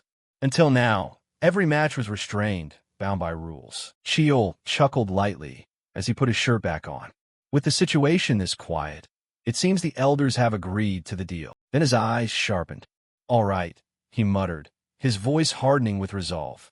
"It's time to call that person out." Back in Seoul, South Korea, traffic was bustling on the streets under a pleasantly clear sky. Turning into a quiet alley surrounded by small eateries, Cheol stopped in front of a modest house and looked up. He observed the building for a moment, thinking to himself, no sign. It looks more like a private home than a restaurant. After a short pause, Cheol slowly opened the door and stepped inside. Approaching the front desk, he said in a calm voice, "I have a reservation under the name Jong Jin-soo." The receptionist replied immediately, "Yes, of course. Please allow me to lead you to your room." Without another word, Sheol followed the young woman down the hallway to a private room. A moment later, the door to a private room slid open. Inside, the middle-aged man who had been waiting stood up and greeted him respectfully. "You have arrived, sir." Sheol stepped in and remarked, "I didn't expect a place like this." The man smiled slightly and explained, "This is a space for those who prefer private conversation. Nothing from inside can be heard beyond these walls." Sheol stepped in and remarked, "I didn't expect a place like this." The man smiled slightly and explained, "This is a space for those who prefer private conversation. Nothing from inside can be heard beyond these walls." The man quickly regained his composure and replied politely, "Please forgive me. It's just, I truly realize now how young you are, young master." He observed Sheol closely, lost in deep thought. "Perhaps it's because of the background in the Sung Mu clan that you look so mature. But looking closely, you still have the face of a boy." A flicker of surprise crossed his expression as he continued inwardly. "A boy? Yes, a boy indeed." After observing for a moment, the man spoke again, his voice filled with admiration. "But your eyes, your presence, it doesn't feel like I'm talking to a child at all." Memories of what he had witnessed rushed back. He couldn't help but mutter in amazement. A 15-year-old boy managing to recruit Lee Jae-hak, the golden swordsman of the Sung Mu clan, catching Baek Kyeol-soo, and taking down the entire black market. After a thoughtful pause, the middle-aged man bowed slightly and said sincerely, "First of all, I want to express my gratitude. Both my daughter and I owe you a great debt, young Master Lee Cheol." Cheol calmly took a sip of tea and replied with measured politeness, "No need for such gratitude. It was just a transaction." But the man insisted, his voice trembling with emotion. "Even proposing that transaction was a favor. Without your intervention, I would still be chained under Baek Kyeol-soo." Cheol observed the man's persistence and sighed. "So, how is your daughter now?" The man reported the situation. "She hasn't fully recovered yet, but she is much better." Cheol nodded briefly, and the man praised the Sung Mu clan's medical center without restraint. Cheol seemed only half interested and shrugged. "That sounds good." The man hesitated, then became serious. "Young master, you kept your word to me. Now it's my turn to fulfill mine." The following words made Cheol pause slightly. "I will do whatever you ask. Tell me what I must do." Seeing the man's seriousness, Cheol couldn't help but tease him slightly. "You make it sound like I'm about to order you to do dirty work." The man looked flustered and protested. No, that's not what I meant." Cheol's smirk showed he had teased enough. "I know." Cheol's smirk showed he had teased enough. "I know." He placed a folder and a USB drive on the table. The man's surprise was evident. "This," he stammered. "Isn't this the file and USB you took that day? Why are you bringing them back?" Cheol explained calmly. "I just borrowed them to look through." He pushed the documents toward the man. "I will hand them over to you. Handle them with care. There will be many places where I need funds," Cheol added. The man stared, disbelief and worry visible on his face. His hands clenched tightly on his knees as he asked, "Why do you trust me with this? This money no longer has an owner. Don't you think I might run away with it?" Cheol replied with the same cold seriousness. "Well, are you planning to run?" The man quickly denied it. Cheol's voice hardened. "Of course, I don't trust blindly. You haven't given me a reason to trust the circumstances surrounding you yet." Cheol's voice hardened. "Of course, I don't trust blindly. You haven't given me a reason to trust the circumstances surrounding you yet." Speaking up, Cheol outlined the practical benefits. First, the ongoing mana treatment for your daughter. Second, your relationship with the Whitebone faction. Because of the deal with your seventh brother, he is free. But if you break your word, I can drag up the past and tie you down at any time. Cheol's assessment ended like a verdict. "That should answer your question." The man bowed his head slightly and responded, "Yes." Cheol suddenly added something that startled the man with surprise. "But still," he said softly, "I cannot trust you completely yet. Not yet." Then, reaching out with a calm, sincere smile, he continued, "I hope that one day I can trust you with all my heart." Those words struck deep, echoing in the man's mind and heart. How wonderful it would be, he thought, if we truly trusted each other without needing deals or complicated circumstances. He looked down at the hand open before him, not understanding what Cheol truly saw in him to speak with such directness. Reflecting on the sharp contrast between Cheol and his former superior, Baek Kyeolsu, the man pondered further. I thought he was like Baek Kyeolsu, someone who grabs people's weaknesses just to exploit them. And yet, even though young master Lee Cheol keeps using the word transaction, our relationship feels like a debt that binds me, not a chain. After a long pause, the man finally answered himself. No, the way he treats me now, it feels like he truly sees me as an equal. With that realization, he reached out and shook Cheol's hand firmly. Understood, he said with determination. I will prove it bit by bit. It won't take long. Cheol smiled satisfactorily. I look forward to it. As he observed the man opposite him, Cheol thought further. Now I no longer see you as someone losing their light under Baek Kyeolsu's shadow, but as someone with a spirit like Sol Ji. Seeing Cheol pick up his bag, the man asked, Where are you going now, sir? Seeing Cheol pick up his bag, the man asked, Where are you going now, sir? After leaving the restaurant, Cheol walked down the street. Suddenly, a child's voice rang out. Mom, look at that guy. He must be a martial artist. So cool. The mother quickly pulled her son away, scolding, Don't say that. Come here. Hurry up. Hearing this, Cheol froze for a moment, his eyes flashing with unease. I thought I hit it well, but it seems I'm still leaking something. He quickly pushed the thought aside and continued walking. Amidst the bustling crowd flowing down the avenue, Cheol stopped, quietly observing the world around him. Meanwhile, elsewhere in a minimalist cafe, smoke drifted languidly in the air. A woman with chestnut-brown hair was smoking a cigarette. When the server brought her coffee, she suddenly let out a soft sound of surprise. Her gaze shifted to the window and back. Oh, what's this? She muttered, her voice full of interest. It seems I found something interesting. The cigarette was still burning between her fingers as she gave a captivating smile. Those stats. I've never seen numbers like that. Finishing the thought, she stood up gracefully and headed for the door. Let's see who this person really is. As her face became clear, her eyes flashed with a mysterious, almost supernatural charm. Sharp, curious, and dangerous. Her voice carried a note of excitement as she whispered, with these very eyes. As her face became clear, her eyes flashed with a mysterious, almost supernatural charm. Sharp, curious, and dangerous. Her voice carried a note of excitement as she whispered, with these very eyes. Holding the bank book, he rested his chin on his hand and muttered, About 100 million in deposit? This amount is enough for immediate operating costs. Lee Cheol looked up, thinking to himself that thanks to Jong Jin-soo, he was able to get here so comfortably. Closing the book, calculations were already forming in his head. His talent had been proven. For now, he would just let him develop freely and see. A plan began to take shape. If Jong Jin-soo showed similar ability to seal geometry in the past, he would be strong enough to help him build a support base. Lee Cheol's eyes flashed. It was essential for people to know that there was a solid foundation standing behind him. Until now, both luck and excuses have been fine. Because he was someone who knew the future, many things could be done, but from now on, he had to be more cautious when using information from his past life. His thick eyebrows knit slightly. The things he was about to do later had to look like predictions based on reasonable logic only. Suddenly, the announcement speaker blared. Lee Cheol sighed and slowly stood up. First of all, he had to take care of his own affairs rather than Jong Jin-soo's. The evening sun cast its light on the train station, and the black-haired young man's footsteps were long and slow. Standing amidst the crowd, Lee Cheol glanced at the stream of people around him.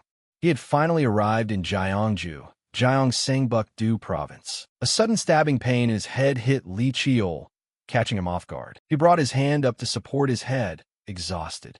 Ever since the training at Heavenly Demon Mountain, he hadn't lost control even once. Gyeongju was home to countless relics and monuments, a place where the ancient and modern coexisted. Things that carried a long history within them contained power, and in that power was a mystery that modern times could not explain. An artificially sacred land that achieved balance in a miraculous way.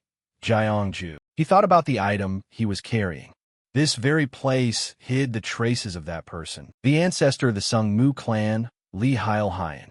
Stories about him were mostly passed down by word of mouth, to the point that scholars once rumored he was just a fictional character. At Mount Sungmu, there was only a memorial tablet worshipped on an altar, not the remains of Li Heilheim. It wasn't until his past life that a ruin related to him was discovered. Not knowing how long he had been walking, Li Qiol thought as he walked. They also discovered materials related to Huya there. Right at the moment his train of thought reached a crucial point, there was another purpose. "Hey kid," someone suddenly cut in. A beautiful blonde woman exhaled smoke from her red, luscious lips, holding a smoking pipe. She spoke up, "Who are you?" Li Qiol thought to himself. Achieving his goal was precisely to meet this person. She smiled. How interesting. The smoke followed her footsteps as she approached and enveloped him. Suddenly, the magic detector detected a strange signal, so he came to check it out. Her eyes flashed with a strange light. Who would have thought you'd have something identical to mine in your eyes? The possessors of magic eyes rarely reveal themselves to the world. Yet what a coincidence. Besides me, there is one more person in South Korea. The archmage belonging to the Eiffel Magic Tower in France, Valérie de Belle, born from French nobility. In his past life, she was one of the few archmages who achieved the second level of magic eyes. Her ability was the interpretation eye, reading and understanding all information hidden within objects. Li Qiol was a bit unexpected in this situation. He had planned to seek out this woman, but he didn't expect to meet her this way. Valérie suddenly leaned in close. "Hey, are you afraid of me?" Seeing him silent, she asked again. "Or are you not Korean?" Li Qiol had a sigh. "I am Korean." She immediately chuckled. "That's a relief. Actually, I only know how to speak Korean." Another silent sigh. He knew it beforehand, but this woman was indeed hard to predict. Rumors flashed through his mind. The nickname she would be called by in the future, the eccentric of the Magic Tower, or more accurately, the mad woman of the Magic Tower. What baffled him most was the reason she came to Korea. She suddenly wanted to learn spells, so she came here to study bye-bye. Furthermore, she didn't even bother to ask the Magic Tower Master for permission before leaving. As for becoming a naturalized Korean citizen, that was just because the fried chicken here was so good. Returning to reality, Valérie asked, "Let's skip that. Hey, who are you?" Li Qiol was helpless. "You were the one who started the conversation first. Why ask me?" She clicked her tongue and reached out. "So difficult. Then let's greet each other properly." The mage girl introduced herself slowly. "I am Valérie. As you can see, I am not Korean. I am a mage from the tower." Li Qiol also reached out to shake her hand in good faith. "I am Li Qiol." Hearing his surname, she was a bit surprised. "Li? Ah, could it be the Li family in Korea? I think it's called Sungmu, right?" Li Qiol nodded. "Yes, that's right." Valérie immediately exclaimed. "If you're from Sungmu, you're practically royalty in this country." Li Qiol wasn't that arrogant. It was true that the clan held great power, but it was still far from being real royalty. Her pipe swung in midair. "Is that so?" The pipe suddenly pointed straight at him. She bluntly exposed. "Then why cover that cute face with a mask? Are you running away?" Not intending to deny it, he slowly removed his mask. "Your magic eye property is the same as mine. And what's more, you awaken it earlier than me. But it's not surprising at all." She smiled. "Not surprised, right? Anyway, I've already investigated quite a bit." Li Qiol continued the conversation with his real face. "Because I have already seen eyes similar to yours." Valérie's interest was piqued. "I've never heard that Sungmu has someone who possesses magic eyes. What ability do your eyes have?" Li Qiol thought to himself. "I don't understand why I have to expose my own abilities." She narrowed her eyes and smiled. "My eyes are the interpretation eye, capable of reading and interpreting every object or phenomenon in the form of data. And you?" Looking at that expression, Li Qiol didn't know what else to say. The seemingly harmless smile of the mage still remained, but something seemed to be gradually changing. Then there's no other way. In the blink of an eye, her eyes changed color and her voice deepened. "I'll just have to find out for myself." Intense power radiated.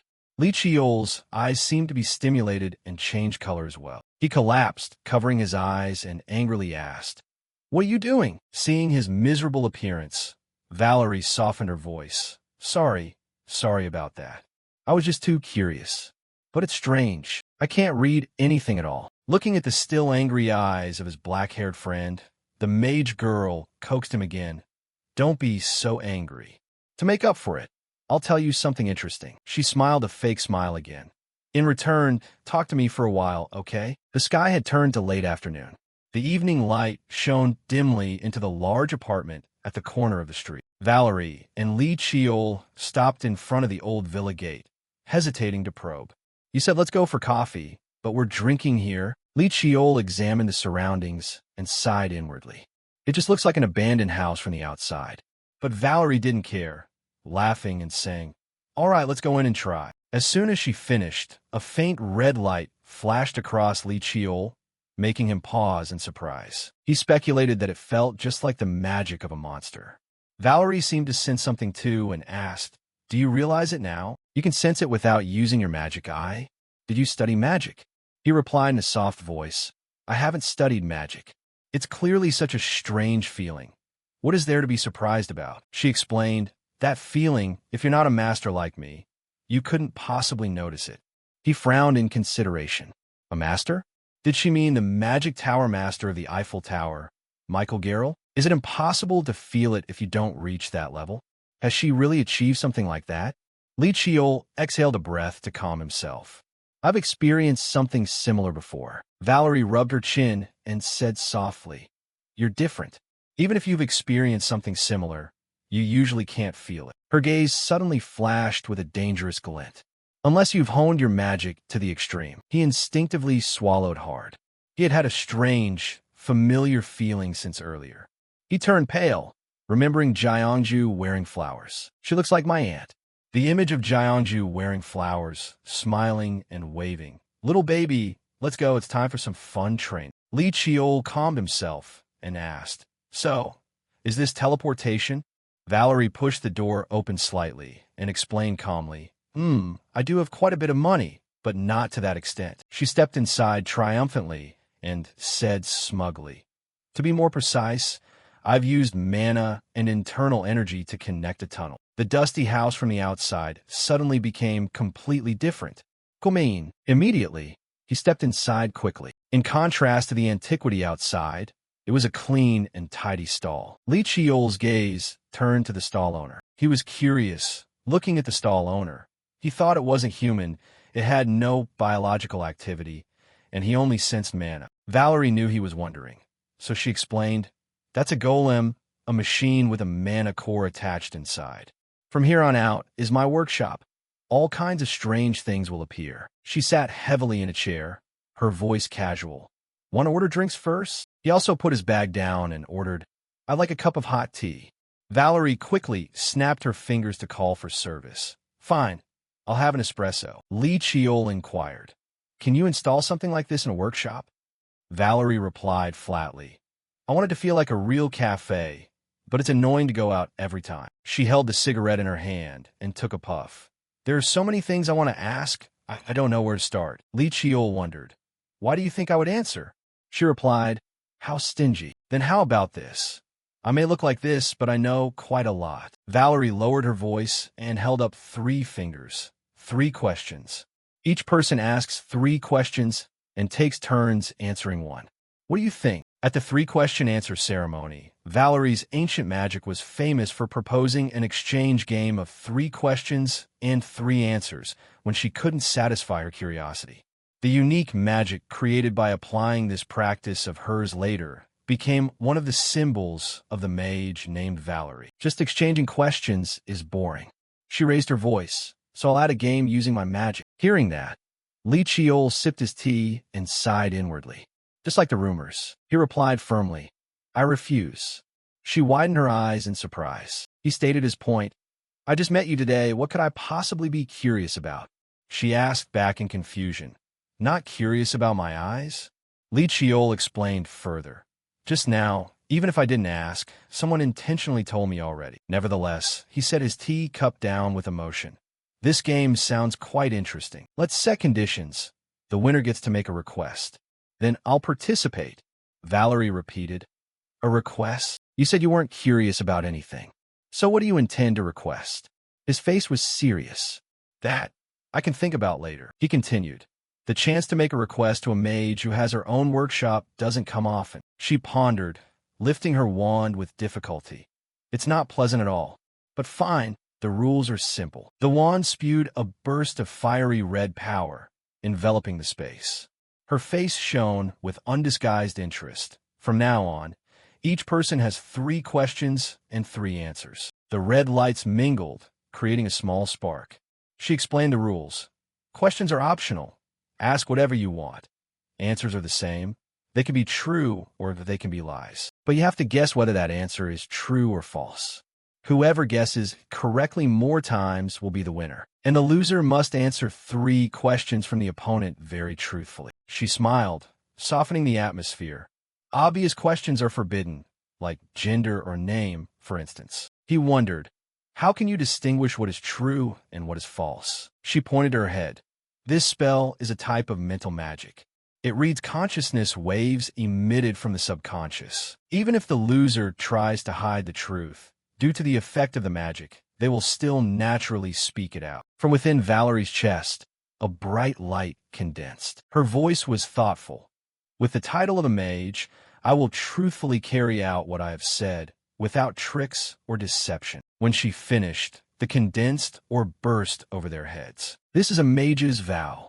If I break this vow, I will lose all my mana. She placed her hand as if in assurance. Now you can believe that I won't play tricks anymore, right? He nodded to signal. Yes, just waiting for that. Valerie snapped her fingers. Then let's start. Red orbs floated above their heads. Valerie faced Li Chiol, mysterious and suffocated. Li Chiol politely invited her. Please ask first. Valerie replied happily. Okay, then let's start gently. Her eyes shone with a magical purple color. Dreamily looking at Li Chiol, and she asked, Your magic eyes, what abilities do they have? He closed his eyes to think. From the very first question, she asked exactly what he wanted to hide the most, didn't she? Then he quickly answered, I possess a type of power similar to yours. As soon as the answer finished, a flame above Li Chiol's head went out. Valerie jumped up, stunned. What? What does that mean? Can I consider that the second question? She sighed and justified. Fine. Now it's your turn to ask. Without wasting a second, he wondered, why are you curious about my magic eyes? She thought deeply, and in just a split second, she answered decisively. Because of the thirst for knowledge, I'm just simply curious as a mage. Immediately after, a flame went out. Li Chiol sighed inwardly. Such a vague answer. Anyway, in this game, the content of the answer wasn't important. It's important to set up the questions you want to know beforehand and see through whether the opponent's answers are true or false. If I win the game, I'll receive detailed answers to my questions, and I don't need to be too picky about the content of the questions. Li Chiol smiled with satisfaction. What I'm aiming for is winning the game, because then I'll have the right to make a request to her. Li Chiol looked at the person opposite him and signaled calmly. All right, let's continue. Immediately after, Valerie spoke up calmly. Okay, second question. Time passed slowly, and it was her turn again. Now, for my final question. Valerie's gaze became sharp, as if wanting to expose everything. You already know about me. She looked straight into Li Chiol's eyes and asked directly, Just how much do you know about me? He replied seriously. From birth until now, I have never once seen or heard anything related to you. Suddenly Valerie covered her mouth and smiled smugly. I won. She observed every expression of Li Chiol, feeling immense joy. Although young, he kept his face quite emotionless, but his facial muscles had twitched slightly. Now it was his turn. It's my turn to ask the final question, right? Valerie said leisurely.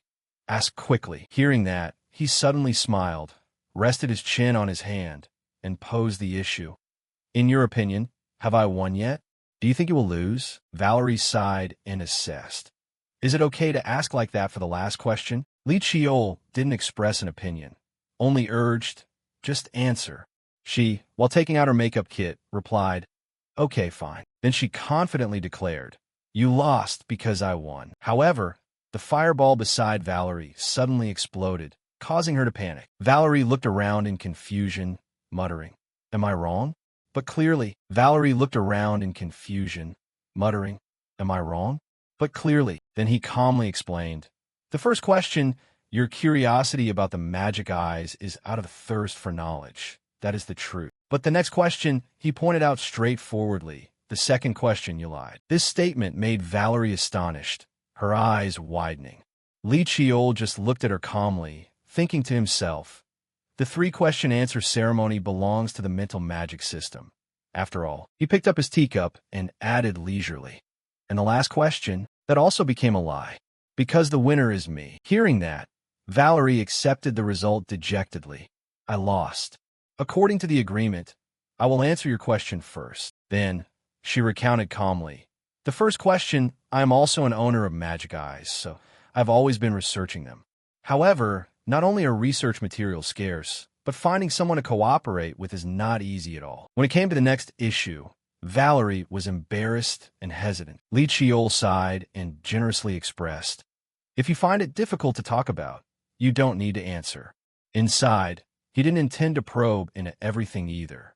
Inherent magic belongs to each individual. Her hesitation was only natural. Valerie heard those words and blurted out in surprise.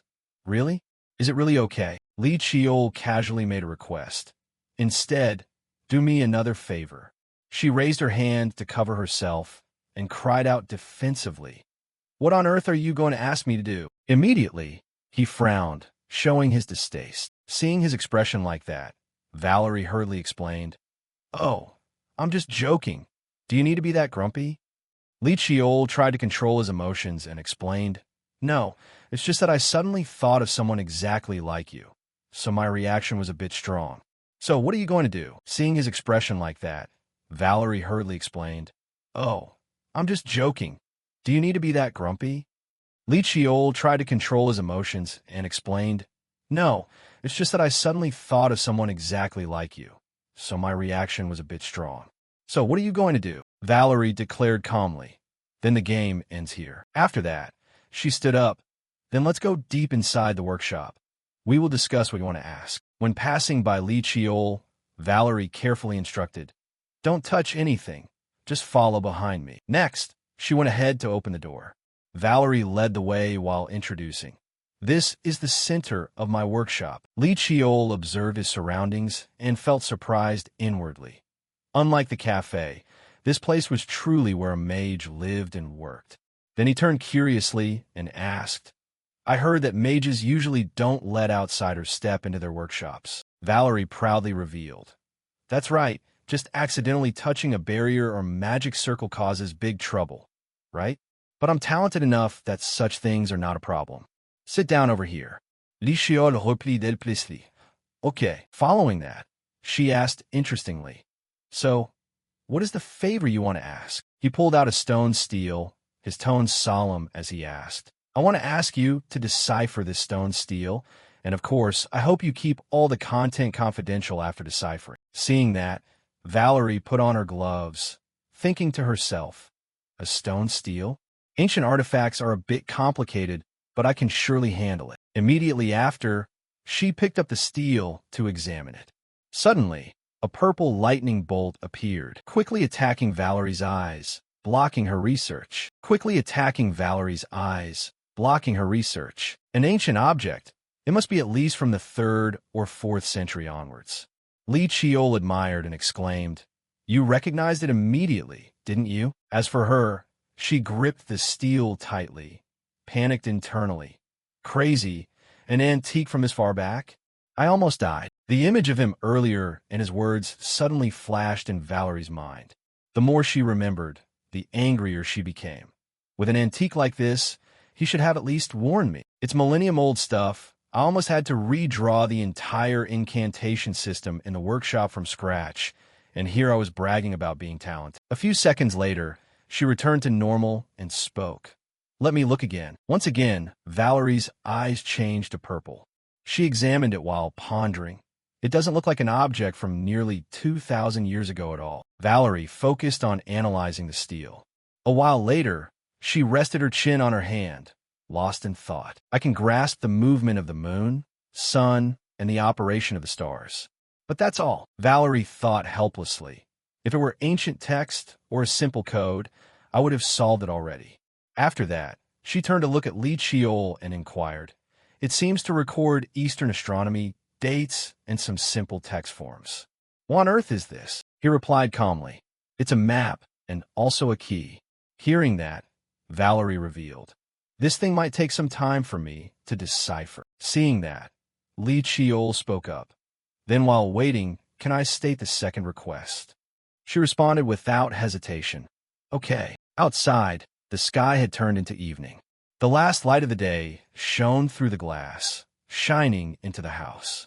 After hearing Li Chiol's question, Valerie was surprised and repeated, Your second request is to want me to tell you about magic eyes? He confirmed and added, If it can be helpful for both sides, even better. Next, he asked calmly, Is there a practice room in your workshop? Instantly, Valerie's face became extremely confident, boasting, Mages surely need a place to practice, right? Of course, which workshop doesn't have a practice area? However, mine is a bit larger than usual. Li Chiol remained silent, not replying, and thought to himself, quietly showing off. Huh? A mage's workshop that is this spacious means both her talent and finances are top tier, reminding me of someone else. Then he asked calmly, It seems you are quite rich. Valerie answered suspiciously, Don't you know? I am from an old noble family. Following that, she proudly revealed, Anyway, your second request is that don't go back on your word. Li Chiol reluctantly corrected, My goodness, one should say a man's word is as heavy as 4 horses. I understand. Valerie didn't care. She mobilized her power and said, So let's start. Try opening your magic eyes. He obediently closed his eyes and activated his magic eyes. After Li Chiol opened his eyes, he immediately saw countless illusory circles rotating behind Valerie. Li Chiol startled and cried out, his face clearly showing pain. He hugged his face and knelt on one knee on the ground. Valerie saw that and hurriedly asked, What's wrong? Li Chiol explained, Nothing. There are too many incantations in this room, so I'm just a bit dizzy. She looked thoughtful, then suddenly realized, Wait a minute, don't tell me you see all the magic circles and incantations in this place. Li Chiol admitted, then slowly stood up. Yes, my eyes can read the flow of energy as well as things that are usually invisible. Although it's a bit hard to control, Valerie wanted to confirm again. First of all, can you deactivate your magic eyes? Then she suggested, Tell me more about your magic eyes. Do they give you the power of clairvoyance or seeing mana? Li Chiol expressed clearly, I can't see through things, but I can guess the opponent's movements or hidden auras, for example. Valerie felt very skeptical. Do you know how strange what you just said is? She pointed at him. If all of that is true, then your eyes aren't ordinary magic eyes. No magic eyes in this world can see so many things. It seems this will be a long story. First, let's go back to the research room. In the research room, a cup of hot tea was placed on the table. Valerie warned beforehand. Before explaining, there is one thing you must know. Magic eyes and mind eyes are 2 completely different concepts. He affirmed, I know that. Then she said a long string of words. And also, magic eyes may seem like they only enhance vision, but that's absolutely not true. Even if manifested through magic, what the magic eyes see is still just images that humans can perceive. Li Chiol heard that and scratched his head shyly. Excuse me, can you explain a bit more simply? Korean is really too difficult. Valerie tapped her fingers on the table. I mean, it's like this. After that, she had to speak a lot, waving her hands constantly to explain for him to understand. She put a cigarette in her mouth, her face uncomfortable when having to recall. And because of that, magic eyes are more special than any supernatural ability. I've taken an fMRI scan in an activated magic eye state. The moment the magic eye was triggered, blood flow to the brain skyrocketed and the nerves were overactivated. Li Chiol realized, no wonder when I couldn't control my magic eyes, I felt pain. She emphasized, that's right, because you have to process sensations that humans don't naturally have. You'll be overloaded. Valerie spoke thoughtfully. Magic eyes are a power so dangerous. Until now, no pair of magic eyes has possessed complex abilities. Yet, How many things can your magic eyes do right now? Valerie stared at Li Chiol with sharp eyes. You once said those eyes were opened through the Sungmu ritual? Usually, those who open magic eyes will start to see abnormal things before or after the age of 5. How is it, before undergoing that ritual, had you ever seen anything strange? He bowed his head and recalled, finally unable not to admit. There were indeed signs before, even though I was only 11 at the time. She asked next, is there anyone in Sungmu who has open magic eyes like you? He denied none. Valerie continued to investigate. Do you know why I'm serious? Li Chiol only replied, yes. She suddenly expressed, what a pity. If you fall into a battle situation, I'm afraid you won't be able to control it. Li Chiol glanced slightly, as if considering, and finally decided to tell the truth. Actually, in battle, I have used my magic eyes countless times already. Valerie thought she misheard. How could that be? She excitedly stood up. Just having 2 or 3 functions for magic eyes is already a terrible overload for the brain. You should have died from a cerebral hemorrhage or gone crazy a long time ago. And yet, you can both see and control it? Li Chiol calmly admitted, yes. Valerie hugged her head helplessly. I've truly never seen an exception like that. Then a sinister smile bloomed on her lips. It seems we need to test a few things. Valerie's appearance made him turn slightly pale. Yes, what are a few things? Thanks to Valerie's suggestion, Li Chiol temporarily stayed in the training room for a while. A few days passed in a flash. Valerie was busy deciphering the steel until dinner time, and he began a training session that pushed his magic eyes to the limit. Li Chiol lay on the bench, his hands and feet fixed. Around him were lightning bolts that made him clench his teeth in pain. Finally, the sound of the equipment rang out, ending the measurement. Li Chiol was dazed, nearly falling asleep. Clearly, he could still endure it at first, but the difficulty was gradually increasing. He recalled what she had done to check how much stimulation he could take directly, shoving piles of magic forces tangled as silk in front of him. Her smile at that time was truly frightening. Come on, just a little more, just a little more, while Li Chiol could only shout inwardly, you evil demon! Right at this moment, Valerie stepped into the room, asking, how is it? Are you okay? He thought to himself, she looks no different from a science maniac. Li Chiol glanced at the handcuffs that had just been opened. You clearly said that when using magic eyes, the brain would be overloaded. She smiled reassuringly. Don't worry, the magic machine will automatically stop at the exact moment you reach the overload threshold. He glared at Valerie, who was still pretending to ignore it. This woman is truly crazy. I still have to apologize for comparing her to my aunt. She found an excuse, but thanks to that, we are collecting a lot of good data, right? The limits and properties are gradually being understood, and magic eyes develop more the more they are used. Li Chiol couldn't deny it. That's not wrong. But she didn't listen anymore, turned away, and hummed. Let's see if you obediently endure the experiments. He realized she was intentionally speaking in French. Valerie seemed surprised when seeing the thing in front of her. She observed the parameter display board, wondering, what's this? Am I seeing wrong? I set the automatic status check mode and let the difficulty increase gradually. How could his growth speed be this fast? Not growing, but rather adapting. The smile on Valerie's face became more and more interested. Everything continued in the following days. Day 1. No, almost called it an experiment. This is training. Ultimately, it's just the test Li Chiol asked for, not an experiment to satisfy my curiosity. Still, having painstakingly gathered enough data, I will save it as a file. Confirm that magic eyes can easily see one-way mana circuits. From level 6 magic and above, pain starts to appear, but up to level 7, it can still be read without too much difficulty. Perhaps I'll have to bring home a new CT scanner. Day 3. To test the clairvoyance ability, I intentionally hid an incantation behind a metal plate and told him to read it. Result: not clairvoyance, but reading the energy radiating from the object. It was just a pencil, and I still don't understand what he read or how. After that, experiment with moving objects. At that time, he showed the ability to predict blood flow and muscle movement.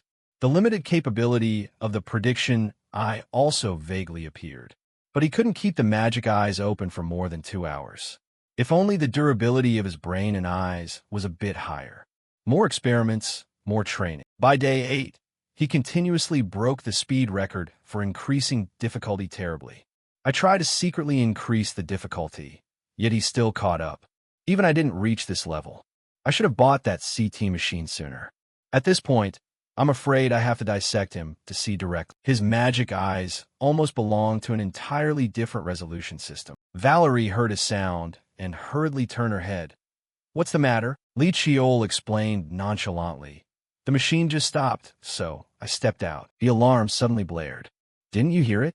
Valerie turned back to her desk, not believing it, and asked, "Alarm?" She felt a bit surprised. "All the training stages I prepared are completed. I thought it would take at least 2 more days." He approached, peering at the computer screen. "Looks like I've completed it all." Valerie was surprised. What? Do you know how to speak French?" He approached, peering at the computer screen. "Looks like I've completed it all." Valerie was surprised. What? Do you know how to speak French?" Her face suddenly turned red. Li Chiol smiled brightly, as if not caring at all. "The words you muttered, cursing to yourself, you don't need to worry too much. It can happen. I understand it all. I'm different from someone else." Valerie shouted shamefully, "You damn brat." Li Chiol approached from afar. "Calling me for something?" Valerie held her pipe and turned to look at him. "Yes, the preliminary training has ended." She tried to ask for his opinion. "Honestly, I really want to continue training in a laboratory, but what you need is the ability to apply it in real combat, right? So now I intend to start a proper training session." He seemed to agree very much. "I'm always ready." But Valerie suddenly stopped him. "Wait a minute." Under their feet appeared a magic circle, with her at the center. Valerie explained, "I've reinforced the magic circle of the training area. It will be much more complicated than before." She also instructed additionally. "And also, it's best to completely drop the habit of closing your eyes and opening them when using magic eyes. Small things repeated for a long time will become habits. It might be useful for temporary control, but later it will cause bad effects." He followed her words, frowning, trying not to close his eyes. Finally, Li Chiol was able to summon the magic eyes. He stared at the room filled with magic circles. "Even though the training area's magic circle has been reinforced, I only feel a bit of a headache. A few days ago, right in the middle of Jiangju, I couldn't even control my magic eyes." Li Chiol slowly observed around. However, the complex mana flow to this extent is just like looking into a human's mana system. I don't understand much about magic, but she is definitely an extraordinary archmage. Valerie saw him not moving, so she asked, "What is it?" But Li Chiol just answered dismissively, "Nothing." She gave him a round headband, requesting, "Now I will train you on how to control magic eyes in real situations. Wear this on your head to clearly feel the mana flow." Mana flow. Li Chiol took it, wore it on his head, and asked, "How will you train?" Valerie smiled. "I think we're practicing magic eyes, right? So the way is very clear." Behind Valerie's back, flames flared up. She sent them flying, not forgetting to call out a reminder. "Dodge well." Li Chiol summoned his sword and cursed softly. "Damn it, hey! You are only allowed to use your magic eyes. You must quickly dodge that fireball." Li Chiol couldn't help but complain. Shouldn't things like this be said beforehand? Truly a crazy scientist. He glanced back slightly. Dodged. If it were when I first stepped into the practice room, I surely wouldn't have been able to dodge. Valerie kindly reminded, "It's not over yet." The fireball still hadn't stopped but changed direction to fly towards him. Li Chiol opened his eyes wide in surprise. The fireball suddenly exploded. She seemed to have no intention of holding back. "Listen while dodging. Now I have grasped the nature of your magic eyes. Your magic eyes, if I have to say it straight, are quite similar to my interpretation system, but one level higher." Li Chiol, after the recent explosion, was dirty, while she was very calm and lit her pipe. "Your magic eyes don't read many things. Like any other magic eye, it only reads exactly one thing. The entire room is surrounded by red fire. Objects before your eyes, animals, plants, mana, or force, and countless supernatural forces, and the entire present state of each piece of that information. If I have to name it, perhaps call it the present eye, the eyes that read every phenomenon existing in this very moment. If I have to name it, perhaps call it the present eye, the eyes that read every phenomenon existing in this very moment. She didn't care at all and continued. Your eyes are reading all the present before your eyes, and once the present is analyzed, deducing a reasonable future is also inevitable. She didn't care at all and continued. Your eyes are reading all the present before your eyes, and once the present is analyzed, deducing a reasonable future is also inevitable. That's right, causality law. Valerie smiled brightly. The explosion behind her back created a huge shockwave. Li Chiol still stood firm after the explosion, but he was very messy now. She continued, Anyway, your magic eyes are at such a high level that they themselves will become a burden. Even if your controllability increases, you can still be swallowed by your own magic eyes in a split second. So all of this is for your own benefit. Fireballs were summoned again. Valerie shouted, All right, let's enter the battle. The fireballs consecutively flew towards him. After the match ended, Li Chiol was covered in soot, sitting flat on the ground, making Valerie tease him. Did you just climb out a coal mine? After the match ended, Li Chiol was covered in soot, sitting flat on the ground, making Valerie tease him. Did you just climb out of a coal mine? He said, without a shred of emotion. For that, I thank you, she asked dejectedly. But hey, your magic eyes were opened through the special ritual of Sung Mu. So, is it because it's not an ordinary magic eye that the discovery was delayed? Or are you simply an exception? He chose to remain silent and said nothing. Valerie didn't force him to ask anymore, but stood up. Regardless, perhaps I can't find the answer myself. I am sorry. She smiled sinisterly again. Perhaps I have to perform sophisticated scanning or dissect you to find out. Li Chiol saw that expression and was immediately terrified. It's nothing. There will be a day when we understand. I don't know what you intend to dissect at all. But she absolutely didn't listen. Since it's such an amazing magic eye, it must have a name. How about Divine Eye? Saloon's Honmak Sin, or in the Eastern style, Jiavong Chan In? Li Chiol resolutely refused. Not necessary. But Valerie had already finalized it. Dim Lan An, this one is cool, isn't it? But Valerie had already finalized it. Dim Lan An, this one is cool, isn't it? He must have had a very hard time resisting those rapid attacks. At this moment, Li Chiol was panting, exhausted. It's been several days already. Predicting, analyzing, choosing, and focusing. When I use the full capability of the magic eyes, the growth speed skyrockets terribly. Still, his face couldn't hide the excitement. The phone in his pocket suddenly vibrated. Valerie looked down and realized. Is it this late already? She approached Li Chiol, teasing. You don't turn into a black lump of coal like before anymore, right? What a pity. Don't train yourself today. Go wash up and go straight to the research room. He was confused. What do you mean? Valerie winked, announcing. Because the deciphering work is finished. On the table were a few books. The whole room was full of messy books. Li Chiol asked suspiciously, I haven't left this place, so why has everything changed like this? Valerie answered nonchalantly. All these are just research materials. Throwing them away now is fine too, she complained. In a magic tower, I order the scholars very conveniently. Here there isn't a single slave at all. How boring. Valerie used magic to make the books float and called. Since ancient times, the Korean peninsula has preserved materials very well, so deciphering language and text is not difficult. Also quite interesting. Come on, sit here and look at this first. Li Chiol picked up an object and commented, The shape of the stone slab is different from before, I think. She recounted, Because a few constellations and characters were blurred, I did the restoration work. From now on, I will explain it to you. From now on, I will explain it to you. Valerie took out a document, placed it on the table. She pointed to the picture on it and asked, Have you ever seen this constellation? He heard and immediately replied, No, I've never seen it. So Valerie displayed 2 photos like that. Knew it. Currently, that constellation has a shape like that. She pointed to one of them. The problem lies here. Why did the ancients group these constellations into one? Try looking below. This thing was originally an imaginary constellation. The order of these stars is the key to deciphering.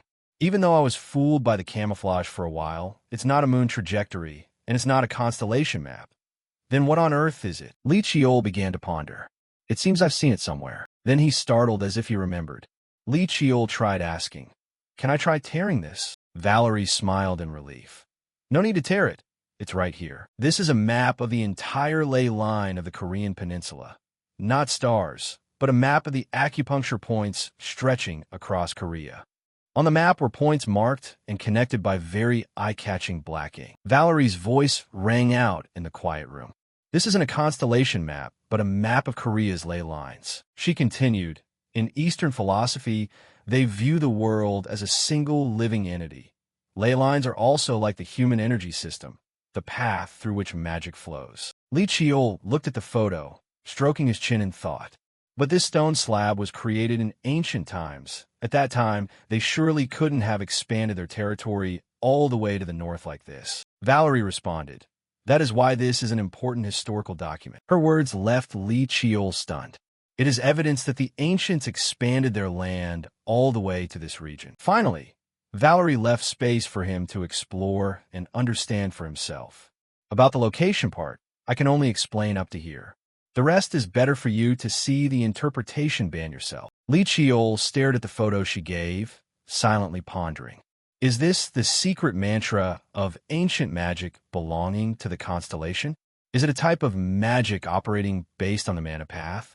Now, no one practices it anymore, but I have memorized the mantra part while studying with my aunt. Place the map and the photograph of those constellations together. If the dragon vein is indeed a power conduit, then could it be? Li Qion began to sense the energy from it, channeling his mana according to the secret incantations, then traced the acupuncture points based on that location. After a few seconds of sensing, Li Qion couldn't hide his joy, a faint smile appearing as he said, "I've found it." He couldn't hide the excitement in his heart. Do Tam-san, Zhongju Tall. That's where the second family head of Sungmu Hyang Xian is buried. A few days later, Valerie sat holding her magic wand, turning to look at him and asking, "What's this?" Planning to leave, Li Qion had his travel pack ready on his shoulders.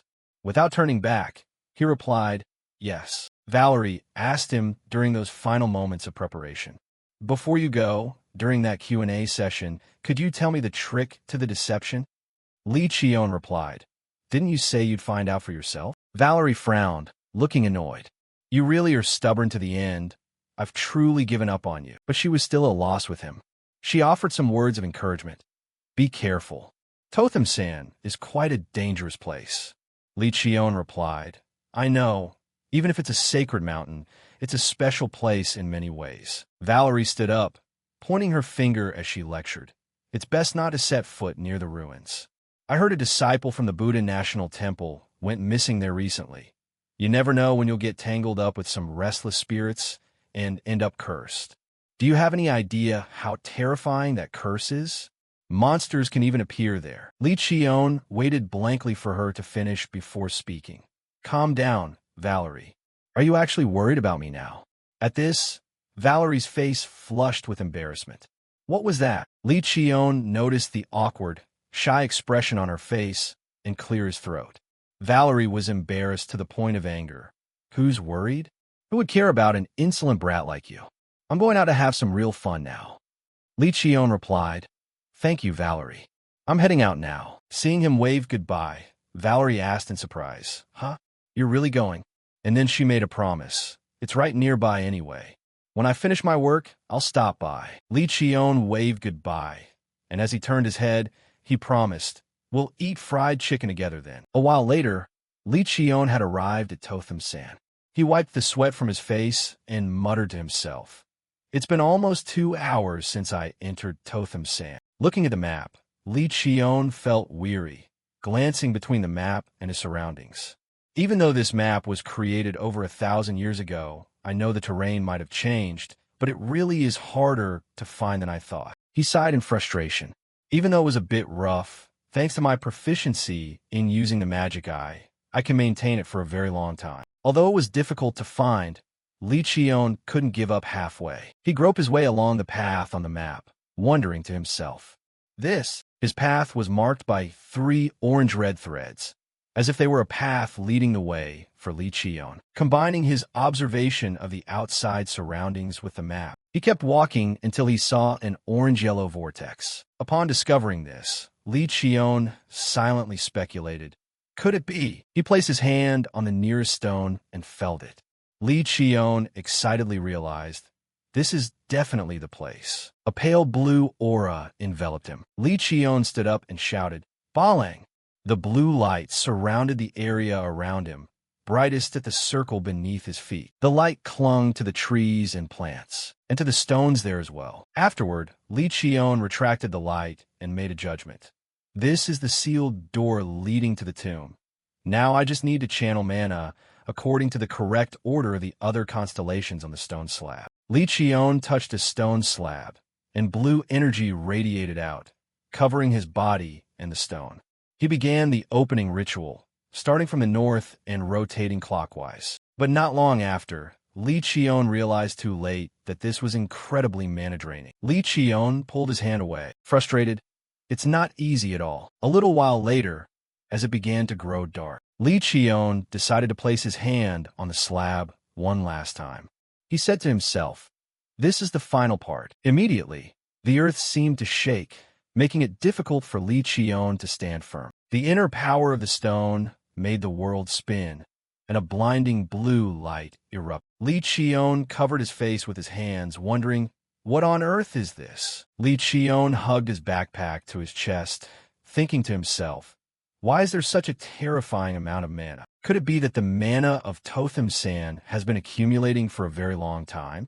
Has it been triggered by my own mana? The surge of power exploded, knocking Li Qion to the ground. He stood up, clutching his backpack, brushed the dust off himself and his bag, and sighed with relief. I thought I was a goner. Everything around him was pitch black. He couldn't even see his own hand. Li Qion looked around and muttered, I can't see anything. He had exhausted his mana to the limit, so even his magic was unusable. He dug a flashlight out of his backpack, turned it on, and said, good thing I can't feel any presence or movement. He shone the flashlight to observe his surroundings, and Li Qion suddenly illuminated a bronze statue with the ferocious face of a soldier, the carving seemingly of high quality. He was startled, almost thinking he was being attacked. Li Qion assessed the area. With a scale like this absolutely cannot be a normal ancient tomb. He shone his light onto a stone tablet and read, this stone tablet here says they bought the land from the earth god to use as a burial site. If those mages saw this, they'd foam at the mouth from the shock. Shifting the light to another tablet, it featured something like Chinese cursive script. The sweeping, dragon-like strokes carried a unique, artistic flair. What about this one? Li Qion read the content of the tablet.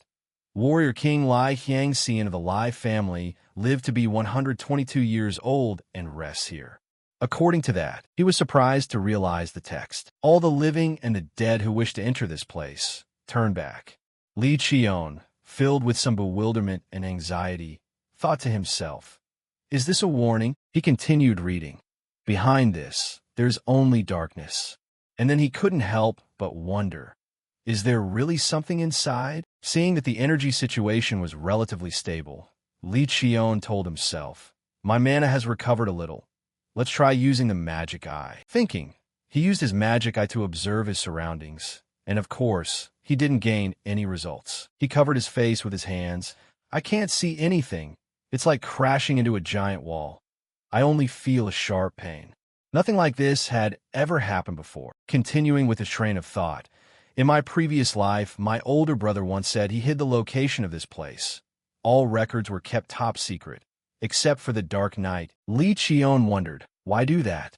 Was it out of guilt for disturbing the eternal sleep of the ancestors? And then he denied it himself. No, if that were the case, he would have hidden the fact that it was excavated as well. Li Qion pondered his thoughts. It's completely different from my brother's style. The information was leaked in a half-hearted way. If he thought it was an intentional trap, then, suddenly, a noise caught his attention. Li Qion turned toward the source of the sound. There were many flames drifting out from who knows where. Two statues with ferocious faces were closing in on Li Qion. He realized in a panic. Are the Guardian King statues moving? The two statues barked angrily at Li Qion. Human, leave this place. He gripped his sword tightly, thinking in silence. He'd never heard of protectors being here. Furthermore, they weren't high-level monsters or spirits, so why were they emitting telepathic waves? Li Qion was confused, as even his magic I couldn't see anything. He wondered, are they moving without using any power? Immediately, Li Qion dismissed this thought. It couldn't be like that. Something caught his attention. It was a cluster of light with spots like pearls linked together. He followed it and asked himself. That thing didn't give him any time to ponder. As the statue lunged to attack, Li Qion reacted quickly and dodged in time, stepping back a few paces, thinking to himself, damn it, if only I had a little more time, I would have had it. Li Qion used his toes to steady himself, calculating in his mind. A prolonged battle is impossible. If I want to win with the little mana I have left, then Li Qion rushed toward the two statues. They were warning him, leave here immediately. They just hadn't been able to advance to attack him again before some force stopped them. Li Qion was certain of his thought. Just as I suspected, their movements are rough and simple. Li Qion swung his sword and used the Heartless First Form. When he slashed down, it was definitely magic. The two statues let out a pitiful cry. Li Qion calculated, if I stretch the distance, I'll be the one at a disadvantage. Clearly understanding this, he was trying to shorten the battle as much as possible. The statue attacked. He couldn't block it in time, so he momentarily dodged. When the second statue struck, he blocked it with his sword. Looking at the difference in scale, one could see how difficult it was for Li Qion to fend off this physical attack.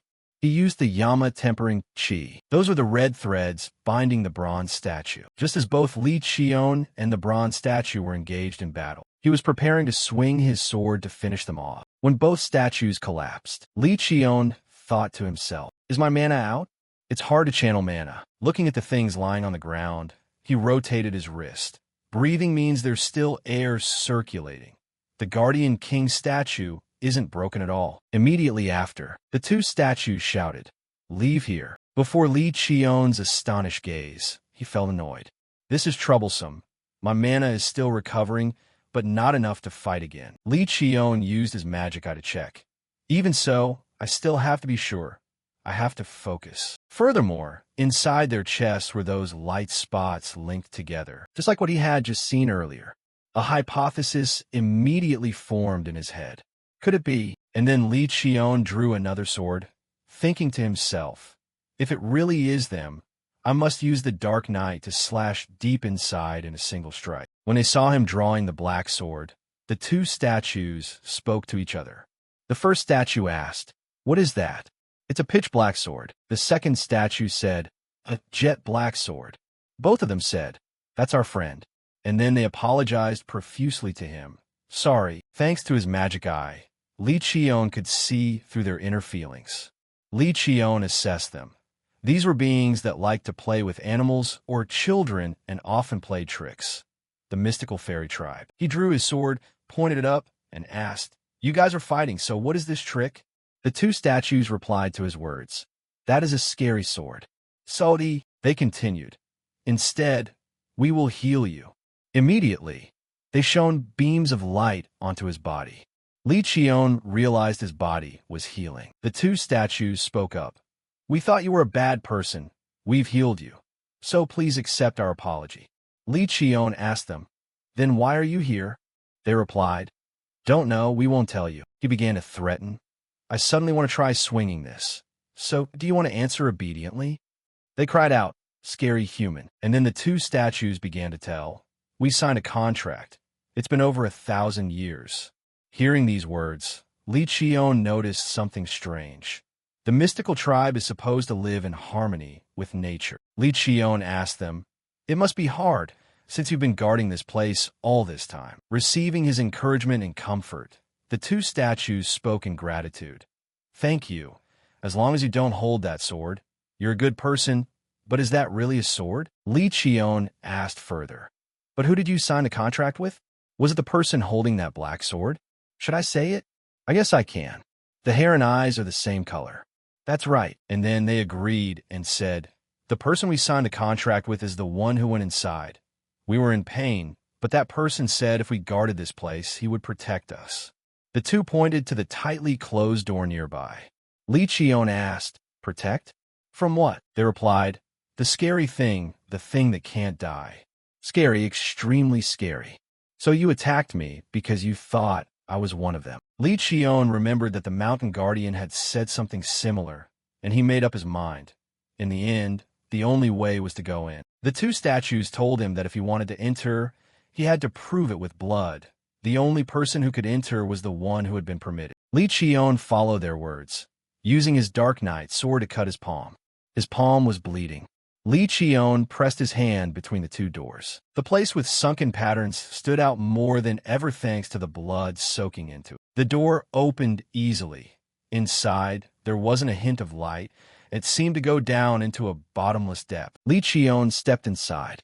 All right, let's go. In a laboratory, Valerie collapsed onto the table and sighed. There's so much left to research. So why is this happening? She said in frustration, today is a wash. I'll order fried chicken. Opening her phone to order, the computer screen emitted the sound of the probe. Valerie turned to look at the screen. The probe sound? Looking at the map on the screen, a red dot appeared at a central point in the city. She looked at it and doubtfully asked, red means death. How could there be something appearing in the Gyeongju area? Or is the machine broken? But her expression gradually became more serious. Valerie stared at the computer screen, exclaiming in shock, no way. 5 gates opening at the same time? She stood up and danced across the keyboard. Could it be because of that child? But when she checked other areas, everything was very normal, making her feel somewhat relieved. No, on the contrary, the mountain's mana is still the same as before. She immediately packed her things and left. It's not the time to be calm. Even if Gyeongju has few civilians, it's still very dangerous. Valerie left in a hurry, so she couldn't notice that the place she had just checked didn't have any unusual signals. But immediately afterward, a red dot surfaced. This red dot was like a virus multiplying at a horrific rate, and in the blink of an eye, it had covered almost the entire map. Li Qion looked around as he walked, thinking that this was no ordinary cemetery. He had been walking for a while when he saw an old bookshelf. Li Qion went forward to rummage through it, and found what he needed when he came down here. The Che Dark Knight Chronicle book. Although he needed it, his instincts sensed something even better. Li Qion's heart pounded with joy as he felt the dark energy fluctuating around him. His heart wanted to jump out of his chest in excitement. Li Qion stepped forward and felt a strange sensation happening to his body, While still bewildered, he looked ahead and suddenly saw an old man with white hair, clutching a sword tightly. Li Qion didn't know if this was a hallucination or a real soul. He could sense abundant life from him. Li Qion confirmed everything around him with his own eyes. He was shocked by what he saw. Murals covered with talismans and golden thread. Li Qion didn't understand why they had to use so many seals. What exactly was being sealed? He followed the golden threads and discovered a hole. He was confused when he saw many threads had snapped. When the thread snapped, Li Qion saw countless streams of dark energy pouring out and converging toward that old man. Those streams of dark energy also rushed straight toward him. Li Qion couldn't react in time and was completely surrounded by the streams of dark energy. They slowly engulfed him. A moment later, Li Qion saw a mirror placed in his room. He looked in the mirror and saw a child with sad eyes, looking as if there was no life left. He thought to himself that it was his past and his previous life. Li Qion recalled and saw scenes of being beaten and abused, just because he lived in that life. At that time, he asked himself why he had to endure these things and how to escape them. Li Qion saw the scene of his family's maid being fired for embezzling the family's money. At that time, she talked about what the young master would do without her. A cold voice interrupted. That's none of your business. Li Qion thought to himself that no word was more fitting than the maid embezzling, and he never saw her again. At this moment, the white-haired old man looked at Li Qion. saying it was okay and telling him he wouldn't collapse so easily. At that time, he was being dragged away but still tried to reassure him that he would return soon after cleaning the room. But Li Qion knew he would never return. At that moment, someone told him, "Go away. He will keep this a secret." However, the people in the family would still find him. He said that he would find his life again. At this moment, he ran and thought, "I couldn't protect the maid, I couldn't protect my uncle, and I had to throw away my own name, living as a fugitive." Li Qion asked why the Lai bloodline was so bad. He knew these were the scars from his previous life, the weakest part of his subconscious. Li Qion clenched his fists and wondered why he was being shown these things. Although he had returned to the past, this was still an undeniable truth. A past full of pain in his previous life.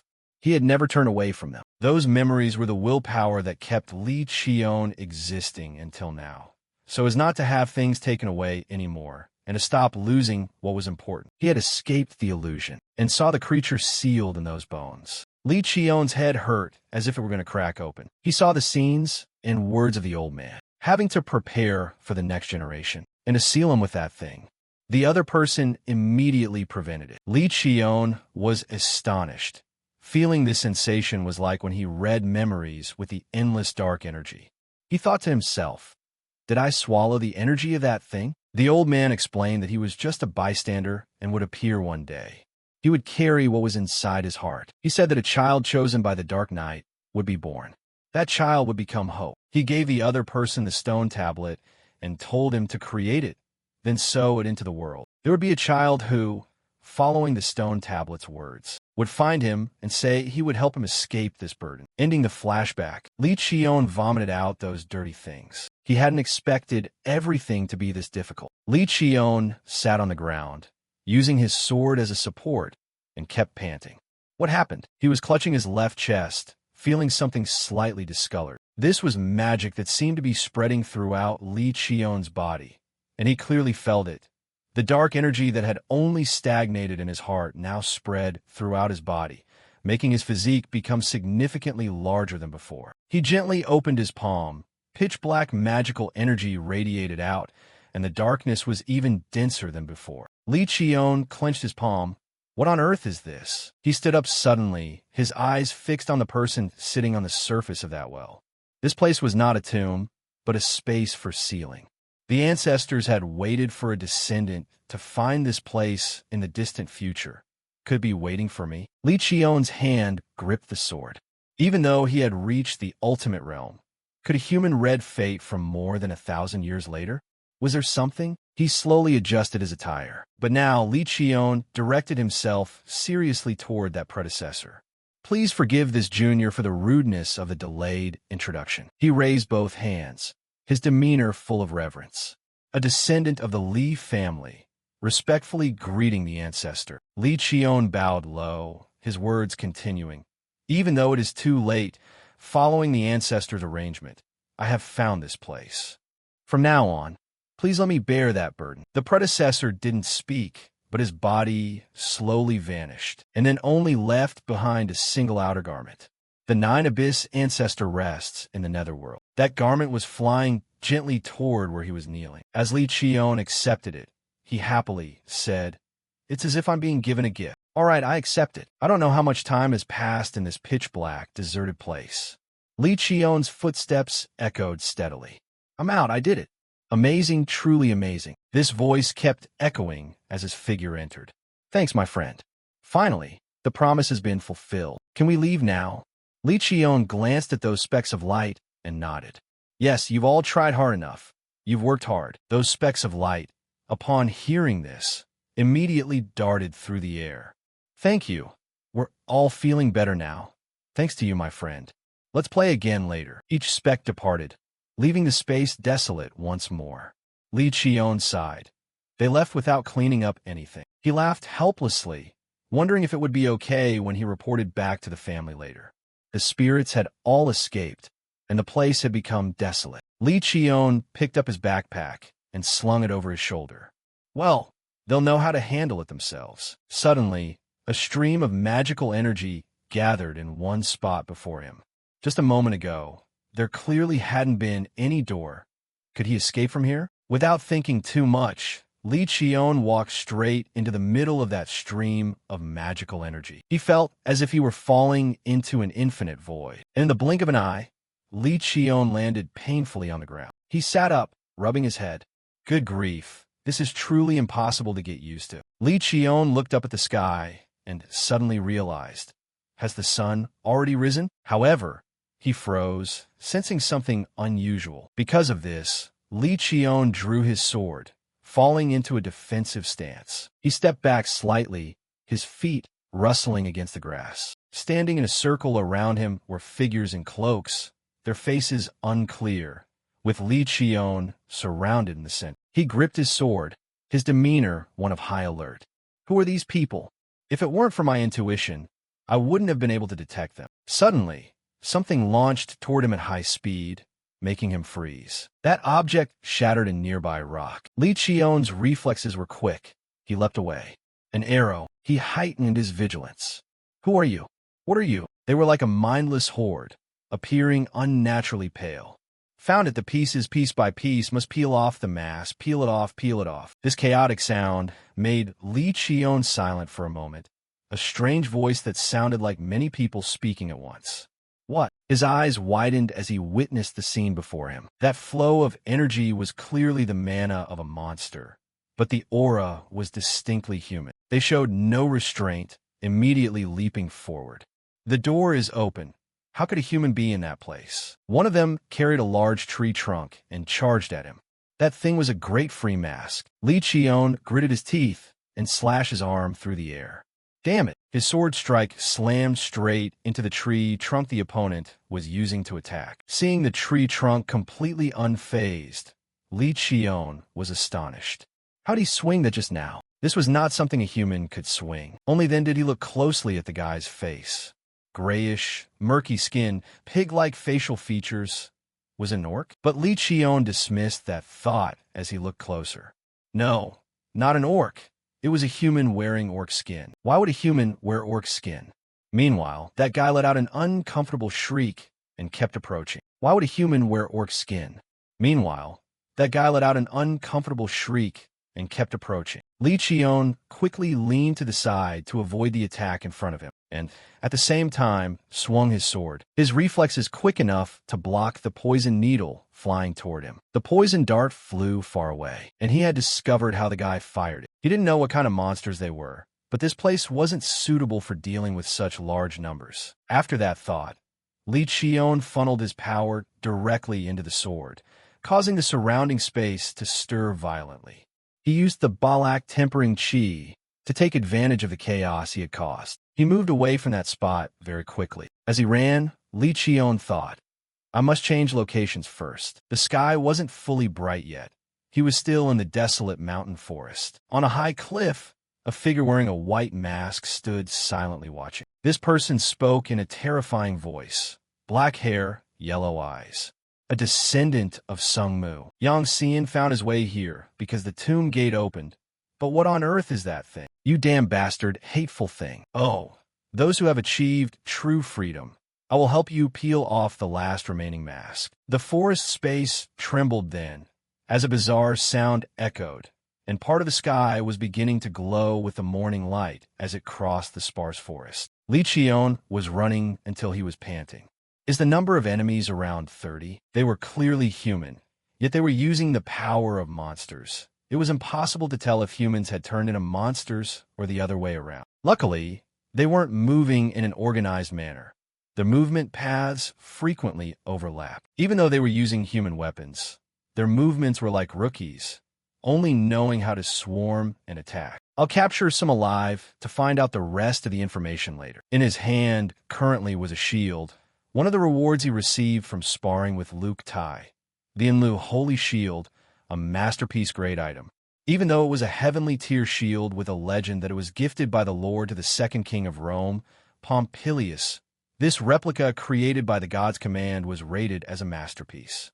I had taken the time to absorb it while at Valerie's workshop. From the opposite side, a guy rushed forward very quickly, vanishing in a blink. He leapt up, let out a piercing scream, and brought down a strike intended to destroy Li Qion. He prepared quickly, using that shield to block the attack directly. His sword-wielding hand quickly severed the guy's arm. Li Qian's maneuver had been trained through reflexes from before. After severing the guy's arm, he continuously swung the sword into his body, causing him to bleed incessantly. After Li Qian took down one, the others swarmed toward him. Li Qian's gaze was sharp. Their attack method had shifted to coordinated combos.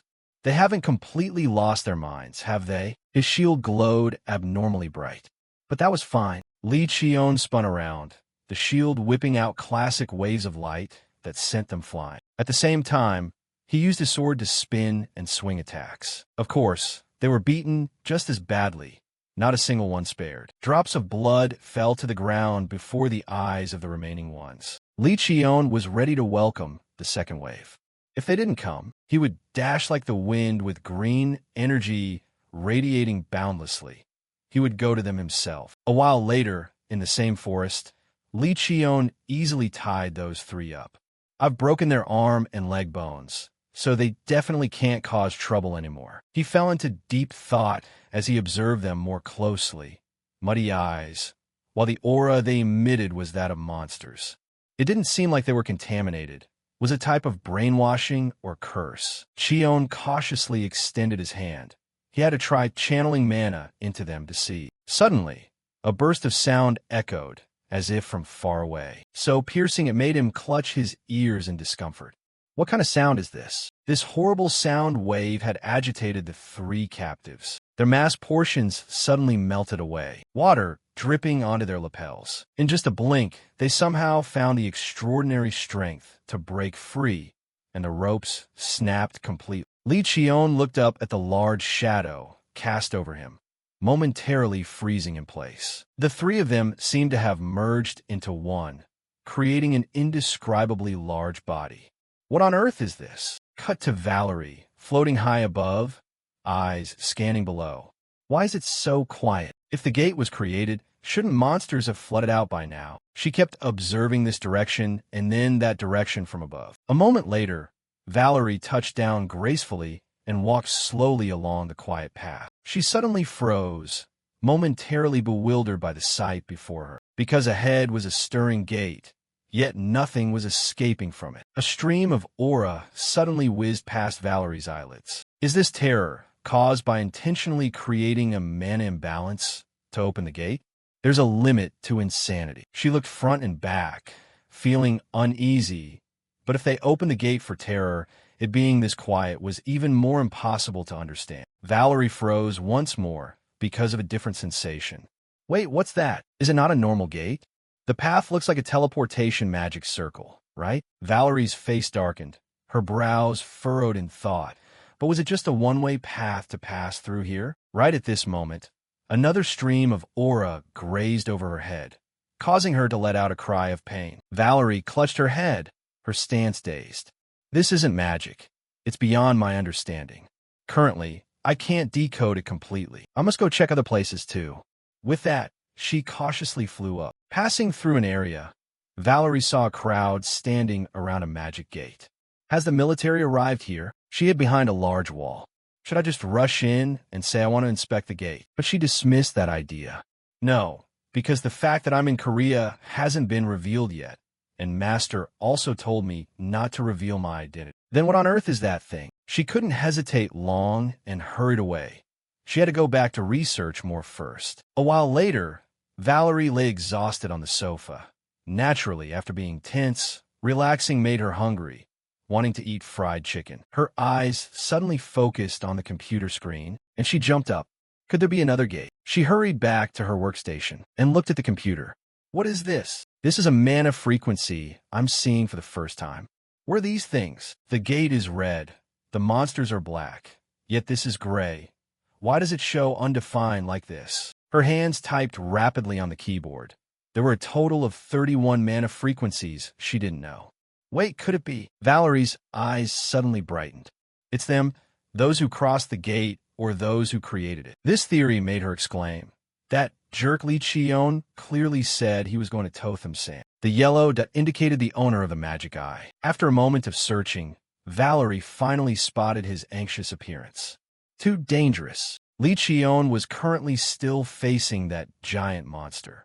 It had even transformed into a monster. He observed that monster and began to judge inwardly. It looked like a lizard man, but was slightly different. Clearly a monster body, but the way the mana moved was like a human's. Its tail suddenly lashed out, the attack carrying a terrifying force. Li Qion immediately pushed back to dodge.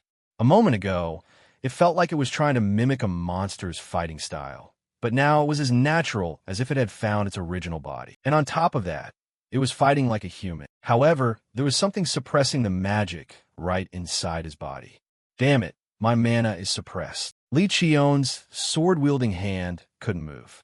The infinite aura was. The moment he let his guard down, it lunged and stabbed powerfully at him. Li Qion was hit and sent flying, crashing straight into a nearby large tree. The tree even cracked in several places. Li Qion gasped. Damn it! Beneath his feet was a pile of slime sticking tightly. When has that slime been there? Is my mana being drained? Could it be energy absorption? Li Qion clicked his tongue, immediately stomping that disgusting pile away. So annoying. The monster also stood still and didn't intend to attack. It didn't lunge immediately like before.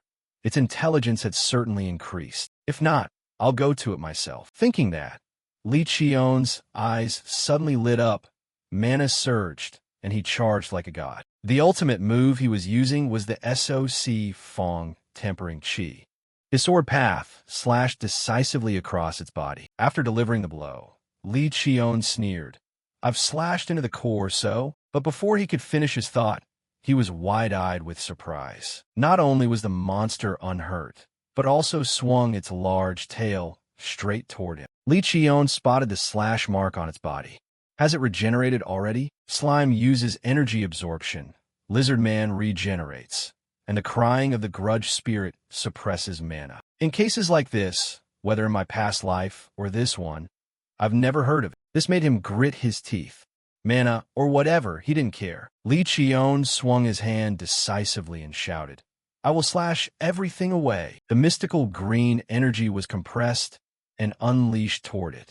That was called Balang. The monster was stunned by the continuous hits of energy. Right behind it, Li Qion launched himself like a god. Murderous intent filled his eyes. Let's see if you can regenerate once your head is off your neck. Saying that, Li Qion directly slashed the monster's head away. Its body fell with a thud. Li Qion suddenly froze, hearing a strange sound. What sound is that? He startled and turned back, his face pale. Could there still be leftovers? But the scene before him made him even more bewildered, because something suddenly burst into flames. Oh, what's that? Seeing it approach, Li Qion gritted his teeth. Collision is imminent. Immediately after, a world-shaking explosion rang out. In the wake of the explosion, the ground and rocks in the area were cracked. A foot wearing a wooden sandal appeared, appearing with a confident posture. The lady has arrived. She appeared like a guardian angel and said, Li Qion, I'm here to help you. Are you okay? He momentarily fell into bewilderment. Except for nearly dying because of you earlier, I'm fine. Li Qion sighed and continued. Couldn't you have landed more gently? Valerie laughed and waved her hand. People are worried and come to help. And that's how you talk? He looked suspicious. You aren't planning to assassinate me, are you? She asked back foolishly. Aren't you not injured yet? Seeing Valerie turn away and laugh, Li Qion felt indignant. My lady, I apologize for comparing you to this madman. She pointed in front of them and said, More importantly, what are those things? Li Qion replied concisely, Enemies. Hearing that, Valerie was helpless. Even looking at them, you can tell. They transformed from humans into monsters. What nonsense are you talking about? He nodded seriously. It's exactly as I said. Up until just now, they were still in human form. Hearing that, she irritably retorted, I told you that's impossible. How can? Suddenly, the enemy emitted a deafening sound. Indeed, this sound made them both clutch their ears, struggling in agony. What the hell is that? And Valerie herself felt the mana inside her. Has her mana system just been shaken? Aren't they? Hearing that, she was momentarily startled. Huh? I guess so. At the moment his eyes shone with a sharp glint. I need to capture 2 of them alive. When I signal, you strike. While Valerie hadn't yet understood what happened. Wait, why?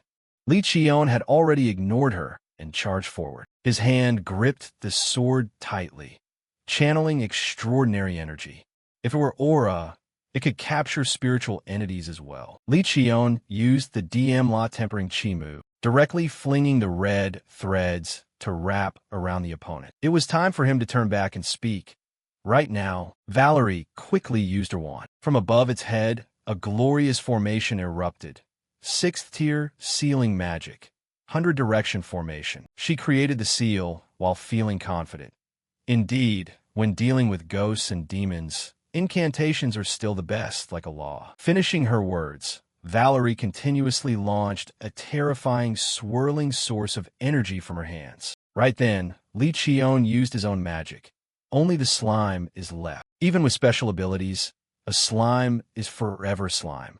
Thinking that, he decisively punched the pile of slime right under his feet. Li Qion's hand wove through the slimy mess, gripping a blue orb, and then decisively took it out of the goo. Looking at it, he momentarily breathed a sigh of relief. Li Qion handed it to the other person and said, "You keep this for me." Valerie looked displeased. "Why do you want this thing?" He replied, "Because I think I need Valerie to analyze it." She sighed, "I'll acknowledge that for now. Also, there's this matter." After Valerie recounted everything, the sun had fully risen. She said, "You mean there's a spatial gate appearing in the center of Jiangju?" "Correct. It's an artificial gate." Valerie looked serious, but it's not a normal type of gate. It's more like a passageway. Li Qion calmly crossed his arms. "Then how is it different from a teleportation formation?" She cautiously explained clearly. A teleportation formation requires preparation at both point A and point B, like 2 sides reaching out to grab each other's hands. But this time is different. It teleports instantly from A to B on its own, and not by any other means, but through a spatial gate. Valerie rubbed her chin, her expression very serious. With mankind's current technology, no, that is simply impossible. Valerie stared straight at the headless monster. She continued, "While the principle of the gate's creation has been clarified, using that principle is impossible. With mankind's current technology, no, it's simply a type of technique that cannot be performed." Hearing that, Li Qion fell into deep thought. If she said it to that extent, then it was probably truly impossible. In this world, there are countless powers that cannot be explained by logic. Even so, I didn't expect that even Valerie's analytical I couldn't grasp the exact theory. Valerie rubbed her wand. When I finished verifying the gate and returned to the workshop, the detector scanned something very strange, so I turned back and came straight here. Li Qion looked at the monster's carcass. Perhaps what the detector scanned are these things. Valerie still wondered. "So what exactly is this?" He replied cautiously. "As I said just now, it's humans who have turned into monsters." She said with a more serious face than ever, "Hey, what have you been talking about until now? If it were grafting or something similar, I could understand it. You aren't under a magic illusion, are you?" Li Qion sighed helplessly. "You think my eyes can't distinguish that? That's why I wanted Valerie to see with her own eyes what I just caught. Please check the carcass of this lizard man, too." Valerie sighed. Is he really under a magic hallucination? Therefore, she followed his words. "All right, let me take a look." Valerie's eyes became bright and cloudy, carrying an indescribably sharp sensory perception. When examining with mana, she said, "This is just a monster. If only considering abilities, it's quite special, but in the end, it's still a monster. Although it's not like there are no monsters that turn into human forms. This one is just a lizard man. Its mana system is also strange, and it has unique abilities." But Li Qion suddenly cut her off. "However, there are those in a human state mixed with monsters. Please come over here to take a look." The sky was now bright, and the entire forest was bathed in a radiant light. He gently brushed the tree leaves aside, leading the way for Valerie. This way, however, Li Qion suddenly froze, startled by something he noticed. Before him lay nothing but the carcass of an ordinary monster, with no signs of defense. "Hey, this is just a goblin." As she sat down to examine it, Li Qion remained stunned. When I took it down, it clearly still had a human form. While Valerie was casting an appraisal spell, she suddenly discovered something. She looked down at the goblin's feet. Shoes. Why would something like this be on a monster's feet? She herself realized the footprints indicated it had been moving while still a human, and even the clothes it wore showed traces of it once being a person. Valerie's brows furrowed instantly. Could this really be true? She slowly stood up and said sternly, "I'll need to investigate this further. I've taken enough samples, so I'll look into it on my own." Li Qion asked again, "Do you believe me now?" She scratched her head awkwardly. "Well, these monsters are all strange, and there's enough evidence. For now, it's best to incinerate all the remains." "Have you already taken care of them all?" He lowered his eyes and replied nonchalantly, "Yes, I've already handled all 30 of them." Valerie was startled upon hearing this. Wasn't it 31? Just now, I saw 31 unidentified magic power sources on the detector. This very thing made him remember. Could that sound from earlier have been? Even though I didn't see it with my own eyes, it seems there was one more. And that person was the one exploiting these monsters. Back at Valerie's workshop, Li Qion opened the door and walked in. "Valerie, what were the results?" Valerie gently took off her glasses. "I couldn't find much. It was the same as what I saw with my magic eyes back then." After a moment of silence, he called her name. She replied, "What?" He continued, "Do you remember I won our game of 3 questions?" Valerie was startled and slammed her hand on the table. "I remember." "So what?" Valerie was startled and slammed her hand on the table. "I remember." "So what?" Li Qion crossed his arms calmly. "Didn't I tell you that you're easy to read when you lie?" She pouted. "You're really something." Valerie was annoyed. "If you knew how I was in France, you wouldn't want to argue and would just walk away." Yeah, I know." Yet she remained stubborn. "No, it's true. I was the famous Rose of the French Magic Academy, you know." This made Li Qion pause. A rose? Not a lunatic? So he urged her, "I get it. So stop changing the subject and just tell me." Valerie pursed her lips tightly, her whole body trembling. Seeing her shake like that, Li Qion understood. This meant she was genuinely confused. Therefore, he decided to calm her down. How could someone as capable as Valerie not find anything? "No need to stall. I know how talented you are."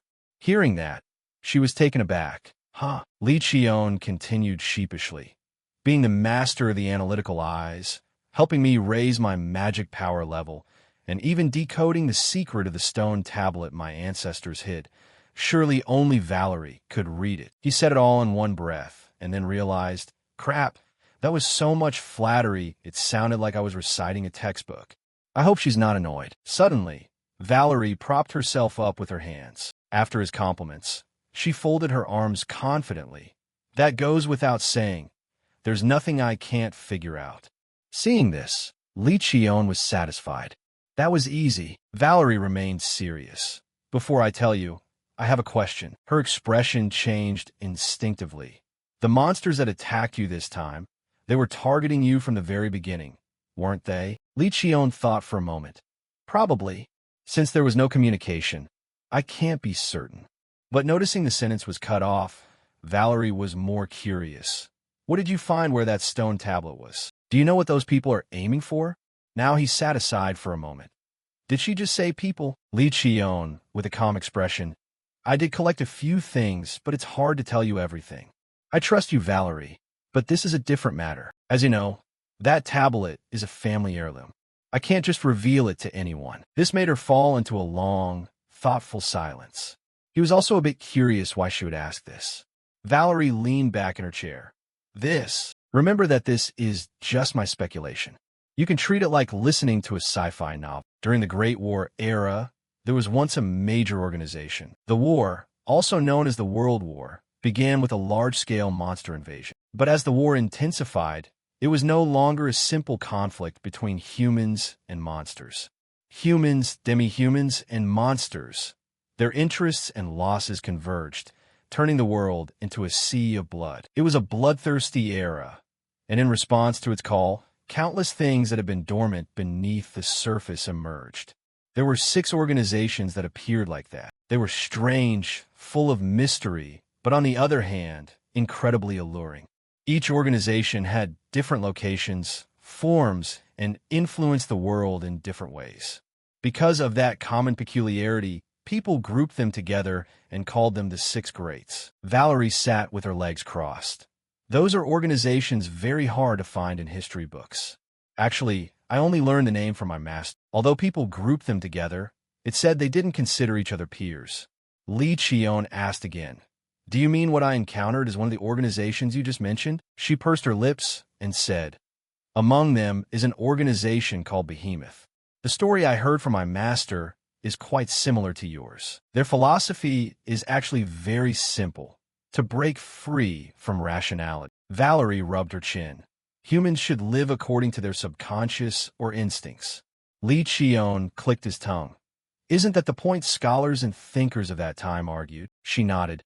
If it stopped there, it would be, human form is ultimately just a mask. And by removing that mask, we can achieve true freedom. In order to gain that freedom, it said they operated in the form of monsters. This left him quite surprised, and he let out a huh. Valerie explained more clearly.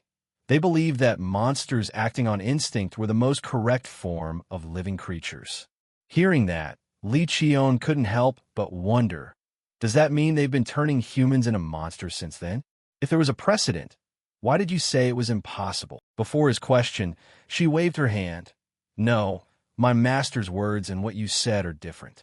He said they wore masks or draped themselves in monster-simulating skins. Not that humans turned into monsters. Valerie took out a cigarette and lit a match. Behemoth believed their philosophy was absolutely correct. They dedicated themselves to spreading it and created many followers. It was an incredibly powerful organization that once even waged war against nations. It's still unclear if that person was from Behemoth, but an organization definitely targeted you and caused this incident. Hearing that, Li Qion remained calm. Yes, I know. The cigarette in her hand flared with small, wispy white trails of smoke. So what? Valerie asked. What are you planning to do next? Honestly, I'm a bit worried. He appeared calm, stating his tactic in a firm voice. I will continue my cultivation journey as I am now. If I were to return to my family because of an undefined danger, I wouldn't have stepped outside in the first place. Hearing this, Valerie sighed involuntarily, while her lips curled into a satisfied smile. She acted calmer than ever. Yes, I knew you would answer like that. Returning to his room, Li Qion was examining the robe hanging on his wardrobe. Looking back, this outfit didn't look like normal clothing at all. He gently rubbed the fabric and pondered. It certainly wasn't embroidery. It wasn't ordinary fabric from the start, and he had felt it the moment he put it on. Because of this, Li Qion cautiously put the robe on. He neatly slid his arms into the sleeves, wearing it on his body. Li Qion felt very comfortable.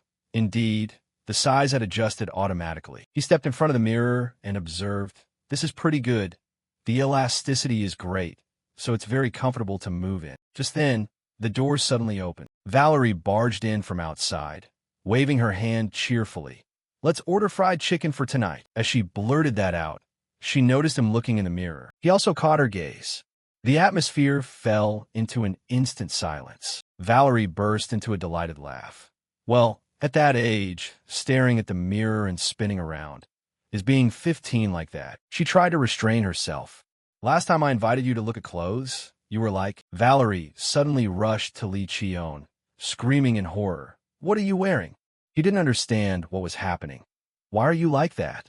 Suddenly, she grabbed the robe to observe the magical patterns clearly. Wait, let me see for a second. When Li Qion pulled away, Valerie's body suddenly trembled.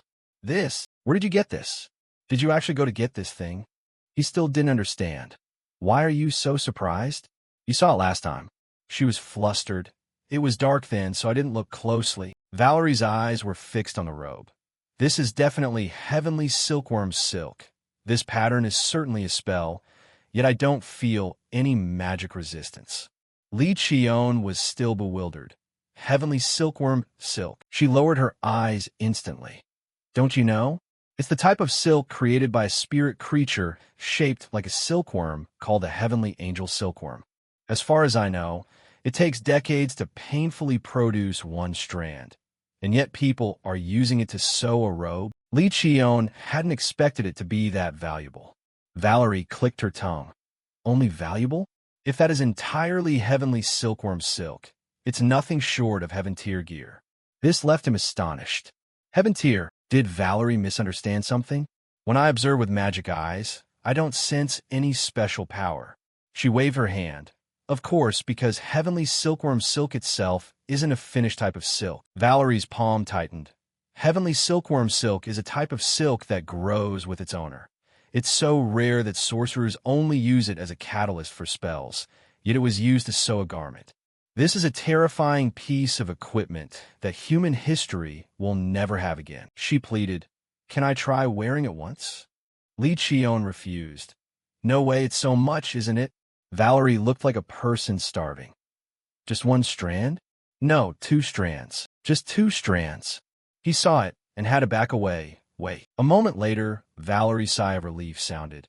"I didn't expect it to have already chosen a master." She hugged the robe, excited. "It already has a soul. It's crazy, truly crazy." Of course, Li Qion wasn't happy.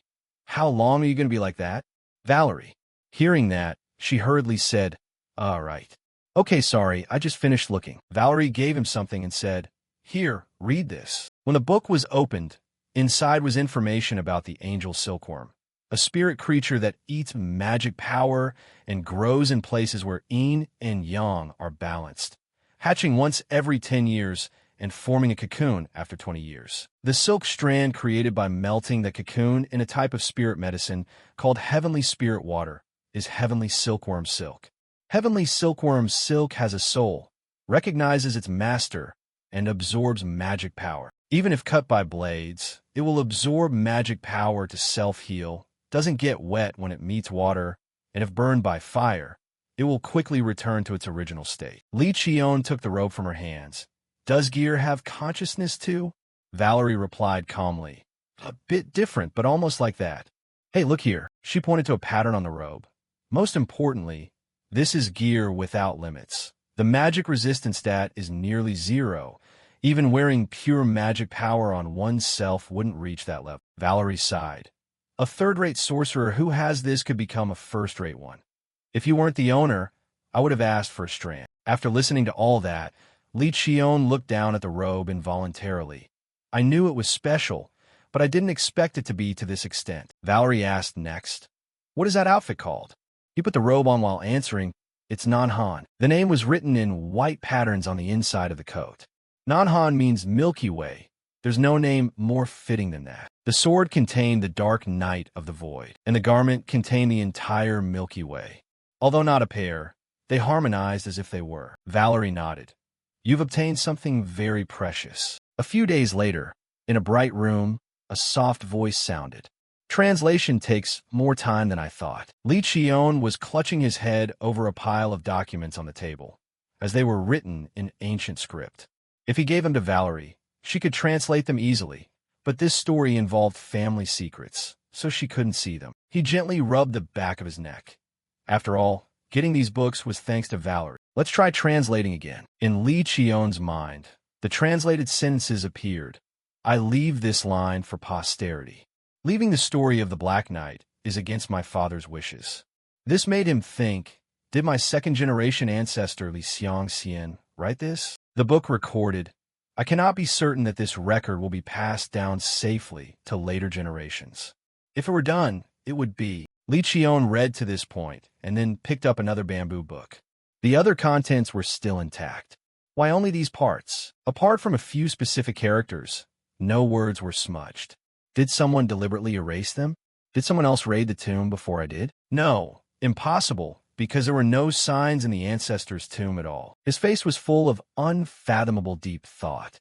Furthermore, the ancestor wrote as if they had predicted this. The content written in the form of records might not be preserved. Li Qion rubbed his chin and thought further. The explanation about the sword seal wasn't as much as he thought, only to the level that his eldest brother had found and announced to the outside. Was it written by ancestor Li Xiangxian? No wonder it only recorded up to the 3rd seal. He thought this far inside.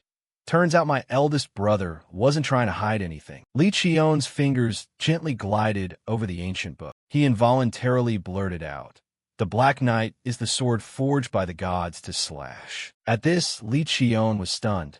Did I read that wrong? Sword forged by the gods. Just then his phone vibrated. What on earth is this? He quickly took it out. The person displayed messaging him made Li Qion slightly startled. Jinsu Zhang? Why all of a sudden? On the screen appeared a message. A problem has arisen. I want to meet you for a moment. By now, he had packed his belongings and started preparing for a new journey. He thanked Valerie. Thank you for your time lately. The girl, now complacent, patted her chest and replied, Of course. Researching magic eyes. Decoding the tablet. Even the thing about the clothes. I was the one who told you to. Looking at her expression, he frowned and thought to himself, Here, she goes again. Then he sighed. Later, I'll introduce you to a few people. This suggestion made her a bit curious. Introduce him? He continued. There's an aunt of mine. Well, I think you two would get along very well. After saying that, he turned to leave and said goodbye. Well then, I'm off. Just as he was about to leave, she immediately spoke up. Wait. The girl shyly offered a jade stone. Take this. Although it's not anything amazing. Oh no, it is quite amazing. It's a stone I poured my heart and soul into making. I imbued it with a spell for peace. I'm not sure how effective it is. It's just a simple exorcism charm, but, receiving the stone, he replied happily. Thank you. I always receive things for Valerie. She shook her head in denial. No. Actually, I also... Before she could finish her sentence, he interrupted.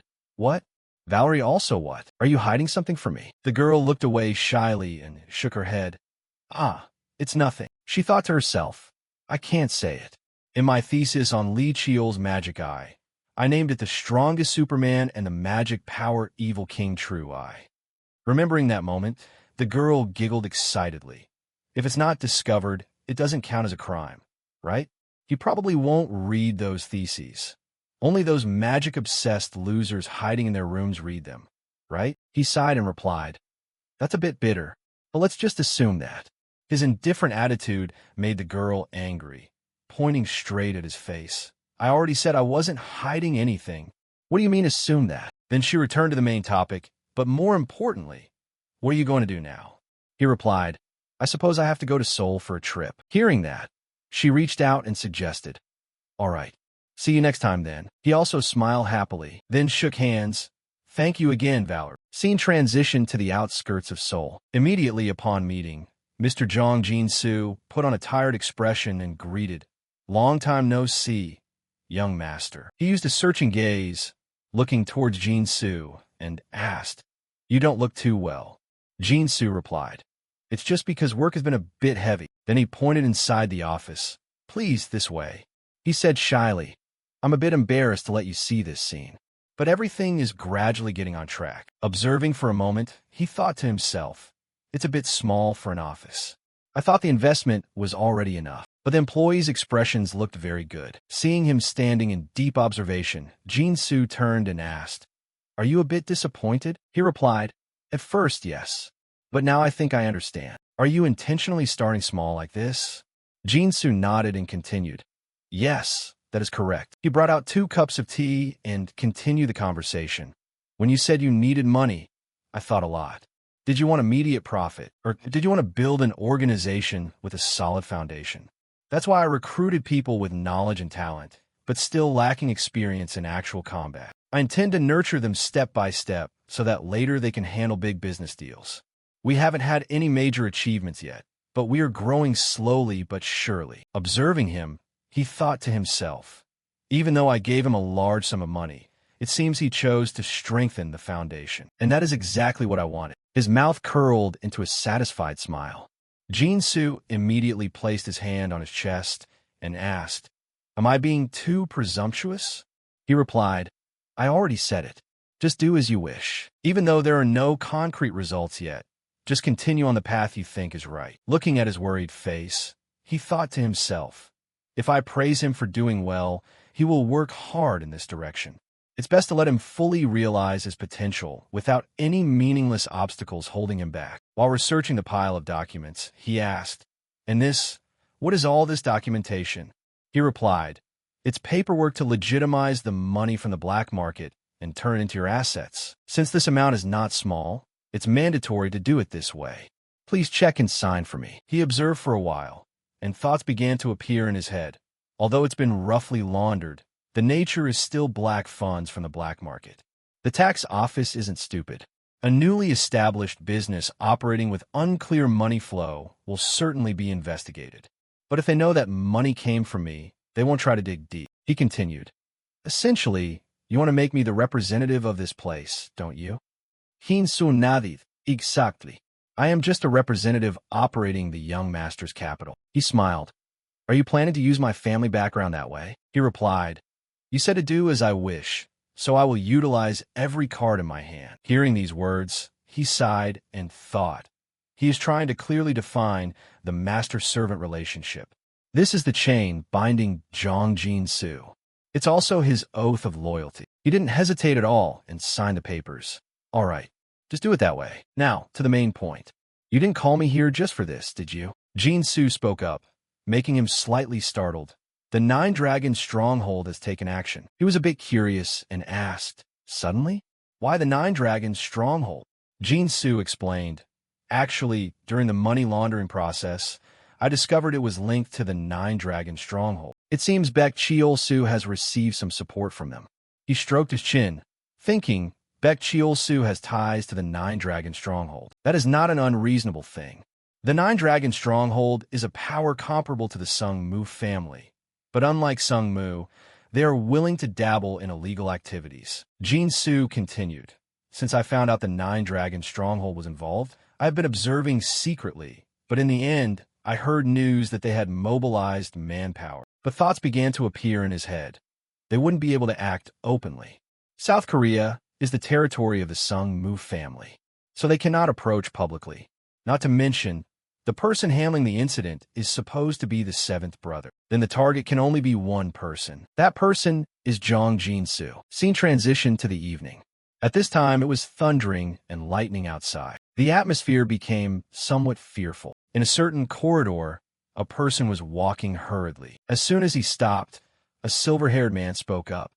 You're late. The other replied, I'm late because I had to handle an order from the main camp. The man spoke, causing the young man some fear. I know full well that the main camp has never issued any official orders. The young man replied, it was a commission from the elders. The man continued, the brat who once lived by picking through garbage dumps has really grown up. You don't know how to wield a sword much, yet you want to dance with one. He answered confidently, it's precisely because I once picked through garbage that I'm curious what's on top. He continued, so soon, and you're already playing politics with the elders. Your silver tongue is better than your swordsmanship. He threw a letter straight at the young man. He caught it and began to examine it. This is, he explained, anyway, as a master, I should help a disciple's ambition. This is a commission from the main camp. It seems the Council of Elders staged something and messed it all up. Unluckily, it involves the Sung Mu family, so they want to grasp the situation. Perhaps the brat in charge of this needs a blade to command. Do you want to go on a trip? He thought for a few seconds, then clasped his hands and bowed. Incompetent disciple Jang Han, thanks master for your concern. Looking at the tea in his hand, he reminded, be careful. If you think the Sung Mu family is just the power of a trivial nation, you will pay a heavy price. Regardless, they're just hypocrites who like to act righteous. Upon receiving the order, the young man now showed a look of determination and turned to leave. Scene shift to the southern Guqing safety checkpoint, China. At this moment, a vehicle approaches the checkpoint. The person inside the car reaches out to hand over a travel permit. Taking the document, the guard begins to inspect it. It doesn't look like a laborer's permit at all. He immediately orders, everyone out of the vehicle for a moment to check your passports and travel permits. A young man steps out of the car, his voice showing a hint of annoyance. What's the meaning of this, boss? Didn't you meet us just yesterday? This person is none other than Yang Seo Dan, the heir to the Yang family and a member of the Nine Dragon Camp Council. He smiles and replies, we've been working so hard, you know. It's honestly upsetting that you've already forgotten us after we met yesterday. As he speaks, he slips a stack of cash into the guard's pocket. Is it possible that you still don't remember? As soon as he receives the money, The guard's attitude changes abruptly. Ah, right. I remember now. I drank a bit too much yesterday, huh? Yang Seo Dan, now furious, snaps. Let us through. He then slams the car door shut. This is completely unacceptable. I am the next generation elder of the Great Nine Dragon Camp. And I have to travel like this? Do you think this is a joke? The other man doesn't respond. Seeing this, Yang Seo Dan angrily continues. Why aren't you saying anything? Didn't you, the executioner, follow me to act as the captain of the guard? The guard replies, it's to avoid the eyes of the Sung Mu second master, sir. This mission isn't official. Frequently using this route might be flagged by the information network, which would be bad. Seeing him reply in such a mechanical way, Yang Seo Dan sighs in frustration. Do you think I don't know that? That's why I'm asking. We need to deceive them, but does it have to be done in such a pathetic way? Can't you be a little more flexible? You really are useless. The guard glances at him angrily, but still bows his head in submission. My apologies for my short-sightedness, causing you such inconvenience. Please forgive me. He continues, and to think I was saddled with an assassin from the slums as my bodyguard. Once this is over, I'm going to have to reassert my authority as an elder. Jang Han thinks to himself with fury.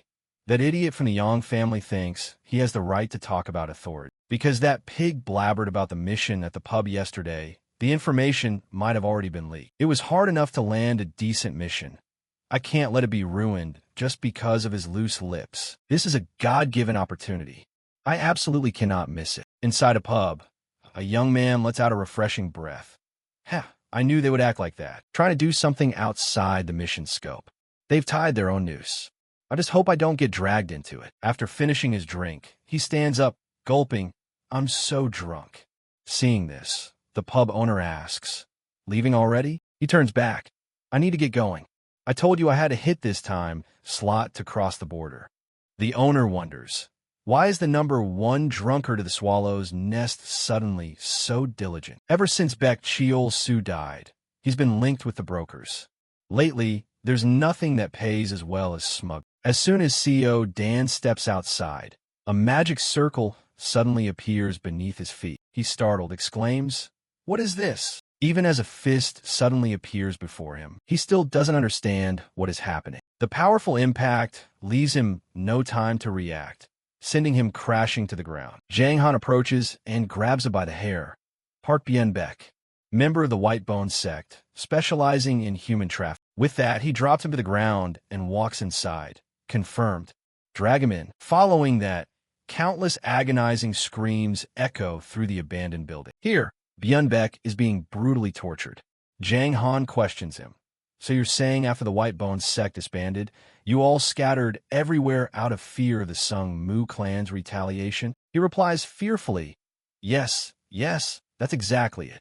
Young Master Lee Jae-hak is the seventh of the Sung Mu clan. Before he can finish, Jang Han cuts him off. You already said that.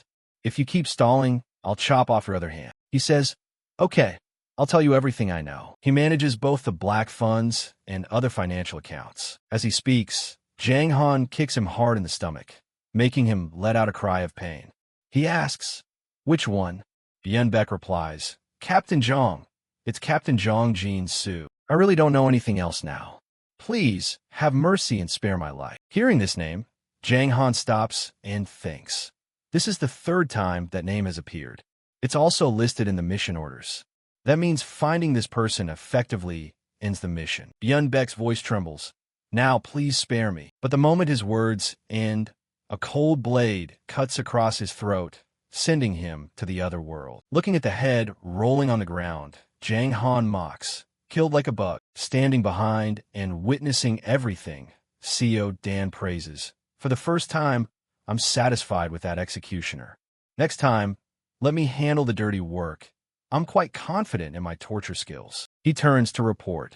The necessary information has been collected.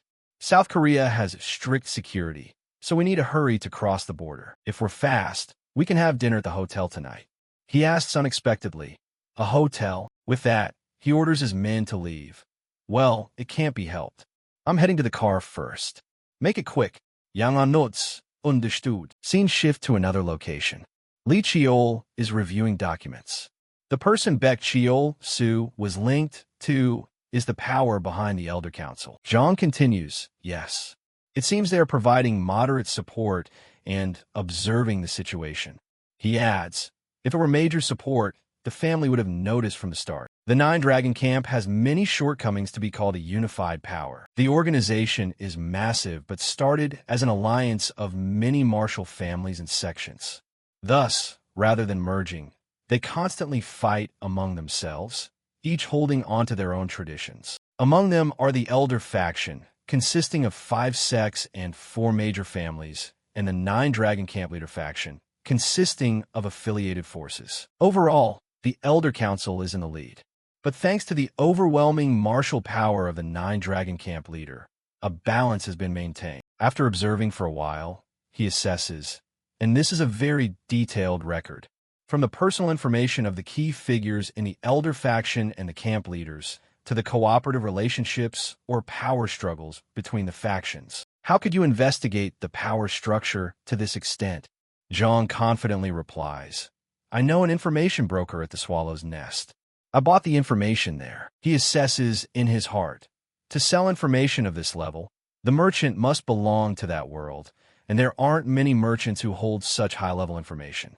Thinking this, he suggests, is it the Black Crow Association? Jong smiles in response. You realized it immediately. That is an organization with influence across Southeast Asia, the Black Crow Association. They are recognized for their reliability and intelligence network. If it's from the Black Crow Association, it can be trusted. Jong continues to report. Next is about the character behind the Nine Dragon Camp, the one in charge of this mission. Looking at the name on the paper, he assesses Yang Seo Dan. That stupid guy. Aside from political ability, everything else is terrible. Coming here, it seems he caused all sorts of trouble and was excluded by the camp leader, right? Must be trying to let him earn some credit. Observing his expression, Jong also realizes he should explain. It seems he acted on his own, and coming to South Korea personally is his duty. He is expected to enter South Korea illegally this week. He sighs and predicts, I don't know if he even has a brain. He'll probably enter through a dangerous area. Jong offers a suggestion. For now, should I go into hiding to stall for time? Because of the Sungmu clan, they won't be able to stay in South Korea for long either. He shakes his head. No need. If so, the Nine Dragon Camp will just send someone else. I have a pretty good idea. Jong asks curiously, what kind of idea? He explains, I'm not sure about doing it alone. I'll probably need your strength. Jong places his hand over his heart, determined. If it's something I can do, please just tell me. Hearing this, Lee Cheol is extremely excited. Really? You'll do it? You said it yourself. Seeing his attitude, Jong is a bit startled. Yes. Scene shift to the Jongnyo Chonsang Hotel. Seo Dan's voice rings out. How did it go? Did that Lee Jae hack let him go? Jang Han replies, yes, that's right. Perhaps he survived by selling information about the night market. Seo Dan continues. That's why I don't work with people of unknown backgrounds. Then he throws the stack of documents aside. Then we just need to capture this guy. Now we can leave this country. Jang Han thinks to himself. He talks as if he did something himself, while dumping all the work on others. However, my impression of the Sungmu E house has changed a bit. Not directly related information, but they are all so tight-lipped. Is the influence of the Sungmu E house really this big? At this moment, the landline phone outside suddenly rings. Someone runs out to pick it up. What is it? Jang Han approaches and asks, what's going on?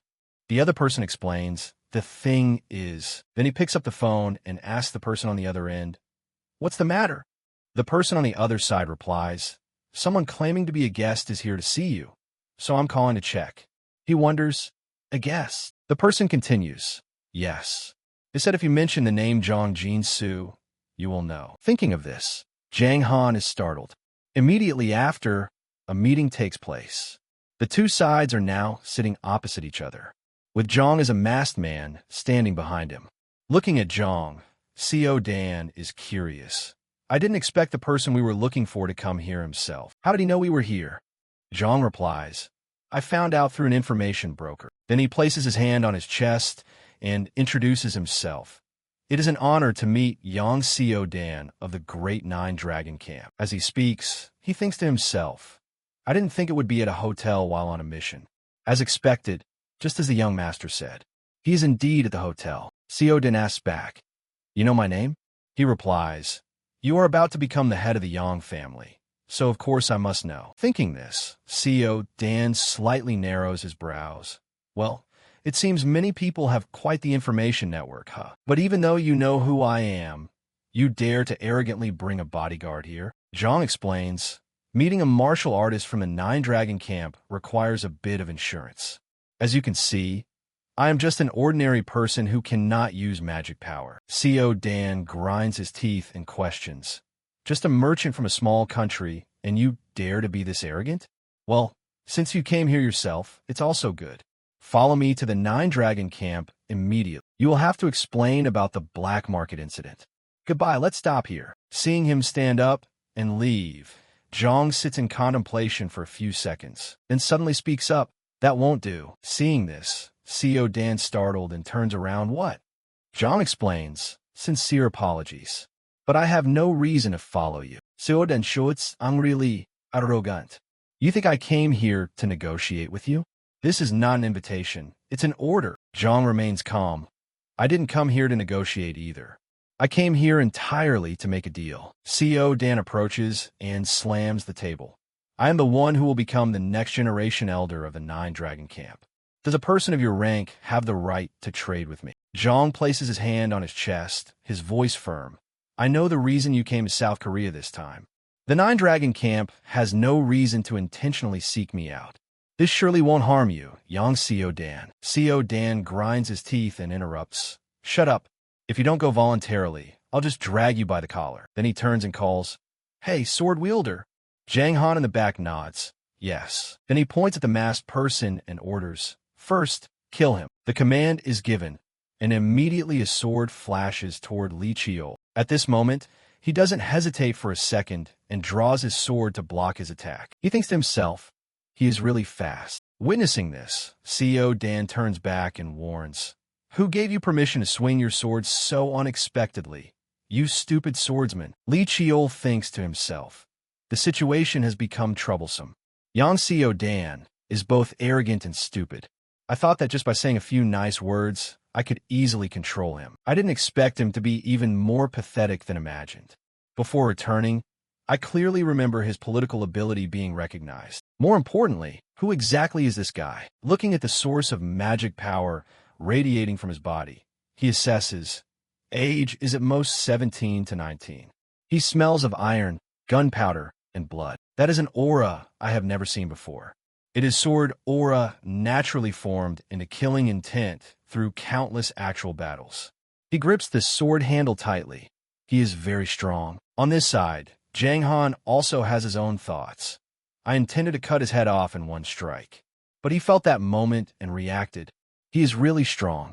The face peeking behind the mask, the voice is in the stage of cracking. Certainly, his age is not older than mine, 10 paces. If I let him get closer than that distance, I am not confident I can control the situation. But this room is very cramped.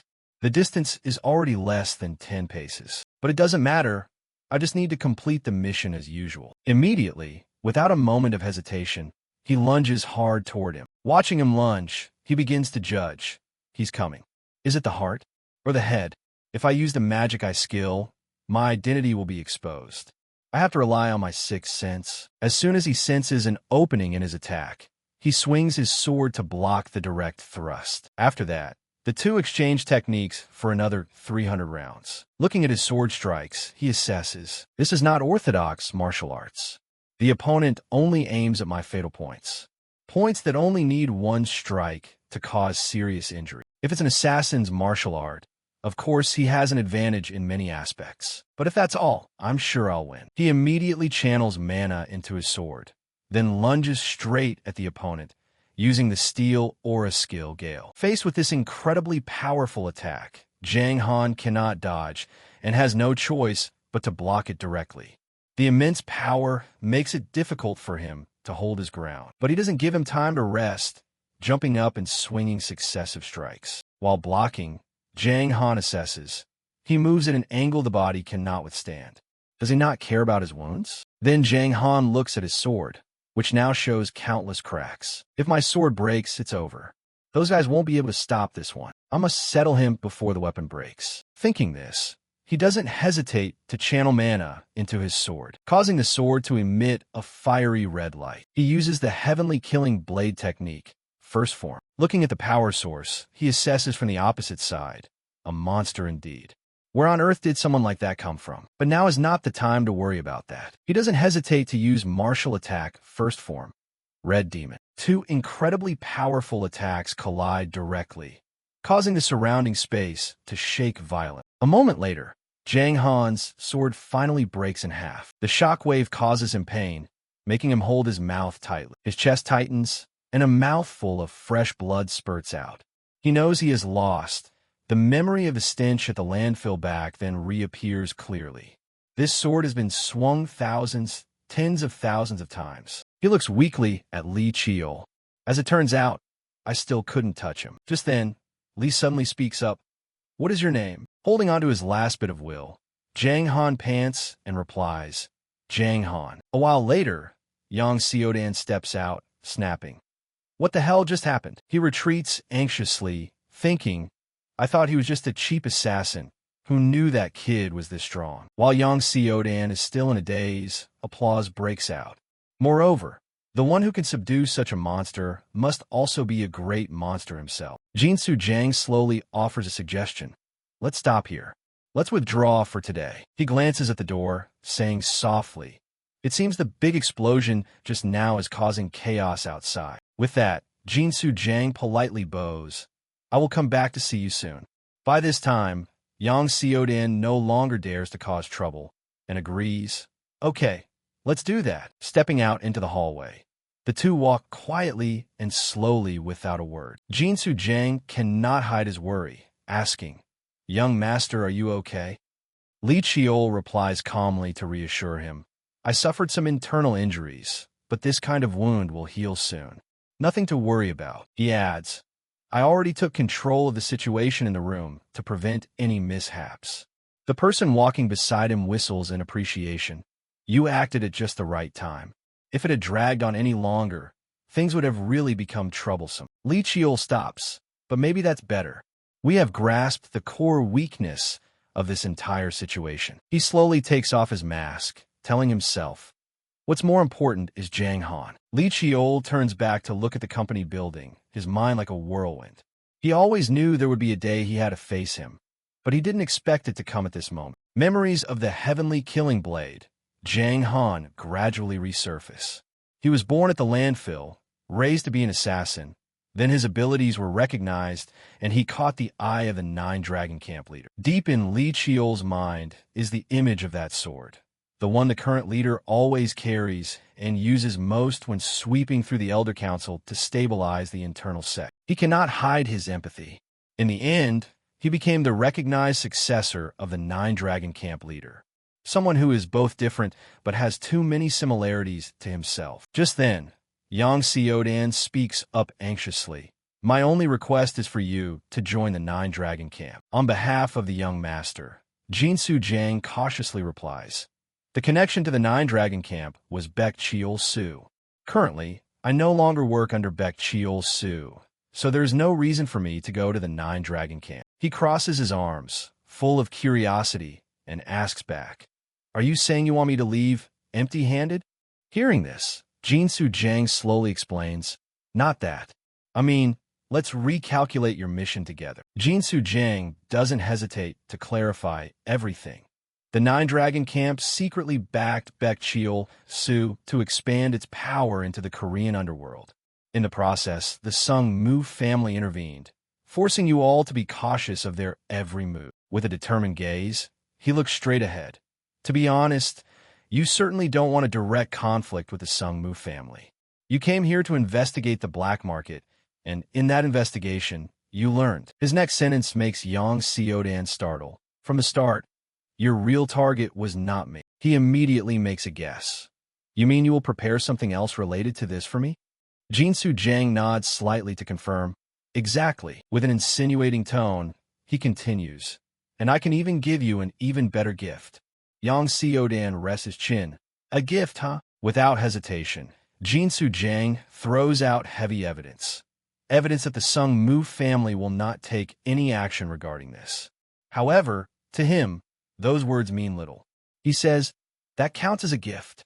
Jinsu Jiang hints. It depends on how you report it to your superiors.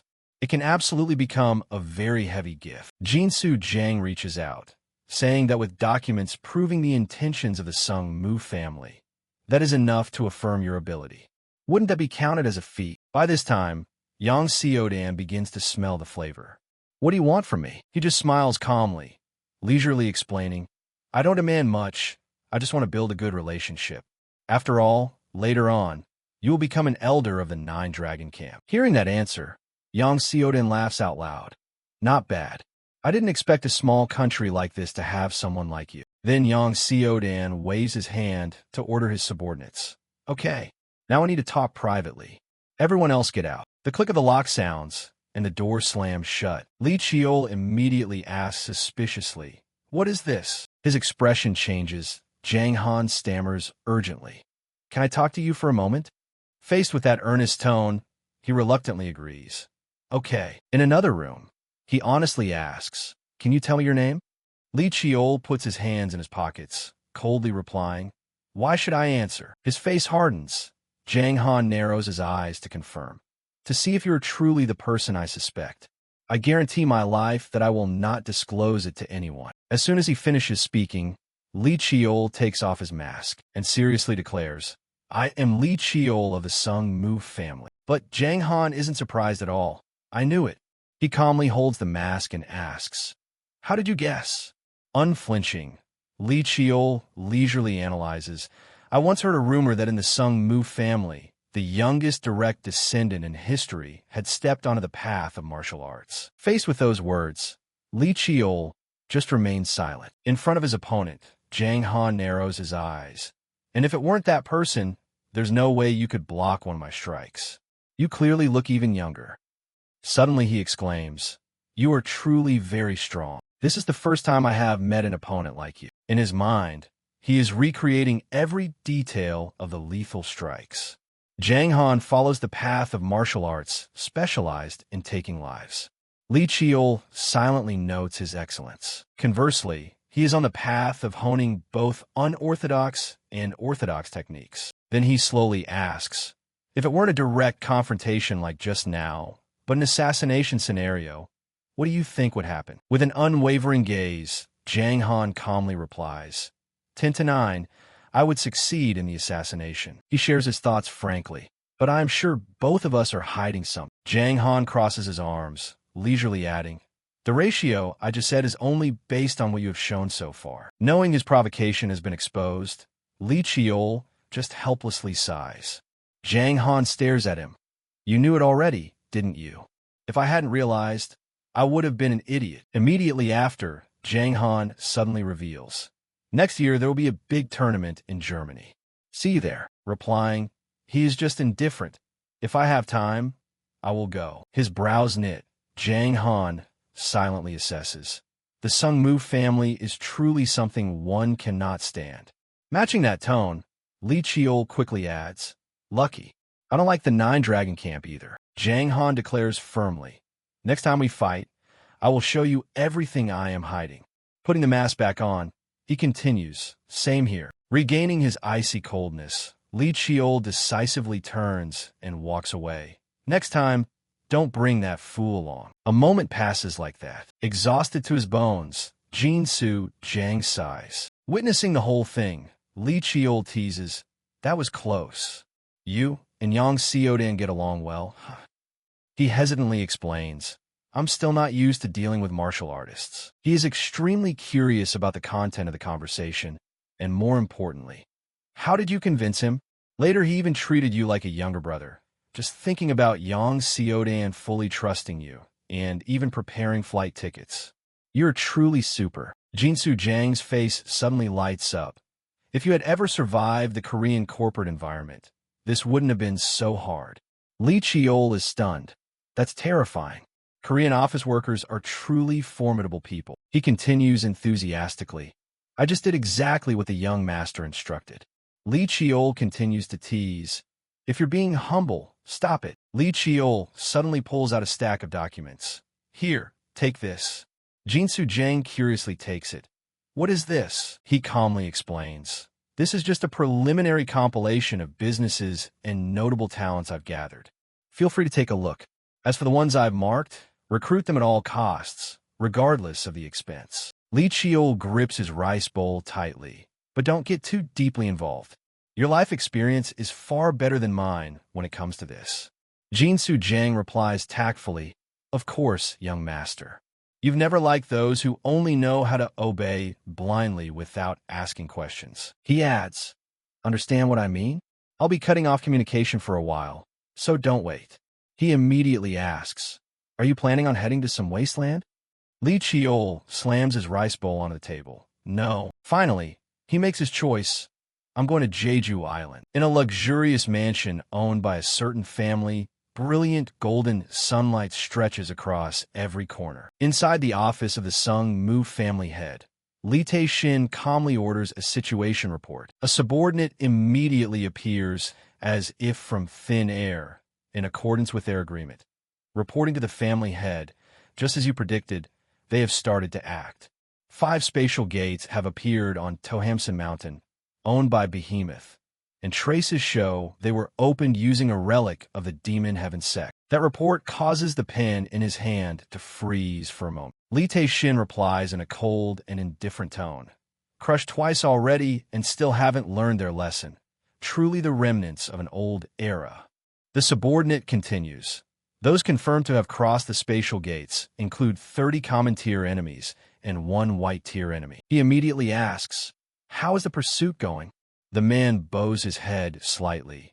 We have finished tracking the white tier enemy and are continuing to monitor him. The 30 common tier enemies have all been eliminated. Hearing this, Li Tae-shin slowly removes his glasses. All eliminated? The subordinate adds, Youngest Master Li Chiol is currently in Gyeongju. Sir, he suddenly freezes in shock. What? Li Tae-shin immediately voices his suspicion. So their goal when taking the risk of being discovered was to target the youngest? The man quickly confirms, Yes, other than a young master, there is nothing unusual at Tohamson Mountain. Sitting in his chair, he asks, What is the youngest doing in Gyeongju? However, the subordinate only knows this much. Because he's avoiding following the family head's orders, I could not find out anything further. Li Tae-shin sighs helplessly and nods. Is this happening again? Butler Choi looks at him with concern. Family head? Li Tae-shin immediately orders. The Spirit Sword team, quickly track down the youngest whereabouts right now and report back to me. I need to know why the Demon Heaven sect is targeting him. He ponders. Those trashy worms. I will not tolerate anyone who dares to hinder the development of the Sung Mu bloodline. Li Tae-shin coldly commands. If Behemoth wants to set foot on this land, hunt them to the very end and wipe them all out. The subordinate quickly disappears. Understood. In his heart, he silently praises his son. The boy actually managed to take down 30 rebels. At that moment, at Jeju International Airport, Li Chiol shielded his eyes with his hand. Jeju Island indeed. Even though it's just the beginning of summer, the heat is on another level. He silently senses. And this is just at the airport, yet the magic circles in the air are already this dense. Just then, a voice suddenly rings out.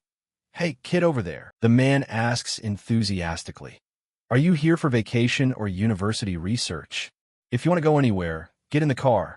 I'll give you a cheap rate. But Li Chiol doesn't bother to reply a single word. What? Is there something on my face? He says coldly in a powerful voice.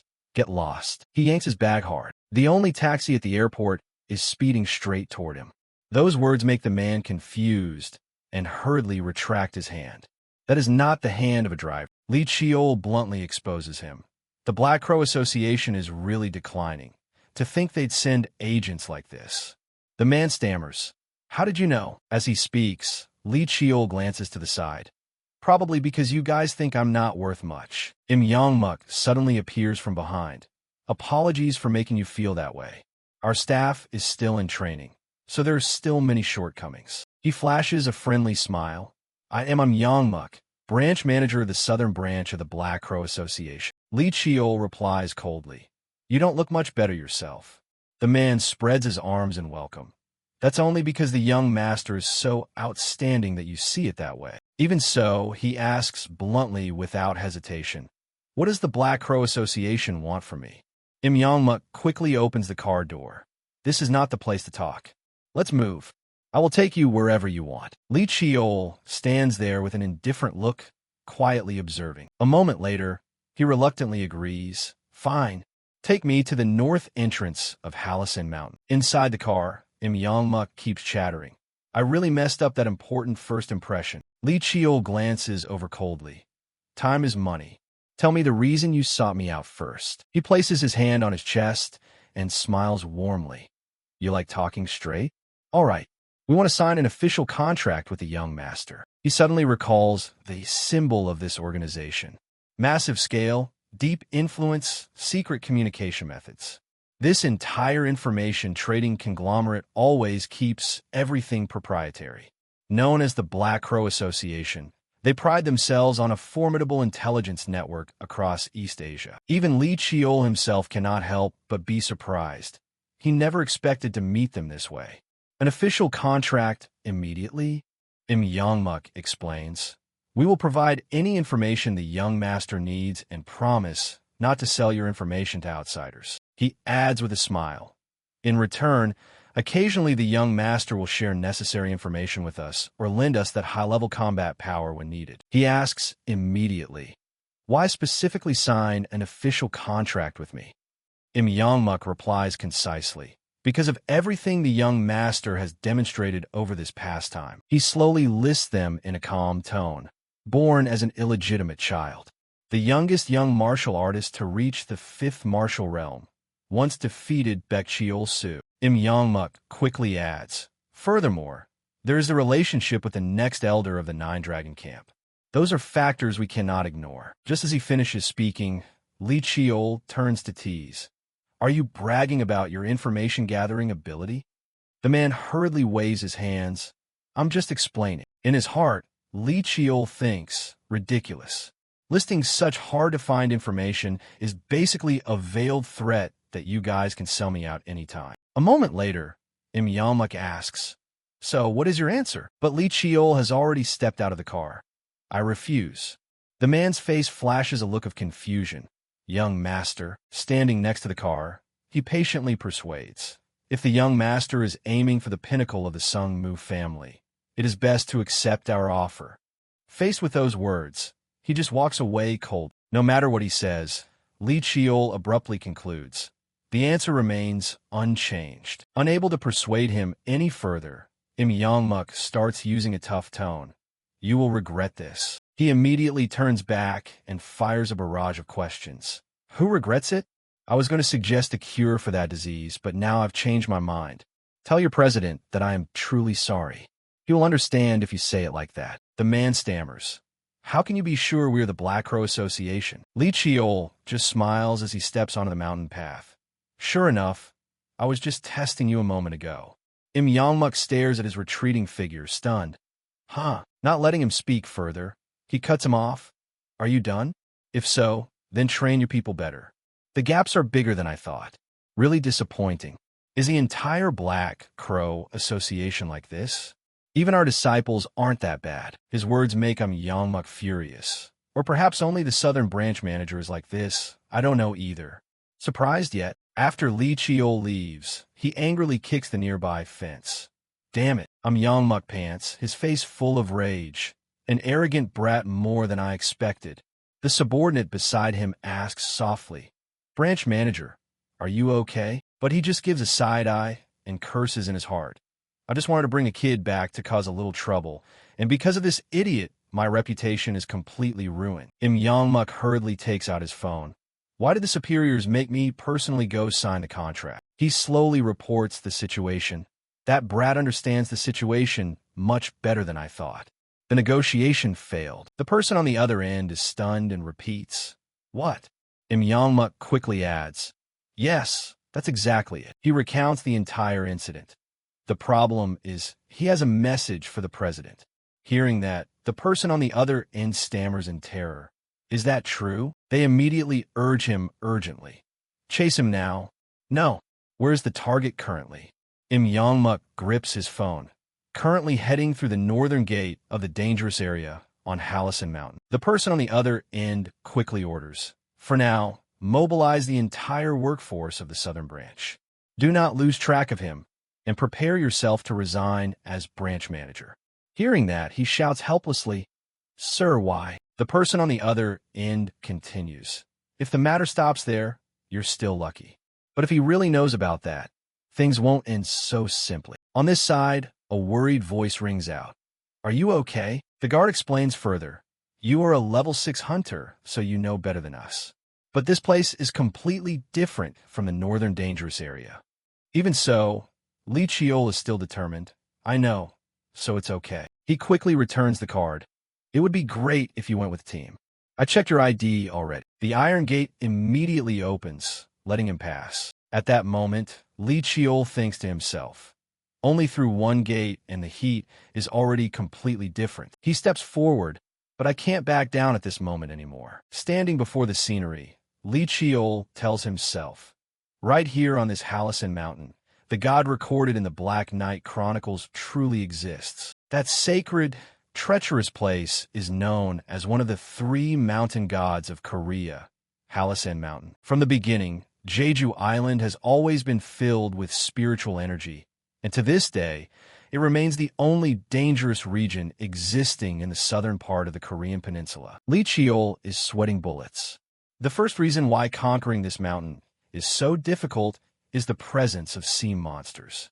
The second reason is, he pants heavily, each breath becoming difficult because this dense forest covers the entire center of Jeju Island, with Hallison Mountain as the core. Li Chiol struggles to take each step forward. If it were just an ordinary jungle, that would be one thing, but he carefully observes the surroundings where he is standing. Li Chiol looks deep into the edge of the forest. This place is what is called the Devil's Joke, or Monster's Maze. Perhaps this is a type of spatial teleportation magic circle. Even though I don't see any gate appearing, the surrounding scenery changes in the blink of an eye. He slightly raises his eyes. This time, it is a pine forest. In his heart, Li Chiol silently calculates. Until recently, I knew absolutely nothing about this mountain. Only when I read the Black Knight Chronicles, he suddenly recalls the record. At the southernmost edge of this land, where the territories of Go-Un-Na and Yulna used to be, the ancient Tamna kingdom existed, founded by 3 divine beings. Continuous images flash back. But in truth, they were just a mysterious race born from the very spiritual energy of nature. People called them the Dakabi tribe. A blinding golden light suddenly appears. They are masters of magic, talented craftsmen, and creations stepping out of the wildest dreams.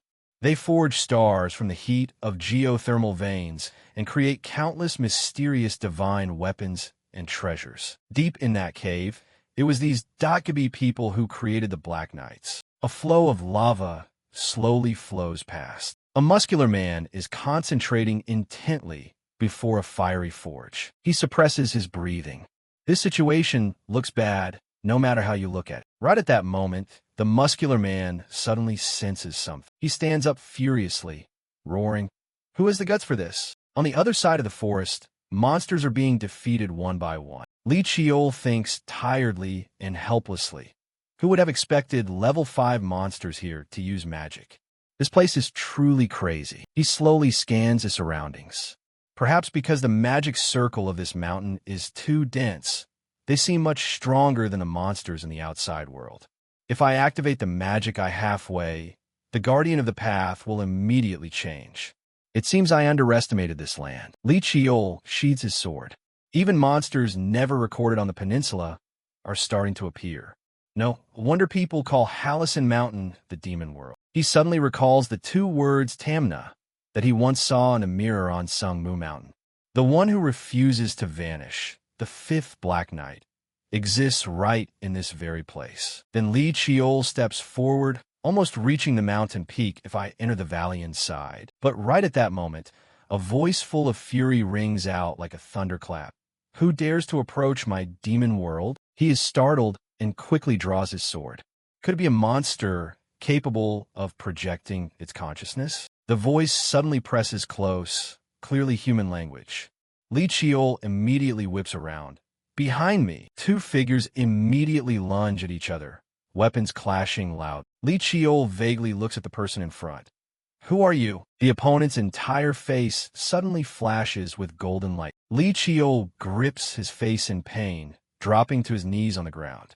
Clamping down on his burning face, he silently calculates. My mind and vision are like they're being burned.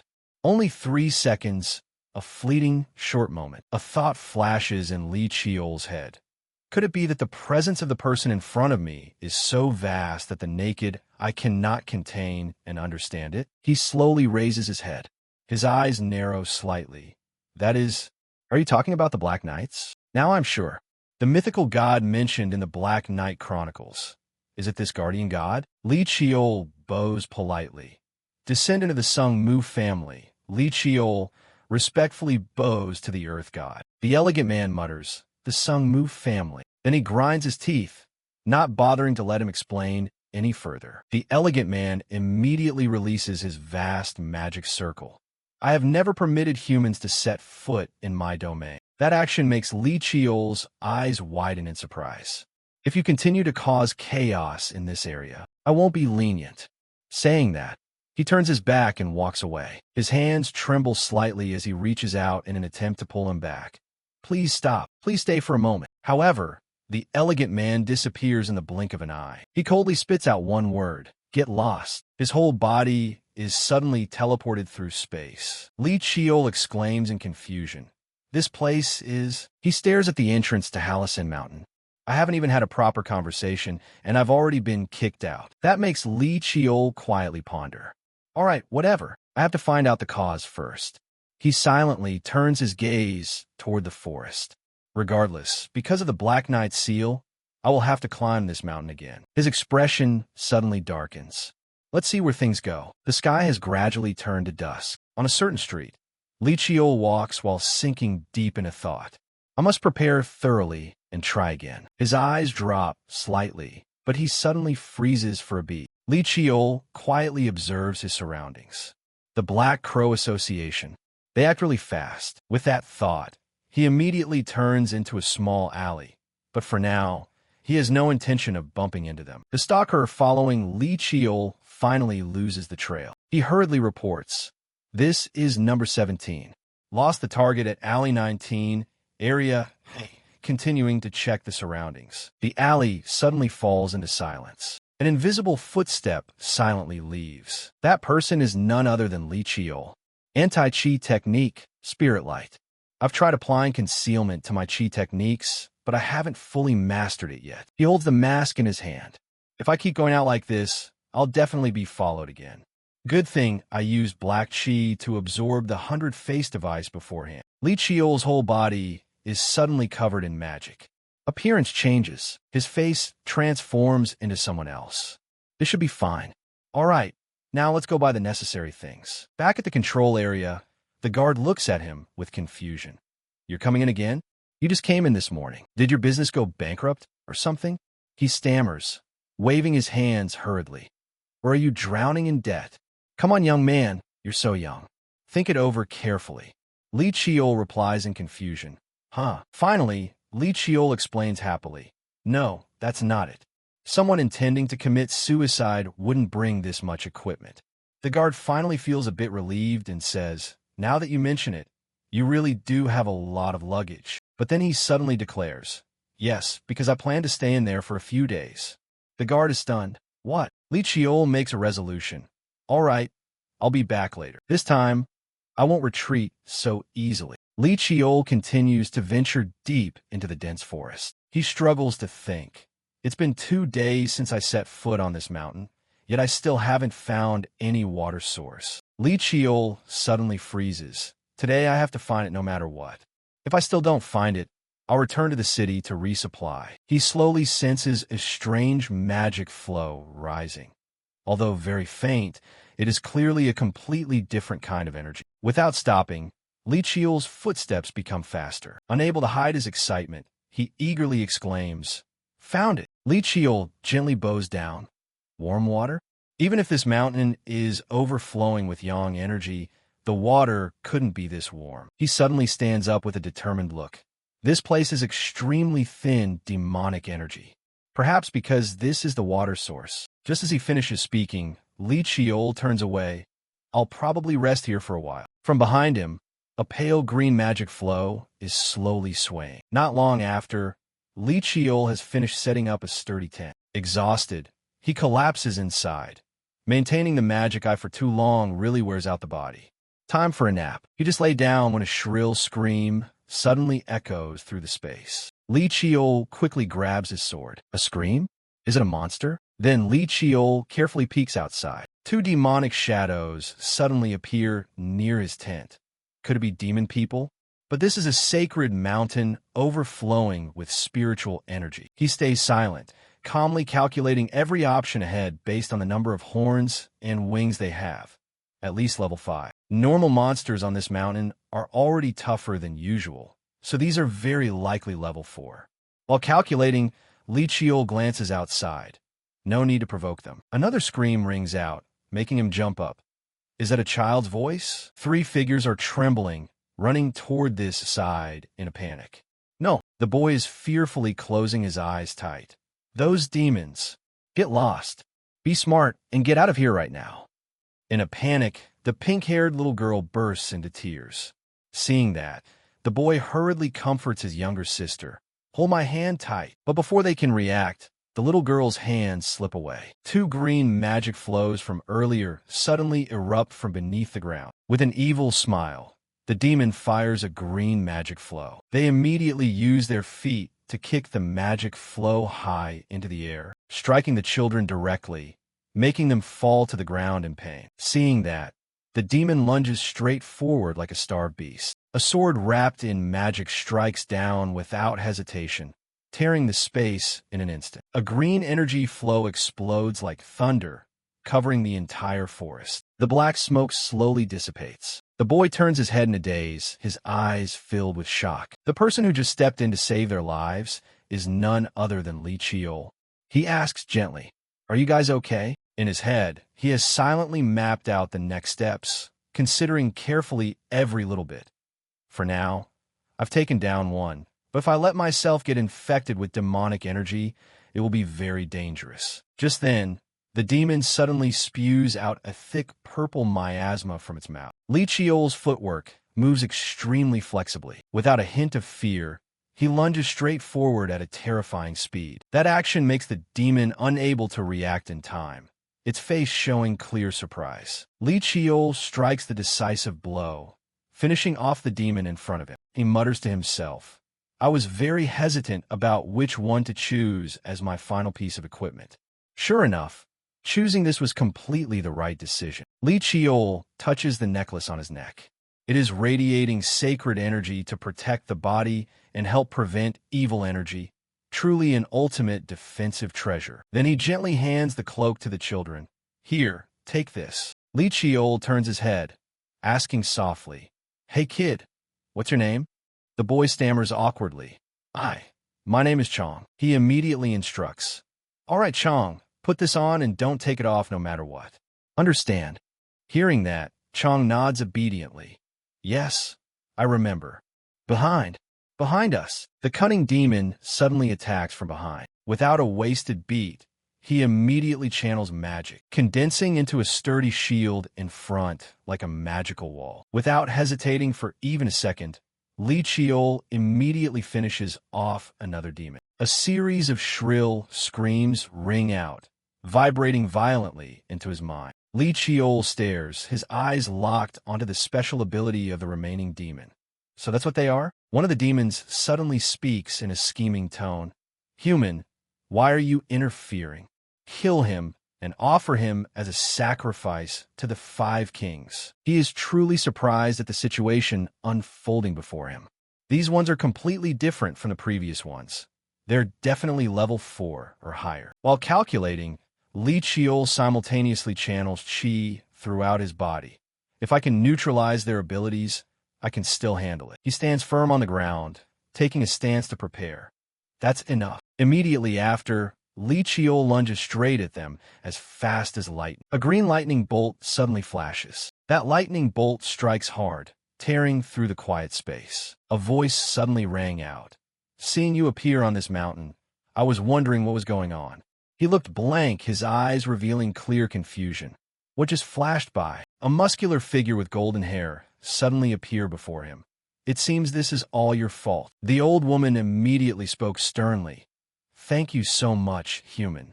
Thanks to you, the children are alive. Seeing this, the little girl with pink hair sobbed and rushed forward.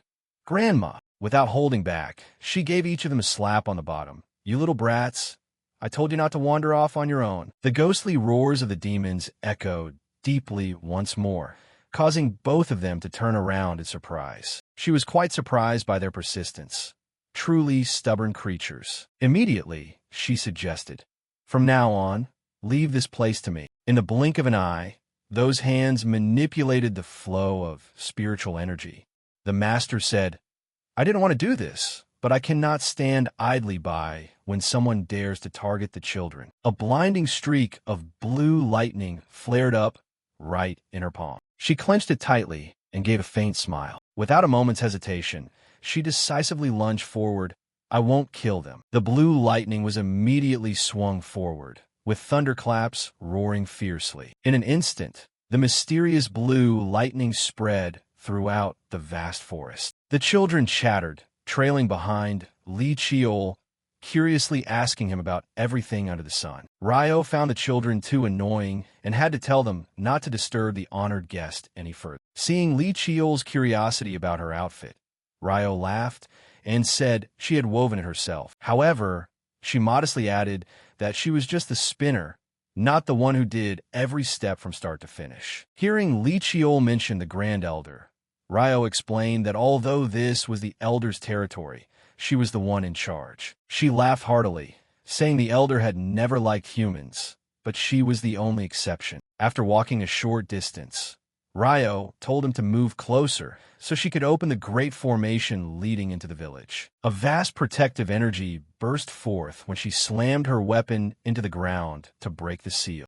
The gate opened, and Ryo smiled, inviting him into their territory. As soon as he stepped through, Li Qiol was stunned by the magical, shimmering scene appearing before his eyes. Small spirits flew everywhere, creating an incredibly mystical atmosphere. That was the village of Marini, where various races lived in harmony with nature on thousand-year-old ancient trees. Ryo gave him a glass of fruit juice to quench his thirst after the long journey. Li Qiol was quite surprised to learn that besides the Dakabi tribe, other races lived here. He took a sip of the cool, sweet drink while listening to her introduce the Jiang tribe, also known as the Elves. At this point, Ryo officially introduced herself and revealed she was the village chief. Just by looking at his hair and eye color, she immediately guessed he was from the prestigious Sung Mu family. She took the opportunity to ask if he knew the guy assigned to guard the mountain out there. Upon hearing that guy mentioned, Ryo flew into a rage,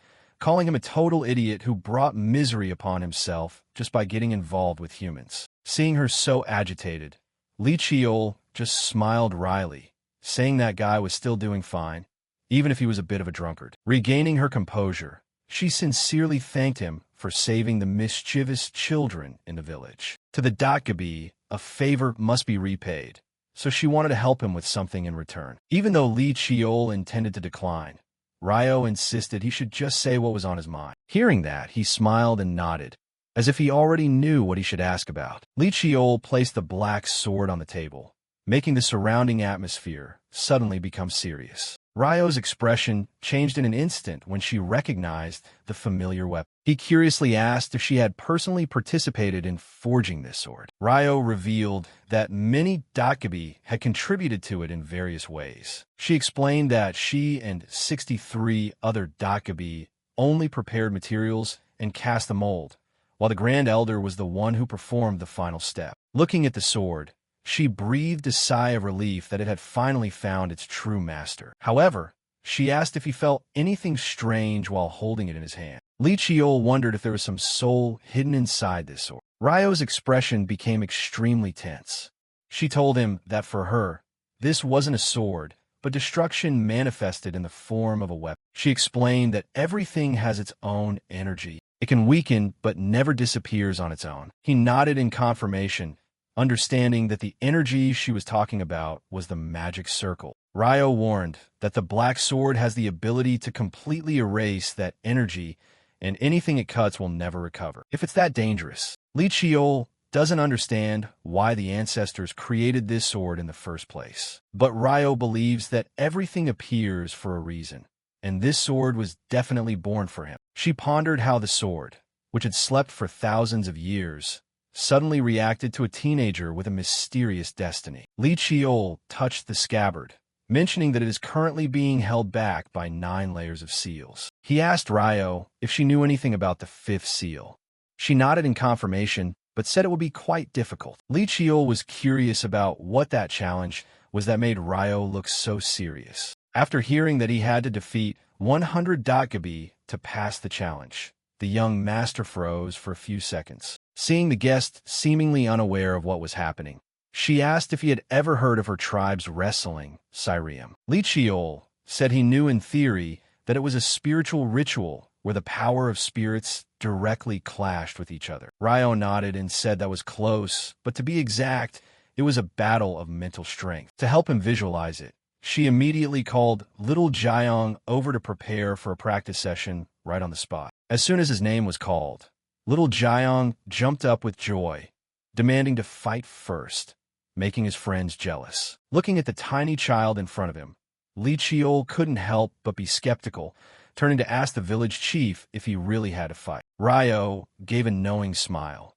asking him back if he was so afraid of losing to a child that his face was starting to turn pale. She introduced Jiang and 2 other children as the youngest members of the Marini village. Ryo ordered the start while Li Chiol was still complacent, thinking things seemed much simpler than he had imagined. She told little Jiang to remember to hold back a bit, but also warned Li Chiol that once he got a taste of it, he would realize it wasn't easy to deal with. Following the instructions, both sat down facing each other, closing their eyes to prepare to enter the mental battle. Suddenly, Li Chiol felt a wave of invisible pressure rush straight into his brain. When he opened his eyes, he saw he was standing in the middle of a vast, white space, without a single person or any obstacle in sight. A loud laugh rang out from above, making him shudder as he realized he was no longer in the village. A giant version of little Jiang appeared, looking at him with a mocking gaze because he now looked as small as an ant. Without warning, the giant Jiang lunged straight at him, as if to grab him. Li Chiol panicked and shouted for him to stop because he hadn't prepared his mind for this bizarre situation. But it was too late.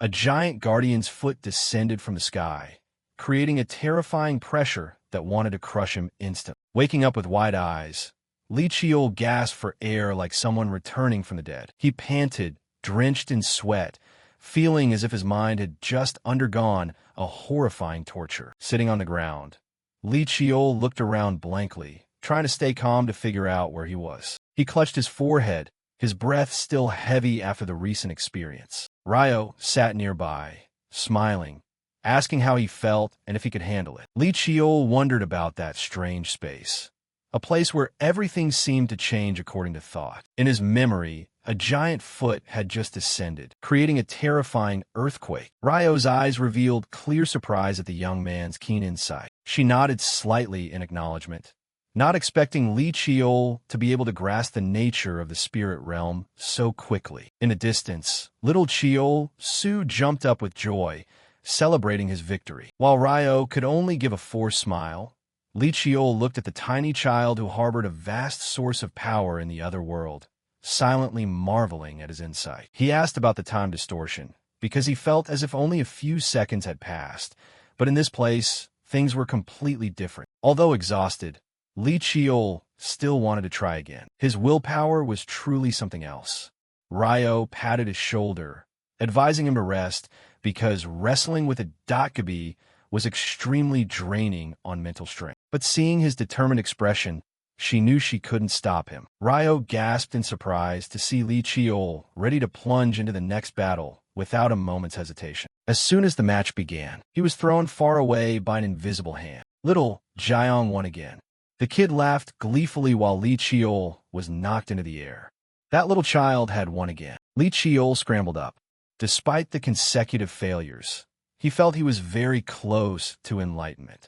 He gasped, sweat pouring down like rain, but his eyes still burned with the will to fight. Ryo stood with her arms crossed, silently admiring this stubbornness and astonishing perseverance. The image of Li Qiol at this moment reminded her of a legendary predecessor in the tribe. The entire training area suddenly became quiet as all eyes were fixed on him. The elder of the Jangi tribe and some maidens approached.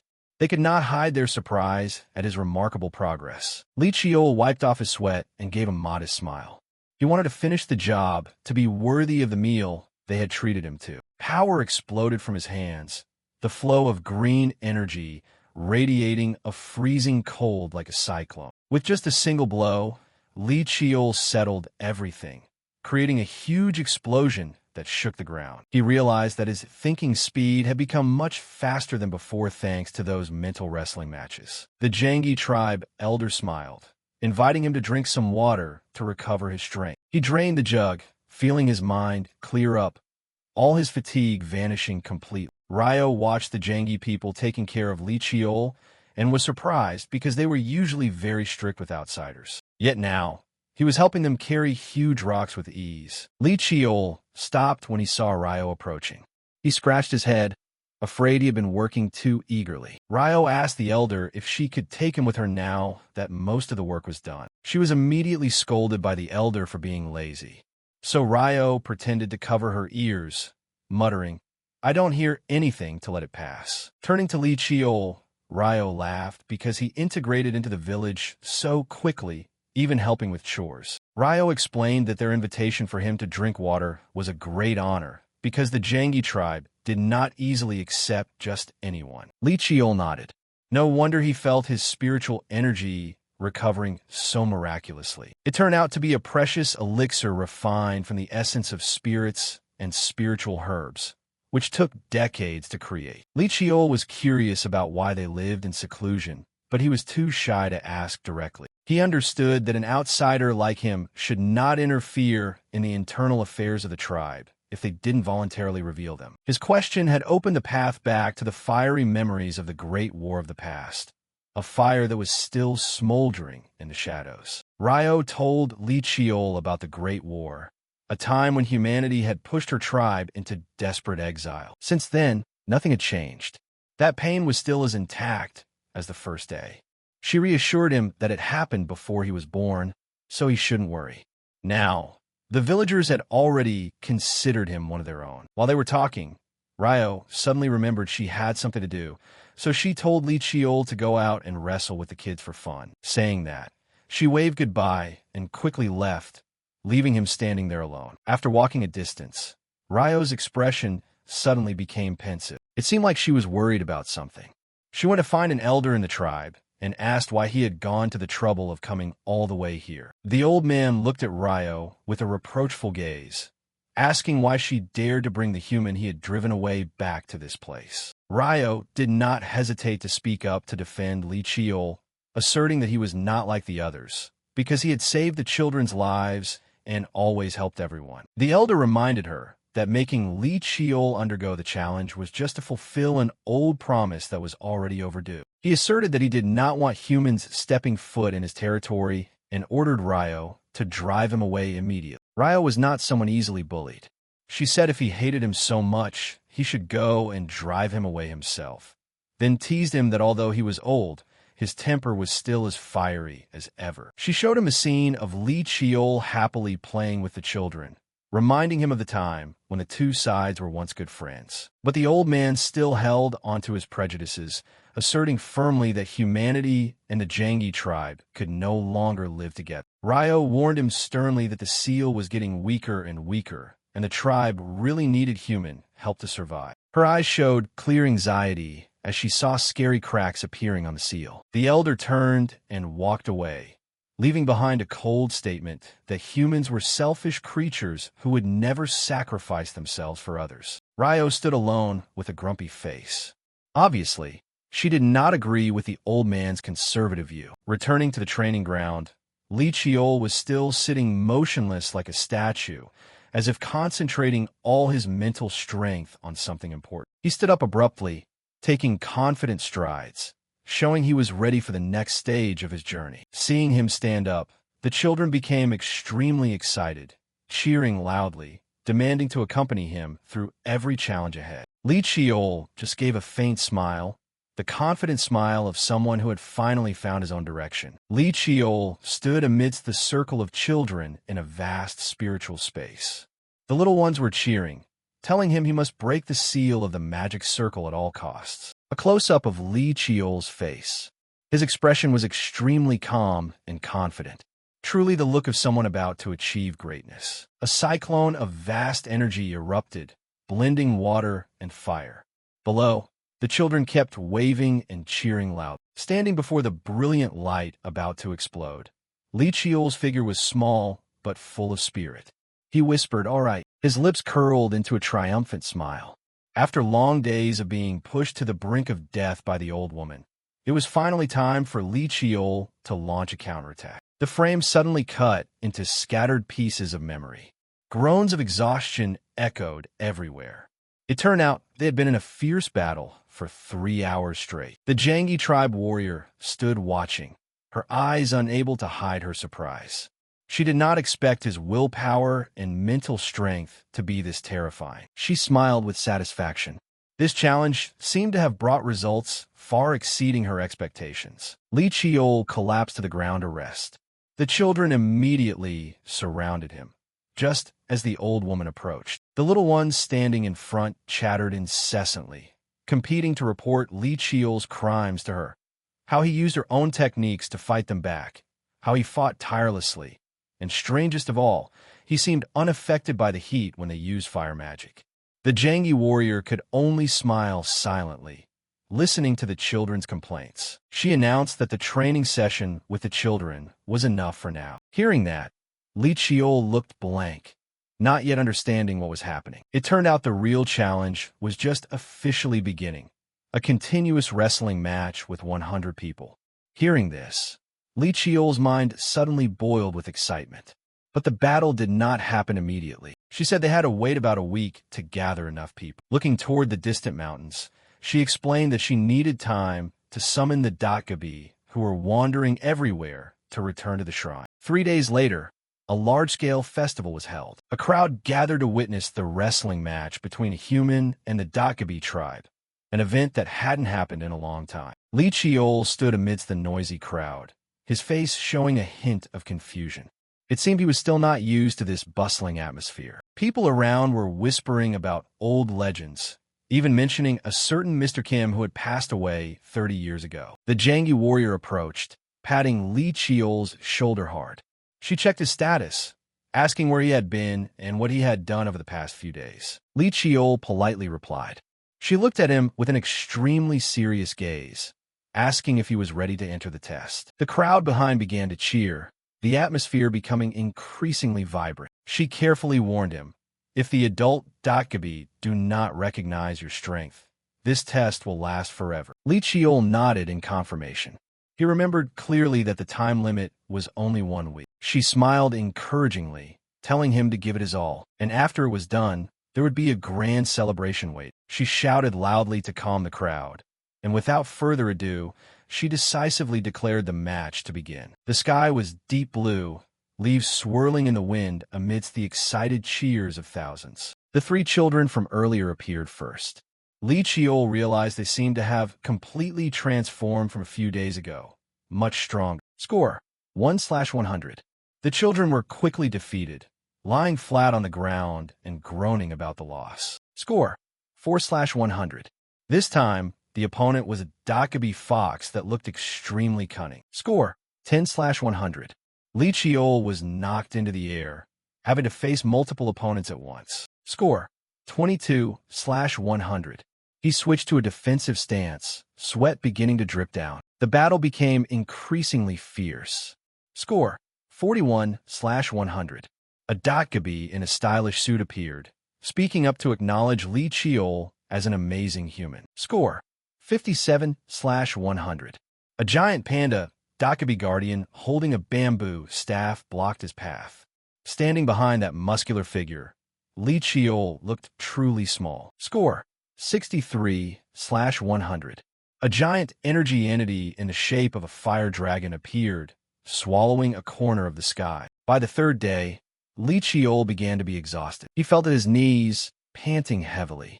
Everyone asked anxiously if he was okay. He stubbornly insisted he was fine and asked to continue.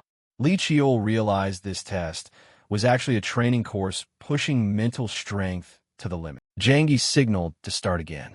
The crowd's cheers echoed in all directions. Despite the fatigue surrounding him, Li Chiol still smiled. He was giving his last drop of strength.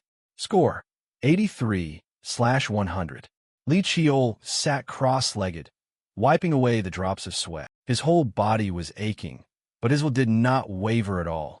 A close-up of Li Chiol's face with eyes tightly shut, drenched in sweat. He was regulating his breathing. Score: 99/100. A long-haired man smiled, giving a thumbs up to acknowledge his effort. Now only one last opponent remained. Li Chiol lifted his head, breathing out a long sigh. He softly thanked the man, preparing to step into the decisive turning point. A martial artist of the Jangi tribe sat cross-legged, very leisurely. He began to issue a challenge, signaling the start of the most important match. He gave a confident smile, declaring this the 100th battle. Lightning bolts surrounding him hissed, as if welcoming a life-and-death struggle. Opposite him, Li Chiol stood dwarfed before a wall of swirling clouds. The pressure radiating from the opponent was completely overwhelming and terrifying. Close-up of his sharp, cold eyes without any emotion. He declared he had no personal grudge against Li Chiol. However, because this was a test based on an ancient covenant, he affirmed he would fight with all his dignity and power, absolutely not holding back even a little. Power exploded in the blink of an eye. A blinding flash of light swallowed Li Chiol's position, giving him no chance to react. Li Chiol stood firm amidst the thunderstorm, but his body began to protest. He thought to himself that he was tired beyond words. Sweat poured down, teeth clenched, but his eyes still burned with the will to fight. Even though so exhausted, Li Chiol did not allow himself to fall. A mouthful of fresh blood spurted out, staining the cold ground red. He was shocked to realize that even if this was the spirit realm, the injuries his body suffered were terrifyingly real. Li Chiol knelt, clutching his chest and sobbing blood. This pain was truly tormenting his brain. Despite everything, he clenched his fists, struggling to force himself to stand up straight. He no longer cared about his wounds, only desperately asking to fight one more time. His opponent had to exclaim in surprise at such tenacity. He did not expect a human to possess such an iron will. Just then, a giant mountain suddenly collapsed right before their eyes. Li Chiol stared blankly at the falling boulders, not understanding what was happening. Rocks and dirt were flying everywhere. He was shocked to realize that all the terrifying challenges from the beginning until now turned out to be just a prelude. Li Chiol gritted his teeth, his expression revealing clear tension. The scale of this test had truly far exceeded anything he could have imagined. His opponent began to lecture him, implying that human perseverance could even flatten a great mountain. A cataclysmic beam of light descended from the heavens, symbolizing an unparalleled power capable of burying all things. Li Chiol braced himself to face the attack head-on. The opponent was quite impressed that he could block it, but immediately unleashed an even more terrifying lethal blow. The surrounding space exploded from the intense energy collisions.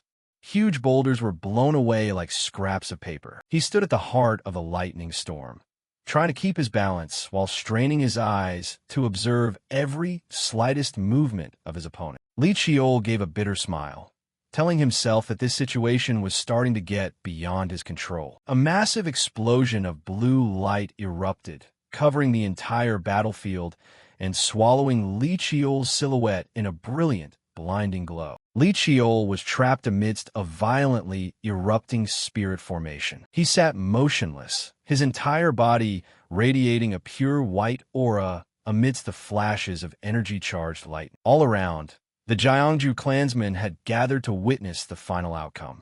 They were buzzing with excitement because this was already the 50th time he had faced the Elder's challenge. Several young men in the village whispered to each other, worried that they should go easy on the old woman, lest she exert too much energy and deplete her lifespan. Lee Cheol suddenly woke up, sweat pouring down like rain, gasping for air as if he had just returned from the gates of death. He asked blankly how long he had been unconscious. Looking at his trembling hands, he still couldn't distinguish what was reality and what was an illusion. The Gyeongju warrior, standing nearby, replied briefly that he had only been out for about 2 hours. Lee Cheol clenched his fists, not caring how many times he had collapsed or for how long. He affirmed that whether in his mind or in real life, it didn't matter.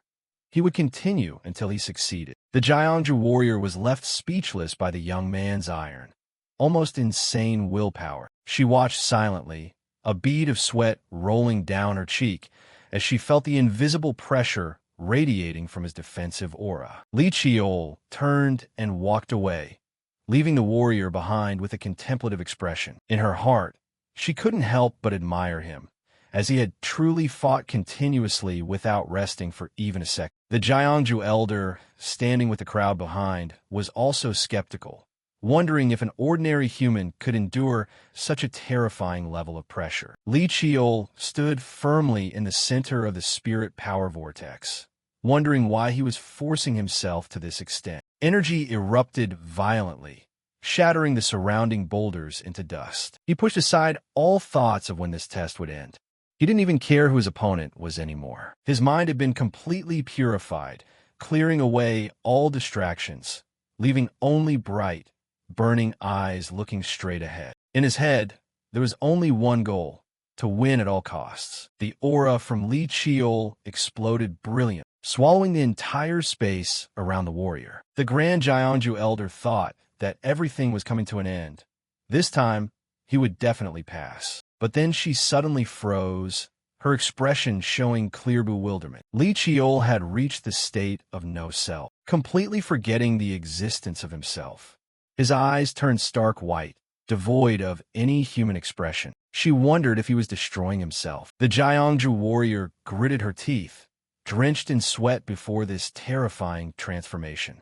She screamed in horror, believing this was not a path a human should tread. Lee Cheol's face was cold as ice, radiating a kind of pressure that made others shudder with chills. A giant column of light shot straight into the sky, dispelling all clouds within his soul's consciousness. The warrior realized something major had happened. This was no longer a normal state of no self. He was not just merging.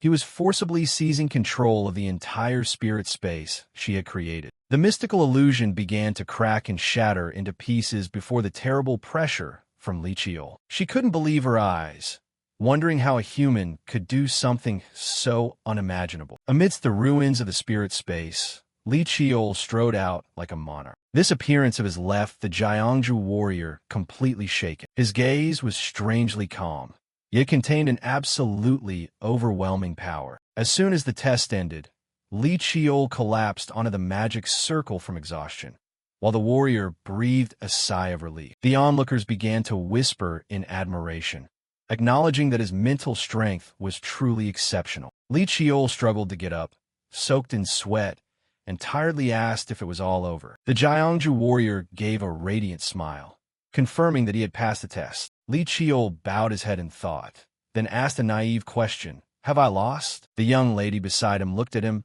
speechless, wondering if he realized he had just performed an earth-shattering feat. A declaration, "You won," rang out, ending the long days of being tormented both physically and mentally. Lee Cheol opened his eyes, his face revealing a strange sense of satisfaction. He stood in the middle of the void, wondering if everything he had just experienced was just a vivid dream. Every technique, every sword stroke practiced in that space was still deeply engraved in his mind. Everything was so vivid that he felt as if he had just experienced it directly. The entire process of fighting and enlightenment in the spirit world appeared clearly. Even the silhouette of that powerful black sword did not fade, not even a little in his mind. The ring on his hand suddenly glowed, radiating a dark aura as if resonating intensely with its master. Ah! Li Chiol jolted awake, his breath heavy and strained as if escaping a long nightmare. He struggled up in a wooden cabin, attended by a Jiangja man who had been caring for him for a long time. The man handed him a bowl of spirit medicine, sighing with relief, thinking he wouldn't wake up today. News of his awakening spread quickly. The Jiangju clan gathered and cheered, for they had never seen anyone with such iron willpower. Outside, a grand celebratory feast was taking place, with people toasting each other to celebrate his achievement. The Jiangju warrior suddenly appeared, scolding the young man for being noisy in front of someone who had just woken up. She checked his physical condition and then revealed a shocking truth. He had been in a deep sleep for a full week after the test ended.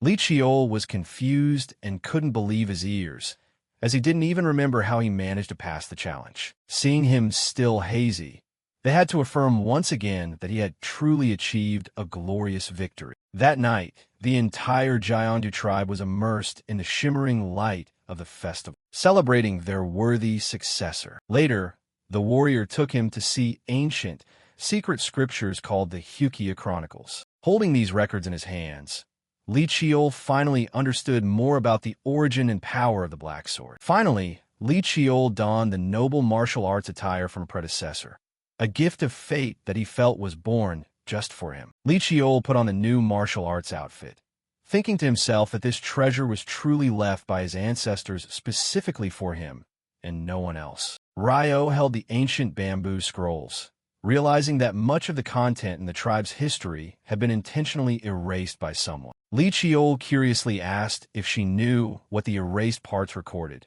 because he believed the Hukia Black Sword was forged for a specific purpose. Ryo shook her head, explaining that based on the context, the removed characters seemed to refer to a living entity or an artifact, not a place name. She began to recount ancient legends, even though they sounded somewhat absurd and hard to believe. These were oral tales about a distant sea or some great disaster that was once related to this land. In the memory of the Dakabi tribe, there was a terrifying lullaby about a great demonic beast that would come to devour everything, leaving not a single blade of grass in the world. Ryo said that when she was little, adults often used that nursery rhyme to scare her whenever she asked to go out at night, making Li Chiol admit it was indeed a horror story for children. On the bamboo scrolls of his ancestor, Li Hyangyin, the ancient characters confirmed that Hukia was the key and also the map leading to the final secret of the Li family. Ryo fell into deep thought, as if she had just realized something from these incomplete records. She gave a faint,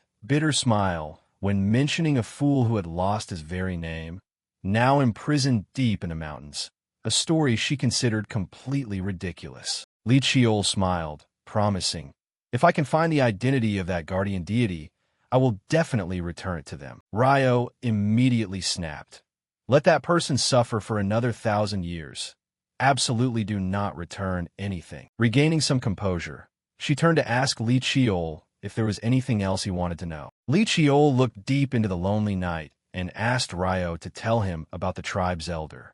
Immediately, a muscular man with long hair and a thick beard emerged from the shadows, radiating a heavy pressure. That was Elder Sip, who possessed strange demonic eyes containing an entire sparkling galaxy inside. Amidst the lively festival atmosphere of the Dotgabi village, Li Chiol was happily chatting with the children of the tribe. Seeing a human who could integrate perfectly with his descendants, Elder Sip's eyes flickered, but he maintained a distant look. Then, his expression suddenly turned gloomy, as if he had just touched upon a painful memory. In his mind, a scene of a village engulfed in a sea of flames appeared, with thick black smoke and desperate cries for help. A child reached out in panic amidst the fire, but it seemed no one could save them from that multi-layered disaster. Elder Sip thought to himself. It turned out that in the end, only he was left to bear this lonely pain. The village scene had returned to quiet, with only a few people lying scattered on the ground after a heavy drinking bout. Seeing the young Dotgabi men sleeping so soundly that they were drooling,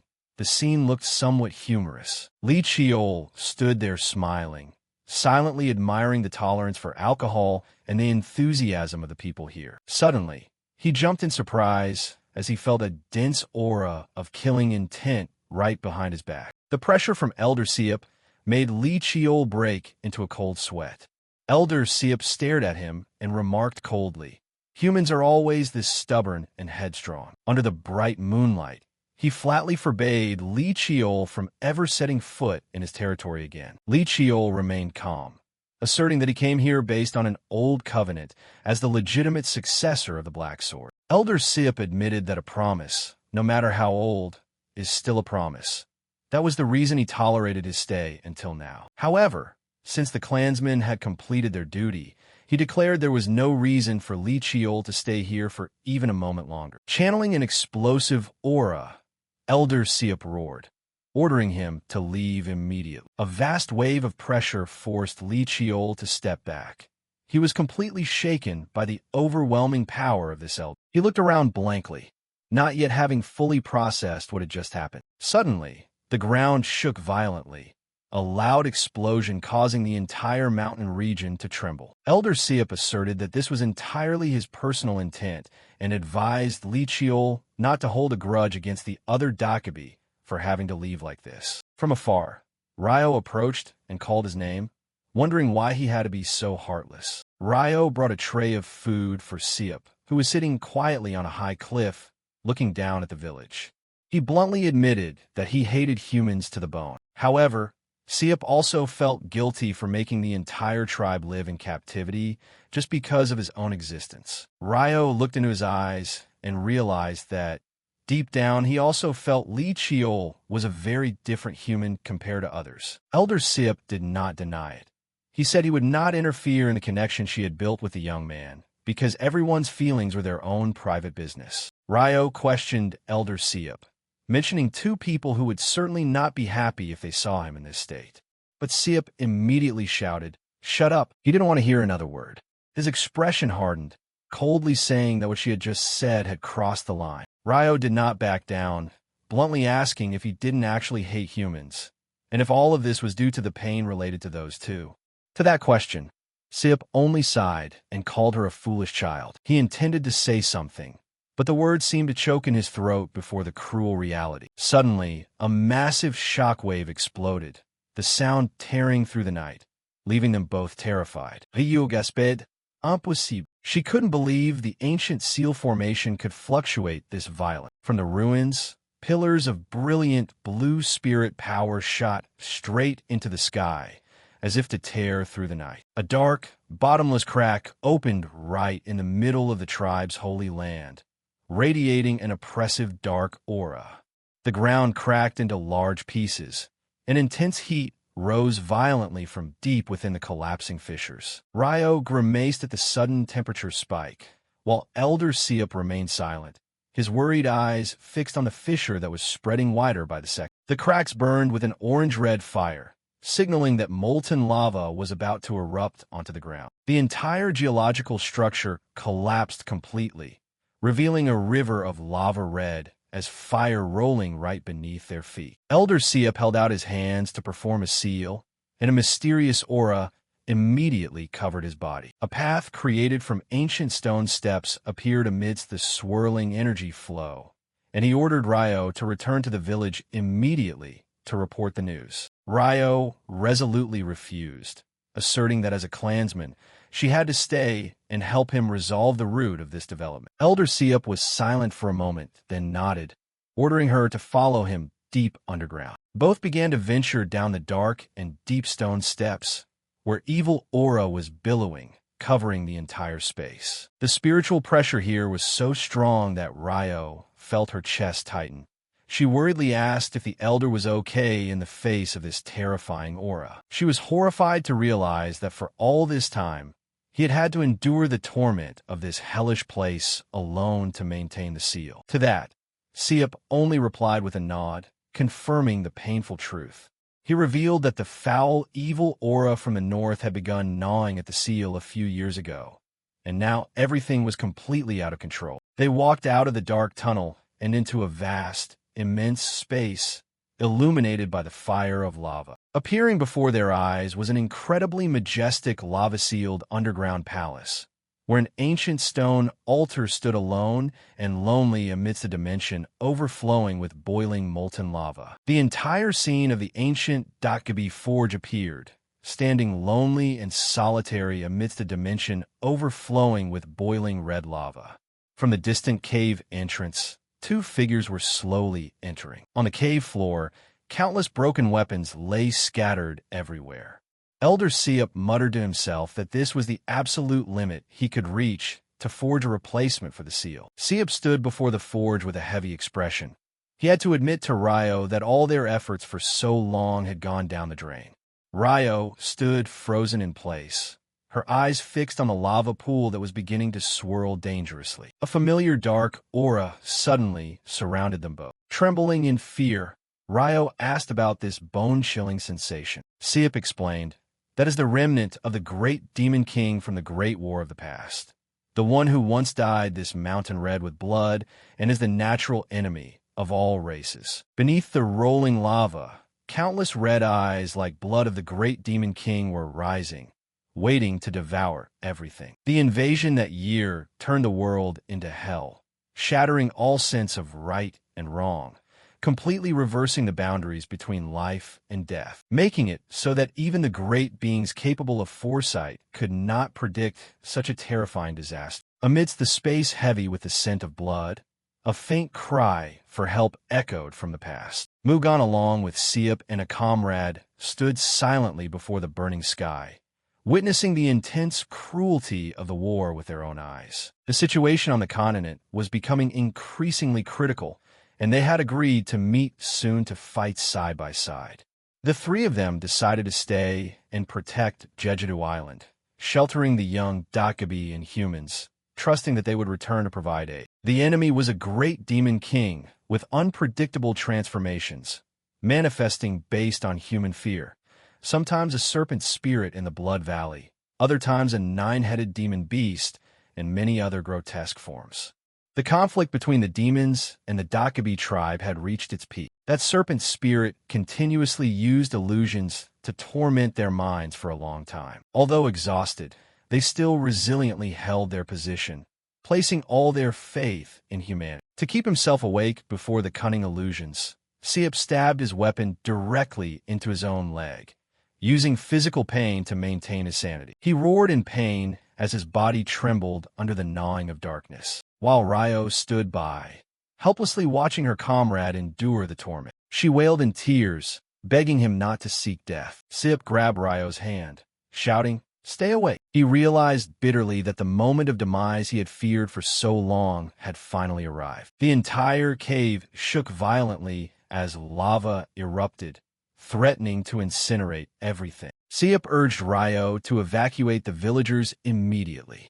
Stunned by the situation, Ryo asked what he intended to do while staying here alone. Siup's gaze was extremely determined.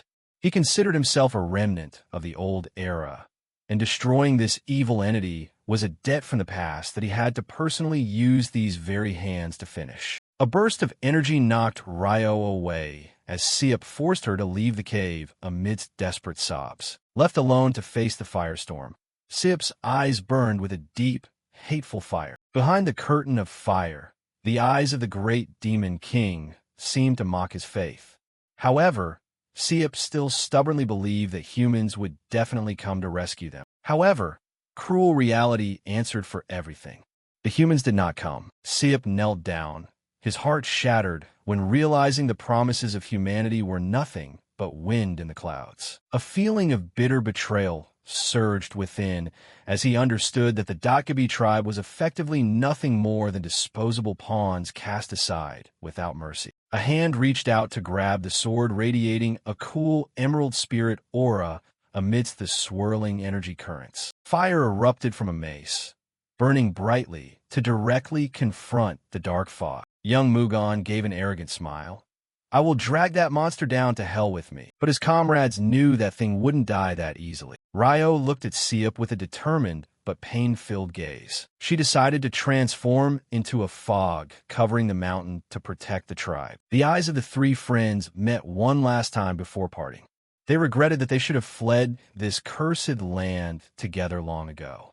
They entrusted all their remaining spirit power to Seop, hoping he would use his fire to protect the seal and the covenant. After so many weary years of waiting, the figure of humanity remained nowhere to be seen, and Seop just stood there waiting in despair. He knelt before the graves of his old friends, his lonely shadow reflecting the pain of betrayal that lasted through the ages. A malicious voice echoed in his head, mocking that humanity had always only considered the Dakabi tribe as a shield for their own survival. Seop gritted his teeth in anger, shouting, "Shut up!" He stood firmly before the sea of lava, holding his mace, facing the evil temptations. Despite being betrayed, Seop still fulfilled the final covenant with Li Hyangyan, accepting that this was his destiny. The moment was near. He looked into the void, ready to accept whatever was coming to settle the debt of 1,000 years. Elder Seop threw himself into the sea of fire, wielding his mace, roaring an oath to follow his fallen comrades down to the depths of hell. Returning to the present, the monsters were hissing madly in the darkness of the forest, their eyes burning with evil aura. The Dotgabi village fell into extreme chaos, everyone screaming in fear, telling each other to protect the divine tree at all costs. Amidst the relentless attack, a monster lunged, its claws nearly snatching a teenager. Amidst the heart-wrenching screams, there were children still desperately calling for their elders. The commander of the defense force bit his lip, looking ahead, knowing that the situation of the elder was hanging by a thread. But the battlefield here was no better. He ordered the wounded to be taken to the healing pool immediately, while mobilizing every Dakabi capable of fighting to quickly sweep away the monsters. A massive explosion of spirit power occurred in the forest, blowing everything away and creating a fierce shockwave. The group of warriors had to brace themselves to hold the formation amidst the pitch-black smoke. Sweat rolled down the commander's forehead as he clearly felt the worst moment happening right before his eyes. The monsters roared disgustingly, baring teeth sharp as razors, ready to tear apart anyone in their way. The clansmen became increasingly terrified as they saw the monsters becoming more and more insane and completely out of control. The commander realized that all these monsters were being manipulated by the great demon king's evil aura. This battle would not end until its true body was destroyed. A pack of aggressive monsters surrounded a warrior standing alone holding the line. A violent swipe sent him tumbling to the ground, only managing to let out a helpless cry for help as the scythe of death drew near. The monster in front opened its bloody mouth, preparing to end the life of the poor warrior. Suddenly, a streak of emerald sword energy tore through space, striking a lethal blow to the monster's neck. The sharp slash split the monster's head in an instant, causing black blood to splatter across the ground. The soldier stared in stunned silence at the figure in the dark blue cloak who had just swept past him with such majesty. He looked up in sheer disbelief at what he had just witnessed. The figure who had just appeared was none other than Li Chiol, wielding a precious sword, radiating the aura of a grandmaster, and boldly declaring, "I've come to provide backup." His sinewy arm tightened around the mace, which was emitting a brilliant emerald spiritual energy. Lyle poured all his cultivation into a single sweep, unleashing a massive crescent-shaped sword wave that slashed directly at the dark entity. In another part of the fray, Elder Seop swung his mace repeatedly, creating bursts of flame that illuminated the sky and hemmed in the monster's serpentine heads. He gritted his teeth in frustration, clicked his tongue, and sweat poured down his strained face like rain. Amidst the space filled with eerie demonic eyes, a mocking voice echoed, asking why he was risking his life so much to protect humanity. He roared, "Shut your mouth." Even without its true form, the monster's power was still terrifying, leaving the elder feeling deeply unsettled. He gripped the mace's handle tighter, preparing for a decisive blow. With a thunderous roar, he charged forward without a moment's hesitation. The mace slammed down, and flames erupted violently right in the middle of the writhing, frenzied snake heads. Yet, the physical attacks seemed to have no effect, and the great demon beast continued to loom forward. Driven to a corner, he decided to unleash even the artifacts that were once considered junk to stop. Ancient fragments swirled, creating a horrifying pressure that bore down on the dark entity. A jarring explosion erupted right in the heart of the battlefield. The monster hissed in pain as it was hit directly by the chaotic surge of power. Elder Seop collapsed to the ground, gasping for breath from exhaustion, silently hoping the last lethal blow had worked. However, the great demon beast's wounds began to heal at a dizzying speed right before his eyes. A flash of resolve suddenly ignited in his eyes. There was only one final lifeline left. He had to seal it at all costs. The dark voice echoed in his mind again, mocking his plans for a seal as archaic and obsolete. In his consciousness, the image of a solemn man appeared, reminding him of what he needed to protect. An illusion of a smiling Dakabi couple flickered into view. This inner demon was intentionally using old memories to shake his resolve. The elder shouted loudly, refusing to let the devil insult the deceased with those lies. The painful memory of having trusted humanity only to be met with total catastrophe remained a haunting shadow in his heart. The image of the three of them fighting side by side appeared, and the devil brought up the old defeat to prove that he couldn't win alone. Despite the devil's words, he roared in anger, declaring that all its temptations were useless. The monster's darkness enveloped him, mocking and challenging him one last time. Suddenly, the elder paused, realizing he had fallen into the devil's psychological trap. Being too obsessed with swinging his mace had inadvertently given the monster time to recover and counterattack. The demon opened its venom-filled mouth, ready to swallow the prey before it. The elder gritted his teeth, accepting his fate, but at that exact moment, a brilliant green light suddenly burst from behind him. Bolts of emerald lightning struck the black snake's head, instantly paralyzing it on the spot. Ryo rushed in from behind, calling out loudly to the elder. The elder turned back with a look of both surprise and anger. "Why did you come back to such a dangerous place?" The green lightning continued to rain down, preventing the monster from closing in on them. The Dakabi from the village had also come to assist, forming a defensive formation to protect the elder. Even so, he maintained his stance that these sporadic attacks wouldn't be able to hold the monster back for long. A strange wave of pressure suddenly appeared, catching the elder's attention as a figure slowly stepped out from the thick fog. His eyes widened in shock at the identity of the person who had just emerged. It was Mugan, the legendary senior, standing there with an incredibly calm demeanor in the middle of the fiery battlefield. Mugan looked at him with an indifferent gaze. "I've come to help," the elder stammered. "How could you possibly appear here at a time like this?" Mugan just offered a faint smile, reminding him that he had already spoken about this before. Mugan stood there with a face void of any ripples, repeating that he had appeared to help. The elder coldly brushed it off, asserting that his tribe would never need the help of a human. The nine-headed dark monster still loomed ahead, challenging every effort of the small beings below, and the elder sarcastically asked what a mere mortal like Mugan could possibly do. Mugan admitted that was true, and it seemed like even he didn't see what he could do much at the moment. He drew the black sword from his waist and continued, "But this Black Knight sword can cut it." The elder looked at the Black Knight. Indeed, if it was the Black Knight, it could potentially cut that formless entity. Mugan gave him a firm look. "I don't know how much I can do, so please create an opening for me." He deliberated for a moment, silent and non-responsive. Soon after, he made his decision. There's only one chance. Mugan looked seriously at the sword in his hand. "But that kid's cultivation is still lacking. If so, there's only one thing I need to do, and that is to clear the path for that sword to reach its target." The elder's body radiated a blinding light.